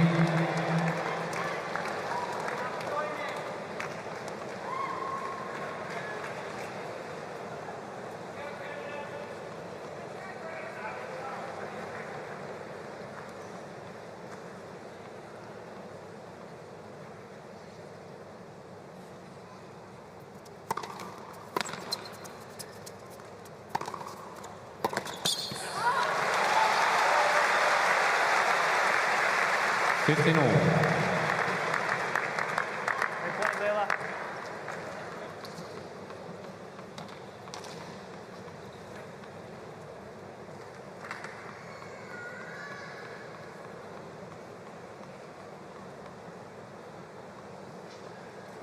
Sadly didn't get a sighting on court of Felix. Knee problem for the Canadian. It's not been an easy 12 months for him from a health and body point of view.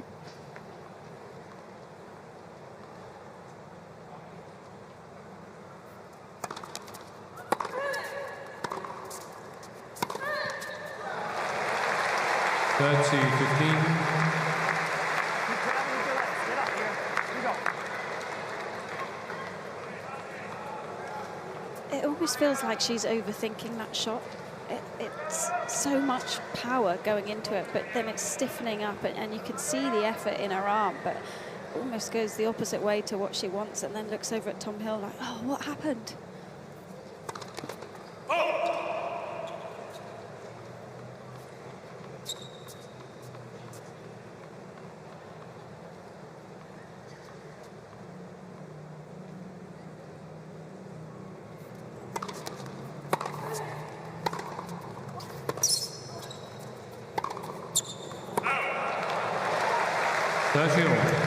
That for me is the first really loose shot we've seen from Fernandez tonight.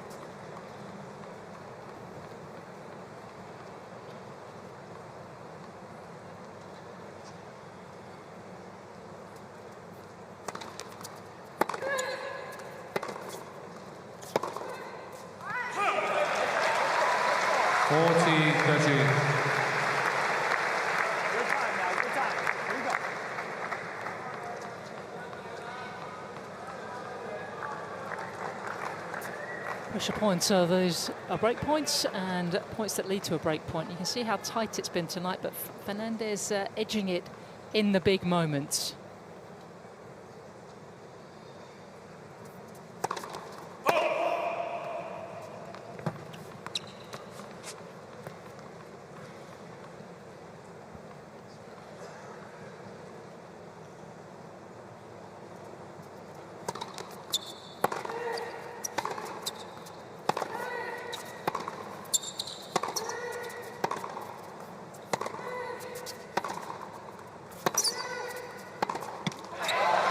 Just rinse and repeat.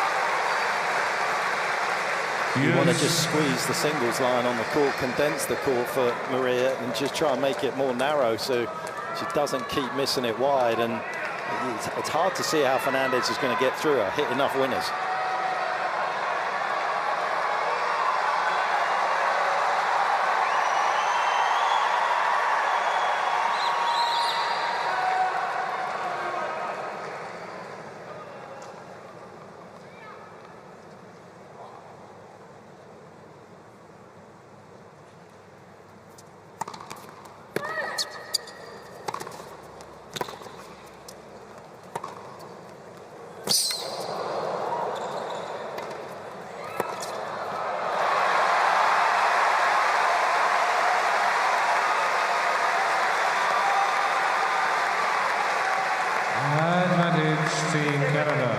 Wins points in a lot of different ways, doesn't she, Fernandez? And that's another one of those pressure points, racking up the total tonight.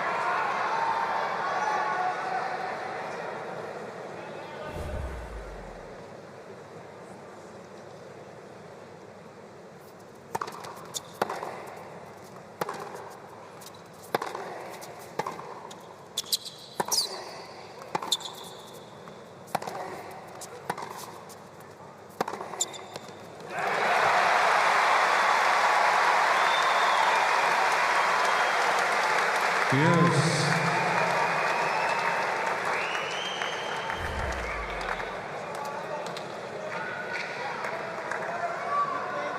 Just look at where it lands. Well inside the lines, comfortably crossing the net at a good height. Easy winners.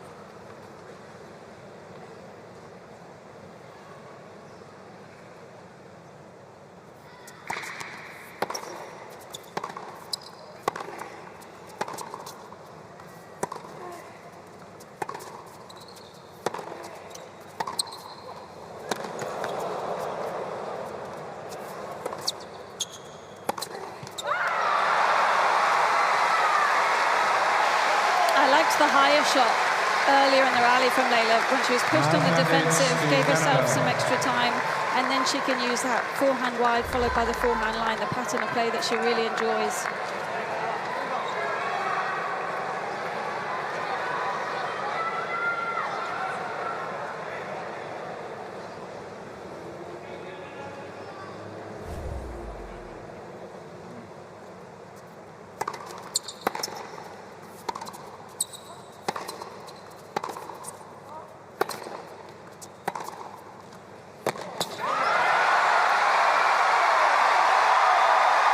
Jubilation for Layla.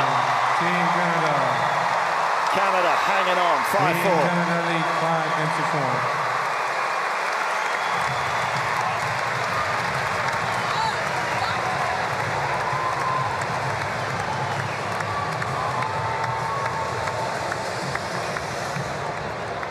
5-4. Obsessed with that reaction from her. There's 19, maybe even more than 90% Greek fans in here. She's like, come and let me have it then. You could just tell she's played a lot of Billie Jean King Cup matches. It's just the same energy.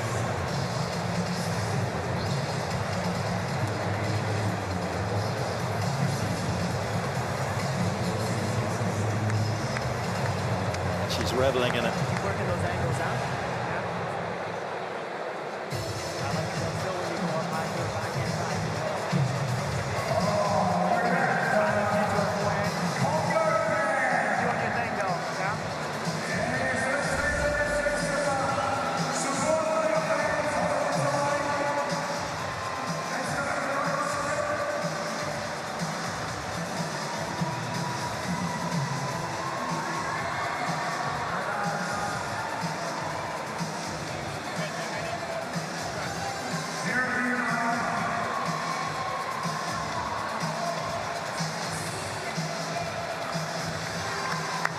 Time. Your time, let's go. I don't think we'll see too many changes from Layla on this due side. She is, as a lefty, is hugging the baseline, cutting the angle off on this due side, inside the baseline a lot of time compared to the ad where she's dropping deeper. I just wonder whether Maria, who's got a nice rhythm on serve at the moment, just to give her a slightly different look at the start of this game, may just throw her off her rhythm, stand a little bit wider, deeper.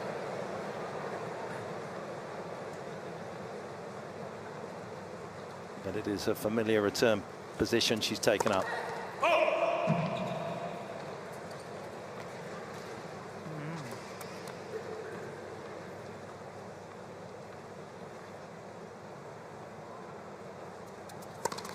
Love 15.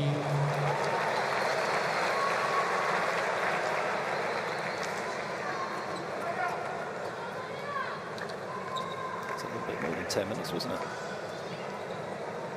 After we saw it go there, but the racket is on its way back. I would doubt that it's necessarily going to get an outing at this stage of the opening set. Slow motion stringing.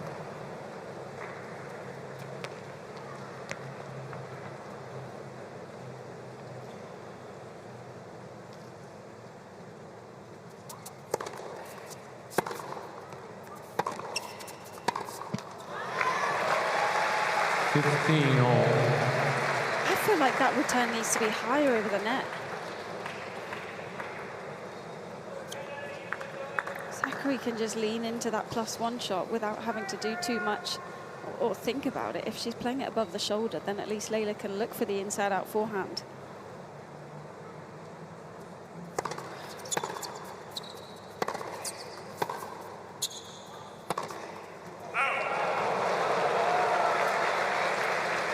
15-13.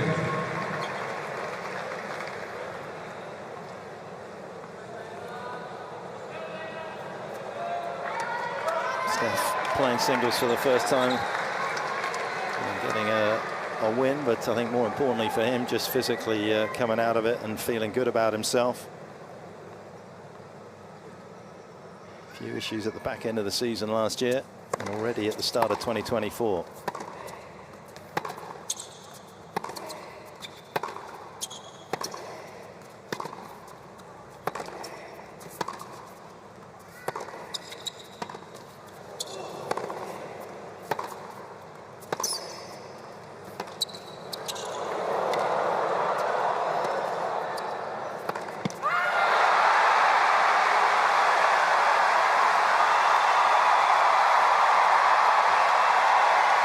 Whipping the crowd up into a frenzy. 15-14.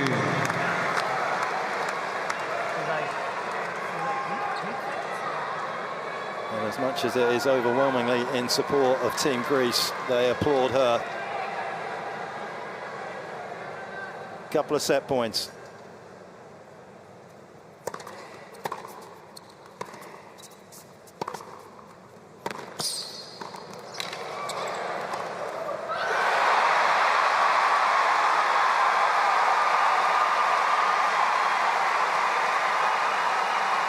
Yeah, she'd like to have that one back, wouldn't she?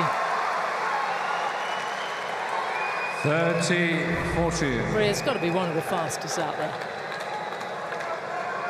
Didn't need to be that quick, did she? To get to that particular volley.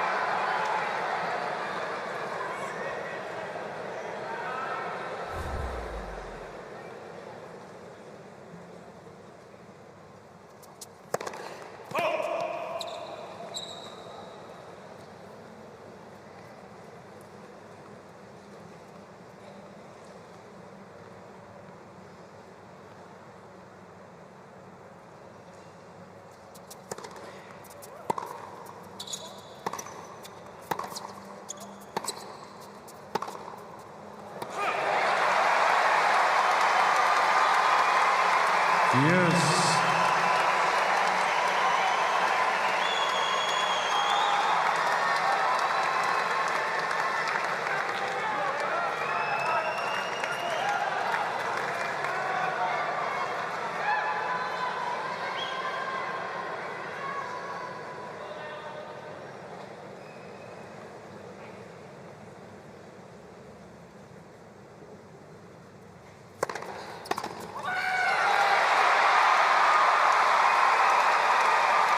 Advantage to Greece.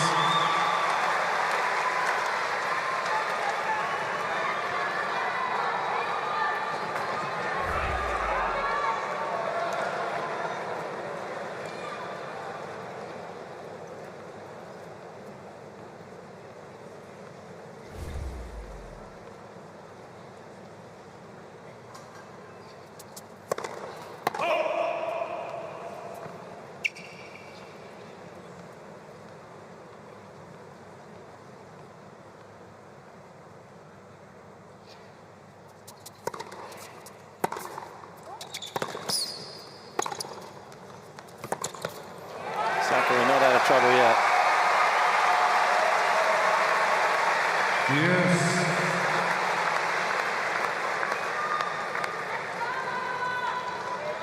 You guys can probably see it clearer from up where you are, but I like when Fernandez goes forehand line with the return, because Zachary is naturally expecting that forehand cross that you would normally go for in a pattern of play as a lefty.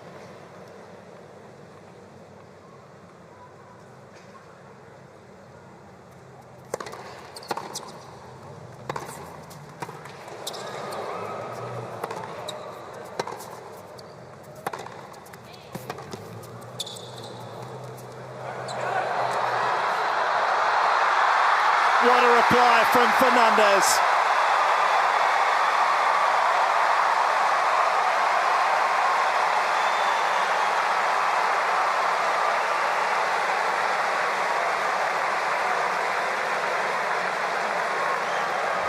Advantage Team Canada. Well, Well, one great weapon that she brings out here is that she's not as fast and explosive as Maria, but she's certainly quick, and she's got great hands, and she's certainly got the edge on improvisation between the two. I think that's very clear.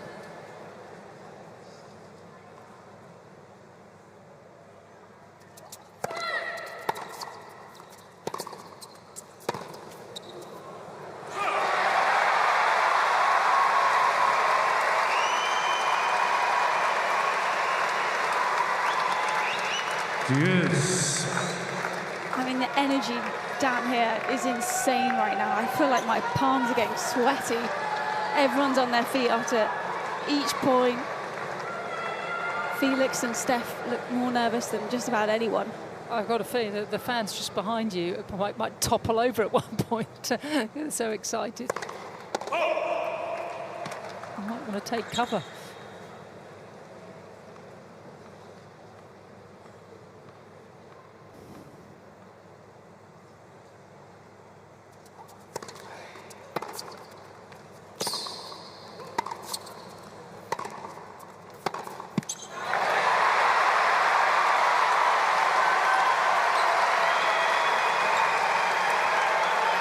All the people behind me, they might not be Canada fans, but over the last hour, they've become Leylah Fernandez fans.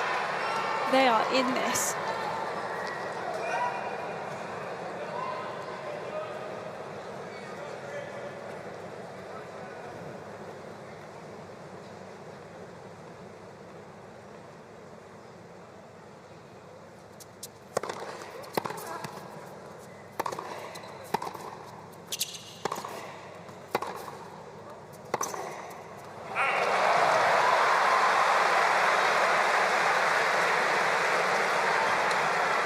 Yes.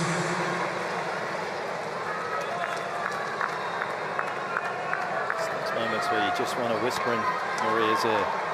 She's hit 5 winners only against you in this opening set. 4 of those have come off the backhand side. You don't need to give it away.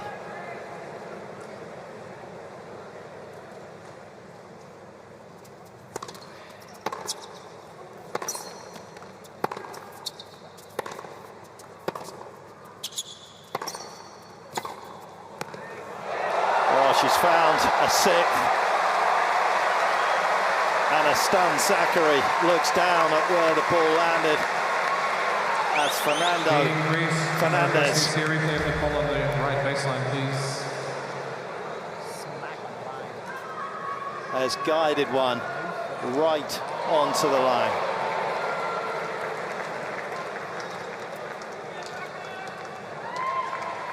Advantage, Team Canada.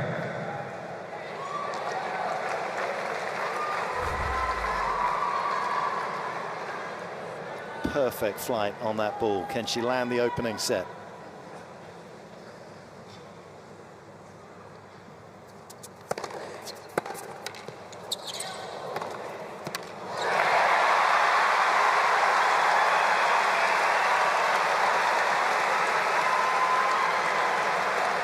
Yes.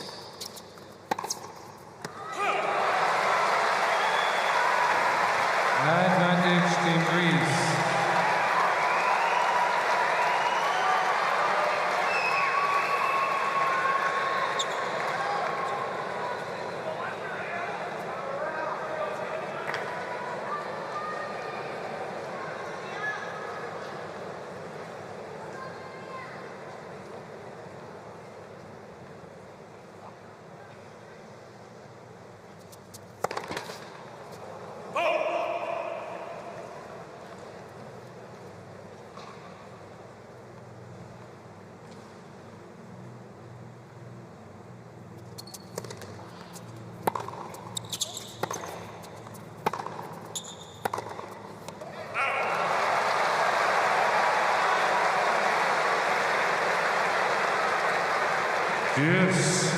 Fernandez makes you work an opponent, makes them work hard mentally, because she's setting you a lot of different problems, point in, point out. And one of her great assets is she's different. She doesn't play to patterns that you would expect.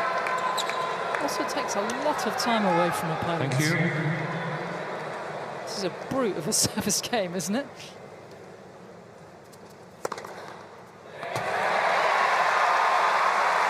Advantage to Greece.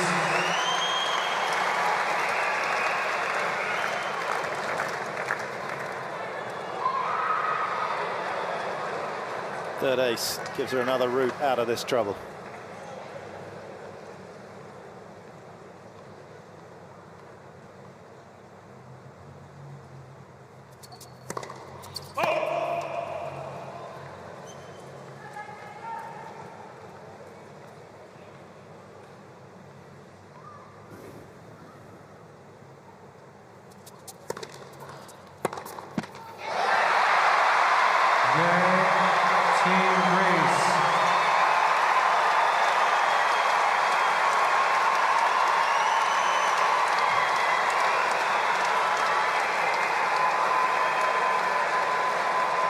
Five games all.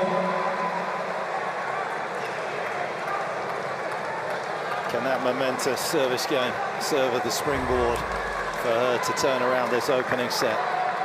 Set points coming and going for Fernandez.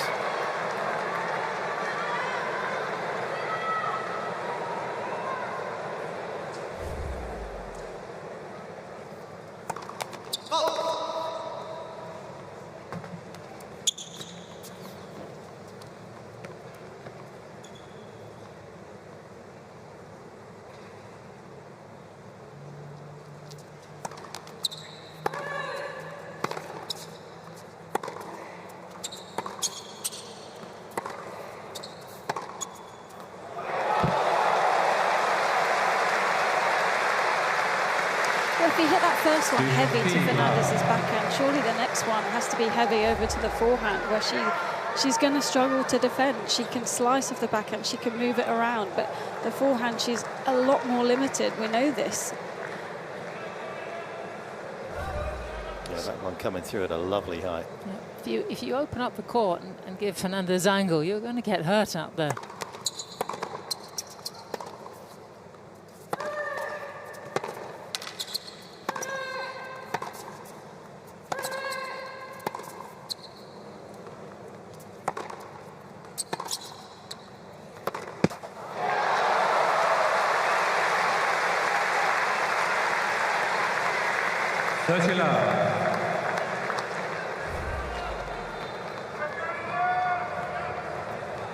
And look at Felix's reaction here. He's gone for the mentally strong head tap.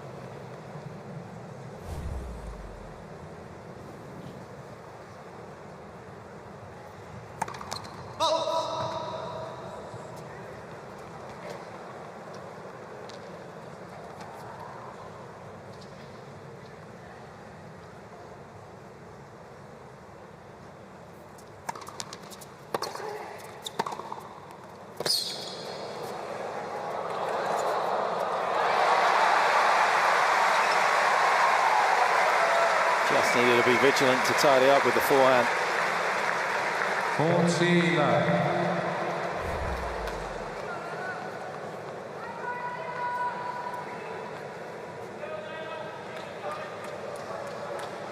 So again, we see a great strength of being able to redirect very quickly down the line.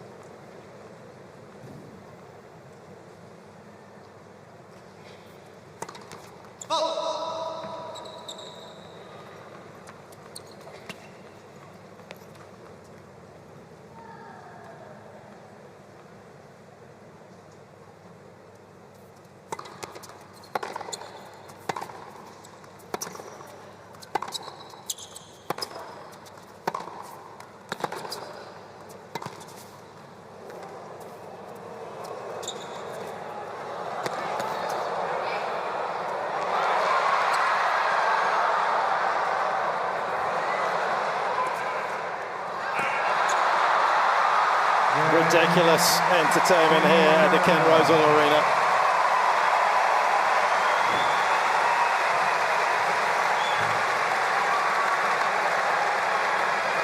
Team Canada leads 6 games to 5. Some stunning points.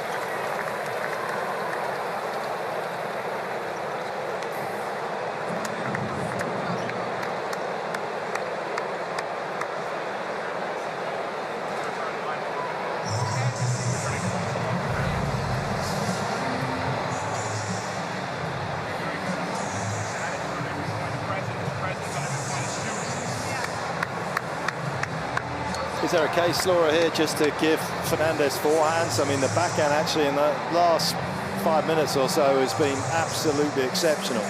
Yeah, it looks to me like she's actually hitting through the backhand a bit more, trying to flatten it out, especially when she's going line. And she's finding that corner. So all I would be doing coming out the changeover is going heavy to her forehand with some height on it. If you give her pace, she's good at blocking it, and she can find that forehand cross-court angle quite well. But if she plays it above the shoulder, in general so far, she's just thrown it up. So yeah, it's whether you can take that on board and figure out, yeah, I'm just doing a couple of things not wrong, because neither of them are playing badly at all. It's a great match, but just tactically a few changes could make a huge difference for Maria. Time. Here you go, Layla.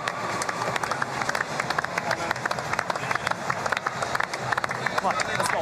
Your time, your time.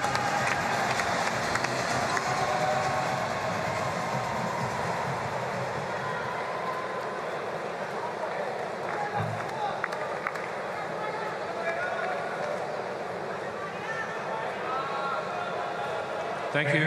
Settle down, please. Thank you.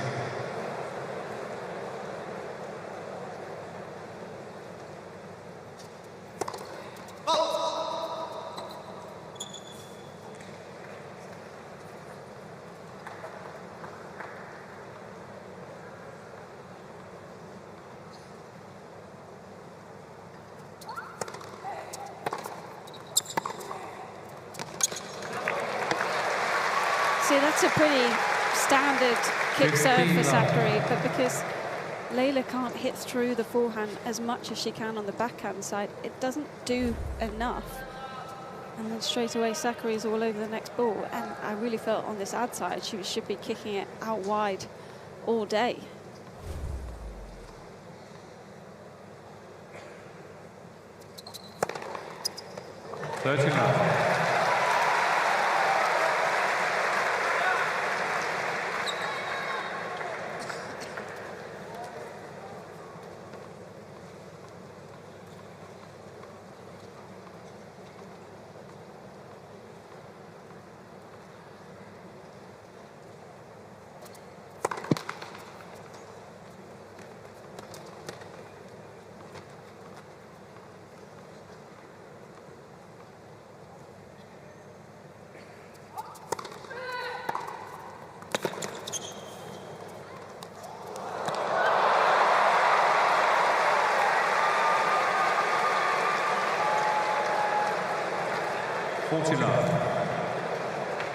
Couldn't quite capitalise on what was one of her best returns from this side. Excellent depth. Space was there.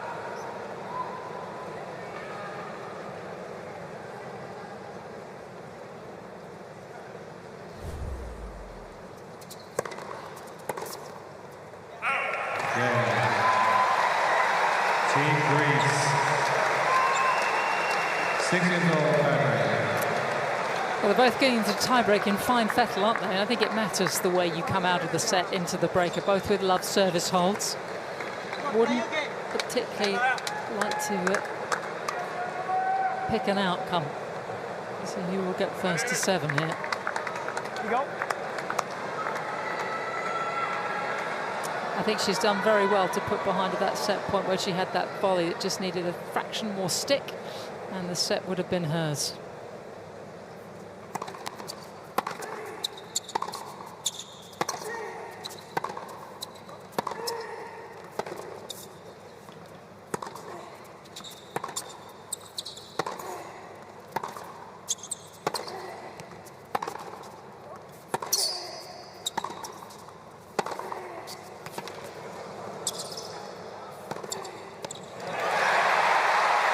perfect start.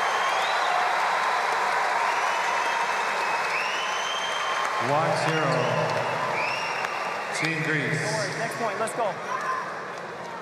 You got this, you got this. This one, no problem.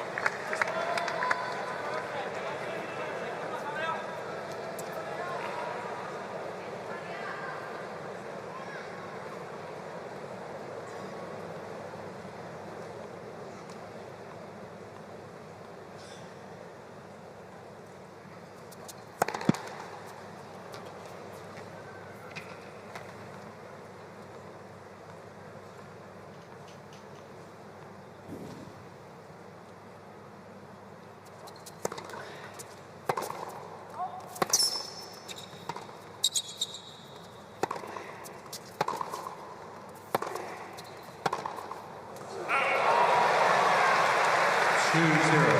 Team Greece.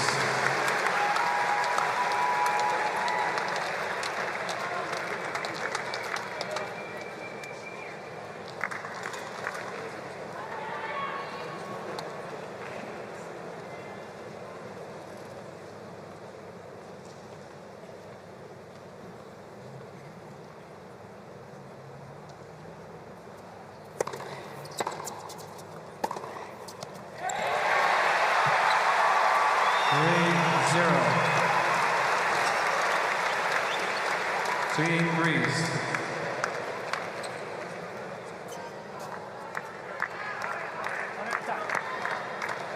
Zachary pushing on after the perfect start. Once again, that efficiency when you are that far inside the baseline on the return on the due side, you don't collect it and you don't get enough depth, you are a little exposed.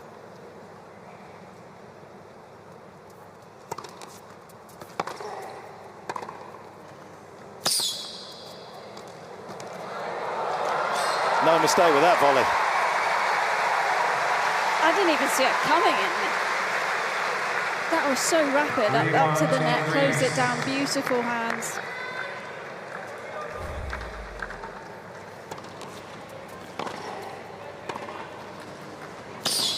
Yeah, that's the ultimate stealth move, isn't it?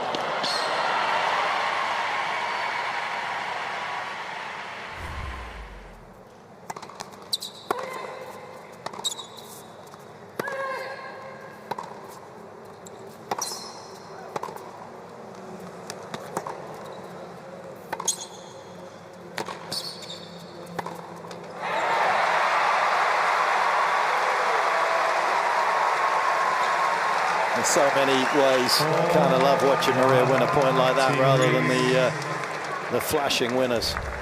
Dug in.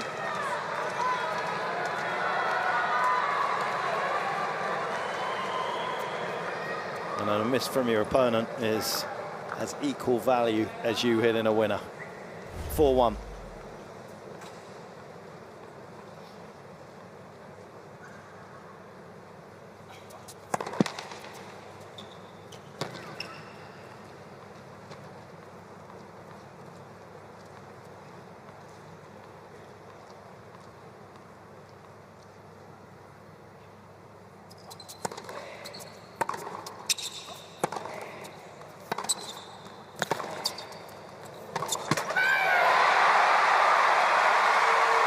The gap widens.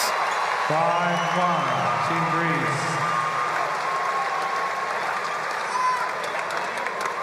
Zachary has played some really sensible, astute tennis, hasn't she, since saving all those set points. I mean, this I find more impressive than some of the spectacular shots that she hits, because this is just tricky. She's having to work so hard mentally.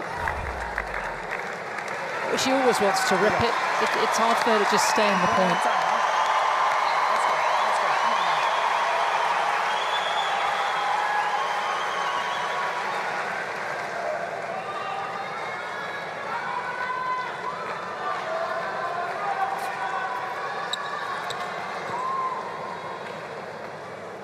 Fernandez knows she should have put this opening set to bed. Forehand volley, open court. Didn't do enough.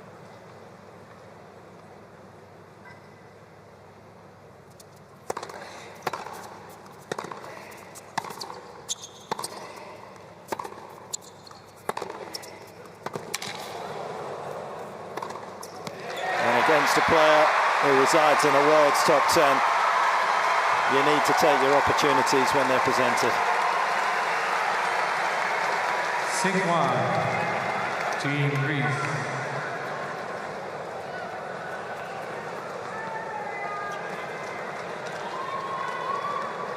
And Sakkari now poised to take her 5th straight set against Fernandez. Leads their head-to-head 2-0.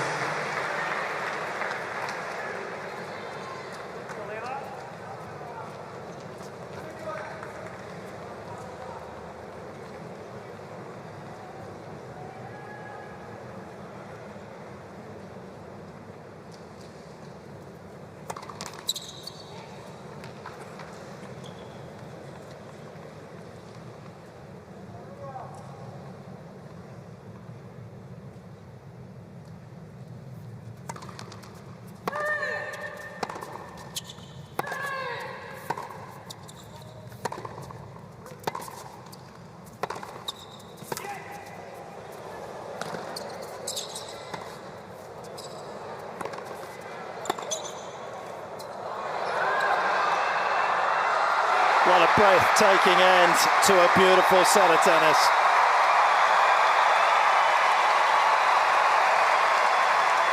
Game and first set, Team Greece, 7-6. And the great escape is complete.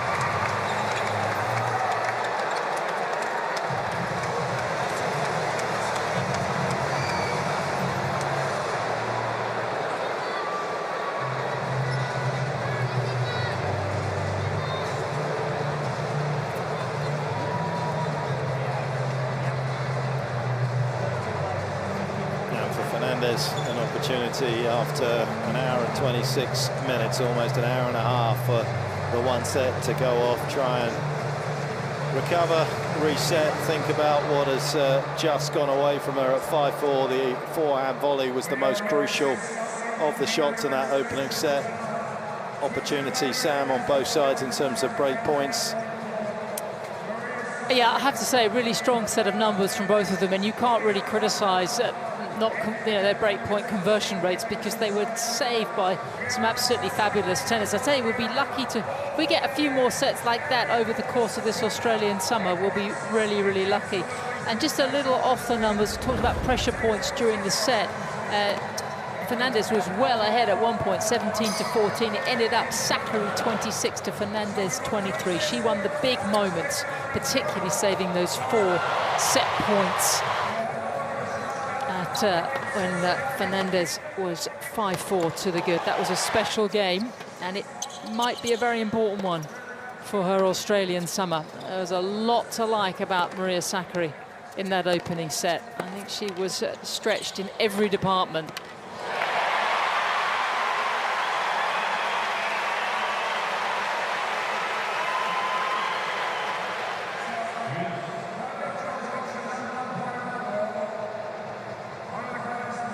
Greece, of course, know that the most simple of the arithmetic for them is to win 3-0 to be able to get themselves through Group B. I'll let you figure out the group standings, Petch, but the roof just came off in here because they showed Alex de Minaur winning the first set on the big screen in the stadium against Novak Djokovic. So there's a lot going on tonight, and we'll try and keep track of I mean, I've been trying to work it out down here. I actually have no idea, which, you know, I should probably be more informed than that, but it is so tough to figure out who's going to come out of this group.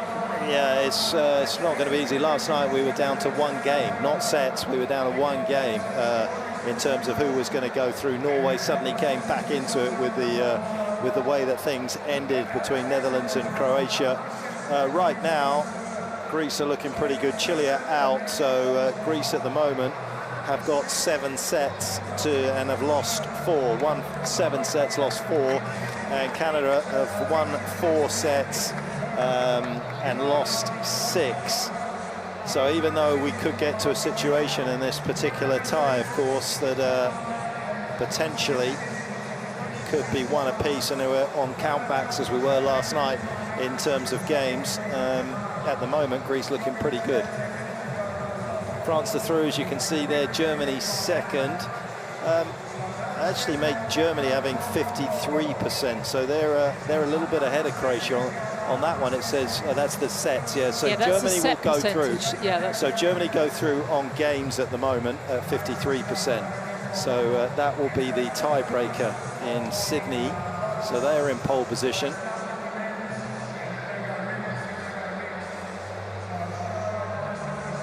And while we continue to run the slider all over the calculations, which we will do, we'll reflect on that wonderful set point. Sakkari coming up with the goods. Battled herself and her opponent, but delivered when it mattered most.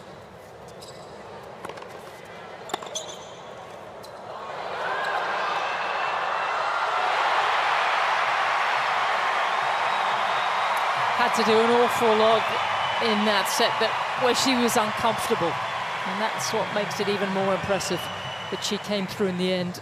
And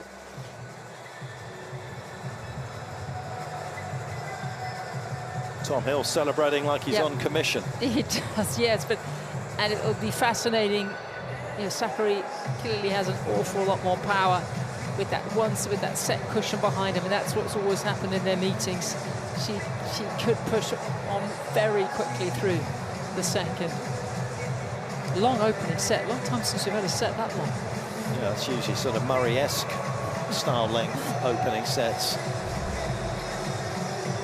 Yeah, so obviously Canada have still got it in their hands. They can still turn around this particular tie to go through. They won their opening match, and if Fernandez can come back and win this particular match, and they could take the mixed doubles, it's still very much in their hands.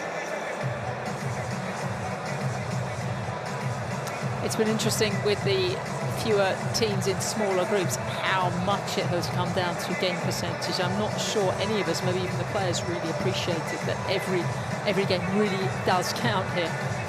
Much more so.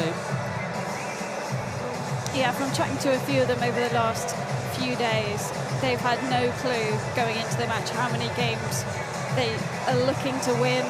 You know, they're just playing the match, and yes, that's probably the best way to do it, because you don't want to be thinking about numbers when you're out there, but when it comes down to it, it would be quite handy to know, hang on, if I win just 1 or 2 more games here, then I'll keep my team in it. So yeah, it's a bit of a balance, but I'm sure Norway were happy with the outcome last night.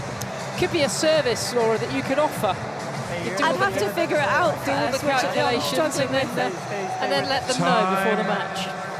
Well, you certainly have to figure out your rates. You're going to do it for free. Right back to work. Let's go. Come on. Second set. There's a free lunch in this world. Team Greece to serve.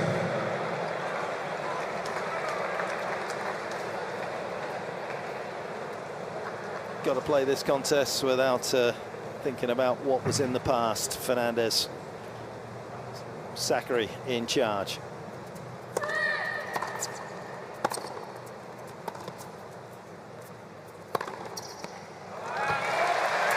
What is really good news for Team Canada is that Felix Auger-Aliassime has gone off to get ready for doubles.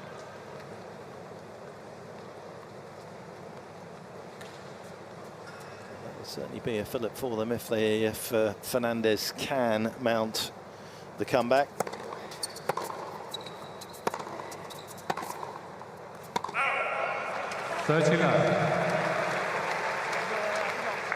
One of the features of her win in Hong Kong was the ability to come back from a set down. Hadn't been a great season up until that particular point for the Canadian. She had won just 3 matches and lost 22 when she'd gone down a set in that year, but won 3 on her way to the title, including in the final.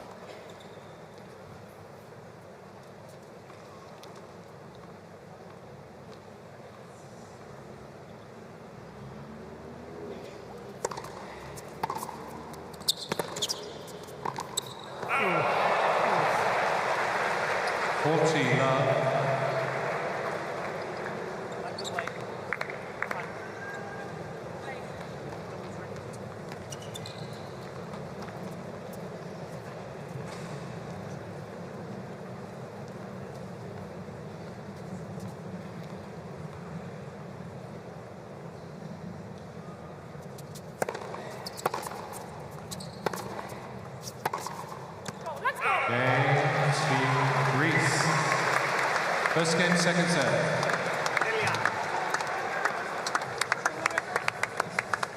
Something I was looking at before this match is Fernandez against the top 10 in the world. And apart from a Fed Cup win over Belinda Bencic back in 2020, her first top 10 wins came at that run at the US Open over Osaka, Svitolina and Sabalenka. And her last top 10 win since then, her first since then, came at the Billie Jean King Cup finals in Sevilla, beating Vondrousova. So she has had well over 2 years without a top 10 win and only 5 in her career. I mean, 5. I think a lot of us would love to have 5 top 10 wins, but it just shows you sort of where she is against the very best, and how well actually she's done this evening to match up to Sakkari, who has been on, sitting at the top table for, well, this is her 4th season as a top 10 player.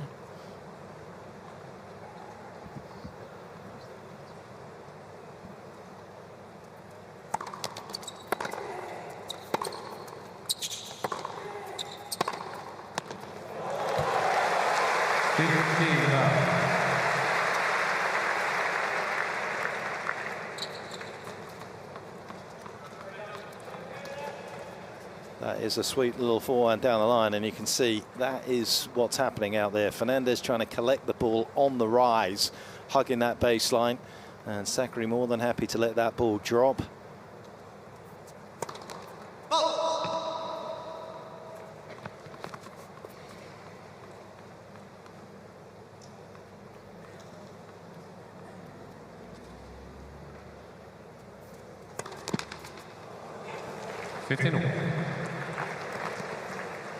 You surprised that number's so low in comparison with Sakkari. Maybe she could take time away a little more from her opponents. I'm not surprised, because that's the way Leylah makes you play. I mean, she kind of wins and loses matches on her terms because she doesn't like to defend from deep. Doesn't move great actually out wide, and doesn't get out of the corners very effectively. I think the ball back in behind Leylah is a really good shot, and I'm not sure that maybe Maria's exploited that enough tonight. So no. And also Maria does tend to return and go backwards a little bit off the first serve, so she gets a little bit further behind the baseline.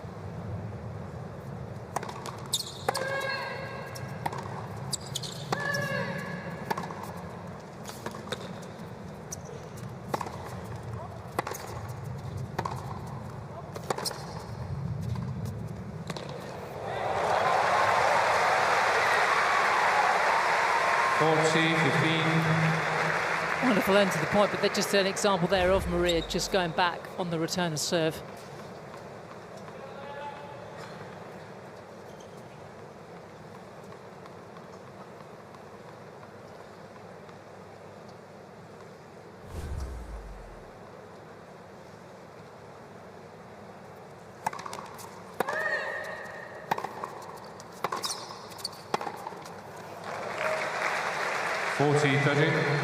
We haven't seen that shot enough from Sakkari, because time after time Fernandez just doesn't want to hit that one. She's trying to take it on the rise still and open up the court and play it line, but she just doesn't have the space around the shot.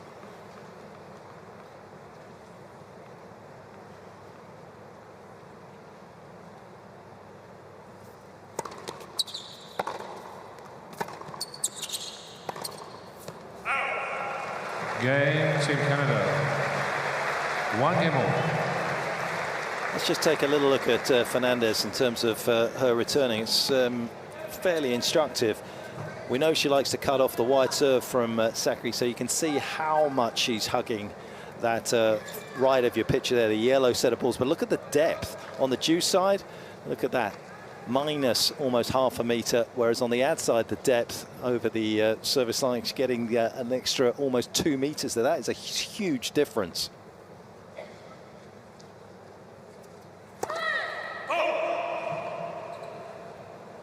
And obviously a lot less time on this due side to be able to pick up this serve.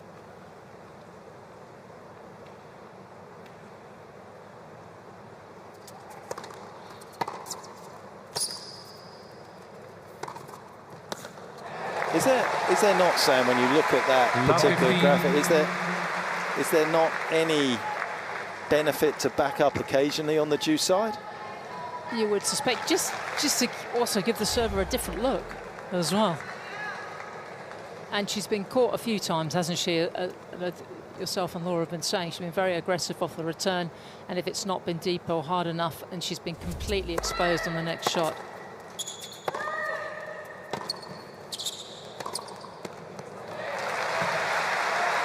I love the way Maria moves onto the ball there.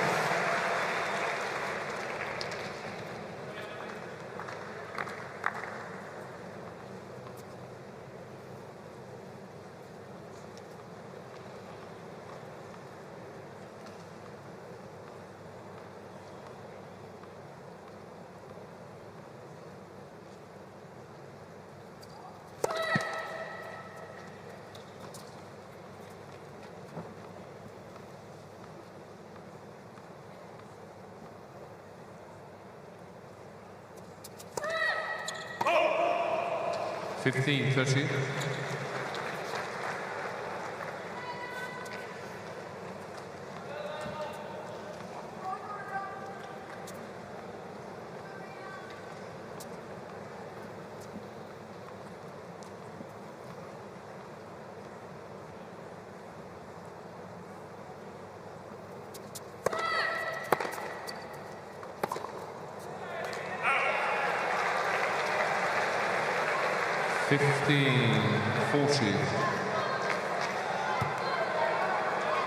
I have a feeling that Maria thought all her troubles were over in the first set. They weren't going to reappear so early in the second.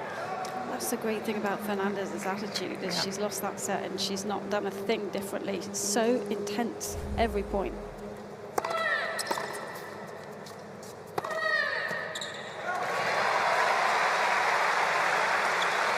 Very positive. 30-14. I tell you what, it's been hard to convert a break point out here, and that's not because they've been played poorly. It's because the server defending it has performed so well.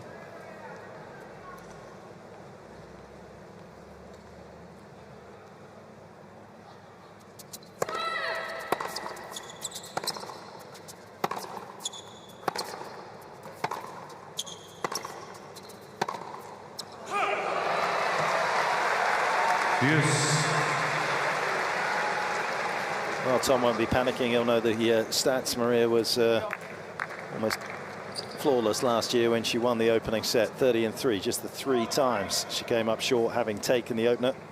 Jamarcic in the semis of Linz, Bianca Andreescu in Miami, and Marta Kustyuk at Wimbledon.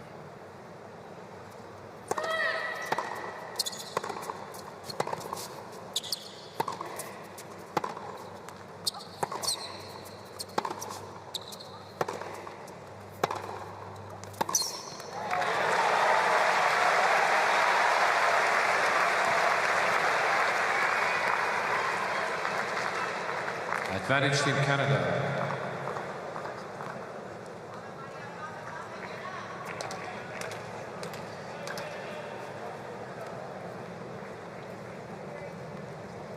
Can Fernandez find her second break of the match?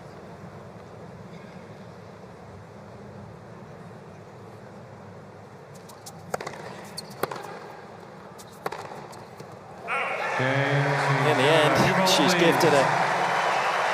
But it was her reward for bouncing back after dropping in the opening set magnificently.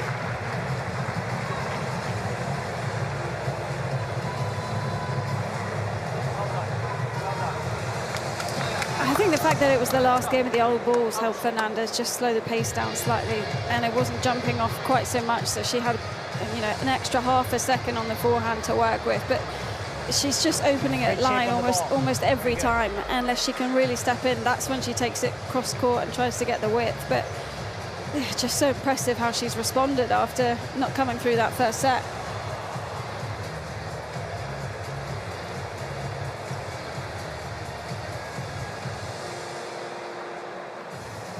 The ecstasy, and then on the face of one of the youngsters, a little bit of the agony. Pure determination as ever etched on the Canadian's face. hard being a tennis fan. Yeah. That's why the fans get invested, isn't it? When it is this meaningful as it is tonight here in Sydney. See what I feel's really helped Layla with some of the results not quite going her way from that US Open final, which I thought took a lot of getting over. You were talking to Adil, the captain, about her profile. I mean, she was the female athlete of the year in 2021. That's huge. But also, I think the fact that she's put together some really good doubles performances, particularly with Taylor Townsend. She's very happy to get out there and play on both tours, almost week in, week out. It's been good for her. And now the singles form looks like it's coming.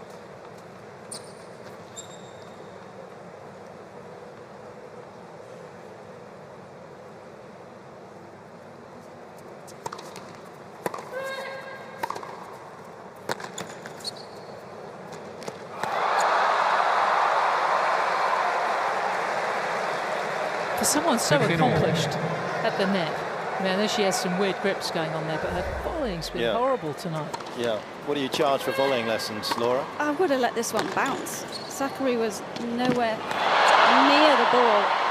Let it bounce, play a forehand, put it away. It was actually harder to miss than to make. That lets the momentum back, doesn't it? It lets Sakkari off the hook.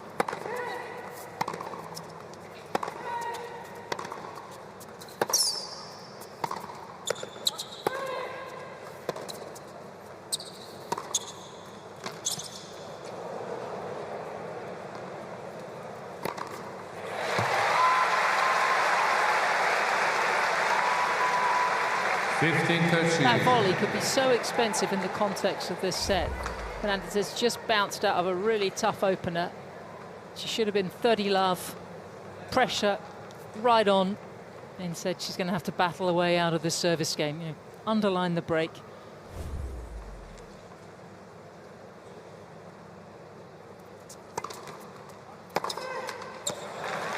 I feel like Maria lets the ball come to her on a return. As many returns as she makes in general, I still feel as though she has the ability to move in and out of the court a little bit better on the diagonal. She's so lateral off a serve that's going at 133 Ks. By the time it gets to her, it's just got very little to work with.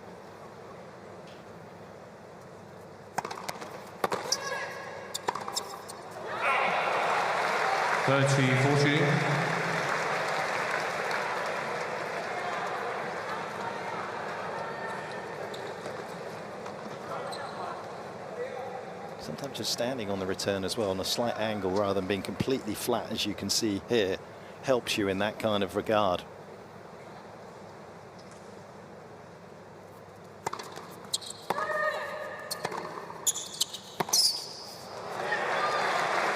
Yes.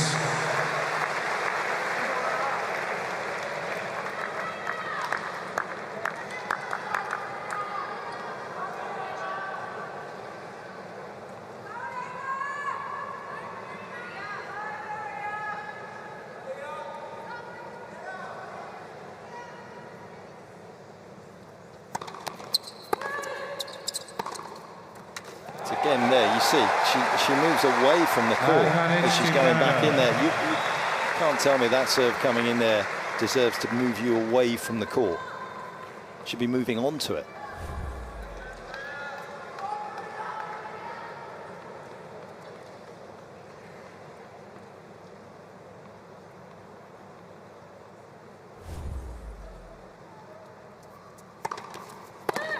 A little more pop on that one, though. Team Canada. May even been the fastest of the night from Fernandez. Team Canada lead 3 games to 1. How good's the response after missing that easy volley? I think a lot of players would have stayed on that point for the next 3 or 4. Absolutely none of that from Fernandez.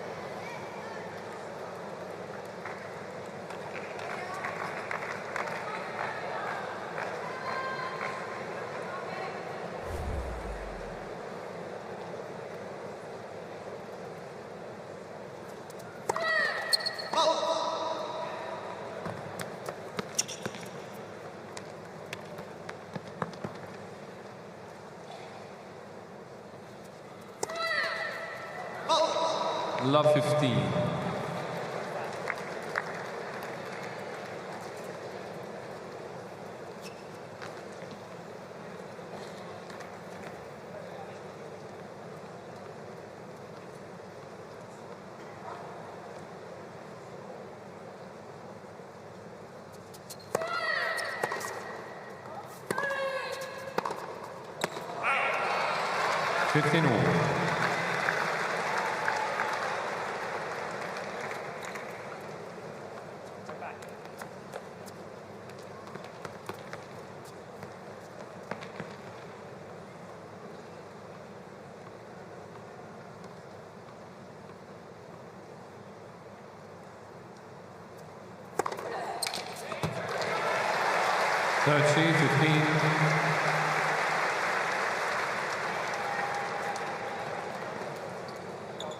Just got to keep herself in contention.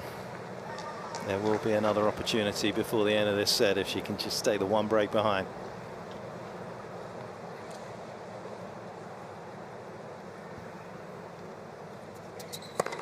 Let's for serve.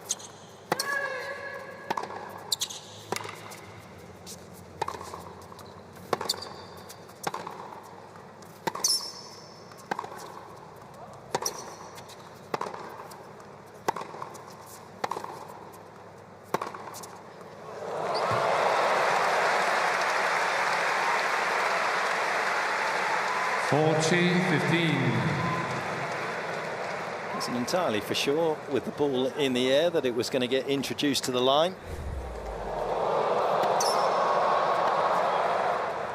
Once again, the augmented graphics here showing how this game is a game of many, many small sprints.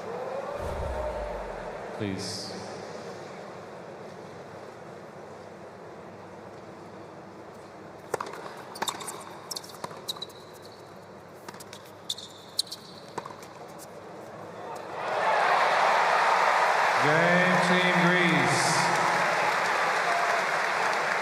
Lovely lob from Zachary, and she duly wraps up that holder serve and does keep herself very much in contention in this second set.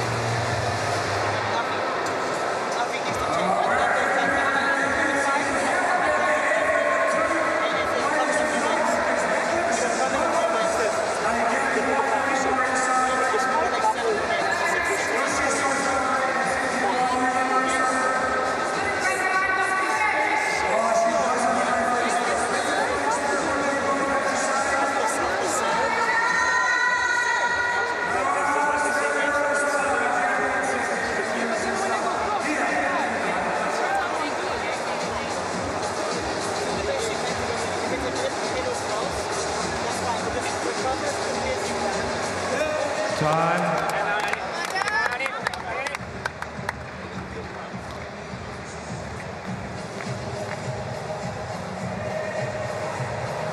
There was a lot of information there. There was definitely talking about trying to change up the fly to some of the shots. Maria was talking about the slow kind of cutting lefty serve that was dropping short. And if she's aware of it, she has got the ability, of course, to adjust that return position to try and counter it.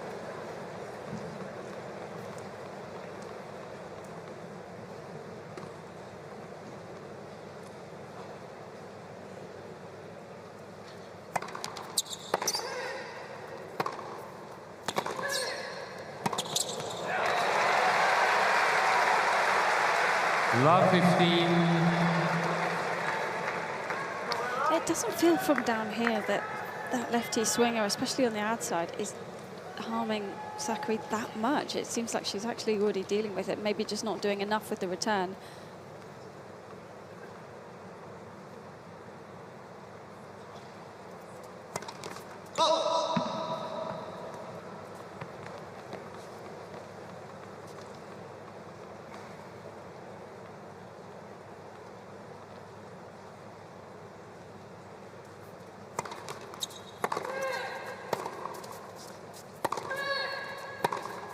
Love that in. And if she is aware of it, then that second serve was a perfect example of when she could actually move forward at least a step and try and take the second serve on the rise, because that lefty swinger is coming into the body, so it's not a hugely difficult return to make.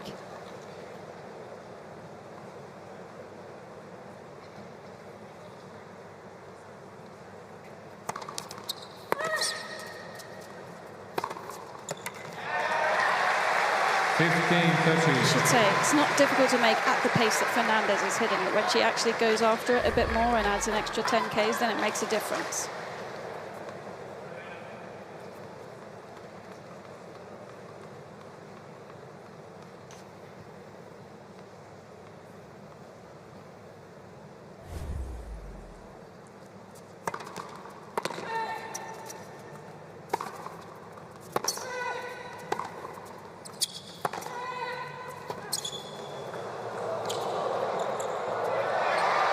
So good.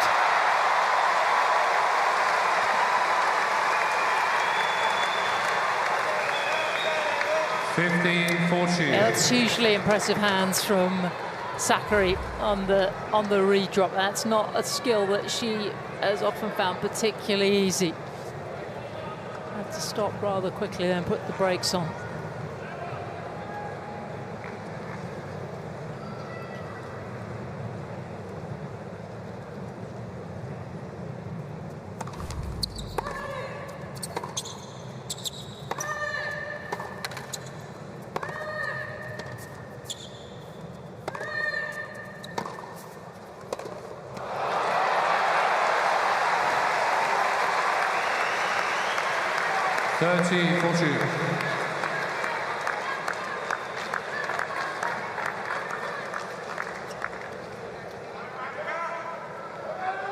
Well, it was a perfect point. Just got herself a little bit too aggressive-minded with her court position. Ended up taking time away from herself.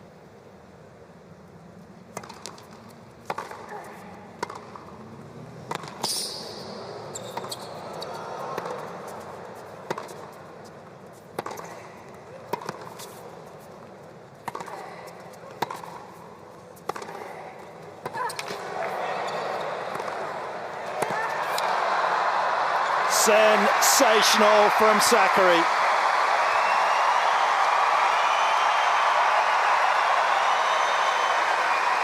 Game Team Greece.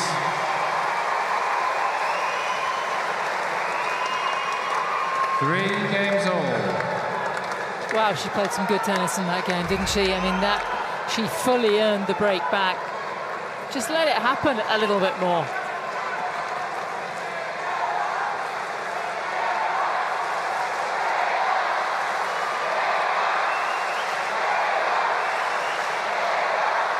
Thank you, ladies and gentlemen. Players are ready.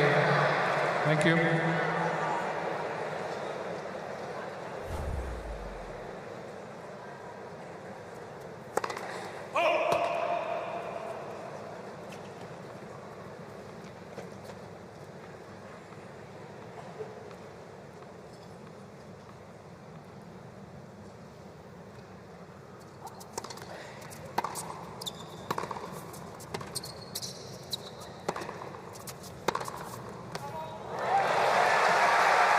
There's a new wrinkle.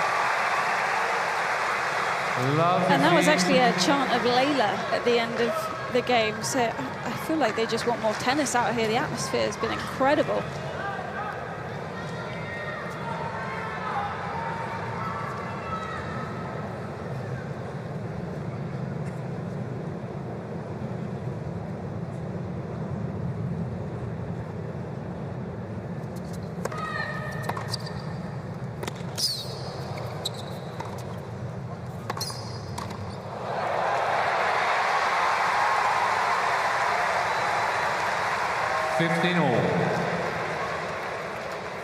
Should I put that one away?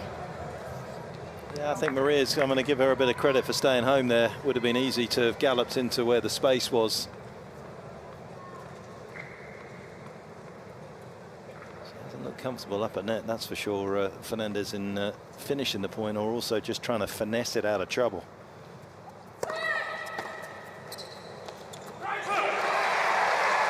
And that will be that's hugely disappointing for the Canadian, because she spoke, you know, after the Kerber match, saying that that's where she spent a lot of her energy and time in the off season, making the transition forward, and particularly on her net play, trying to finish more points off at the net. Just shows you it's easy to practice, not quite so. I mean, it's a lot harder to put it in play in this kind of occasion against a top 10 opponent.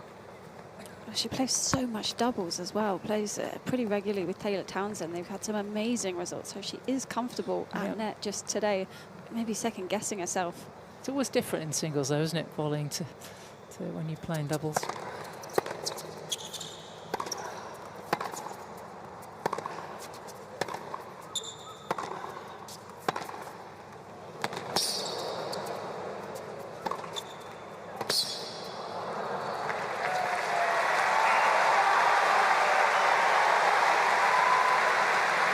It'll be interesting to see if she still wants to keep pressing and going forward whenever she possibly can.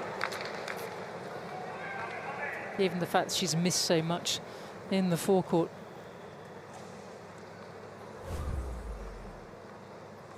She's won, what, barely 40% of the points in this set when she's come forward.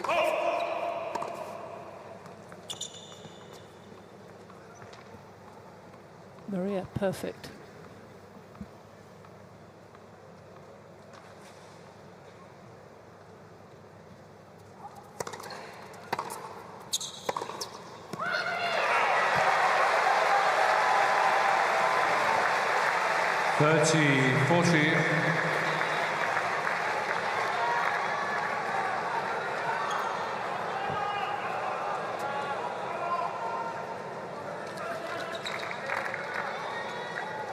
Been a feature of the match, and one of the reasons it's been so compelling.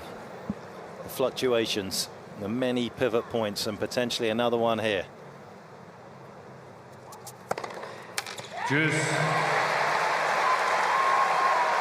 Danger dispelled for the moment.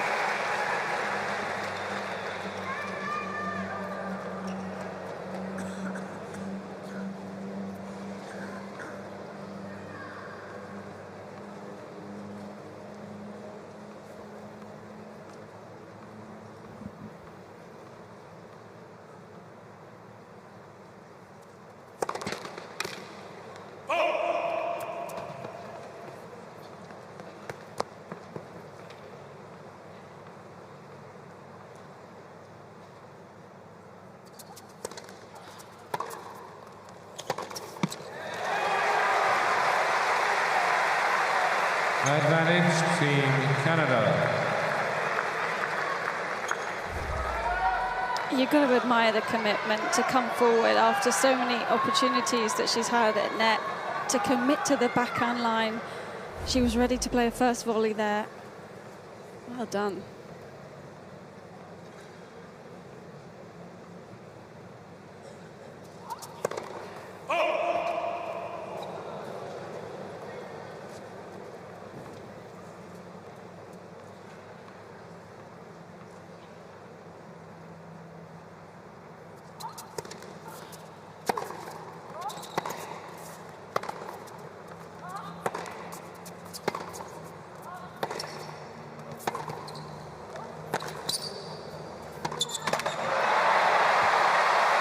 Zachary doing so well to pose the question for Fernandez once more.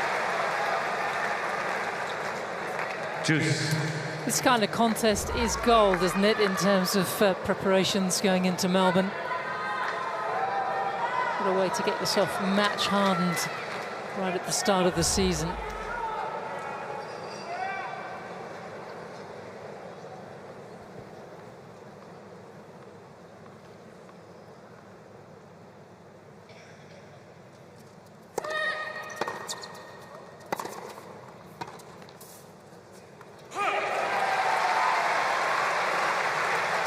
Advantage team, Greece.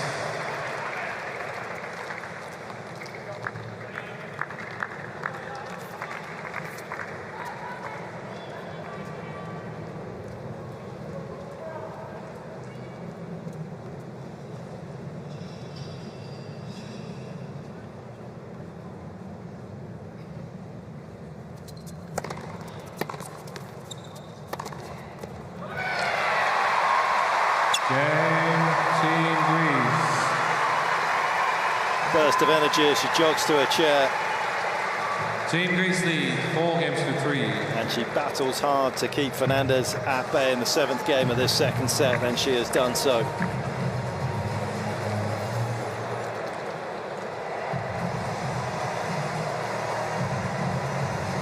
Potentially an opportunity for some of these players to be able to get themselves out and about, go over to Wally Mercer's neck of the woods. It's in Sydney's north. It hosts millions of visitors every year, and of course the main way you're going to get out there if you want to do a little bit of that surfing is on the Manly ferries. It is a very pleasant way to while away a little bit of time.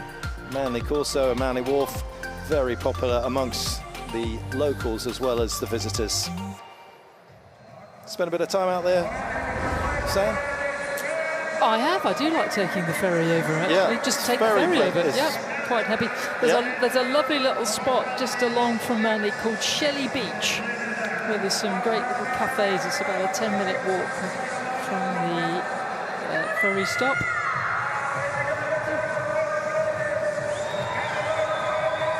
Happy to do that as long as I don't have to do any surfing. I'm fine. Yeah.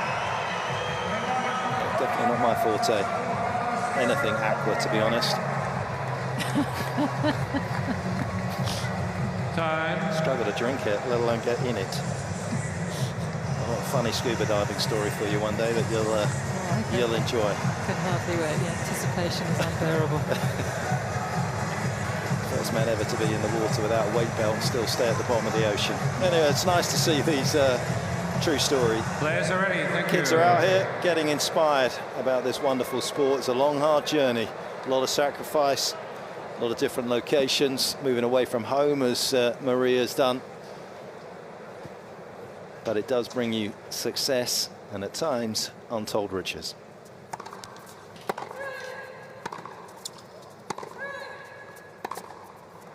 Brings you a bit of heartbreak as well. Love 15. Semi-finalist at the US Open that year that Fernandez lost in the final to Raducanu, but of course Zachary also semi-finalist at the French Open, having had match point.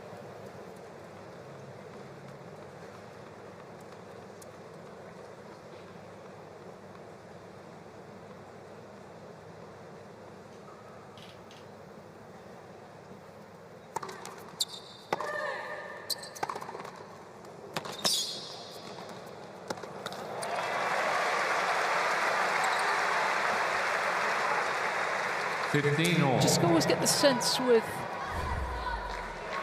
Fernandez when she comes up to the volley that she's always looking for placement. It doesn't really always look to stick it. She'd rather sort of caress the shot. And sometimes that gets her in trouble. You know, when you lay the racket head back, anything can happen sometimes.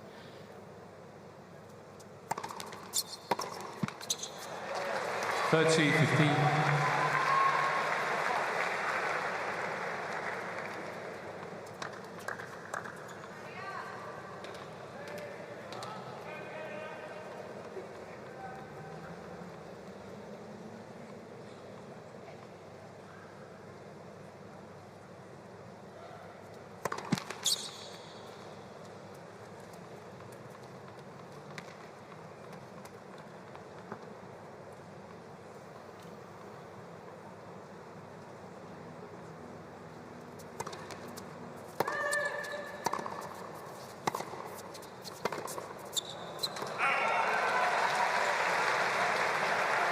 30 all.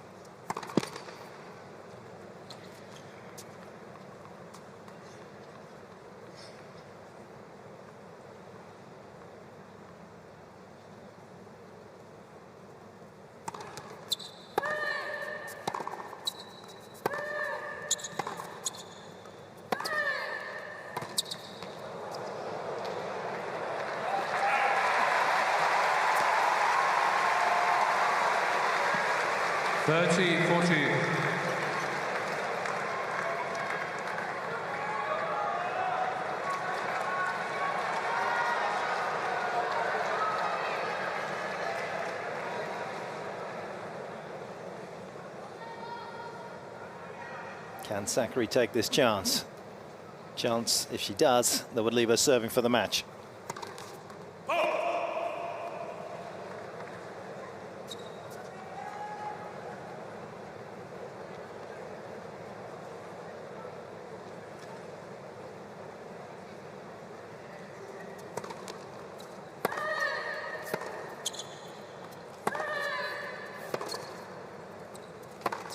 Too good, too strong. And there could be 2 wins on the board very soon for Team Greece today.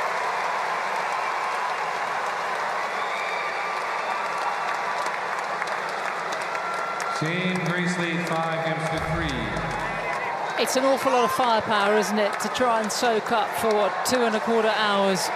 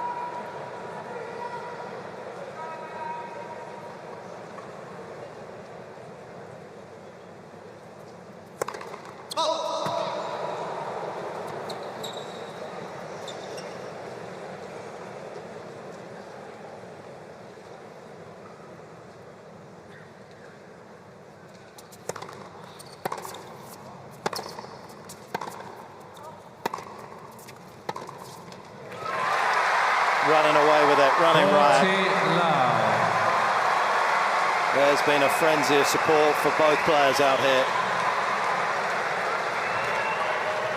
It has had lovely fluctuations, undulations. Never been quite sure which way it's going to go until now.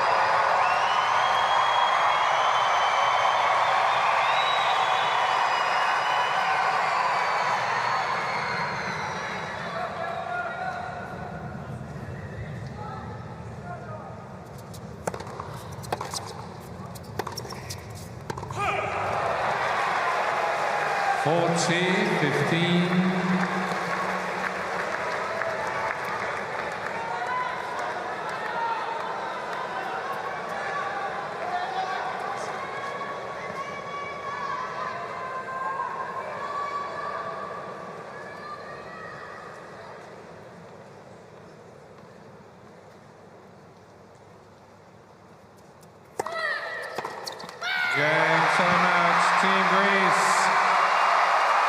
7-6, 6-3. It wasn't easy. She had to endure But it is another straight sets win over Leylah Fernandez for Maria Sakkari. It takes their career meetings to 3-0 for the Greek, and it also takes Team Greece to their first victory at this year's United Cup as a team.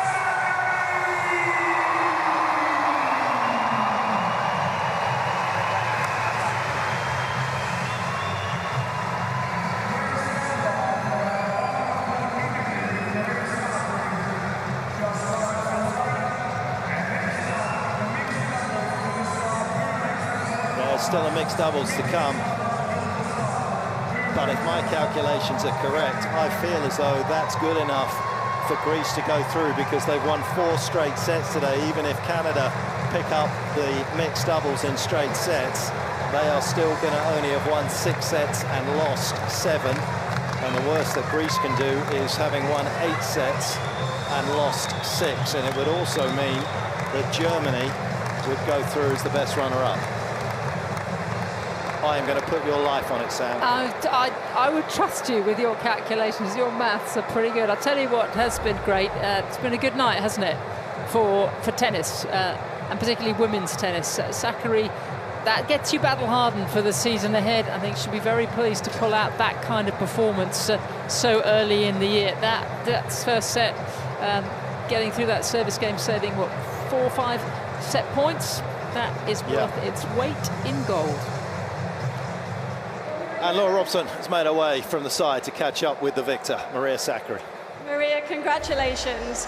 I'm a little bit nervous to say it because there's a lot of calculations been going on, but I believe you have just put Greece through to the quarterfinal on Friday night. How does that feel? Well, I believe so too. I don't want to rush things, but I think that we're through. You know, it feels amazing to be playing here in Sydney in front of so many Greeks. It's unbelievable, like starting the season this way. You know, I couldn't have asked for anything better. I believe, you know, myself and the team, we're just so grateful to be here.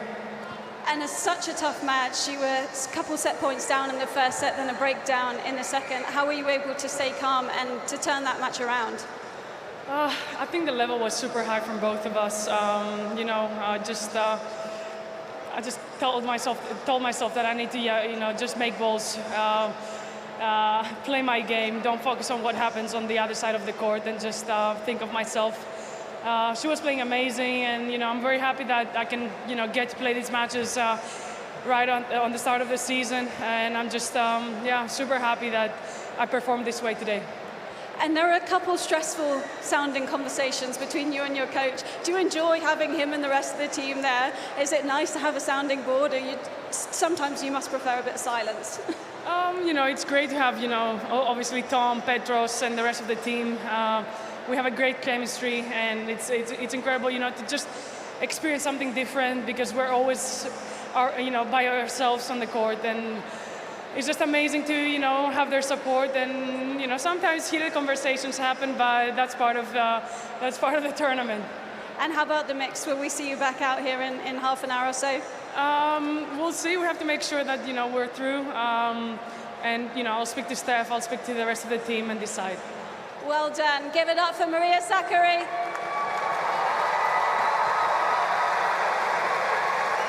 Now, the one thing that Maria never does is give up, and even last year, Sam, she was struggling, wasn't she? And then salvaged the entire season, going back to one of her favourite countries in Mexico, and winning in Guadalajara, where she had lost the previous year in the final to Jessie Pegula. Had she not gone there and defended those points and actually made more, could have been outside the world's top 20. Yeah, it could have been. I have to say, they're pretty tropical out here this evening, wasn't it? Yep. Not quite at altitude, but yeah, there's certain conditions that Maria does play very well. And she, for quite a softly spoken and quite introverted character, she actually does enjoy the big stage and certainly loved having all this home support. I have to say that was impressive for me. There were a few things that obviously need tidying up and discussing, but just in fact, some of those really gritty service games, the way she served break point down, where she came up, again a very difficult opponent, lefty, found some strange angles, put her in uncomfortable places in the court. And she did a lot of things right tonight. She can really build from that. Yeah, and that some good numbers as well in terms of first. I would like to see Layla just have a little more flexibility within her game in terms of moving around a bit. It feels as though when everything's working and it's all on point, obviously we know how good she can be. 3 titles to her name, the final at the US Open, but I think against these top players, and Maria is that, you've got to have a little bit more in your repertoire to throw them out of their rhythm in some of the moments that she has. I mean, she'll look at it and think, well, I created so many chances, I did a lot of things right, just couldn't capitalize. But the argument on the flip side is that, as Maria knew what was coming and was able to counter that in the pressurized moments. Yeah, a little tidy up on the volleys as well. Yes. Before heading into Melbourne. But again, I have to say that some of the level from the opening set, if Fernandez isn't seeded for the Australian Open, which might happen, no one's going to want to see her floating about in their part of the draw. No, Maria Sakkari signing her name and signing Team Greece through to the quarterfinals. We'll be back for the mixed.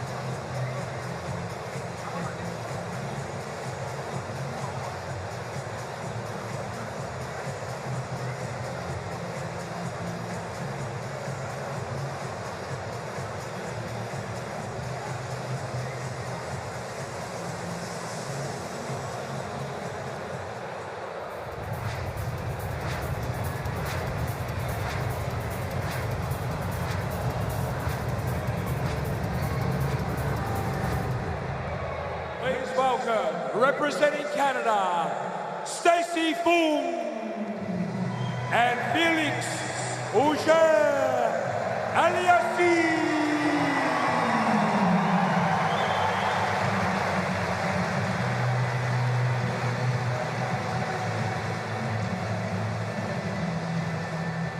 Please welcome, representing Greece, Despina Papabiher and Petros Tsitsipas.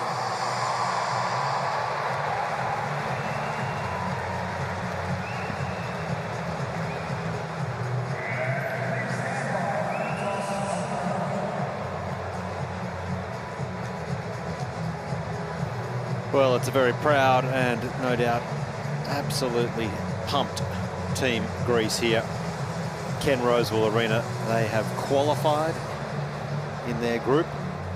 They had to win, and they had to win pretty comfortably today. And boy, led by Stefanos Tsitsipas, they got their team off to a brilliant start, winning in straight sets. And then Maria Sakkari played an excellent match to put Team Greece through. So this is the mixed doubles. Team Canada taking on Team Greece. Last match in the group stages here at the United Cup.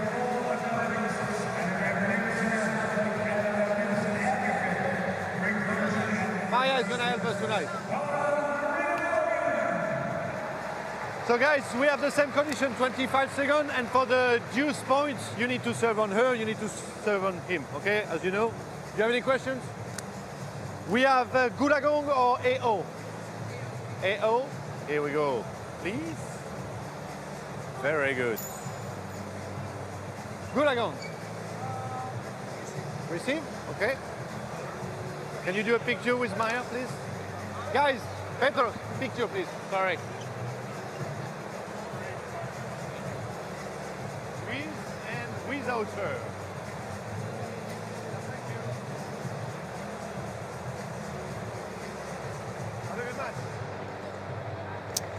So it should be a highly entertaining mixed doubles match and should be played in good spirits with a fair bit of freedom, you would expect. Laura Robson joining me for this one. Laura, very good evening, and I know you've been courtside, so it's loud. It's been full of Greek support, a lot of enthusiasm whenever Tsitsipas and Sakkari play, so it's been a fun-filled evening so far. It has, and the crowd has loved it. Even when Felix was walking out there was a show of appreciation. I'm sure he felt like, oh, this is probably quite a good match for my knee to just test it out, see how it's feeling. And of course they would love this to be a live rubber, but nonetheless, you can still take it very seriously because there's money on the line and you don't want to lose 3-love, do you? No, that's right, and great to see Felix will take the court. Stacey Fung, 26-year-old, went to the University of Washington and has won 8 ITF tournaments in her journey, so a real thrill for Stacey to be able to represent her country. Pretty strong nation, Team Canada, we know they've done well in some of the recent teams events, so just to get into the team and get an opportunity to play, I think that's pretty special for Stacey tonight.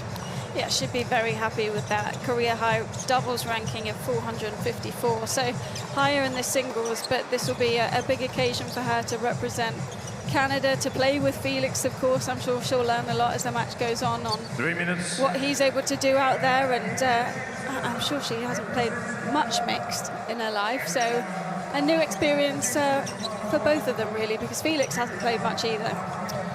No, and I think importantly, Laura, is the amount of prize money and points for Stacey, of course, in particular with where she's ranked. It's a huge opportunity, so real thrill for Stacey Fung, and she'll no doubt be feeling a little nervous, I would suspect. Yeah, biggest title so far is a 25K in doubles, so you know, this is a big step up, and Tsitsipas especially is taking his doubles very seriously these days, so tough contenders that they're up against. That's right. Despina Papamikael. Been around a while, Laura. We've seen her play a little bit here over the past, so just inside the top 100 in doubles, sitting around 95, 215 in singles. So again, an opportunity for the lower ranked players to gain valuable points to really push up the rankings and of course the prize money. Yeah, of course you remember at the 2023 United Cup, she had a win in the singles against Bulgaria, playing Shinikova, which got her team an important win to get them through to the semis last year. So yeah, this is great for her to be back out there. She's been #1 supporter on the bench for the whole week so far. So a nice reward to be on court. Certainly is, teaming up with their captain, Petros Tsitsipas, the younger brother of Stefanos Tsitsipas. He's just 23 years of age, and he is solely focused on doubles these days. He's ranked 97 in the world and did snag a title in 2023 with his big brother.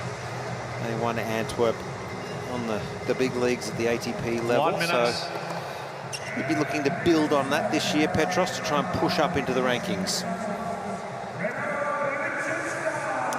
Stefanos has said in the past that no one works harder than Petros and takes his tennis so seriously, wants to be out there on the practice court more often than not, and just the way he's improved over the last couple of years shows that. You know, 2-3 years ago, watching him play, there was a lot for him to work on. Now he looks much more confident Ladies and gentlemen, this at match this will level, consist and of 2 tie-break sets yeah, of using course the he's going to try and be no-advantage very, very scoring active and at a the net. 10-point match tie-break at 1 set off. Team Greece won the toss and elected to receive.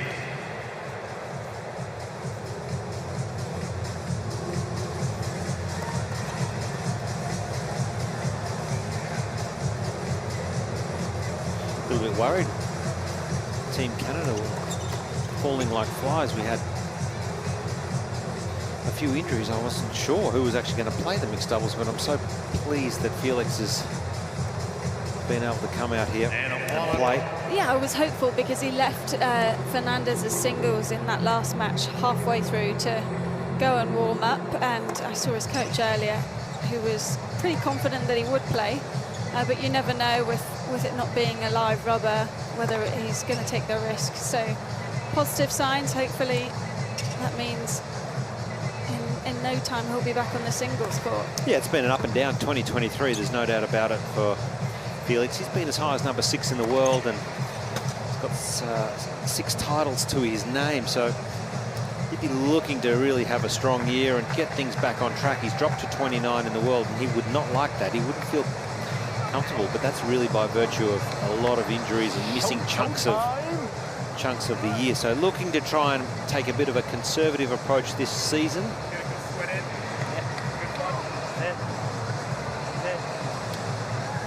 And they're going to try and end their United Cup with some fun. Good positive energy, yeah?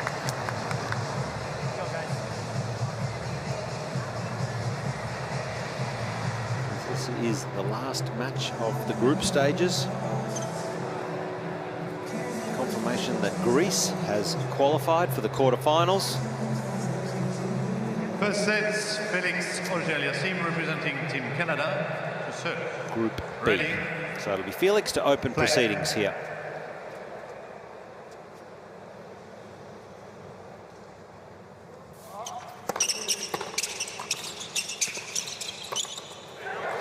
And Laura, you get the feeling, I know we haven't seen a lot of Stacey Fung play over the years, but the little bits that we have seen is, you know, anyone who goes to college or plays college tennis in America is Plays a lot of doubles. Yep, fairly well equipped.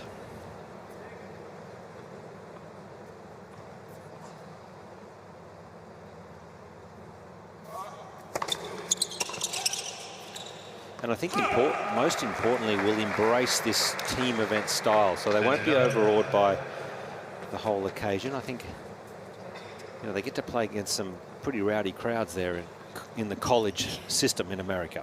And they're used to a lot of trash talk from the side, so this is nothing. Yeah.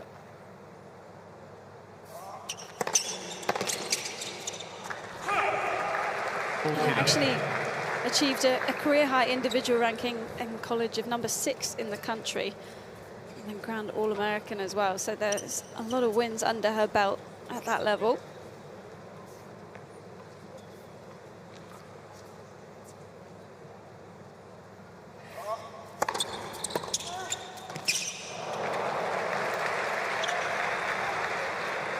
And of course, she's going to have a lot of looking to do at the net on the first ball after Felix serves, because he's going big even on the second.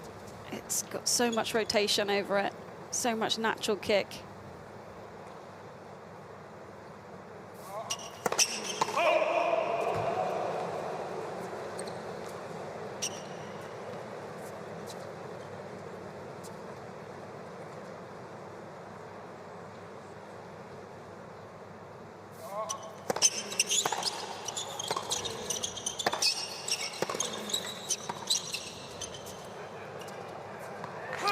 That's a really great start for Felix. No signs of any problems whatsoever. Canada on the board, 1-love.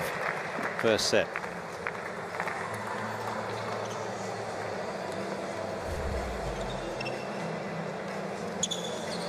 He's so aggressive with his return position, to a fault sometimes. Yeah.